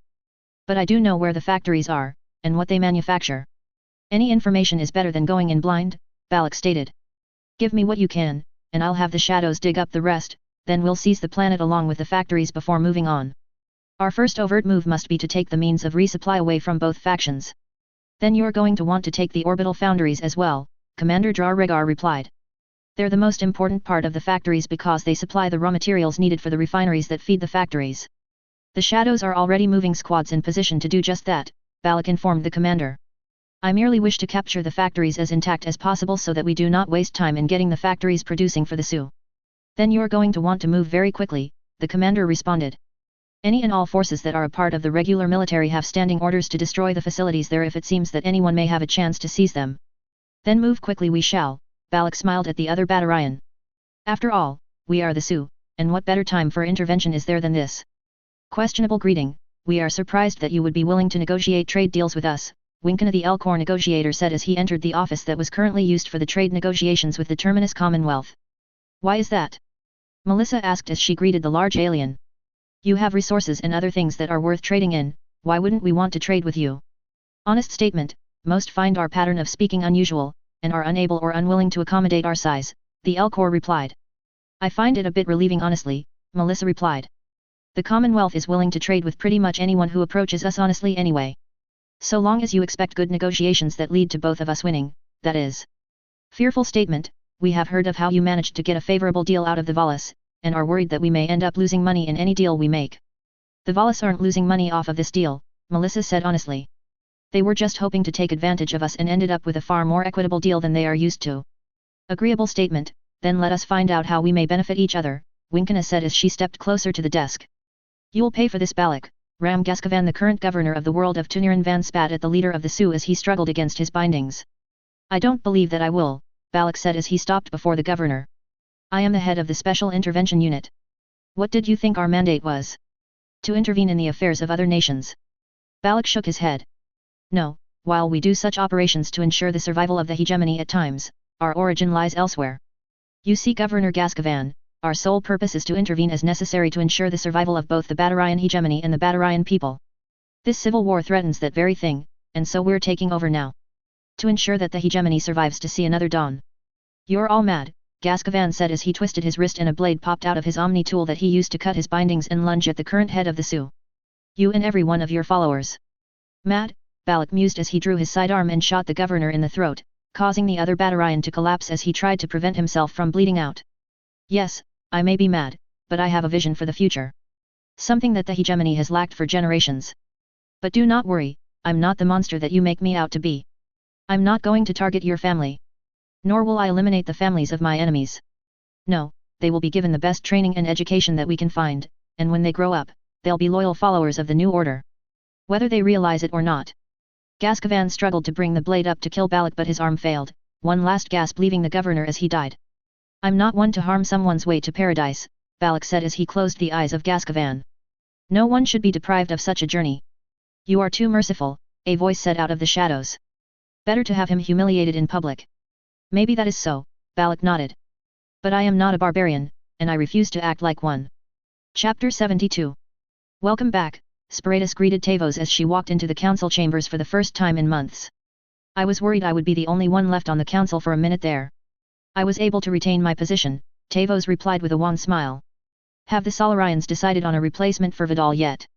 They decided to appoint Idolatras as an interim counselor until they have managed to breed a new counselor, the Turian replied. It seems that they were unhappy with Vidal, and desire to have a counselor that pushes their interests more fully. That could make things interesting around here, Tavos observed. Do we have any word on when the Idolatras will arrive? She should be here in the hour, Spiritus said as he took a sip of his water. But, I believe that I've met this Idolatras before, and she may cause some issues. Such as? Tavos asked. She's one of the few Idolatrases that desire to push into the Terminus systems to finish their eradication of the Listhini, the Turian counselor sighed. I would expect something to appear sooner or later. Why appoint her as counselor then? Tavos asked. Surely there would be a better candidate. Aside from her grudge against the Listhini, she's the picture-perfect neutral Idolatras, Spiritus shrugged. I expect to have no issues with the Solarians as a whole while she retains the office, but should she find evidence of Listhini, Spiritus trailed off. Then she will push to eradicate them with as much political power as she can bring to bear, Tavos finished for Spiritus. Is there a reason for her hatred of them? When the Listhini were banished, they managed to steal one of the clutches of female Solarians from her clan, and they've had to rebuild their entire power structure since then. But the entire problem has resulted in her clan being somewhat ostracized until recent times, Spiritus said before checking his Omni tool to see a message there. Osern Horigio is on her way now. Then I guess I should be prepared to meet this Idolatras, Tavos responded. The door flung open to reveal a Solarian slightly taller than most, with a patch over one eye, and a pistol hung on her hip, a small cloak concealing precisely what the rest of her physique looked like. Spiritus, Osern nodded at the Turian as a slight red glow emanated from underneath the eye patch. It seems you've been doing fairly well since I last saw you. Still pursuing your grudge, I see, Spiritus retorted. Seems you've lost an eye since our last adventure. Krogan with a grudge, Osern said with a smug grin. Was fast enough to wound me, not fast enough to kill me. At least I have been active. Until recently was worried you'd become stagnant. Osern Horigio, I am. Counselor Tavos, currently barely retaining your position due to no better candidates pushed forward as of yet, expectancy in office to only last for a decade or more before unseated, Osern dismissed the Aseri. Now, time to establish relationship with humans, push economic recovery by also pursuing ties to the Terminus Commonwealth, chance to bring about stability in the short term to arrange long-term benefits, the Solarian inhaled before continuing. Outside context technology fascinating, would love to trade for it, but likely not to happen after the incident that occurred last year. I'm still looking for someone to hang over that mess, Spiritus said angrily. I've even pulled a handful of specters in on my investigation because I know the Batarians weren't responsible for that. Spirits know that I want to blame them for this, but they've been too busy killing each other to pull something like this off. Tavo schooled her facial expression into a mask of calm as Spiritus began to rant about the dead ends that his investigation had been reaching.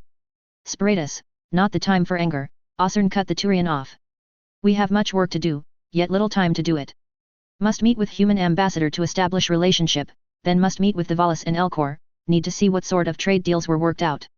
Osern then grabbed the Turian counselor and pulled him off of his chair. Come, must get to work. I'd forgotten what it was like to work with a fast-paced Solarian, Tavos chuckled to herself now that she was alone. Vidal felt like a breath of fresh air compared to most. But I suppose that I should get used to her, she'll be here for a few years yet. Counselor Spiritus, Anita Goyle stood up from her desk to greet the counselor. I wasn't expecting you, is there something that the Turian hierarchy would like to speak to the Systems Alliance about? No, the Turian sighed with long suffering. This is the new interim counselor for the Solarians, Osern Horigio. She asked for me to get a meeting set up. Ambassador Goyle, pleasure to meet you, the Solarian sped through a greeting. Would like to discuss potential Terminus Commonwealth infiltration with your intelligence at some point, but for now would like to learn more about your species. I would love to sit down and chat at a later point in time, Goyle replied as Spiritus gave her a slight shake of his head from where Osern couldn't see. But I'm currently expecting a call from the Prime Minister, we're beginning the transition of power as Jack Harper steps down. Yes, understand, we'll set up meeting later, Osern said quickly. We'll be calling Secretary shortly to confirm appointment. Thank you for the introduction Spiritus, Goyle said, trying to give the Turian a way out. Would you like to sit in on this call to meet the new Prime Minister as she comes on? Of course, Spiritus replied. I'm afraid that I'll have to introduce you to the Valis and Elcor ambassadors later, Osern. Nonsense, as good a time as any to meet new head of state for Systems Alliance. Transition of power should always be observed by public officials. Spiritus just put his head in his hands and shook it as Osern took a seat across from Ambassador Goyle. Spirits save us all, he muttered under his breath. Spirits save us. Chapter 73. Captain Shepard, ex-Prime Minister Harper greeted the Systems Alliance captain. I've heard many things about you from some of my admirals. Well, they used to be my admirals anyway, the man smiled. All good things I hope, the red-headed woman replied. Ready to see the Citadel for the first time? I've heard there's nothing like it. I'm partial to Arcturus myself, but I think I'll enjoy the change of scenery, the Ma replied. To be honest, it's great not to be in the office anymore. No matter how you prepare for it, you'll never be prepared for the stress that the job puts on you. You're not supposed to smoke on Alliance ships, sir, the captain glared at the man as he pulled out a cigar. I won't smoke it here, Jack assured the woman. I just have to have it in my lips sometimes. It's a bad habit, I admit, but it's my bad habit. As long as it's not lit I can allow it, the captain said as she turned to continue supervising her ship. Your ship, it's the SSV Washington, yes? Harper asked. It was commissioned a couple of months ago if I remember correctly. Yes, we're a part of the first generation of the new cruisers that are coming online, Captain Shepard said as the cruiser moved through space towards the first relay they were supposed to move through. It's a shame that you only got to see some of the ships commissioned before you left office. Well, we're supposed to get more hulls in the next decade than we have in the past 20 years, Harper said. I'm hoping that we get to maintain our production rates until we're comparable to the Turians in everything except for dreadnoughts. Australia, January 1, 2169 AD/CE. Gotta get out of here, Miranda Lawson muttered to herself as she began going over plans that she had made a few months ago. None of this will work, she buried her face into her palms as she began to bypass her terminal's locks that normally prevented her from accessing things that she wasn't supposed to. Henry has access to pretty much every area of human space, Miranda said to herself as she began plotting. Every area except one, her eyes narrowed on a region of space that had seemingly gone independent over the last few years. Ilium will work as a starting point, we just have to get there first. I'm sorry, but no one can know that you helped us escape, Miranda muttered as she dragged Nikit's unconscious body over to a corner and hid it like she had the rest of the guards. Then, using her biotics, she pulled a toddler's carriage to her where she then sealed it, typing in the codes that would generate a kinetic barrier around it and sync it up to her Omni tool. Running out onto the landing pad, Miranda nearly cheered as she saw the ship that she had hoped would be waiting there, her father's personal craft, designed with speed and functionality in mind. Rushing up the ramp, Miranda closed it behind her and Oriana before heading right to the cockpit. Using the codes that she knew would override the kill switches, she bypassed the standard takeoff procedures and quickly piloted the upgraded and repurposed Corvette up and into space, not slowing down until she had entered FTL for the relay at Karen. Got to disengage the tracking devices, Miranda said as she stood up and began going through the ship with a fine-toothed comb, killing every bug and tracking device on the ship that could possibly be found. Then, taking Oriana out of the floating bed, she disconnected the tracking device on the armored bed and destroyed it before trying to set her sister down. "No, don't cry," Miranda whispered as she rocked her little sister against her shoulder and tried to lull her back to sleep, her cries easing and gentle snores beginning to come from the toddler. "SHH, SHH, she whispered as she tried to set her down in the bed, only for Oriana to startle back awake and reach for Miranda. "Fine, I'll hold you," she picked her sister back up and held her as she piloted the ship through the Karen relay. "I'll trade you," Miranda said to the smuggler who she sat across from, her black armor melting into the background of the club as something floated just behind her. "Your ship for mine." "What's the catch?" the Turian asked as he folded his arms. "That ship looks fresh from the shipyards, not something that a new bounty hunter would have." "I want 50,000 credits to go with it," Miranda said as she looked at the Turian, her helmet reflecting his image back at him. "It's state of the art, and I'm only trading ships because it'll stick out too much as I go about my business. Call it 30,000 and I'll leave the ship's schematics with the smuggler's holds on your Omni tool and the armory still stocked," the Turian bargained. "Deal," Miranda said as they began the transfer. "Shall we go to the space dock and finish this?"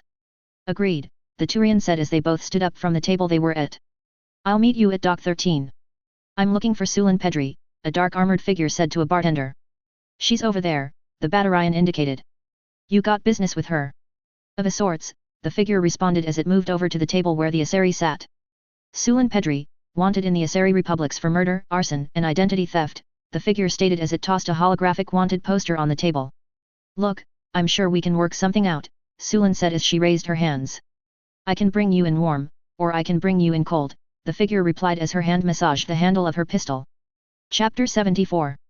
This is the Citadel News Network. I'm Emily Wong, and I'm reporting live on the events that have happened in the past couple of days. Just this past week the galaxy has had a great many changes, from the Terminus Commonwealth to the Systems Alliance, and even the Asari Republics. As you can see behind me, I have the newly retired Prime Minister of the Systems Alliance, Jack Harper, here behind me ready for his first interview after having visited the Citadel for the first time since he took office. "Tell me, Mr. Harper, how are you enjoying your retirement so far?" "Well, I'm enjoying a bit of time off and touring some of the places that the galaxy has to offer," the man smiled as he spoke. "The Citadel is a gorgeous place, and I hope that one day Arcturus can match its splendor. So what are your plans once you leave here?" Emily asked. "If it's not too disruptive to your vacation, that is." "Well, considering the last time I left Systems Alliance space I was a prisoner of war, I think I'm going to enjoy seeing the sights on the Citadel before making my way towards Turian space. Plenty of veterans of the First Contact War from both our side and the Turians need a bit of closure, myself included. So I'm extending an offer for drinks to any veterans of said conflict that's valid on the Citadel while I'm here," the man grinned wide. "And Councillor Sparatus is a deft hand in the Armax Arsenal arena, I'd love to test his mettle in a couple of rounds if he can spare the time." "So, why retire now?" Emily asked once her introductory questions had been completed. "I mean, the Systems Alliance doesn't have term limits aside from those in Parliament as of yet, and the statistics pointed towards you being able to not only run but win the next election.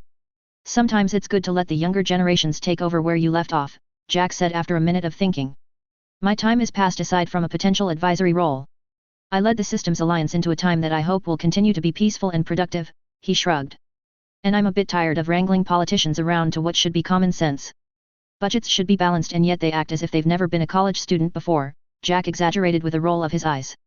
"Besides, I'm overdue for a vacation anyway.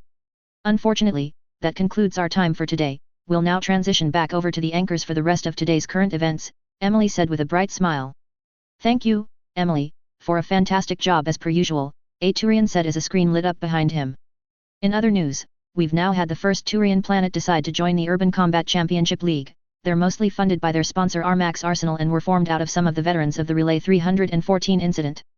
Their head coach has said, and I quote, "We didn't hate them, and this is a sport that feels too Turian for us not to participate in, so we hired a Valis team to look through the rules and submitted our application a year ago. Armax approached us immediately following our petition to join and offered to sponsor us. We're all grateful for the opportunity to show the galaxy that there is a friendly sport that all races can enjoy." "Thank you for that fascinating news, Antona Serlin," the Asari anchor said as the view screen shifted to the planet of Corliss.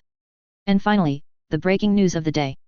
Duke Hull of the Terminus Commonwealth announced that he was stepping down into an advisory role as his protégé Melissa Steiner takes over running the newly formed nation. "We were not able to get a statement at this time, but we expect that one will be provided soon." Shortly after the said announcement, Councillor Tavos was recalled from her position so that voting could take place on a new representative for the Asari Republics.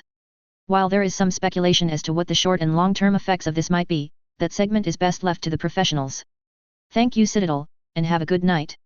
You sure you want to do this, Rex? A gruff Krogan asked.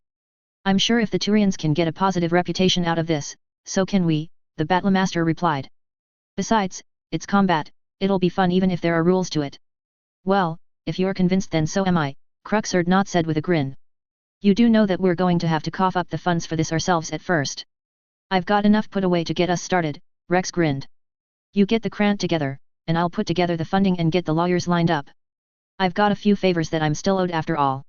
So, you want me to sponsor you and your Krant to join this Urban Combat Championship League? Arya asked the Krogan in front of her. What is in it for me? Besides it making you look even more legitimate ruler in the eyes of the galaxy? Rex asked with his arms crossed menacingly. You owe me one, and I am collecting it. That's an expensive favor, Arya said as she lounged back on her couch.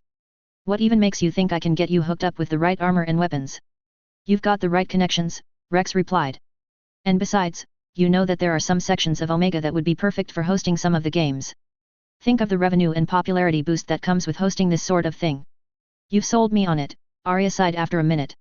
I know you have lawyers working on this, contact me when everything is arranged and I'll come forward with what you need to get started. Chapter 75. This may be the most exciting moment of any UCCL game yet. James MacArthur, one of the announcers said over the microphone. For the first time since the UCCL's inception, we have a match between the Tetris Talons and the Rhode Island Knights. This is a day that is marked in history. Agreed Jim, how do you think everyone will fare out there today?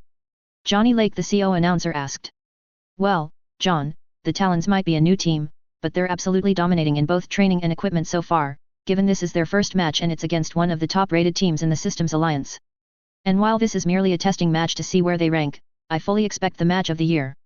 It looks like they're about to get started here in a few moments, Johnny said as the handful of city blocks began to have drone cameras show up in strategic places. Today's match is also going to be featuring an entirely new sort of match that the UCCL has come up with. That's right Johnny, they're going to be playing an old game that we've brought back to life for the league, Jim said as he glanced down at his notes. From what I understand it started out life as Capture the Flag but has evolved to be something quite a bit different. John, you were involved in the process of getting this new mode approved for safety, so can you tell me something about it? And so that our audience understands what the goal for this match is. Well, for one thing, each team has a designated medic zone where wounded teammates can be brought back and then reintroduced into the field of play. Once a team scores, the round is reset and all teams go back to their starting positions, John explained. Now, I'm not going to give the entire game away because there are a few surprises this year and I'd like to see how people react to them. It looks like we're going to have to be on our toes, people, Jim said with a grin. Now, on to the action. Tertius, I need you and Team 1 to stay and hold our objective, Captain Dekbus Albanian ordered the leader of Team 1.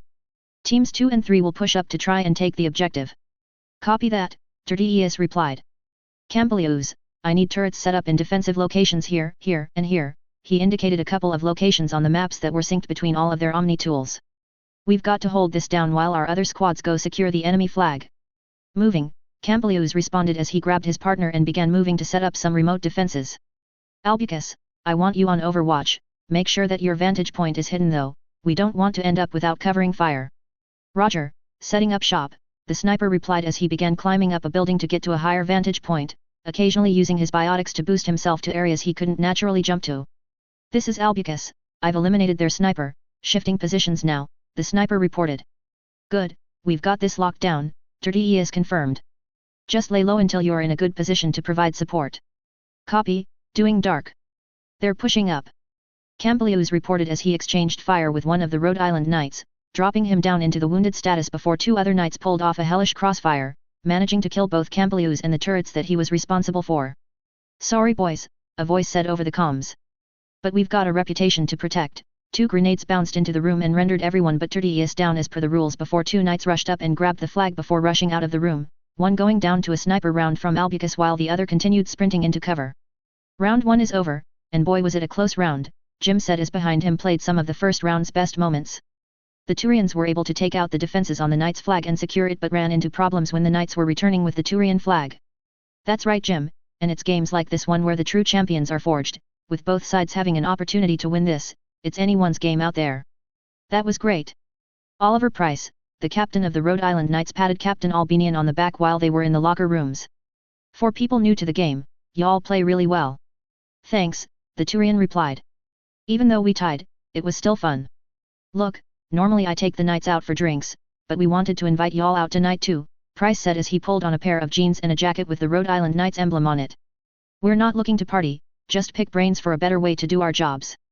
This isn't an actual war zone after all, it's a game, and all of us have traded pointers with other teams one way or another. Let me ask the rest of the team if they want to join in, Albanian replied. Dude, I never even saw where you were, the Rhode Island sniper said to Albucus. How'd you manage to conceal so well? Well, it wasn't that I was better concealed than you were, you did a good job at that yourself, but you didn't pull back far enough into the room for your barrel to still be inside, that's what gave you away. I'll have to remember that trick for the next time we face off, the knight said with a grin before taking a swig of his beer. Too bad it'll be next season before that happens. Yep, being in opposite sectors means that we play against different teams, Albucus said with a sigh. Just means that we both have to win our league championships before moving on to the big prize. See you at the UCCL championship. The knight asked as he raised his beer. See you there.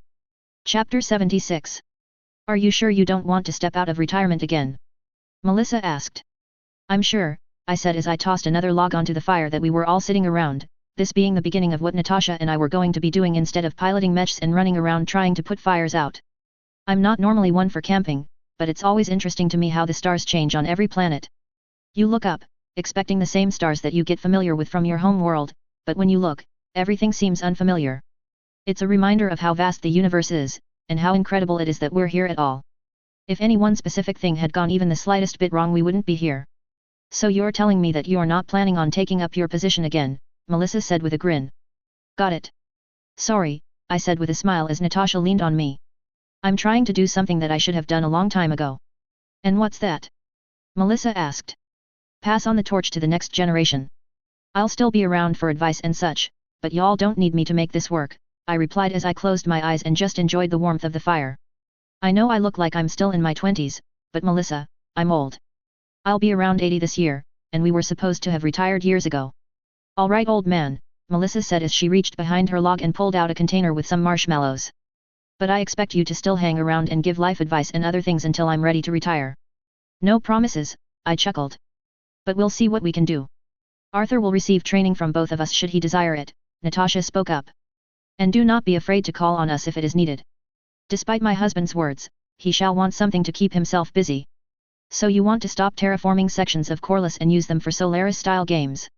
Melissa asked the small group of engineers in front of her. Yes ma'am, we've asked the governor of Corliss and she approved our plan, so we're approaching you to make sure that everything stays legal and so that some of our tech doesn't get stolen, Dr. Jones, the leader of this group said. I'll approve this tentatively, Melissa said as she looked at the small group. I'll have Dr. Rogers put together a list of approved technology that you'll be allowed to modify and use in these games. Thank you, Dr. Jones said with a small smile. We'll make sure that the regulations are followed to the letter. Sure you will, Melissa muttered under her breath as the scientists left her office. They'll end up broken the minute you think you can get away with it. Thank you for taking the time to meet with me, Conveem, Melissa greeted the current chief of the Terminus Quarians and the worlds they had brought into the Commonwealth with them. I was hoping you'd have an update on the state of your local militia units. We're trying to get things more uniform across the board so that we can ensure supplies go to the right places in the event of war. The tank factories are progressing as planned, Com said as his eyes glowed a bit, giving him a savage look when combined with the trophies that he had taken from his enemies that were hanging around his neck. They should be up and running within a year and we should be producing beyond what we need in the years after that. That's what the engineers and techs tell me at least. But it's likely over budget and late, isn't it? Melissa asked with a smile. Knowing how these things go, yes, the Quarian sighed. While I am grateful that you are merely instructing and giving us the basic plans for the factories while allowing us to be self-sufficient, there are times in which I wish that you had merely sent in more than the few advisors and had built the factories yourselves. That would work contrary to what we're trying to accomplish here, Melissa said with a smile. Our navy isn't yet big enough to have defenses over every world in the Commonwealth aside from ASF that are stationed on various stations. We want every one of you to be able to both defend yourself and produce your own spare parts for whatever it is that you have to defend yourself with. It's part of the reason we're starting off with basic tech and factories while we research the other things that we want to produce. Having healthy industries on every planet won't only make us more difficult to crack as a nation, but will mean that our economy will remain strong even if something does threaten us. I certainly hope so, Com said as he sighed again. Because fighting with the local politicians over how everything gets approved and such has become a pain. One that I would not wish on my worst enemy. That sounds like politics, Melissa agreed. We're going to be sending over some raw materials from Corliss to be used wherever it's needed most over the next few years as we step up recycling measures. It would certainly help us rebuild some of the destroyed facilities that we were unable to when the last pirate raid came through, the Quarian mused. We shall have to see where it is needed most. I'll leave that to the specialists, Melissa said with a laugh. I'm far too busy to figure out exactly where everything needs to go in every area of the Commonwealth. Delegation is the single most useful superpower, and I'm making use of it as best I can. Chapter 77. So that's the final verdict then? I asked the doctor as I felt a sort of calm just flow through me. I'm afraid so, the doctor replied. For the foreseeable future you'll be unable to utilize a neurohelmet for anything beyond using a suit of mithril, and using one of those for too long could cause even more damage to the neural tissue. Now, in time you may be able to pilot a mech again, but you'll likely have to relearn everything from scratch. Alright then, I said as I began processing things almost exactly the same way I had back when I was 15 and had nearly lost my eye in an accident. Can I get all of the details in writing? I'd like some time to look over things and to see what potential treatments there are. Absolutely, he responded. It'll take me a bit of time to put together the proper material, but I should have it ready by the time you're checked out. Thank you, I said as I saw Natasha clench in anger to my left. I think we'd like some privacy please. Grabbing Natasha, I pulled her into my lap and squeezed her tight in my arms. I'm here and alive, I whispered to the redhead as I felt the rage and fear begin to seep out of her. That's more important than being able to pilot a mech or get into a suit of powered armor again. How are you so calm about this?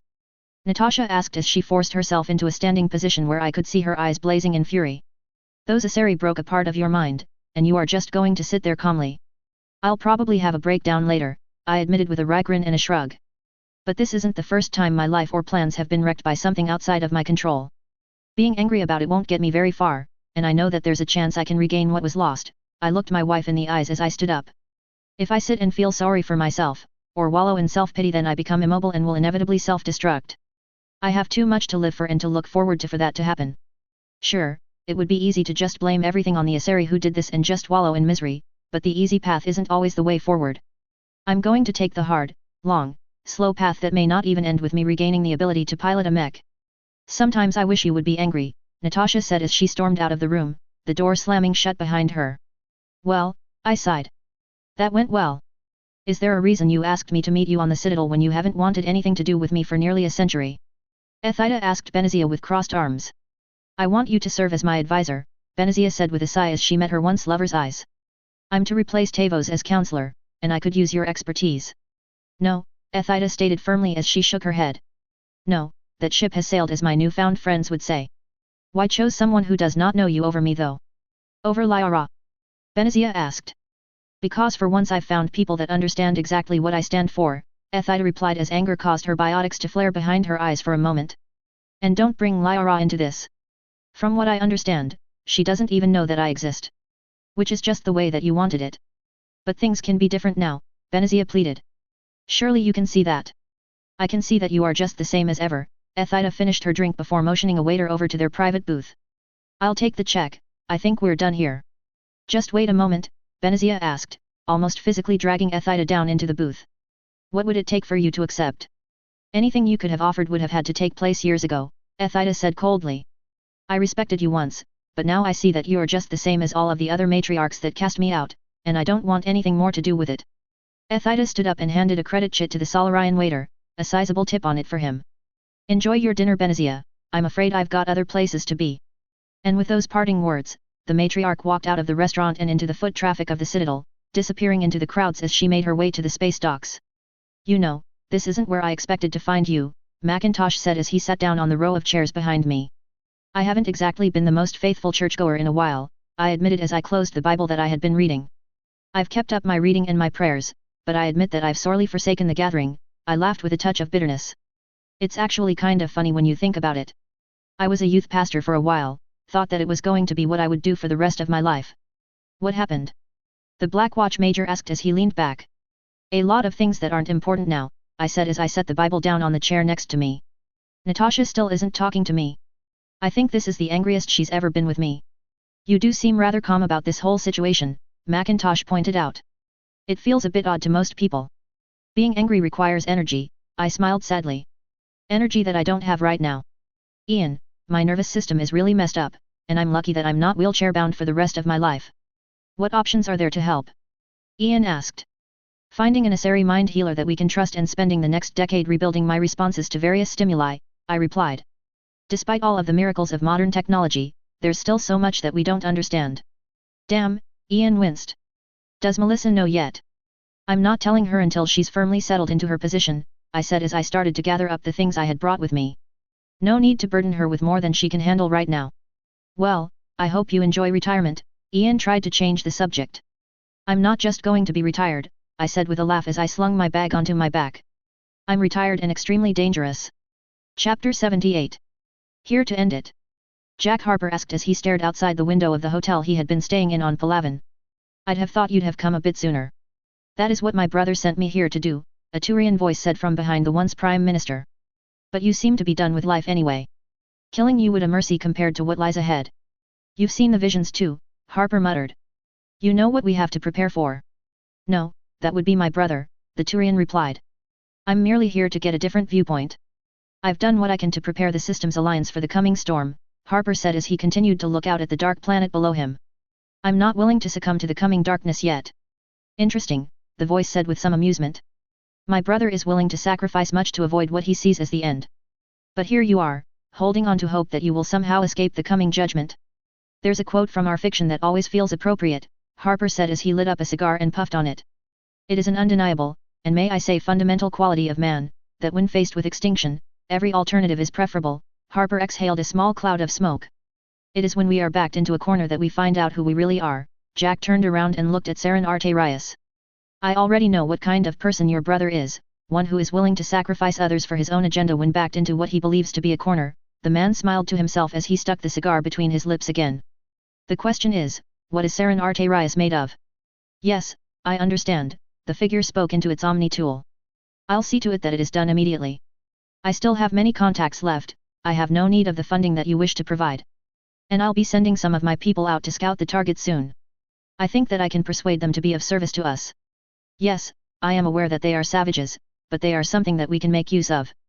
My contacts among the Dalatrases assure me that what we desire can be done with the right kinds of restrictions and we'll be getting the STG working on what we need. I take it you're still mad at Mark? Melissa asked Natasha as the blonde continued to sort the paperwork by what she actually needed to do and what needed to go back to the younger secretaries. Yes, Natasha admitted. Tell me that you have something that needs to be done.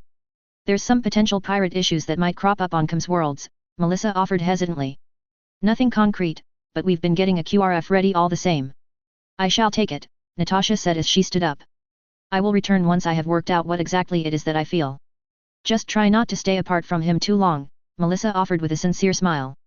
This is going to be one of the hardest times of his life, and he'll need you there for it. Natasha simply turned and walked off, her face a mask of icy cold fury as she left the office. I tried, Melissa sighed as she pushed away her paperwork before standing up from her desk and pacing a bit. Maybe I should have sent her on Samara's request after all. She glanced down at the mission brief that had been filled out. No, she's not ready for a clandestine OP right now. Melissa sat back down and began setting up a call to the now retired Hull. Hey Mel. The old man in a young body greeted the Steiner. Is there something I can help you with before I head out on this hunting trip? Just letting you know that Natasha is heading out for one of Com's Worlds. She's still pretty angry at you, Melissa said. I know, Mark said with a light-hearted smile. I'm gonna give her some space, let her figure out exactly how she feels and how she wants to navigate this whole thing. I'll still be here when she's done. Aren't you worried? Melissa asked, not really understanding. A little bit, the man laughed. But Natasha has to make her own decisions. I can't make them for her. Free will is important, and I wouldn't stand against it for anything you could offer me. Besides, I have faith that she'll be back before I start the journey back towards health. You're certain that this is where we are to meet Morella? Samara asked her oldest daughter Rila. I am certain that these are the location that was provided to us, Rila replied. I would give her some time though. It is clear that she has been up to something clandestine or secretive in nature. The trio of Asari waited in the corner of the bar that had been sent as a meeting place by the youngest daughter of the matriarch. Then, after 30 minutes of waiting, a figure brushed past and a small day-top pad fell onto the table. Well? Samara asked Failray. Follow me, Feelera replied as she stood up and left a credit chit to pay for the drinks. We've got to move. This is where we were supposed to move to, Failray said as she examined the day-top pad. She should be here. It is an ominous place for a meeting, Samara said as she looked at the perfect imitations of once great Asari. But it also works out great because most Asari will never come here, a voice said from behind the trio. Unless you were two academics. Rila asked as she embraced the youngest sister. You've grown a bit, Morala. I had to, the slightly smaller Asari said with a smile. I've been working my way up through the shadow broker's ranks trying to find out where mother was. Only to find out that she's already free. Morala, Samara said as she tried to maintain composure before giving in and embracing all of her daughters as tears flowed freely from her eyes. I feared I would never see the three of you again. We're here, Failray said as she squeezed her mother back. And we're not going anywhere. Chapter 79. Vale, Terminus Commonwealth, June 7, 2170. I'm both trained and certified in mind healing, Morala said as she glanced around at the heavily armed and armored soldiers guarding me. But I didn't expect to be brought into the fold so soon. Samara has my full trust, I said firmly as I looked at the younger Asari.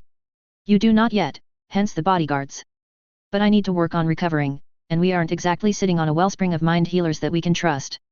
Now that makes a bit more sense, the Asari replied as she leaned back on the couch. Just to clarify, the only way to start doing this is to meld with you, and even if it is not my intention I will be glimpsing into the core of not only what you know, but I'm going to be understanding exactly what makes you. Well, you on a level that no one else will. I see, I said as I considered that statement. I think I'll still push forward. The path to recovery has to start somewhere. You may never regain everything, Morala said with a severe expression on her face. And if I do something wrong you may end up worse off than you were before. That's a risk I will have to take, I said with a small smile. But I'm well aware of the risks I've taken throughout my life. This is no more dangerous than anything else I've had to do in my life. Should the worst happen then I'll have to accept that fact. But first, let us see where this road takes us. August 10, 2170. How was your first day at school? Melissa asked her son as he entered her office while she moved from behind her desk to the couch to help him take off his backpack. It was good, Arthur smiled with a grin that was missing several teeth as his new ones grew in. I'm already ahead but it was fun anyway, his eyes lit up.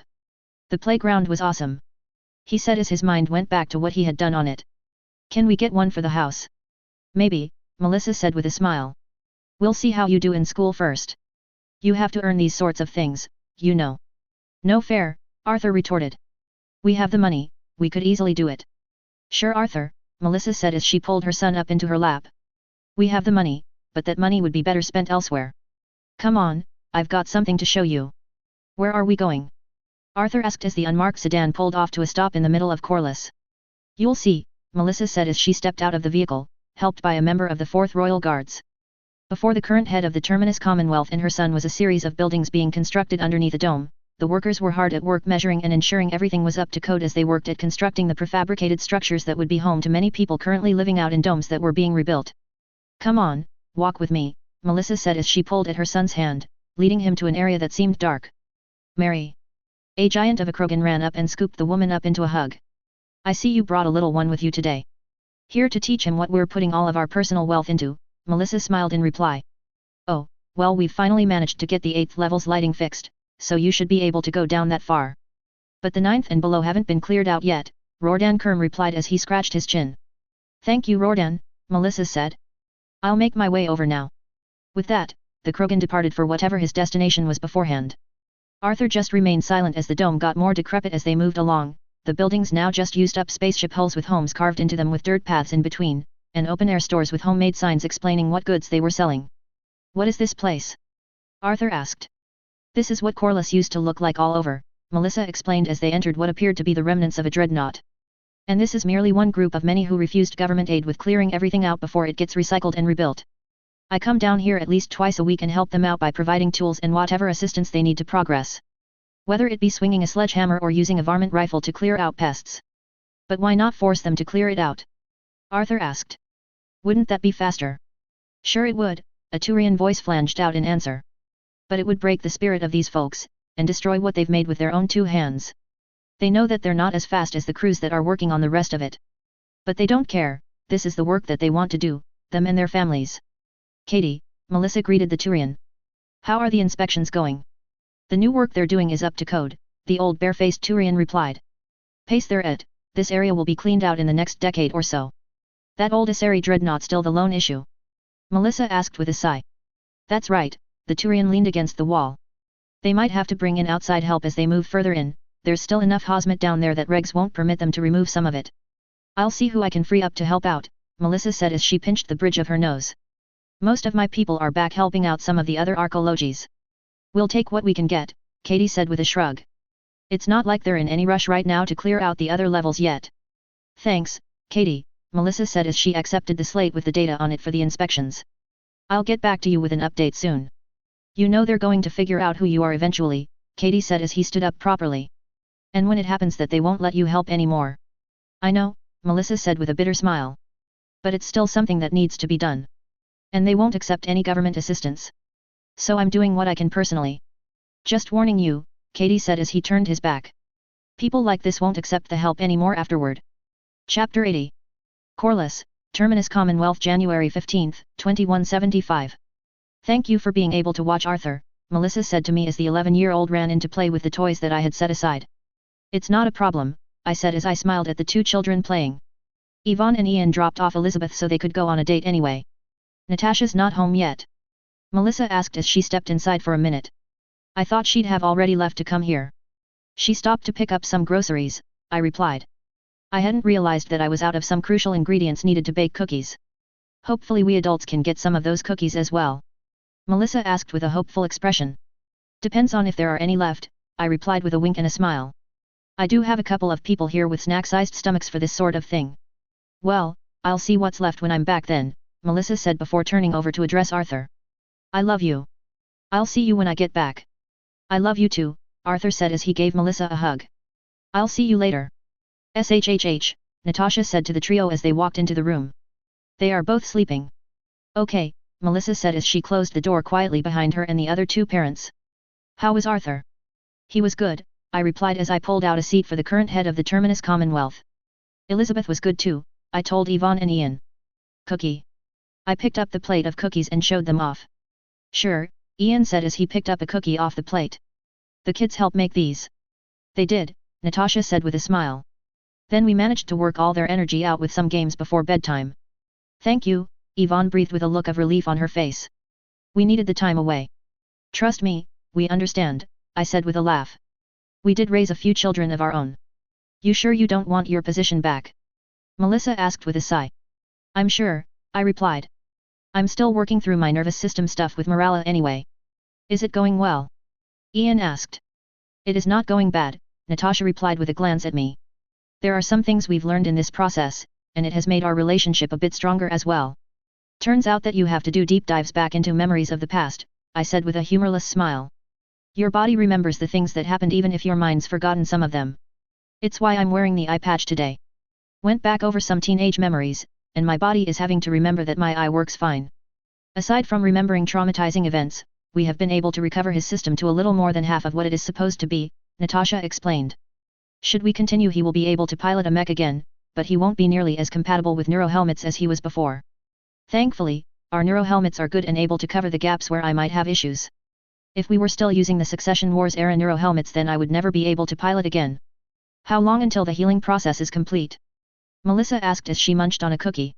Another 2 to 5 years, I replied. Why? You need me for something? I'm able to use mithril at the right levels again, so I can at least be of some use.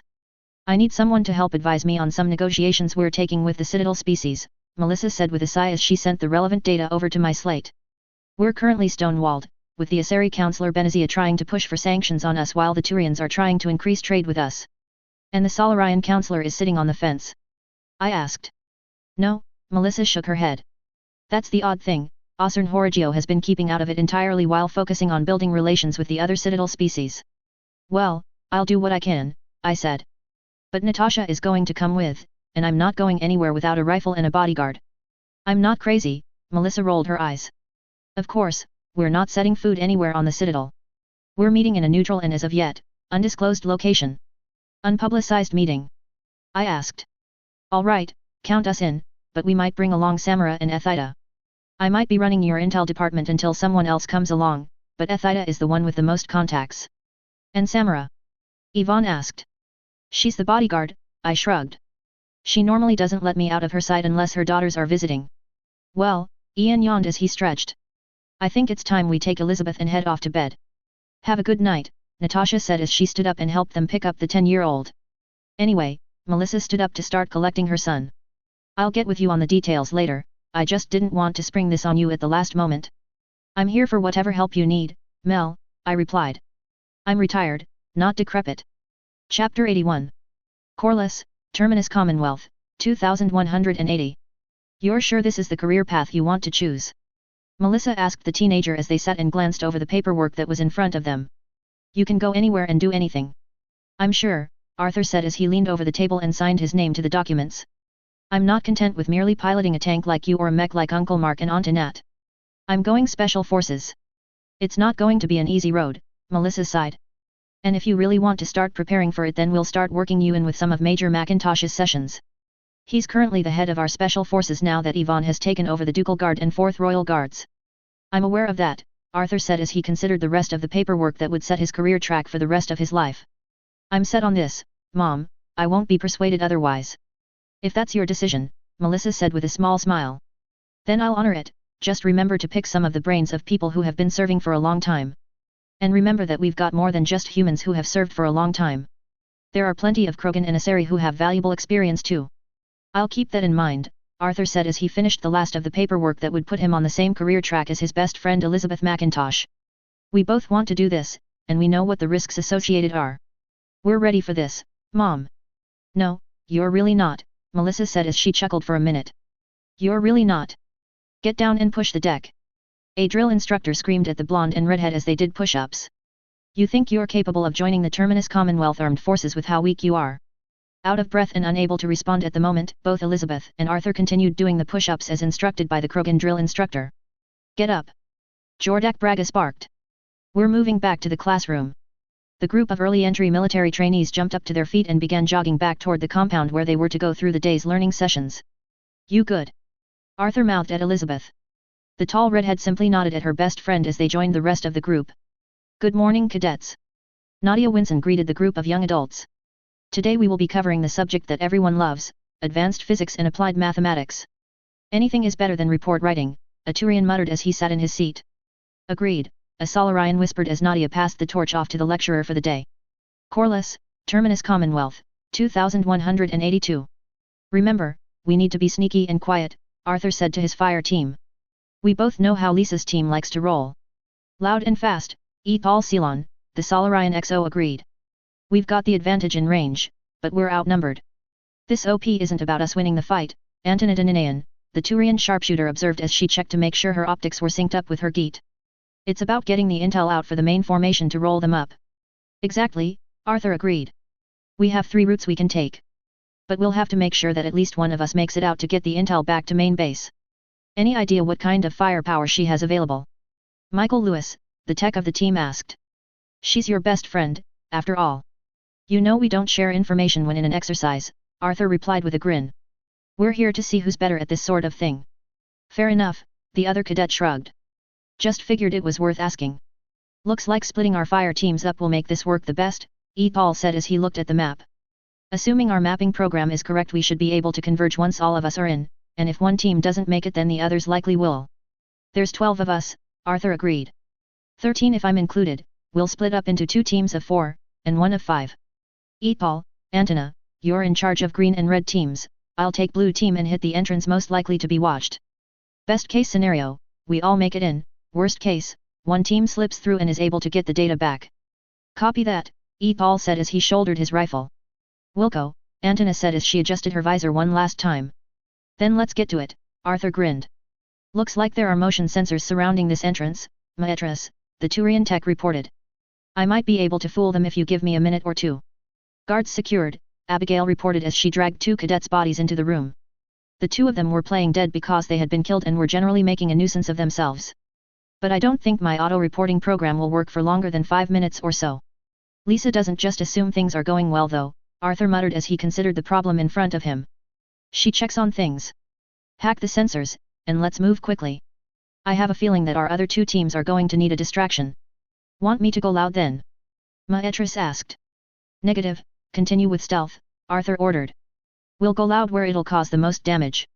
Done, sensors hacked. Moving up, Arthur said as he took point, his rifle swinging up at the ready as they entered the main compound from the roof of the building next door.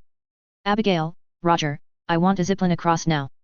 Roger that, deploying entry, Roger said as he reached for a special attachment for his launcher and triggered an alternate firing method. Entry secure, but I weigh too much to use it. I know, Arthur patted the nearly 2-meter tall man as he secured the other side of the line. You stay here and cover our exit. Consider it done, the man's gravelly voice replied. I'll hold against whatever comes, Cadet Major. Chapter 82. Ready? Arthur asked the group of cadets with him as they looked through the transparent aluminum beneath them. Setting up breaching charges now, Abigail reported as she set up the charges that would bring the ceiling down. Go ahead and breach when ready, Arthur ordered. We'll pull distraction for the other 2 teams. Go. Go. Go. Abigail ordered as she triggered the charges and then jumped down following the debris. This is Saber Prime, we've gone loud, do not respond, continue to carry out your mission. Arthur barked into the supposedly secured channel as he used his jump jets to slow his fall as he fired at a handful of enemy soldiers, his HUD marking them as dead before he'd even hit the ground. Alarms began blaring as more cadet soldiers filed into the room, Abigail going down before she could even attempt to reach cover. Fuck, Arthur breathed as MassEffect put up a biotic barrier. We're not going to last long in here. There's a room behind us, MassEffect said as his barrier collapsed right as they reached cover. If we take it we might be able to hold out for a bit. Grab ABI's charges with your biotics, we might need them to get back out of here, Arthur said as he and Greto covered the Turian with weapons fire so he could secure the charges. Got him. MassEffect said as he caught the charges. We should probably go ahead and barricade ourselves in, there's no way we're getting intel out of this. Greto, get the door, Arthur leaned out and exchanged fire with some soldiers, a couple of rounds catching him in the torso and rendering him unable to walk. Grab him. MassEffect said as he put up a biotic barrier. HUD says he's unable to walk, but he should still be able to shoot. So, who do you think will win this year? Natasha asked me as we looked at the live feeds from the live fire exercise being conducted. Well, Cadet Colonel Drathan Kofter has really taken to our methods, he's risen quite rapidly through the training scenarios and has a good head on his shoulders, I replied as I looked at the firefight going on. But at the same time, Cadet Major McIntosh has shown herself to be an excellent defensive strategist over the last few exercises. So I think we'll have to wait and see. She did accurately predict what Arthur would do, Natasha agreed. And despite his shock and awe approach she's taken minimal losses and has already gotten her reserves ready to deploy for the big push that Drathan is planning. I honestly think it will come down to who is the most creative, Nadia Winson said as she considered the scenario.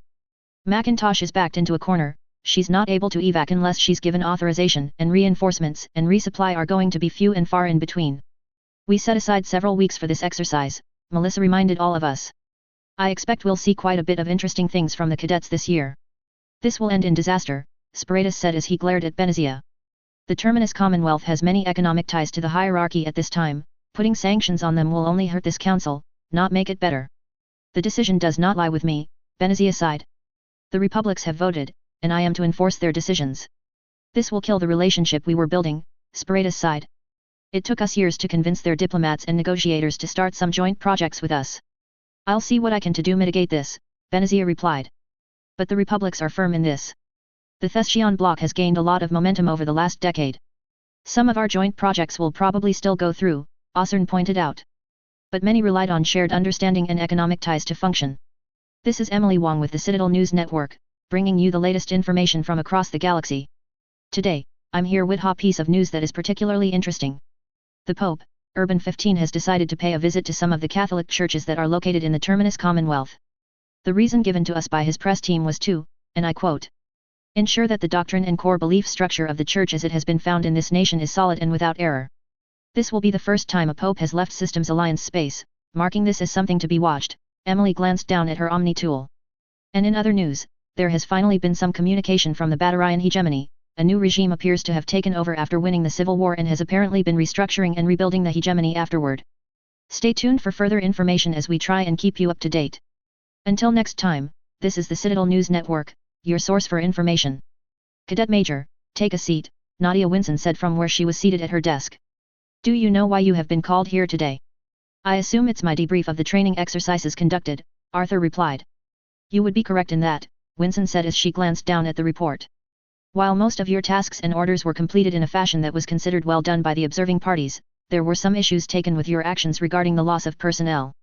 In what regard, ma'am? Arthur asked with a furrowed brow. While you did lose some members of your squad, that is to be expected in some fashion when regarding the numbers you faced, the real issue here is your inability to send more people out into scenarios where their death might have happened. I don't want to sacrifice people, ma'am, Arthur replied as his face turned to stone. Every person lost is another gun we lose that could have been used on the enemy.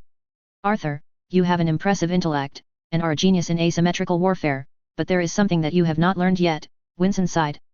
The best of commanding officers are loved by their men because the CO also cares for them.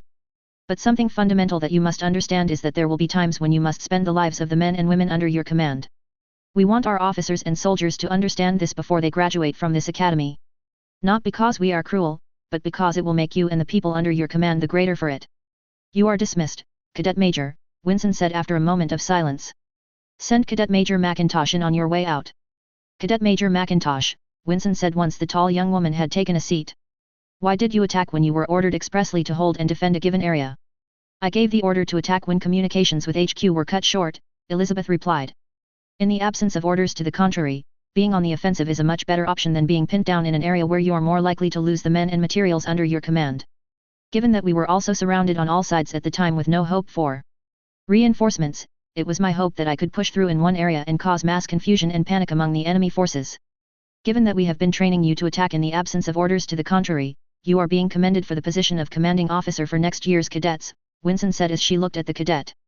Your XO will be Arthur Steiner. You have 1 week to put together a list of your senior staff officers along with the proper paperwork for the personnel transfer. Yes ma'am, Elizabeth responded as she sat at attention. Is there anything else, ma'am? NEG, get the hell out of my office. Chapter 83. January 2180. Shepard, Commander James Ackerson called out to the junior officer. You done wool gathering yet? Yes sir, Shepard snapped off a salute. Won't happen again. Come on. We've got to make sure the R&D people actually get the gear they've been waiting on from Mars. Why do we put up with the eggheads again, sir? Jane asked. Because, Staff Lieutenant, that's where all you N7s get your fancy gear from, Ackerson replied as the frigate continued to escort the cargo ship. Besides, this is the last run we'll have to do before we go on shore leave for the rest of the week. Aye sir, Jane sighed as she walked to the bridge following her CO. I wish we weren't stretched so thin. Manpower is something we're working on, Ackerson replied as he sat in the captain's chair. It takes more time and money to train people the right way than it does to just throw bodies at a problem. Ackerson turned to look out the view screen. You're a little young to remember most of the details, but for a while, most of our recruits came from Africa or the Middle East. People looking to escape the life that they had there. Well, most of them served their term and went back, using their training and the funds they had gathered to start changing things for the better down on Earth. Unfortunately, it means that we aren't seeing the recruitment numbers that we used to. But it does mean that overall we're getting better and healthier recruits when we do get them. We're not likely to outnumber anyone at this point, so we're going to have to focus on the quality of the soldiers and sailors that we produce. Quantity has a quality all of its own, Commander, Jane replied as she stood behind and to the left of the John Adams CO. We're on the final approach sir, ma'am, their pilot, an ensign Frank Hill reported. Cargo ship is reporting that the research station 6 has taken over their autopilot. Copy that, Commander Ackerson said as he looked more alert than before. Start scanning for any threats. Elysium is a newer colony, and it's possible they've missed something in their normal scans. Aye, sir, the sensors officer, Emma Floyd responded. Doing system-wide sweeps now. Expecting trouble, sir? Jane asked. Always, the man replied as he stroked the small beard on his face. Considering the amount of small nation-states that have formed out of the Batarian hegemony now that their civil war is open. We've only had a few scouting parties from some of those nations, Jane replied. And mostly peaceful dealings with the mainline hegemony. It's the ones that broke off from the reformed hegemony that concern me, Ackerson said as he glanced over at his XO. While they may resemble the old Balkan states from our history at the moment, remember that these people are also still slavers and both can and will raid us if they see an opportunity. I'll try to keep that in mind, Jane said as she looked down at Elysium below. At least they've got a good bar, Shepard muttered as she took another shot. Lord knows it's the only exciting thing to happen on this OP. Care if I buy you a drink? An Asari stepped forward, obviously interested in the redhead. Sure, I don't mind the drink, but I'm not really into chicks, Jane responded. What if I only want to keep you company? The Asari asked. Take a seat, Jane gestured towards a chair on the other side of the table. It's a free planet, after all. Sraledri, the alien introduced herself. I own a clothing shop in town. Jane Shepard, the woman replied as she slowed down on the drinks. Here enjoying some peace. Sra and Shepard kept up a pretty lively conversation after that, comparing planets to other ones they had visited and ranking them on whether they were enjoyable or not. Thanks for the drinks, Shepard said as she stood up. But I think I should get to my hotel. Got a tour of some sort of mountain tomorrow, and I'd hate to miss it. Wouldn't you rather stay at my place? Ledry asked. Nice try, Shepard laughed. But I think I'll enjoy some rest away from this noise. Have it your way, Sir replied as she made her way back to the bar, ready to try her luck again. I always have it my way, Jane muttered as she left the bar, sobering up in the cold air as she went towards the hotel that had been booked for the Alliance personnel on leave.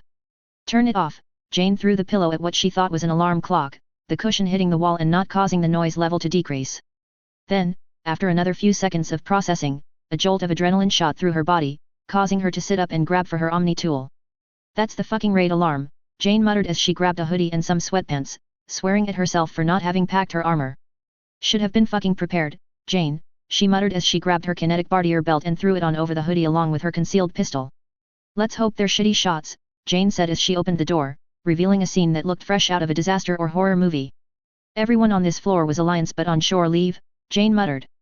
Which means I slept through this. She crouched down out of sight beneath a window as a Battarian shuttle and gunship flew overhead, heading for what were probably the evac shelters. Running to the stairwell, Shepard threw herself down the steps 2 or 3 at a time, eventually hitting the ground floor where she saw the first of the bodies. I'll make sure you get back to analyze, Jane muttered as she closed the eyes of the now dead Emma Floyd before kneeling and prying the rifle out of the dead woman's hand.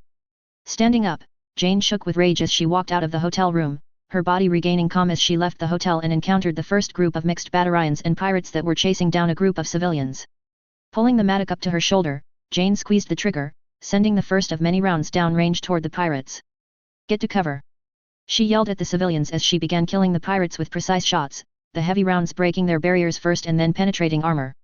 Ducking down behind a downed pillar for cover, Jane waited for the return shots to ease off before popping up and firing precisely to take out the remainder of this group of pirates. Thank you ma'am, a young woman said as she cradled her daughter. Get inside a school or hospital and lock it down, Shepard ordered as she knelt down and began stripping gear from the pirates and Battarians. Don't come out until the Alliance shows up. What are you going to do? The little girl asked. Me? Shepard asked with a shark-like grin. I'm gonna make sure none of them leave here to do something like this again. Chapter 84. Once Shepard had made sure the civilians were on their way, she began moving towards where the Battarians and pirates seemed to be gathering in order to breach the city's civilian shelters. As Shepard walked through the city, she happened upon another group of bodies, mixed law enforcement personnel and pirate bodies intermixed on the ground. Spotting a sniper rifle, she kicked it up before sighing as she saw the make and model. Fucking HK, she mumbled as she shouldered the weapon. I'm glad the Alliance upgraded a while ago. Removing the smart scope from the older Alliance surplus rifle, Shepard knelt down as she attached the optic to her mattock, the software in both the weapon and the newly mounted optic syncing up and allowing her to use it as a DMR. Alright, Shepard muttered as she peered through the scope to ensure that it was working properly. Let's see what else I can use. Grabbing a pair of sunglasses off of one of the Leos, she noted they were synced up with his armor, and still displaying status updates. Using her Omni tool, Shepard broke through the programming and brute forced the sunglasses into connecting with her rifle and kinetic barrier belt before moving forward at a jog to the shelters. Spotting a ladder, Shepard began climbing up onto the roof of the building, using the closer together buildings to boost her speed as she got closer to the sound of gunfire and screams. Glancing down into the door of the shelter, Shepard was overcome with rage as she saw some pirates driving slave ships into civilians below, the ice pick-looking device being driven in right between some of their eyes. A faint purple glow took over Shepard as she lifted herself into the air, throwing a biotic warp down into the largest group of pirates. Her charge detonated her own warp, sending pirates flying and entirely disintegrating several of them as Shepard rolled to her feet, almost casually shooting the pirate holding a civilian as a hostage before turning and killing the remainder of this squad. Fucking slavers!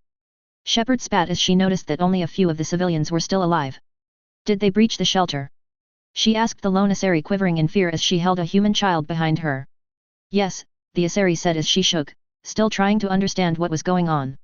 Get into one of the building's bathrooms, lock the door, and wait for Alliance personnel, Shepard ordered as she moved down into the shelter at a sprint, her biotics glowing as she used some of her powers to enhance her speed, reaching a Krogan and turning him into paste as she fired a handful of shots at the rest of the pirates in this particular shelter, the high-caliber rounds killing them in a few bursts. Thanks for the save, a half-dressed police officer says as he gets up from where he had just been shoved to the ground. We tried to shut the shelter in time, but they beat us to it. How many people you got in here? Shepard asked as she sagged a bit in exhaustion before she seemed to just push the tiredness away. Just over 500 in this shelter, the cop replied. Not many of us cops or militia managed to get in here to set up proper defenses. I'm not up to date on the other shelters yet. You got a spare comms device? Shepard asked. I need to find out if the John Adams is still up there and got a message out. We've got a few, the cop replied. I'll see what I can scrounge up for you. Thanks, Shepard said as she walked with the officer. Got a sidearm I can borrow as well. We'll open up the armory, the officer replied. You got a name, Red? Shepard, the staff lieutenant replied. Thanks for the help. Here they come, Shepard muttered as she spied the drive flares of a bunch of pirate shuttles beginning to settle down on the outskirts of the city. Let's see about making this place hell for them. Going prone down on top of the building, Shepard began firing shots at the pirates, taking out one or two at a time before allowing her shots to stop so they didn't locate her position. Then, sending out a burst transmission from her Omni tool, a series of charges detonated and killed the rest of the first wave while also piling up rubble that would prevent them from moving more vehicles into the city via a ground insertion. Keep us moving. Commander Ackerson ordered as he quickly typed in some calculations. We're going to have to swing around and use the gas giant for a slingshot maneuver. Sir, our hull isn't designed to operate that close to that kind of pressure, the pilot reported. Well, we're about to find out, aren't we? Ackerson asked as they narrowly dodged another round from one of the trio of pirate frigates that was chasing the John Adams. That was way too close, sir. We just had a round skip off of our barriers, we're down to 20% strength. Get us more from the reactor, and redirect extra power to the rear of the ship, Ackerson said calmly. We might burn this ship out, but we're making sure these pirates don't get the satisfaction of killing us and taking more slaves. Redirecting, aye sir, the officer replied. Nearing the gas giant now, the pilot reported. I hope you know what you're doing, sir. So do I, Ensign, Ackerson muttered under his breath as he double-checked his calculations before sending them to the pilot. Math checks out, we should survive this. If my calculations are wrong then we're going to be dead and not even know it. Chapter 85. Ducking back behind cover, Jane watched as the rounds from the pirates dug into the concrete wall behind her, flinching slightly at the shards that nearly hit her face. Get her! A pirate captain yelled as he stood behind the group that Jane was engaged with. We've been hunting this witch for days now, and she can't escape us. Boss, she's already killed most of us, you think we should just leave with the loot we already have? A Turian asked. No, she has to pay for what she's done to us, the captain growled as he flexed his biotics. We're the last crew left, and we're going to make sure we leave with a trophy. Popping up from cover, Shepard began firing her matic as fast as she could squeeze the trigger, her first 3 rounds breaking the pirate captain's barriers and taking off his head before she ducked down again to avoid return fire. You could leave now. Shepard offered. Just give up the slaves you've already taken and I'll let you leave. Nice try. A Batarian replied. But we aren't idiots, you've killed all of us you've encountered, even the ones that tried to surrender. Well, I gave them the opportunity, Shepard muttered to herself as she took a deep breath, her biotics flaring as she used the last of her energy to toss a warp into the middle of the group of pirates, drawing them in as she picked the pirates off that she could before her biotics collapsed, leaving her gasping for breath again as she ducked back down behind cover again while sucking in as much oxygen as she could.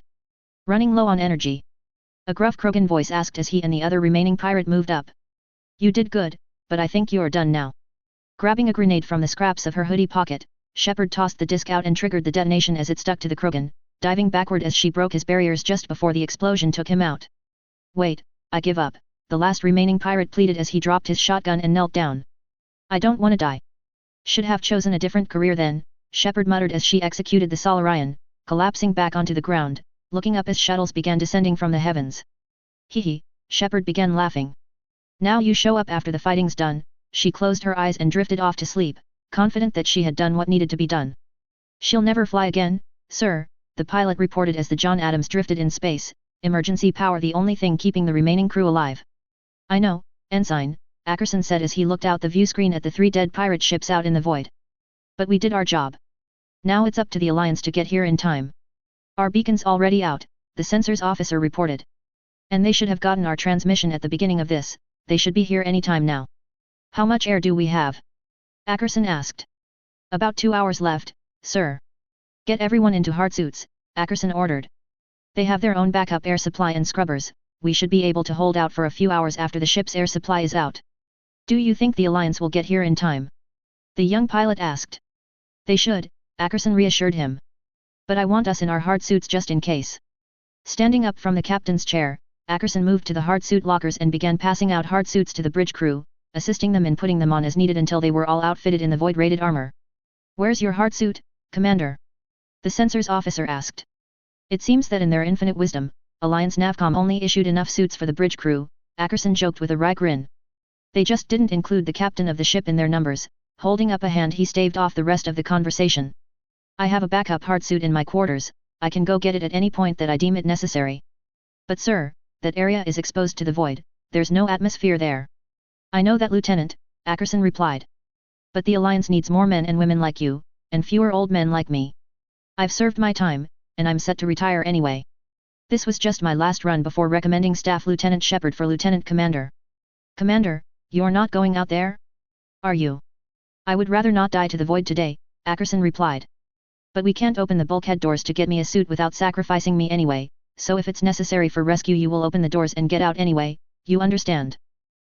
Sir, a non-com said as she stood at attention for a moment, a salute at her brow. I'll make sure it gets done if it comes to that. Staff Lieutenant Shepard, a voice said as the N7 operative drifted back from the dark of consciousness. You care to explain what happened here? Shepard jolted upright, yanking the 4 out of her vein and looking around the room with a wild look in her eye, ready to kill someone or something before her brain processed where she was. You might want to keep that 4 in, the Alliance intelligence operative said with a smile. You're not in any trouble, we're just here to debrief you. She's not fit for conversation at the moment, sir, a Navy nurse glared at the man in the black suit and sunglasses. She basically ran through all of her fat reserves while using her biotics and her body had started eating her muscle tissue as well. That she's able to move right now is nothing short of a miracle. And, as an Alliance physician, I have ultimate authority over my patients, a balding man stepped into the room. You can have a written report when I'm satisfied that this woman is capable of handling it. Until then, you can see yourself out. I'm sure there are plenty of people who might need your help around here after all. Chapter 86. February 2180, Arcturus. Lieutenant Commander Shepard, are you able to give a statement about your actions on Elysium? A reporter asked as her drone hovered over the two of them recording everything. Go to Navcom if you want a statement, Shepard replied. I'm not at liberty to discuss anything at the moment. The N7 continued walking until she entered the building where she was to meet with the Alliance Naval Command. Lieutenant Commander Shepard, the current Admiral of the Navy, Admiral Kepler, greeted her as she entered the meeting room after going through a series of comprehensive scans and other assorted identification measures. This meeting is about your future, and how we move forward from here. Take a seat, Shepard, Vice Admiral Hackett ordered. We have a lot to go over. Having done a complete overhaul of our safety protocols in the wake of the attack on Elysium. Reports are just now coming out with how high the damage toll is, and how many people will not be returning to their loved ones. The new assorted Batarian and pirate states are being referred to as the new Barbary states by the Systems Alliance, with them stating that they would never negotiate with a nation of pirates. The Batarian hegemony has withdrawn from the Citadel once again as they move to a war footing with the varied pirate states. Tensions between the Citadel and the Terminus Commonwealth are at an all-time high as the Solarian and Asari councillors override the Turian councillor in a vote to restrict medical from being sold to the Commonwealth. It has been my greatest privilege to serve as the representative for the hierarchy for the years in which I have, Spiritus announced. And with my move to a new position I hope to continue my service in a new capacity. I will be training my replacement and will remain available as an advisor to those who need it. And in a surprising turn of events, Systems Alliance Ambassador Anita Goyle has been admitted to the hospital. When asked for a statement, the Alliance refused to comment. Once again, the hero of Elysium has made the news cycle with a stunning victory in space over one of the Batarian pirate states. The now captain was able to defeat a much larger group of pirate vessels with creative tactics and strategy. Ambassador Anita Goyle has been released from the hospital but is now being recalled to Arcturus as she has spoken of her wish to retire from her office. The Alliance Parliament is voting now on who will be replacing her. The Turian hierarchy has begun supporting increases in naval development, with the Volus assisting in both funding research and development as well as assisting the Elcor and Hanner in the development of larger navies. Matriarch Tavos reportedly stormed out of a meeting between other matriarchs on Thessia. She has departed from Asari space with many of her followers, and we have been reliably informed that the Council has dispatched a Spectre to ensure that she has no ill intentions. And in recent news, the Terminus Commonwealth announced a series of military exercises. Omega recently separated from other Terminus states and has become a member of the Asari Republics. When contacted for a comment, Matriarch Arya T. simply said to fuck off and go bother someone else. The Quarian Enclave in the Systems Alliance has finished some of the largest shipyards in the galaxy, and has begun taking customers on a contract basis. January 2185. So, can anyone tell me what all of this means? General McIntosh, the current CO of the Terminus Commonwealth Spec War Division asked. That tensions are at a boiling point and the galaxy is on the edge of war, Captain Arthur Steiner stated. That's what the media would tell you, Ian said as he changed to a different set of slides on the PowerPoint. Relations are currently at an all-time high with both the Systems Alliance and the Turian hierarchy. Despite the Council's sanctions and attempts to prevent us from acquiring technology like medical, we have been able to purchase the license in secret and begin enough production for at least limited purposes. Why are we here, sir? First Lieutenant Elizabeth McIntosh asked her father. Because you two are going to be commanding a special forces squad that's going to join in on a joint anti-piracy expedition, the general stated. We're trying to improve relations with the Solarians and the Asari, and you two are the tip of the spear on this. You sure this is a good idea? Arthur asked. We're not exactly the diplomatic type. You're what's needed at the moment, McIntosh stated. Spec War Command will be picking the members of the squad that will be joining you while also taking any suggestions that you might have. Who's going to be in charge of this expedition? Arthur asked. A Rear Admiral Anderson, Ian replied. Most of the ships are going to be Alliance and Turian, so be on your best behavior. Rules of engagement? Elizabeth asked. We'll have a list of approved technology that you can use, McIntosh said. And you'll be using powered armor instead of battle armor, with the kinetic barriers it should be sufficient for what will be needed. Understood, Arthur said as the meeting came to an end. Any further questions? McIntosh asked. I'm sure I'll think of something, Arthur responded. But I can't think of anything I need to be answered at the moment. Then you're dismissed, General McIntosh said. I'll be sending over more details as we move forward. So, you think that this is going to kickstart a war? Elizabeth asked as they sat at a crowded bar. No clue, Arthur shrugged. But I think we should stay on our toes anyway. Never know what kind of shit'll get thrown our way. Agreed, the woman said as she raised her drink. Think this will end up like that mission on Horizon? God, I hope not, Arthur replied as he took a swig of the dark ale. That was a clusterfuck of a mission. One that we will never speak of again, another voice said as a big Krogan walked up. Accepting present company, of course. Kordug. Elizabeth stood up and gave the Krogan a hug. I didn't know you were back from your OP. Got recalled, the other operator shrugged as he sat down. They said they needed someone who already had experience working with you two, and here I am. It's good to see you again, Arthur grinned. Can I get you a drink? Nah, been trying to cut down on the excess alcohol, the Krogan said with a sigh. I get redundant organs, but that's not an excuse to waste them. So, what are you able to tell us about the OP you were on? Elizabeth asked as she sat back down. Well, I'm not allowed to give a lot of details, Korduk replied. It's very much need to know on that one. Fair enough, Arthur said. Either way, it'll be good to have a competent non-com around. Chapter 87. Serpent Nebula, Widow System, March 1, 2185. This is where we're supposed to assemble, Arthur said to both Korduk and Elizabeth. The rest of our team should be here shortly. We've got the right berth number? Korduk asked. Yeah, it's B-17, the second lieutenant replied as she checked her slate. Here comes the rest of the group now, Arthur nodded his head toward the group of 9 that was walking toward them. Why so? Arthur brought the Quarian for a bear hug before setting her down. How's the husband and kids? They are good, the woman replied as she touched some of the trophies dangling from her armor. They wish to see you again sometime soon. I'll drop by for a visit after this OP, Arthur smiled. I've been busy, after all. I've heard about some of those ops you've been on, Dhom Pak Asta, the resident spook and disguise expert chimed in. Wish I had been in on some of that action. Trust me, you don't want any part of the action that this guy is a part of, Malcolm Hatfield spoke up, the technician smirking as he patted his old friend on the back. Something always goes crazy wrong. That's not normally my fault though, Arthur pointed out with a grin. Murphy just loves me sometimes. I'm Captain Shepard, welcome aboard the Normandy, the redhead greeted the Terminus Commonwealth's contribution to the Joint Anti-Piracy Force. This is the ship that will be your home for the next few months, so get comfortable. A list of areas that are off limits has been sent to each and every one of you. Shepard met the eyes of the Commonwealth Special Operations soldiers. Should you be found in one of those areas you will be thrown into the brig for the rest of the expedition. Understood, Captain, Arthur said as his people began setting up their kit in the cargo bay. Anything else we need to know? Not at the moment, Shepard said. When you and your team are done unpacking I'll bring the ground troops commander over for an introduction. You'll be working closely with him, after all. I don't have all that much, Arthur gestured towards the pack in his hand and the cases of weapons and armor that the Terminus Commonwealth had stacked into a corner of the cargo bay. All right then, Shepard said as she turned and gestured for Arthur to walk with her. He should still be on the bridge. The two humans began walking toward the central elevator when the doors opened revealing a Turian. Gurus Vakarian, Arthur said as his eyes lit up in recognition. You son of a bitch, I thought you were done with this sort of life after you left the Brotherhood of Steel. Hierarchy paid well enough for me to become a trainer and officer for this expedition, Gurus replied with a grin. I didn't figure that you'd be the one in charge of the Commonwealth's forces though. Luck of the draw, Arthur shrugged as he gripped Gurus' forearm and pat his friend on the back. Anything touchy around here I should know about? We've got some advisors that you'll want to know about, Shepard said from behind Arthur, a chuckle escaping her lips as she realized the introduction was unnecessary. And there have been rumors of some unusual activity popping up in a handful of Systems Alliance colonies.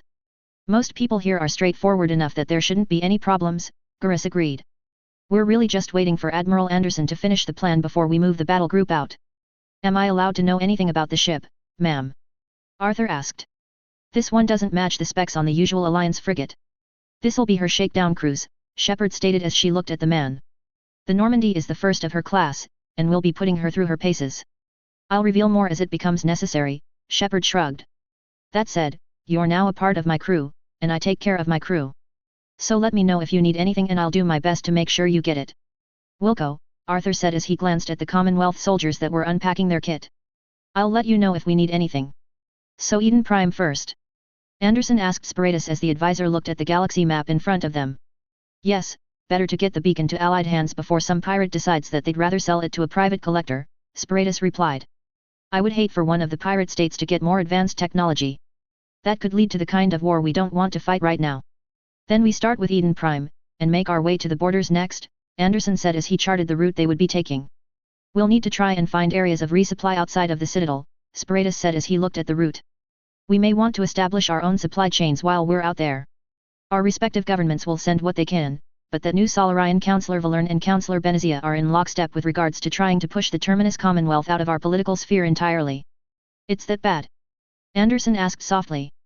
Barring some sort of galaxy-wide emergency, I would expect war to break out in the next decade, Spiritus summed up his thoughts on the subject. We are on the brink of destruction, Admiral, let us weigh the scales in the other direction. Anderson looked up at the Turian as he sighed. The exhaustion was evident on the avian face. I have done all that I could to stave off the war, Spiritus muttered. The hierarchy recognized that I needed a change of perspective, something to give me that was tangible. I may be your political advisor on this expedition, Admiral, but at some point, I expect to be put into the field. I have bandied words for far too long. The time for action has come. Chapter 88. Sir. The sensors officer called out as the fleet entered the Utopia system. What is it, Ensign? Anderson asked. There are no transmissions coming from Eden Prime, the Ensign reported. And there's some sort of super dreadnought sitting in orbit over the main colony. Wait one, the Ensign navigated a few controls. We've got a lone signal coming through, it's a distress call on the standard Alliance frequencies. It's heavily distorted. I'm rerouting it to comms so they can do their best to clean it up. Let me know when you have something, Anderson sighed before activating his Omni tool and patching into FleetComm. All hands, prepare for combat. Normandy and the other ground troops, prepare for drop onto the battlefield. I've got the transmission cleared up, the comms officer reported. Patching it through to external speakers now. This is Lieutenant Commander Caden Alenko of the 212, the video played as the officer ordered around a platoon of Alliance Marines. Operations Chief Ashley, I want you to get the machine guns up and running, we have to hold this position at all costs. Copy that, sir, the NCO responded. Jenkins. Move your ass. The lieutenant commander turned back to the comms device. We are under heavy assault from unknown enemies, we've got a few platoons left, but that won't last long. This message is set to repeat until the comms center is down. The video panned upward and showed the underside of the super dreadnought, showing that there were escorts in the form of a handful of frigates and cruisers. Sorry sir, the comms officer replied. That's where the message ends. Get us angled properly, Anderson ordered. We're taking the fleet in at top speed, but I don't want anything to hit Eden Prime. And get me a link to Captain Shepard. Aye sir. The comms officer responded as her hands flew across the controls. You're in contact now. Admiral, the comm voice of the N7 captain responded. I take it I'm supposed to take the Normandy into stealth mode and deploy my ground forces. You'd be correct in that assumption, Anderson replied. The 212 is on the ropes and they need someone to tag in and help them out. Then we're on the move, Shepard replied as she turned and faced her bridge crew. Joker, I want us on Eden Prime yesterday. Warping time to get us there early, I ma'am, Joker snarked as the Normandy disappeared off of the sensors and began moving as fast as its engines could towards the planet up from them. Godspeed, Captain, Anderson said as he cut off the channel and began running some calculations on the built-in data pad on his captain's chair. Get everyone into their hard suits, we're venting atmosphere now and moving at flank speed to engage the enemy. All right, people, it's time to show what we're made of, Gurus said to the platoon of Turian Black Watch members that he was in command of. Hey Steiner, I hope you're able to keep up. I think you'll find, Arthur tucked his helmet down on his head and sealed it, polarizing the visor as he did so. That it is you who will need to keep up. Settle down, Captain Shepard said as she entered the cargo bay where the mixed group of soldiers were prepping to go into combat. We're dropping you off about a click from the city and protein beacon that we were supposed to be picking up. We traced the 212's transmission from around that location and we want to relieve them if at all possible. Due to none of you having Alliance authority, I will be coming with you to issue orders to any Alliance personnel that we encounter, with my XO Commander Presley having command of the Normandy until the OP is done. Just us? Hazen asked as she slammed a magazine into her weapon and checked the chamber. That's piss poor odds for the other guys. Agreed, Wiseau said with a sigh as she sheathed her various knives onto her person before ensuring her shotgun and rifle were slung onto her back. There is no trophy that is worth it if the enemy is weak. Striking your enemies when they are weak is the mark of a successful operation, Kordak said as he hefted the LMG that was his main weapon, a heatsink stored into a massive backpack that was hooked into the hump of his armor. If you only desire to fight when they are strong, then someone has failed in their duty. Bring it in. Shepard called out, the armor with the N7 logo seeming to fit her much better than the duty uniform she had been wearing previously. Garrus, I want you and the Black Watch to ensure that we're covered from all angles while the Commonwealth spooks run force recon. I trust you two know how to work together. Wouldn't be the first time we've run recon for Vakarian, Hazen said with a smirk. We'll handle it. Drop is in 2 mics, Captain, Joker reported. You might want to hustle, I'm seeing lots of action down there. Steiner, you drop first, we're right behind, Shepard ordered. Alpha 9, move. Arthur ordered as the ramp lowered and the Terminus Commonwealth forces jumped out of the ship as it lowered itself through the atmosphere, flaring their jump jets to slow their descent as they began to piece together what the state of the ground environment was.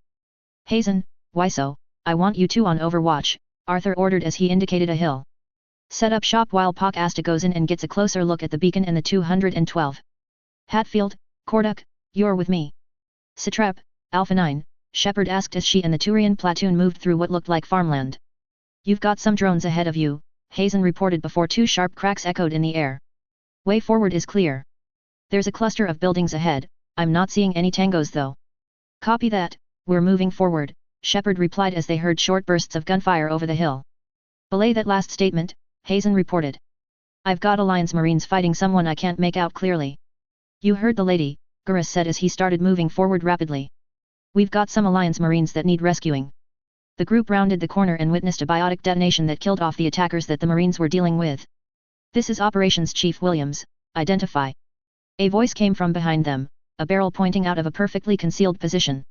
Captain Jane Shepard N7, Shepard replied. We're here to help. You're from the government, Ashley snarked. That just means I should be more scared. Leave the captain alone, Chief Williams, a male voice said from the position ahead. Captain, I'm Lieutenant Commander Alenko, we're glad that the Alliance got our distress call, but we've been here fighting for almost a week now. We're nearly out of ammo blocks and our food rations are low as well. We've got a whole battle group here to assist, Shepard said as she looked around at the 2 platoons of exhausted Alliance Marines. Anything you can tell me about what happened here? Well, it all started earlier this week. Chapter 89. Alright, people, Commander Alenko here says that the enemy has relocated the beacon to the spaceport for transit off-world, Shepard said both in person and over the comms. We've got to get there and stop it while the rest of the Marines and soldiers in our battle group are deployed to handle the bad guys. Shifting to recon and cover the approach to the spaceport, Arthur replied. Alpha 9, you heard the lady, move. Now, you're certain these were Asari supplemented by robots and zombies? Shepard asked. Can you clarify robots a bit more? Pretty sure, Williams replied. Though they did have some odd cybernetics on them and the robots looked a bit like someone tried to make mechs like the Commonwealth's, only smaller in size. You copy, Alpha 9? Shepard asked. Heard, ma'am, Hazen responded as the crack of a sniper rifle echoed in the distance. The way forward should be clear aside from a few stragglers. 212, you can move with us or we can leave you here for some R&R. Choice is yours. Don't know about the rest of these guys, Williams grinned. But I'm itching for some payback. I'm coming with. I'll leave a squad here to assist, Garrus spoke up, the mercenary issuing a few orders to his company. The rest of us are moving up. On you, lead, a Turian said with a nod. All right, I want Team 3 to remain here and assist the 212, the rest of you, we're moving up. The company of Turians began moving down the path, assisted in the short firefights they got into by short cracks of a pair of sniper rifles off in the distance. Thanks for the assist, Alpha 9, Garrus said after a handful of sniper shots took out 2 Asari that tried to charge them. Shepard, we've got the pathway to the spaceport's tram cleared, you might want to get over here, Garrus reported. Copy that, Shepard's voice responded. I'm bringing the 212 with me, and they're going to hold down the tram station while we push up. That super dreadnought isn't moving, sir, the captain of the cruiser Tenochtitlan reported. But they've got quite a few escorts moving to engage. Have our frigates move up and Wolfpack up their heavier ships. The Tenochtitlan and the Madrid will target their smaller ships while their bigger ones are harassed. We'll move on from there, Anderson ordered. All units use discretion when firing, we don't want to hit Eden Prime. The small battle group shifted, the small group of frigates splitting into 2 groups of 3 while the 2 cruisers and lone carrier began moving to their positions. All hands, get your hard suits on and prepare to vent the atmosphere, the captain of the Tenochtitlan ordered. Admiral, you might want to do the same. Copy, Anderson said as he stripped off his duty uniform, the underlayment of the hard suit being underneath. Doing so now, he grabbed his hard suit out of the footlocker behind his chair and began putting it on and sealing it up. I'm sealed, begin sending relevant data to my suit as well as Omni tool. Aye sir, the sensors officer began running a patch through to the Admiral suit and Omni tool. Good, now start running the numbers necessary to get the first shots off, we need to prevent these guys from maneuvering, Anderson ordered. Alright 212, we're moving on, Shepard said to the small group that remained of the formation of the Marines. You think you can hold here? We're set, Captain, Lieutenant Commander Alenko replied. Thanks for the assist. Alpha 9, what's your status? Shepard asked. We're on approach to the spaceport now, Arthur relayed. Expect more numbers of those bots than before. Copy that, Shepard responded. Garrus, you hear the good news? We heard, Garrus said with a laugh.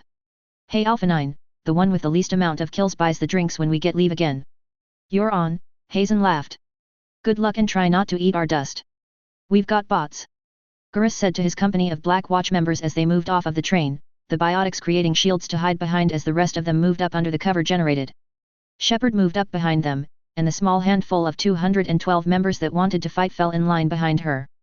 Alright, let's get a move on, that super dreadnought in the sky is making me worried, so let's roll this up and get back to the Normandy. I don't want to stick around and find out what kind of fire support missions that thing can bring to bear. Agreed, ma'am, Arthur said as he descended from one of the roofs with his jump jets, the rest of Alpha 9 behind them. We're right behind you. The mixed group then moved forward, the Black Watch members taking point while the Commonwealth Special Forces soldiers took out the more specialized units, what was left of the 212 and Shepard taking what was left. Beacon should be up and to the left, if it's still here, ma'am, Chief Williams reported. It's the loading dock. You heard the lady, move. Shepard barked. Ma'am, I've got readings consistent with nuclear devices, Pak Asta reported, the Batarian hitting a few buttons on his Omni tool before switching over to his slate.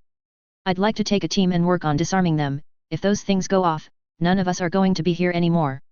Take what you need, Shepard responded. Just make sure that those things don't go off. You got it, the Batarian winked with 2 of its 4 eyes with an unpolarized visor before grabbing a handful of 212 members to act as escorts. You're with me, the Batarian said as he grabbed the Alliance members. But what if the nuke goes off? One of them protested. Then none of us will know it, another one slugged the one that protested in the shoulder. Because we'll just be the first ones vaporized. Now, where do you need me, 4 eyes? Just watch my back, Pak Asta said with a shrug. I'd do this alone but my team would probably have my hide. Damn right. Arthur said as he killed a couple of the miniature mechs that had begun swarming them. You're not allowed to die until I give the authorization. I'll do my best boss, but no promises. The Batarian smirked under his helmet as he moved under fire to the first nuke. Disarming the first nuke now. Don't fuck it up. Garrus snarked. If I do, none of us will know that I did. The Batarian said right back. Now shut the hell up and let me focus. The Batarian began interfacing with the nuke's attached arming device, quickly breaking it down and shutting down the potential for use as a weapon. Alright, first nuke's disarmed, only 5 more to go, Pak Asta reported. I'll update as necessary. Let's go, the bigger of the 2 Alliance Marines shifted in front of the lithe Batarian. I'll draw fire, you just do your job. Pak Asta just nodded, seemingly shifting into a combat trance as he moved into cover next to the closest nuke and began rapidly going through commands on his Omni tool and slate. Second nuke down, but they're on a timer, I've got less than 5 minutes to get the rest of them disarmed. Team 2, I want you to move to disarm nukes, you've got the most experienced techs, Garrus ordered as Alpha 9 switched out almost seamlessly, taking their place in the formation and continuing to push past the enemy crossfire. After moving from cover to cover, the last of the nukes were disarmed while the Black Watch held fast, the group moving forward and clearing out the last of the resistance at the same time they heard the call. Nukes are down, Pak Asta reported. We're clear to proceed. Chapter 90. Vakarian, I want the area around the beacon cleared for a 20-meter radius. Shepard barked once they had cleared the area. No one comes inside of that perimeter until we get some qualified techs or scientists to examine that thing. Let's move. Gurus began directing the Black Watch Company to their respective positions. Team 1 has the north side, the rest of you divide into a direction and lock this location down. Normandy, the super dreadnought is leaving our position, Shepard reported as the giant ship began leaving the atmosphere. What's the situation in the void? Captain, they just tore apart one of our cruisers and some of our frigates before bypassing us and heading for the relay, Presley responded. See if you can follow them, Shepard responded. Stay in stealth as long as possible though, we'll get picked up by one of the other frigates until then. I ma'am, Presley replied. Joker, I want you right behind that cruiser, if we're in the right spot we might be able to expel our heat before entering the relay. Captain Shepard, this is Rear Admiral Anderson, do you copy? This is Shepard, we read you loud and clear, Shepard responded as her Omni tool glowed orange. Alpha 9 and what's left of the 212 are beginning to clear out any remnants that were left in the colony while the rest of us lock down the beacon. We're dispatching the Gettysburg to pick you up, Anderson informed the captain. So you might want to call them back, we're bringing the 212 with us from now on, and the Alliance is dispatching reinforcements, they'll be in the system within 12 hours. Understood, sir, Shepard said as she ducked into an office so she could speak more privately. We've got the beacon locked down, but it seems that whoever was here turned it on before we got here. I recommend that we find an expert on this sort of thing before continuing. The Council is sending one of their experts, Anderson replied. We have some reports to file, and a whole lot of red tape to wade through in the meantime. Any word back from the Normandy? Shepard asked. I figured they'd have reported back by now. They lost them a couple of relays ago, Anderson sighed. I called them back, but it'll be a while before they arrive at the system. So I'm sending them on ahead to scout out the relays we'll be using in the future until we rendezvous. Understood, Shepard said into the comms channel. I'm just eager to get back to my ship. You'll be back on her soon enough, Anderson chuckled. Have your men and women start writing their reports once they're on board the Gettysburg, the Council's going to want that information. Copy that sir, Shepard sighed. The paperwork Nazis will get their paperwork. Alpha 9, because your people are the least interested in the beacon and what knowledge it might contain, you're being used as third-party guards until we get some experts here, Shepard informed the Commonwealth Special Forces that she had been assigned. I know that you are normally not used for guard duty and that it's not exactly within the scope of what you were supposed to do while working in this battle group, but needs require it at this time. So we get to stay here until some sort of expert shows up. Arthur asked with his rifle in hand. I understand why you picked us. But I'd rather be doing anything but waiting for some stuck-up Asari to come and flash her tits at us and dismiss us with a wave of her hand. Orders are orders, Shepard rolled her eyes at the slight vulgarity. And I can always contact the Commonwealth to get them to affirm them if necessary. We'll comply, Arthur sighed. But I'd like some backup if the credentials don't check out. It's not like there's a ton of us here if someone returns to clean up the evidence. What concerned that you aren't all that you are made up to be? Shepard teased a bit. Ma'am, Arthur met her eyes. We're damned good at our jobs, but it only takes one mistake in our line of work for everything to fall apart. You of all people should know that. I'll ask for some volunteers to stay and assist, Shepard offered. Can't do a whole lot more than that with the resources I've got at the moment. That's all I can really ask for, Arthur responded as he shifted, his armor's black and gold paint scuffed from the day's work. We'll hold her down. Just make sure that we get some sort of actual expert and not a political appointee. I'll see what I can do, Shepard smiled. I can't make any promises though. Just do what you can, Arthur polarized his visor back to the gold color that was standard. We'll keep the site secure. Citadel, 2 days later. We have reviewed the reports submitted by the Joint Task Force, Benazia stated, her voice echoing slightly in the massive chamber. And find them hard to believe.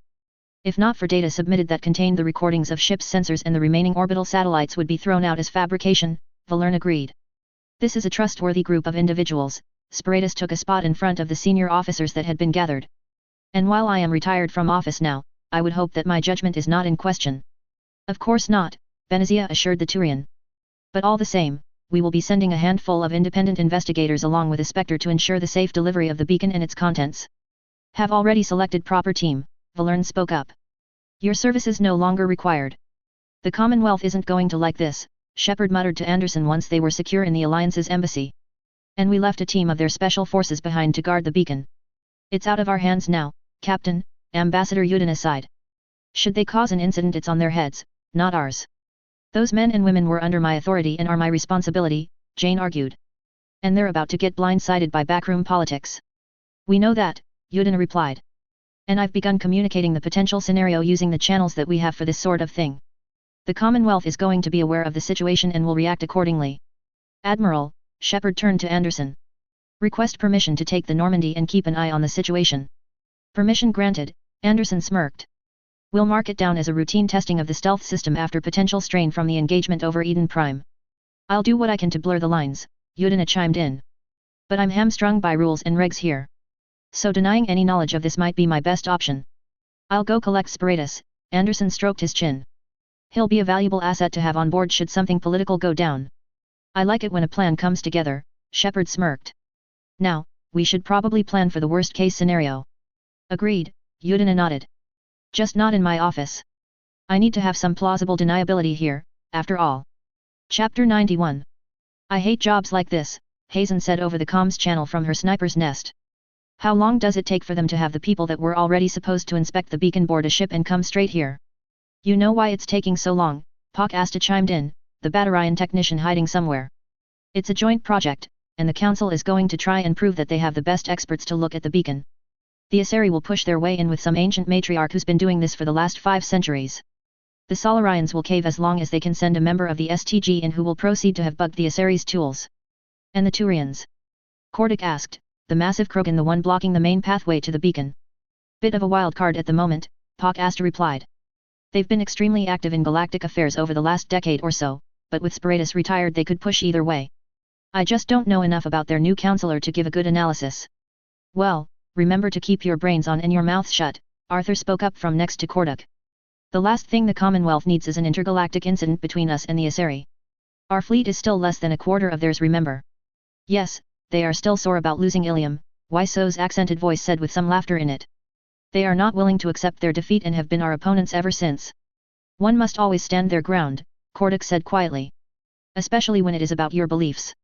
For if one is like a small branch, then they are easily blown wherever the wind takes them. But if one is a mighty tree, then firm you will remain. Nice words, but I'm not really sure what they have to do with our current conversation, Elizabeth snarked. It's a nice non sequitur though, I might have to steal it sometime when my parents try to bring up grandkids. Children are a gift, Kordic replied to Elizabeth. That you and your people are so fruitful is a blessing that you should not forget. My people would sacrifice nearly anything to have such again. Sorry Kordic, Elizabeth said after a minute of silence. I didn't mean for it to come out that way. All is forgiven, Kordic laughed. We are friends, are we not? It will take much more for that to cease being the case.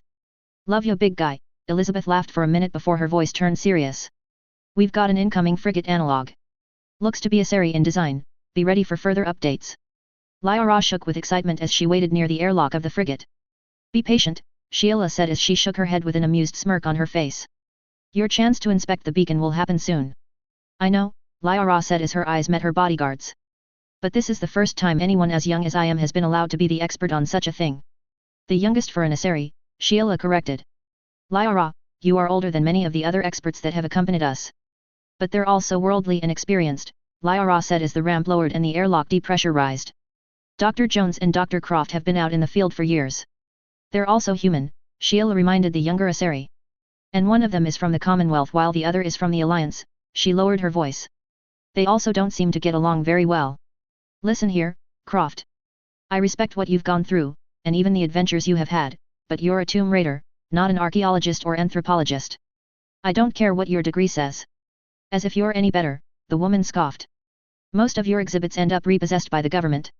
For good reason, Jones argued. At least I have exhibits, all of your artifacts are kept in some mansion that you have. See what I mean? Sheila winked at Lyra. They've been like this for the entire journey. I'm halfway tempted to throw them into a room and lock the door. We don't have time for that, Lyra jolted down the ramp. To the beacon. I'm sorry, but you're not allowed to proceed without the proper authorization, Arthur said as he stopped a small group of scientists and their guards from moving closer to the beacon. Unless I get the go-ahead from the right people, we'll be waiting here for a while. Did you not get any messages about our arrival? Sheila inquired. Ma'am, we've not heard anything from the Joint Strike Force since they left to deliver their reports, Arthur explained calmly, his rifle sitting at a non-threatening angle. It's possible that our comms gear was messed up during combat, but we're going to have to request an update just in case. Now, if you'll go find some place to stay for the evening, we can return to this in the morning and have everything sorted out. If that is what must be done in order to ensure that we are able to see the beacon, then that is what we will do, Sheila spoke for the group. Come on then, we shall find a place to stay while they get confirmation that we are indeed the ones who are supposed to be inspecting the beacon. Pak Asta, get in contact with Rear Admiral Anderson, I want to make sure that these are the right people before we start shooting, Arthur ordered. Copy that, sending a message now, the Batarian replied. Why so? You want to go dark and follow them, make sure they're not up to anything that might get us in trouble. I shall follow them from the shadows, the Quarian disappeared from sight. And will make you aware of what they intend to do. The rest of you need to hold position, Arthur ordered. Hazen, you need to shift so you can cover us properly if we get into a firefight. Give me 15 to reposition, Elizabeth replied. I'm going to have to sanitize my current location. Copy that, we'll wait for an update, Arthur said as he moved into position to guard the beacon properly. Korduk, go set up the LMG, I want us prepped and ready for if anyone tries something. It shall be done, the Krogan moved his primary weapon to the designated spot and deployed the bipod. Let them come. Hopefully it won't come to that, Arthur muttered. But Murphy favors the prepared. Chapter 92. Arthur, it looks like everything checks out on the guys who tried to gain access to the beacon, Pak Asta informed his CO. When they come by in the morning they're authorized to inspect and verify the beacon, and all of its contents. Copy that, stand by for watch rotation. We might be at the end of this, but that doesn't mean we can let our guard down, Arthur said as he looked around. If I were going to sabotage any of this I would do it now. So let's make sure that we're alert and active. I'm authorizing combat stims if necessary to keep everyone active. Ugh, stims, Elizabeth said over the comms channel. Only thing worse than using them in combat is the side effects that kick in when you are done with the OP. If we have to use them then try to use them sparingly, Korduk cautioned. I would hate to have to carry you all out on my hump. Just keep on your toes and only use the stims if it becomes necessary. A firefight is the last thing we want to happen around the beacon, Arthur said as he moved into the shadows of the night and activated his night vision settings on his helmet. And remember to cycle through the spectrum, someone might try something crazy. Come on, Sheila. Lyra said as she pulled her bodyguard out of the hotel room they had been staying in. We've got to get to the beacon. Slow down, Sheila said as she sipped from a small cup of tea. I need to finish this before we leave. It is not every day that I am able to sample such a vintage as this. Lyra then stopped in her tracks as she noticed that there was a small amount of smoke drifting up from where the beacon's location had been the day before. By the goddess, no, Sheila tossed her cup of tea to the ground and began running in the direction of the beacon. Come child, we must ensure that the beacon has survived. The two Asari ran through the streets to the building where the beacon had been housed, finding it mostly intact but with signs of an obvious firefight. Captain Steiner. Sheila called out as she unholstered her concealed SMG. Is everything all right? We're clear, a scarred and scuffed black and gold armored figure walked out of the entrance. Just had a few unwelcome guests make an appearance last night. Is the beacon intact? Lyra asked as she stepped out into the open. Can I inspect it to ensure that it was not damaged in the process? Go right ahead, Captain Steiner gestured towards the beacon. Be my guest, I'm done with the damned thing. Long night, Captain. Sheila asked as she leaned up against the wall next to the Commonwealth Special Forces officer. You could say that, he replied. Now we should probably get in there and make sure that nothing gets broken.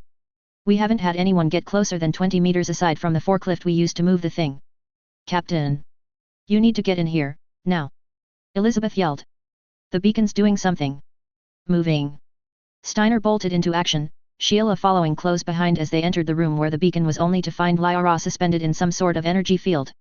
Don't touch her, Sheila told the Commonwealth soldiers. We don't know how the beacon will react to us doing anything. The group stood there for a minute or so and then the energy field disappeared and the beacon started sparking. Captain, the power source for the beacon is overloading. I'm going to try and stabilize it as best as I can, Pak Asta said as he opened his Omni tool and began typing rapidly, his slate appearing in another hand as all four of his eyes focused on different things while his hands did their work. All right, beacon is temporarily stabilized. The Batarian said as he sighed. But we're going to need one of those experts here to ensure it stays that way. Lisa, go grab those geeks, Arthur ordered. Korduk, you're the medic, check on the dock and we'll secure the area. You want in on making sure the perimeter is clear? He asked Sheila. Yes, Sheila said as she gestured with her SMG. I have some questions for you as well. The beacon was perfectly recovered, Saren stated. I have no doubt that they will obtain the same information that you have received. You assured me that the beacon and everything in the spaceport were going to be destroyed. The voice roared. Now, you shall have to pay the price for that failure. I did the best with what I was given, Saren responded. Unfortunately, your best is just not enough. The very air around the Turian seemed to close in as whispers began moving through his mind. Now, prepare to experience the power of a true sovereign.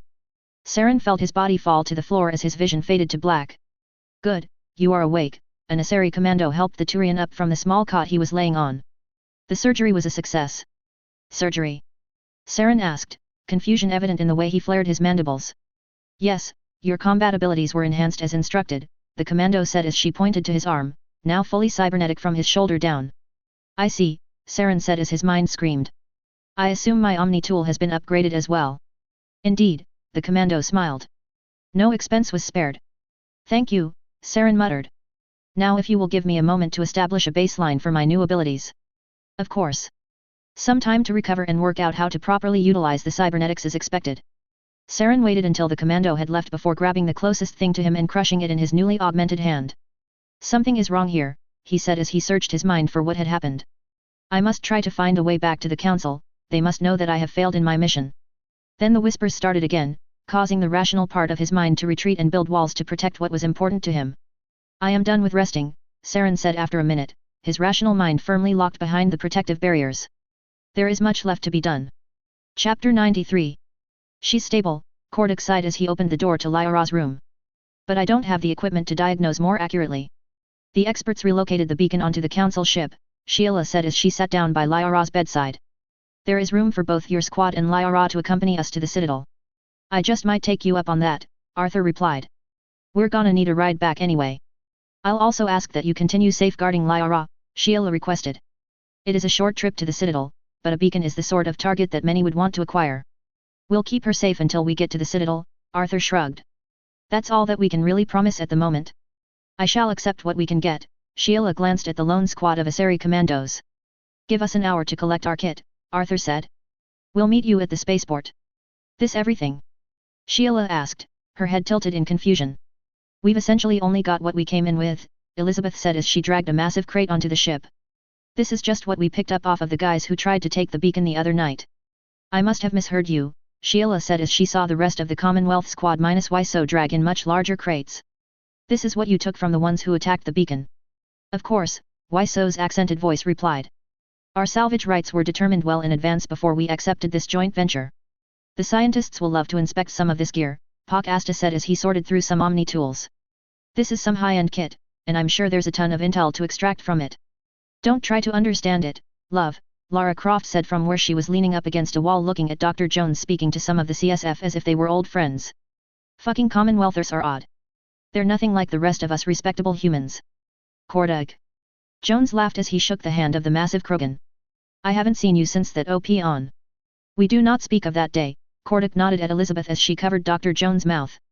Still, it is excellent to speak to you again, I was not aware that you were currently working for the council. I go where the legends take me, Jones replied with a scoff. And besides, the Commonwealth doesn't need my services currently. When they do, I'll be right back to assist, Jones chewed his lip in thought. You might say that I'm on loan to the council for the time being. I think that I'm going to leave them alone, Sheila pinched the bridge of her nose. That's probably for the best, Lara turned and walked further into the ship. Trying to understand those maniacs is the path to madness. I'm afraid you'll have to repeat that, Benazia said as she picked glass shards out of her hand. I believe I misheard you in some way. Your daughter is currently unconscious and being transported to the Citadel, the maiden shivered in fear. That's what I thought you said, Benazia turned around as she held her hand out and another Asari dabbed some medical onto it. I will of course require everything that you have on the incident. Immediately. The maiden hurried out of the room, her footsteps echoing off in the distance. Arrange for secure communications with Sheila, Benazia instructed her aide. I must find out what happened to Lyra. The servant bowed and vanished off into a side room, leaving the dining room in silence. What have you gotten yourself into this time, little wing, Benazia muttered as she found another glass and poured some more wine. I see, Valerne said as he read over the report that an STG agent had just handed him. Inform the Dolatrases that I will ensure the plan is carried out to perfection. The chance to seize a beacon or one exposed to it that the Asari have not had time to fully inspect is too much to pass up on. I despise this, Saren muttered as he drove the APC through the biting cold of Novaria, his new arm twitching in pain as he attempted to regain some of his faculties. Spectre, we're near the facility now, the matron assigned to be his overseer said as she peered into the driver's seat. I am aware of where we are, the Turian parked and began shutting the wheeled machine down. The small group exited the APC and moved into the garage of the lab, Saren noting the potential problems if he needed to make an escape. There a reason the turrets are pointed inward? Saren asked. I thought you were supposed to be keeping people out of this facility, not locking them in. There is a reason behind this, the matron said with a smirk. And you will understand when you see what it is that we have been studying. I dread the very thought, Saren deadpanned as they continued further into the facility. You're experimenting, with Rachni. Saren roared. In what galaxy is that a good idea? No, wait, I already know that it's not this galaxy. The one that we're trying to protect. This Rachni possesses knowledge of the Mu relay, the matron said coldly. And you will be helping us to obtain that knowledge. Oh really? Saren snarked. And how exactly am I to accomplish that? I, unlike some people, cannot meld with the Rachni and pull the information from their minds. We are aware of that, the matron smiled, amusement in her voice. You are merely here to ensure that she cooperates. I understand that you are a master at obtaining information that people have tried to keep hidden. Yes, Saren swore. With contacts, and bribes, and all sorts of things that people who aren't spirits damned Asari use to get intelligence and information. Your protests are noted, the matron said coldly, the amusement fading from her. Now, prepare yourself, group melds can be messy, as it were. This is not going to work, Saren said with a glare at the matron who was recovering. Now, I'm returning to Sovereign, there are better ways for her to make use of my time and expertise. You will not find her satisfied with you leaving this task unfinished, the matron said as she glared back. I do not care, Saren replied. If I am so important to this task, then I will be instructed to come back here. But that can wait until after I have done something besides try to mind rape a sapient being. Do as you wish, the matron dipped her head. But you shall face the consequences of your decision. Trust me, I'll do that gladly, Saren said as he left the room, the door hissing shut behind him. Chapter 94. Stay on the Asari frigate, Shepard ordered Joker. We'll dump heat before jumping through the relay and continue following via stealth. Aye ma'am, Joker swung the Normandy around to stay close to the Asari ship. You worried about the Commonwealth squad? No, Shepard shook her head. I'm worried some third party will want to take the beacon. So we're going to be their invisible shield and sword. Asari ship is through, Joker reported. Dumping heat in 5, 4, 3, 2, 1. The stealth systems are now off, and the heat transfer status is in the optimum safety guidelines. Zora, how does the core look? We are ready to engage the stealth systems when required, the Quarian replied. But you would only have an hour or so if we did it now. Let us dump the rest of this heat and I'll see what we can do to get you more time in stealth mode. How long will dumping the rest of the heat take? Shepard asked. Approximately 5 minutes or so, Captain, Engineer Adams broke in. We might want to consider submitting a report to R&D on our field tests so far. They might have some solutions to the heating problem by now. I'll be sure to look into it, Shepard responded. Let us know when we're clear to hit the relay. Aye, ma'am, Adams replied. We'll make sure you know. Asari frigate looks clear, the sensors officer reported. I'm not seeing anything in this system, Captain. Just keep looking, Shepard said as she looked at the various stations. And start getting into your hard suits. If we head into combat I'm going to vent atmosphere. Hey, that's odd, the sensors officer shook his head at the terminal in front of him. What's odd, Ensign? Shepard asked. I could have sworn that I saw what looked like a ship with a Solarian frigate's profile a second ago, he shrugged. Must have been a sensor ghost. Check it again, Shepard stated as she patted him on the shoulder. Make sure, don't just assume. Checking now, Captain, his hands flew across the controls. There's nothing there. Unless someone else has a Normandy-class ship hidden away. I'm sure there are other nations working on similar prototypes, Shepard agreed. A protein beacon is the exact sort of thing you break out the prototypes for. Right, ma'am, the sensors officer coughed. I think we're clear. Just keep your head on a swivel. We're not going to be on the losing side today. Oh, you're awake, Sheila smiled. We wondered if you would still be unconscious when we reached the Citadel. What happened? Lyra asked. I remember moving close to inspect the beacon, and then nothing except for terrible visions, Lyra jolted up. We have to report to the council, the proteins didn't just leave, they were being attacked by something. We're on our way to the Citadel now, Sheila eased Lyra back down. Take some time and get yourself ready. A report like this isn't anything to take lightly. Yes, Lyra sucked in a breath. You're right, I'll eat something and piece my thoughts together before writing down a report. I must warn you, Sheila stood up. The CSF is in the cargo bay. I would suggest caution before engaging with them. They have a tendency to be rowdy, to put it in the most polite way. I should probably still meet with them, Lyra said as she rose to her feet. I assume they are somewhat responsible for me still being alive. They did help us in making sure that you remain secure, Sheila agreed. So it would be proper to show them the proper gratitude. Please inform the Commonwealth Special Forces that I would like to dine with them once I am suitably recovered.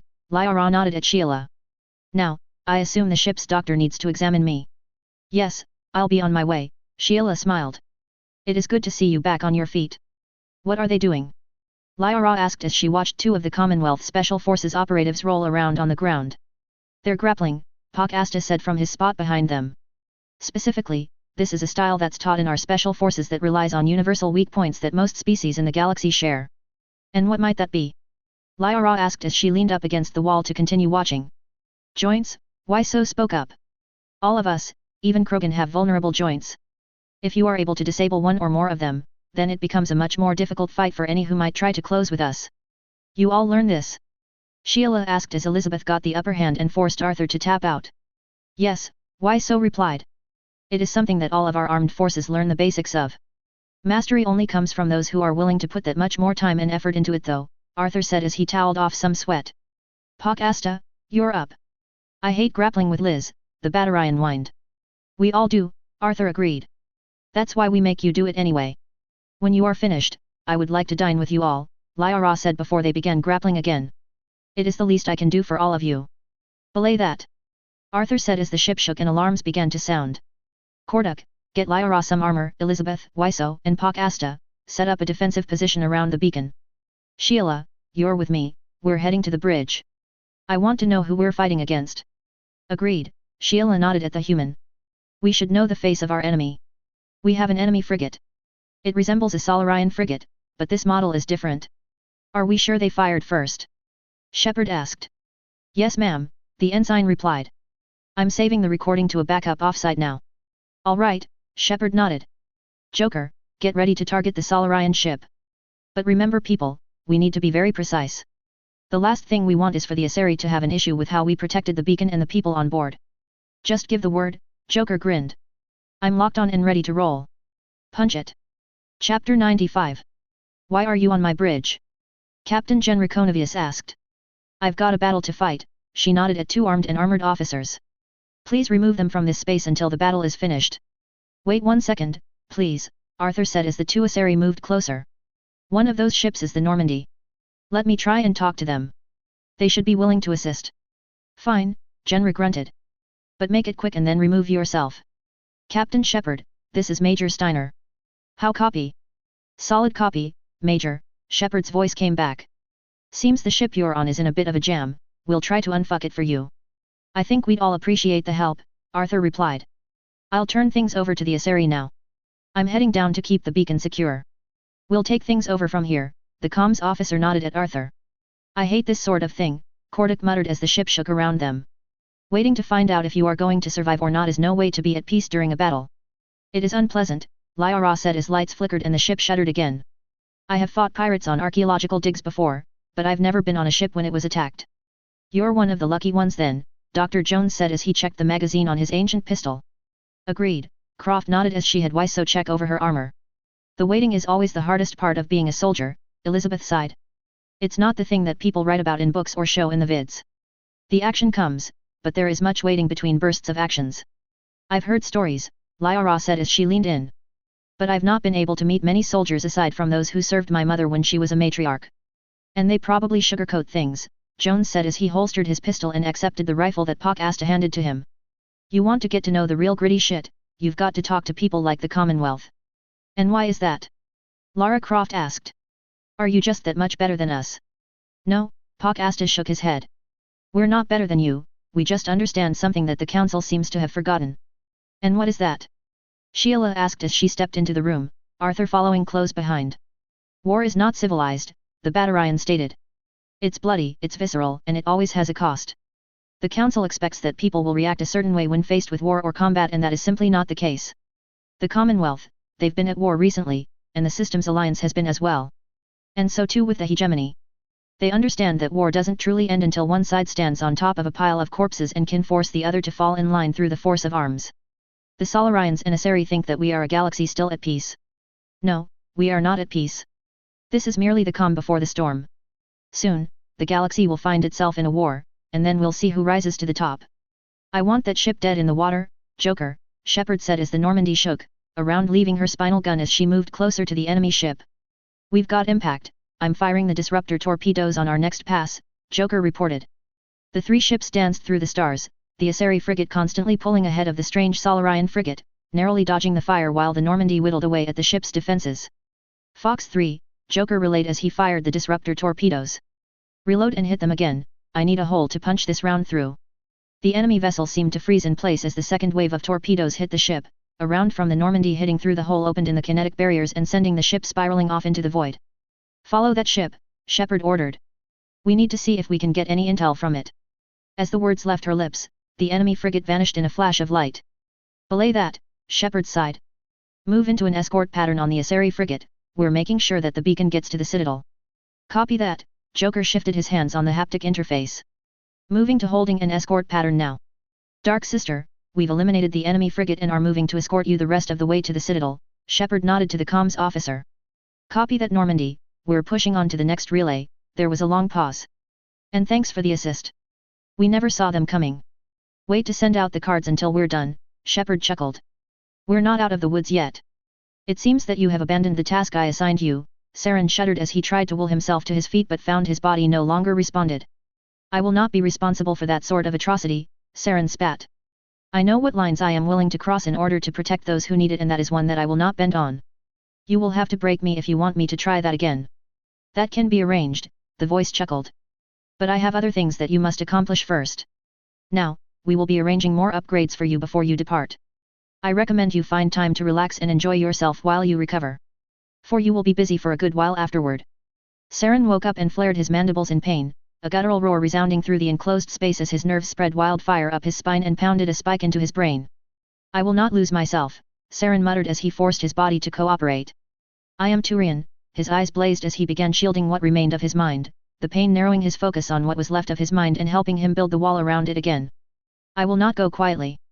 Oh, still holding on to that bit of individuality that you possess. The woman smirked. We're going to have to stamp that out. Chapter 96. Overwatch, please tell me you have eyes on us, Arthur asked as he blended into the crowd, the rest of Alpha 9 scattered and in plain clothes. Got you in my scope, lead, Elizabeth responded. You're clear for another 300 meters. Then you'll lose coverage as I reposition. Copy that, Arthur replied. I'll keep the VIP next to me. Let us know when we drop out. Alpha 9, be advised, potential CSEC block up ahead. With the beacon in play they aren't taking any chances. Understood. Status on the beacon delivery. It's still in transit, Sheila replied. There's a pretty significant amount of specters protecting it.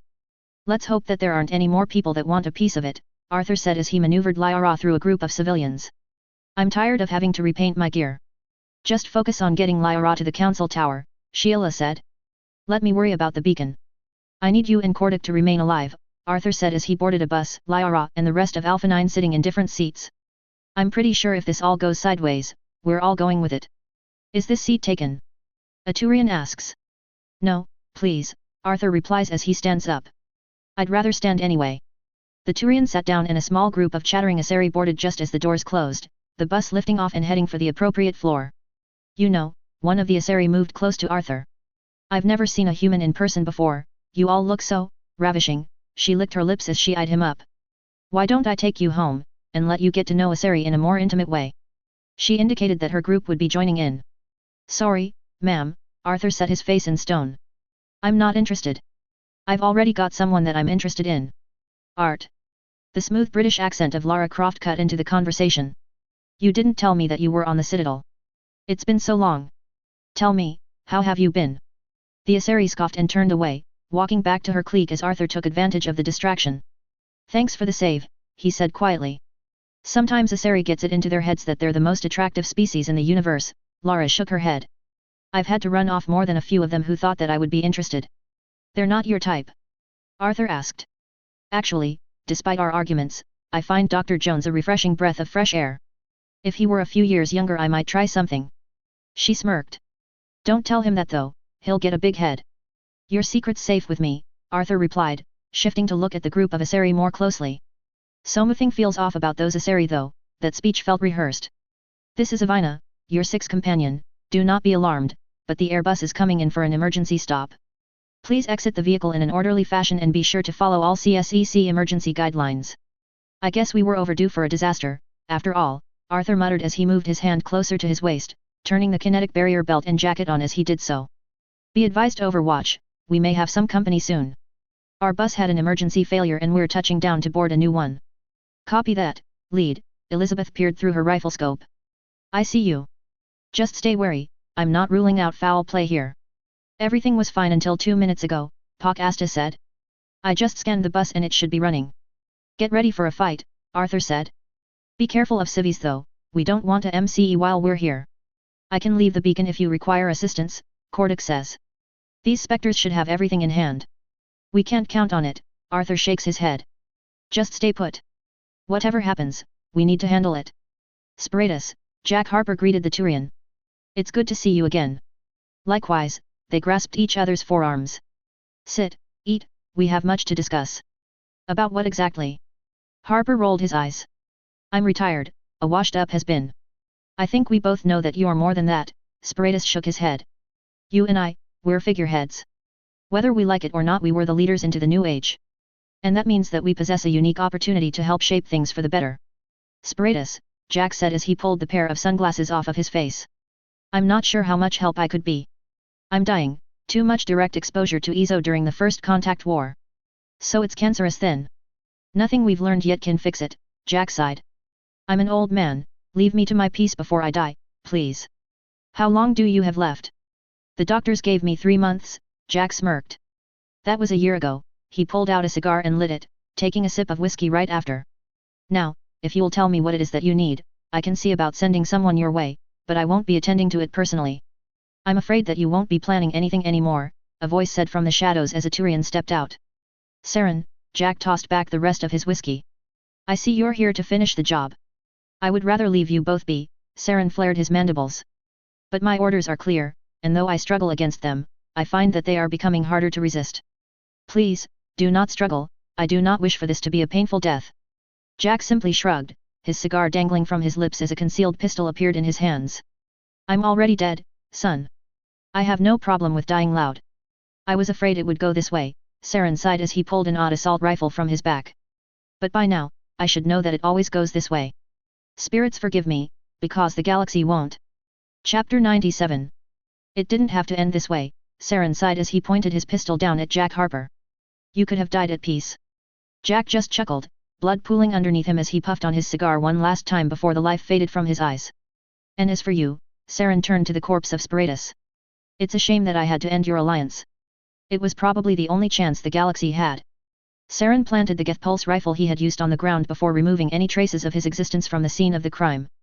Spirits grant them wisdom, he muttered as he limped away, his form vanishing into the shadows. I have done all that I can to warn them. Is your mission complete? The figure asked.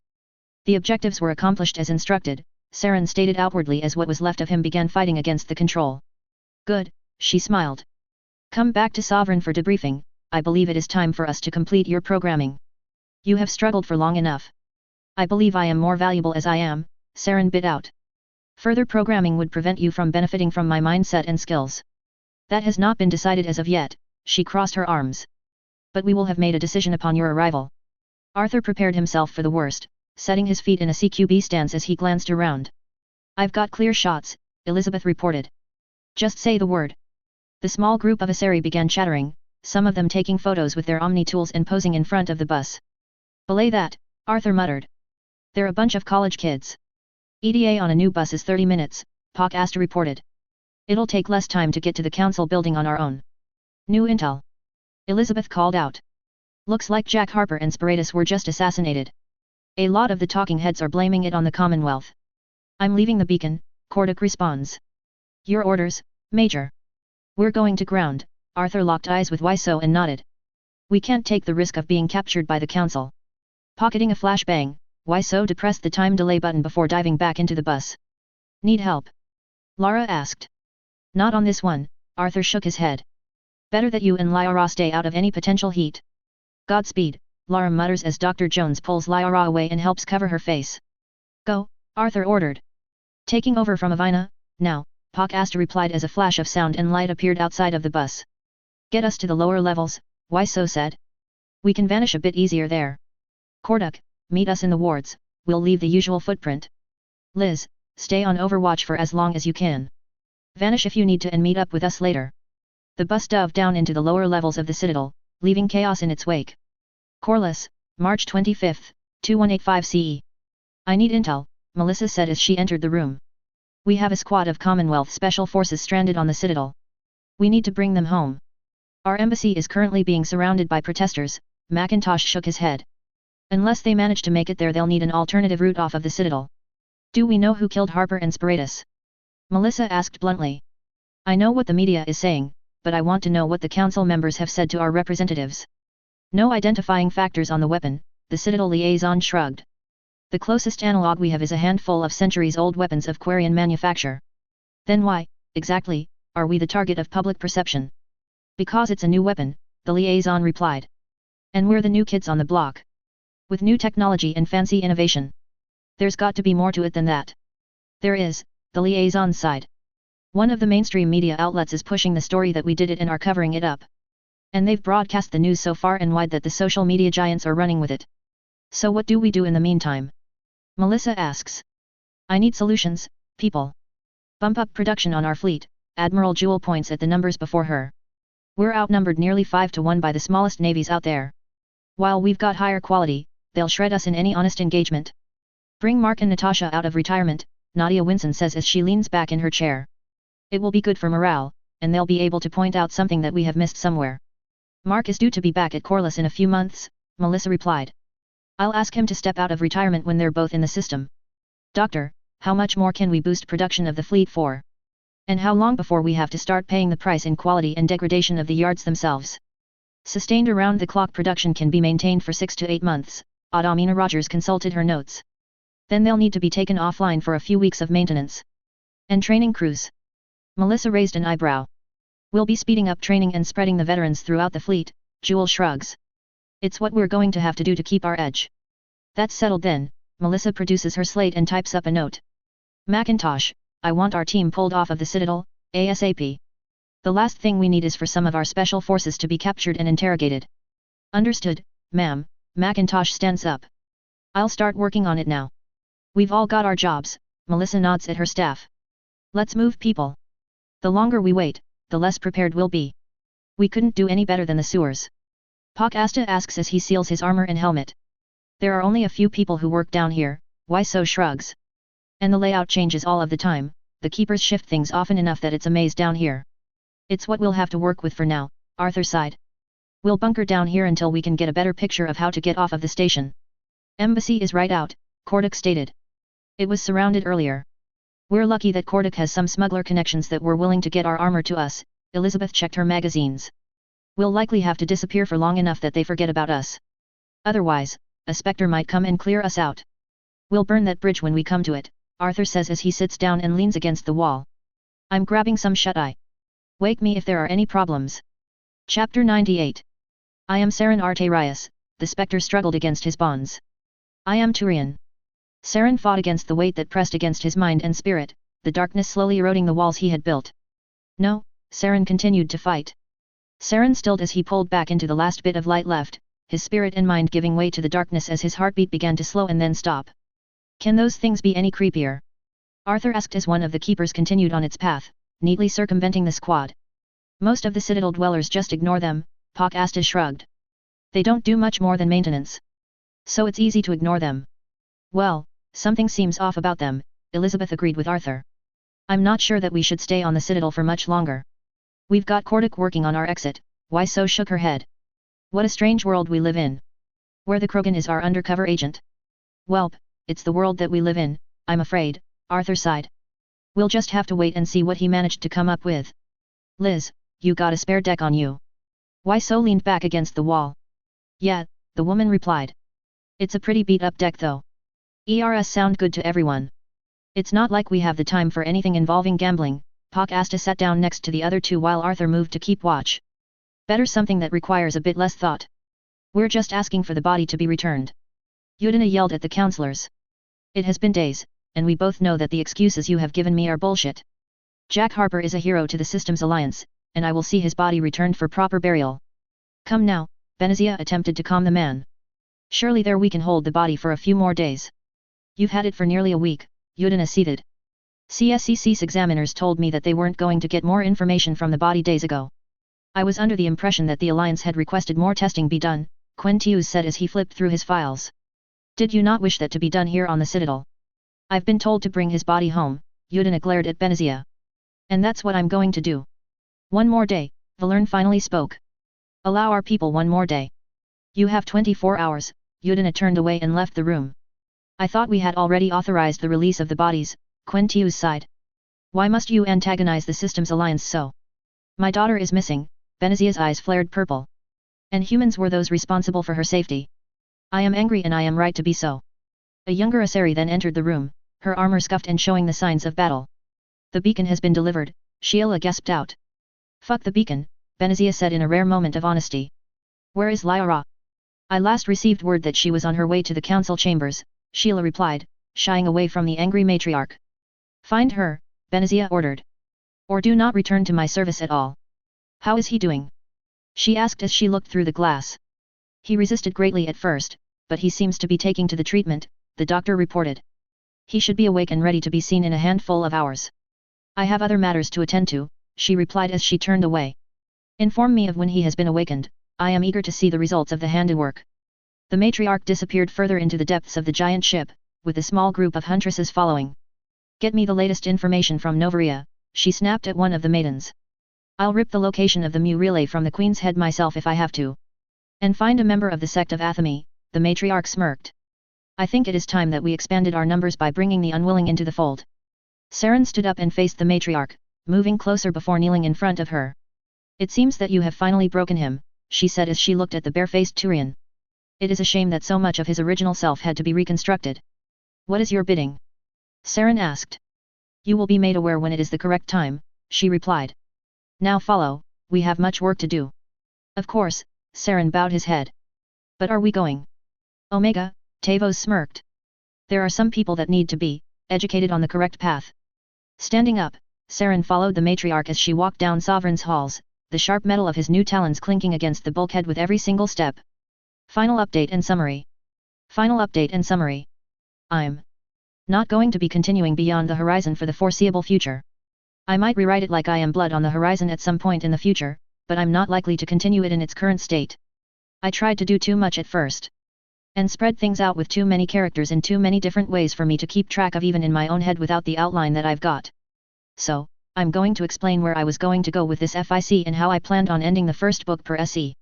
First, the Reapers are much more eldritch than in the standard me. The Sovereign class is superior to pretty much everything that the modern forces have. Even when brought against it in bulk. The brainwashing is more sinister, and over time people are replaced by machine parts unless they're melted down to form a new Reaper. Anyway, to continue. Sovereign wins at the Citadel.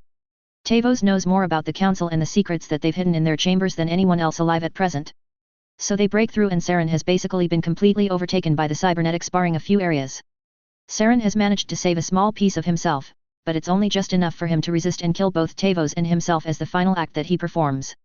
Unfortunately, Sovereign is still able to wipe out the majority of the Citadel fleet, and when reinforcements arrive from the Terminus Commonwealth and the Systems Alliance they are barely able to evacuate a fraction of the population that's on the Citadel. With the rebuild Manassas taking the fore as the ship able to take the most damage and still keep fighting. The different factions retreat to their home worlds as Sovereign controls the Citadel. Now, while the Reaper is not able to override the modifications that the Proteans made, it can still send out a signal to the rest of the Reapers and they begin the slow push into the galaxy. This begins the Long Siege, as it will come to be known. With the Commonwealth, Systems Alliance, and Hierarchy banding together and exchanging forces, ideas and technology, they shift entirely to a war economy. Eventually, the Elcor and Hanner join and contribute what they can as well. Then, the war turns into a slugfest similar to the Human Covenant War in the UNSC. With the Reapers winning in space while losing badly on the ground until they reach technological parity. With KF drives now shared with their allies, the Systems Alliance, Commonwealth, and Hierarchy begin colonizing other worlds off of the path of the mass relays before evacuating civilians to them, leaving the worlds behind as military strongholds dedicated to staving off the invasion for as long as is possible. It's at this point that the cult of Athame makes a reappearance. They've been preparing to fight the Reapers for thousands of years. But believe that only the Asari are the ones capable of doing so. The cult's fleets are larger than the rest of the galaxy and they quickly surge in popularity in both Asari and Solarian space as they manage to prevent the fall of both homeworlds to the Reapers, even staving them off. The first book ends with a stalemate, the Reapers slowly grinding down the two factions of the galaxy while the Batarians go to ground and vanish from the public eye. The galaxy stands at the tipping point, and neither side is willing to trust the other at all. This time, there are no super weapons to fall back on, there are no control devices. All there is survival and the ingenuity of those who are left to face impossible odds. And then the first book ends. With Hull captaining the Manassas as the flagship, and the rest of the galaxy recoiling from the sucker punch that it was dealt. Arthur Steiner lives and ends up being one of the main trainers and specialists for fighting the Reapers while on the ground. Arthur marries Elizabeth Hazen following the attack on the Citadel. The Geth continue building their Dyson sphere. After their split, the ones that sided with the Reapers left those who stayed in the Perseus Vale alone. Meanwhile, Shepard ends up becoming the expert in anti-Reaper space warfare. With the lessons learned from the Normandy being spread throughout all of the fleets. Along with DHS technology. Which now means the stealth is as perfect as it can get.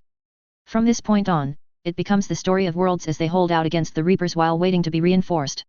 With the ground forces able to hold unless bombarded from orbit and the space forces killing 2 to 3 Reapers before having to retreat.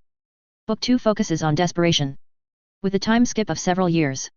All of the nations are moving back and retreating. With as much of their populations being hidden on worlds off the main paths and the military starting to lose morale with the loss of ships and planets. And so, Hull and CO plan a counter-offensive. If they want to reclaim morale, then they need to get a win. So they set a trap, luring Sovereign and its escorts to a sun that's about ready to turn into a black hole. This begins their mimicry of Admiral Cole in the UNSC. With the Manassas luring Sovereign and the rest of the massive Reaper fleet closer to the sun before they artificially increase the mass using a modified Me generator. This increase transforms the star into a black hole and sucks in the Reapers and the Manassas. With the inability to escape, the Reaper fleet is trapped and the Manassas attempts the impossible. With an impossible idea, they directly hook up the KF drive to the MassEffect generator long enough for them to trigger the drive, getting them out of the black hole, but leaving them temporarily stranded in an unknown area of space. Thus ends Book 2. Book 2 is all that I had storyboarded out to. I'm sorry that I'm not going to finish this. But I'll continue to answer any questions y'all might have had about my plans. If someone wants to continue this story then they're welcome to it.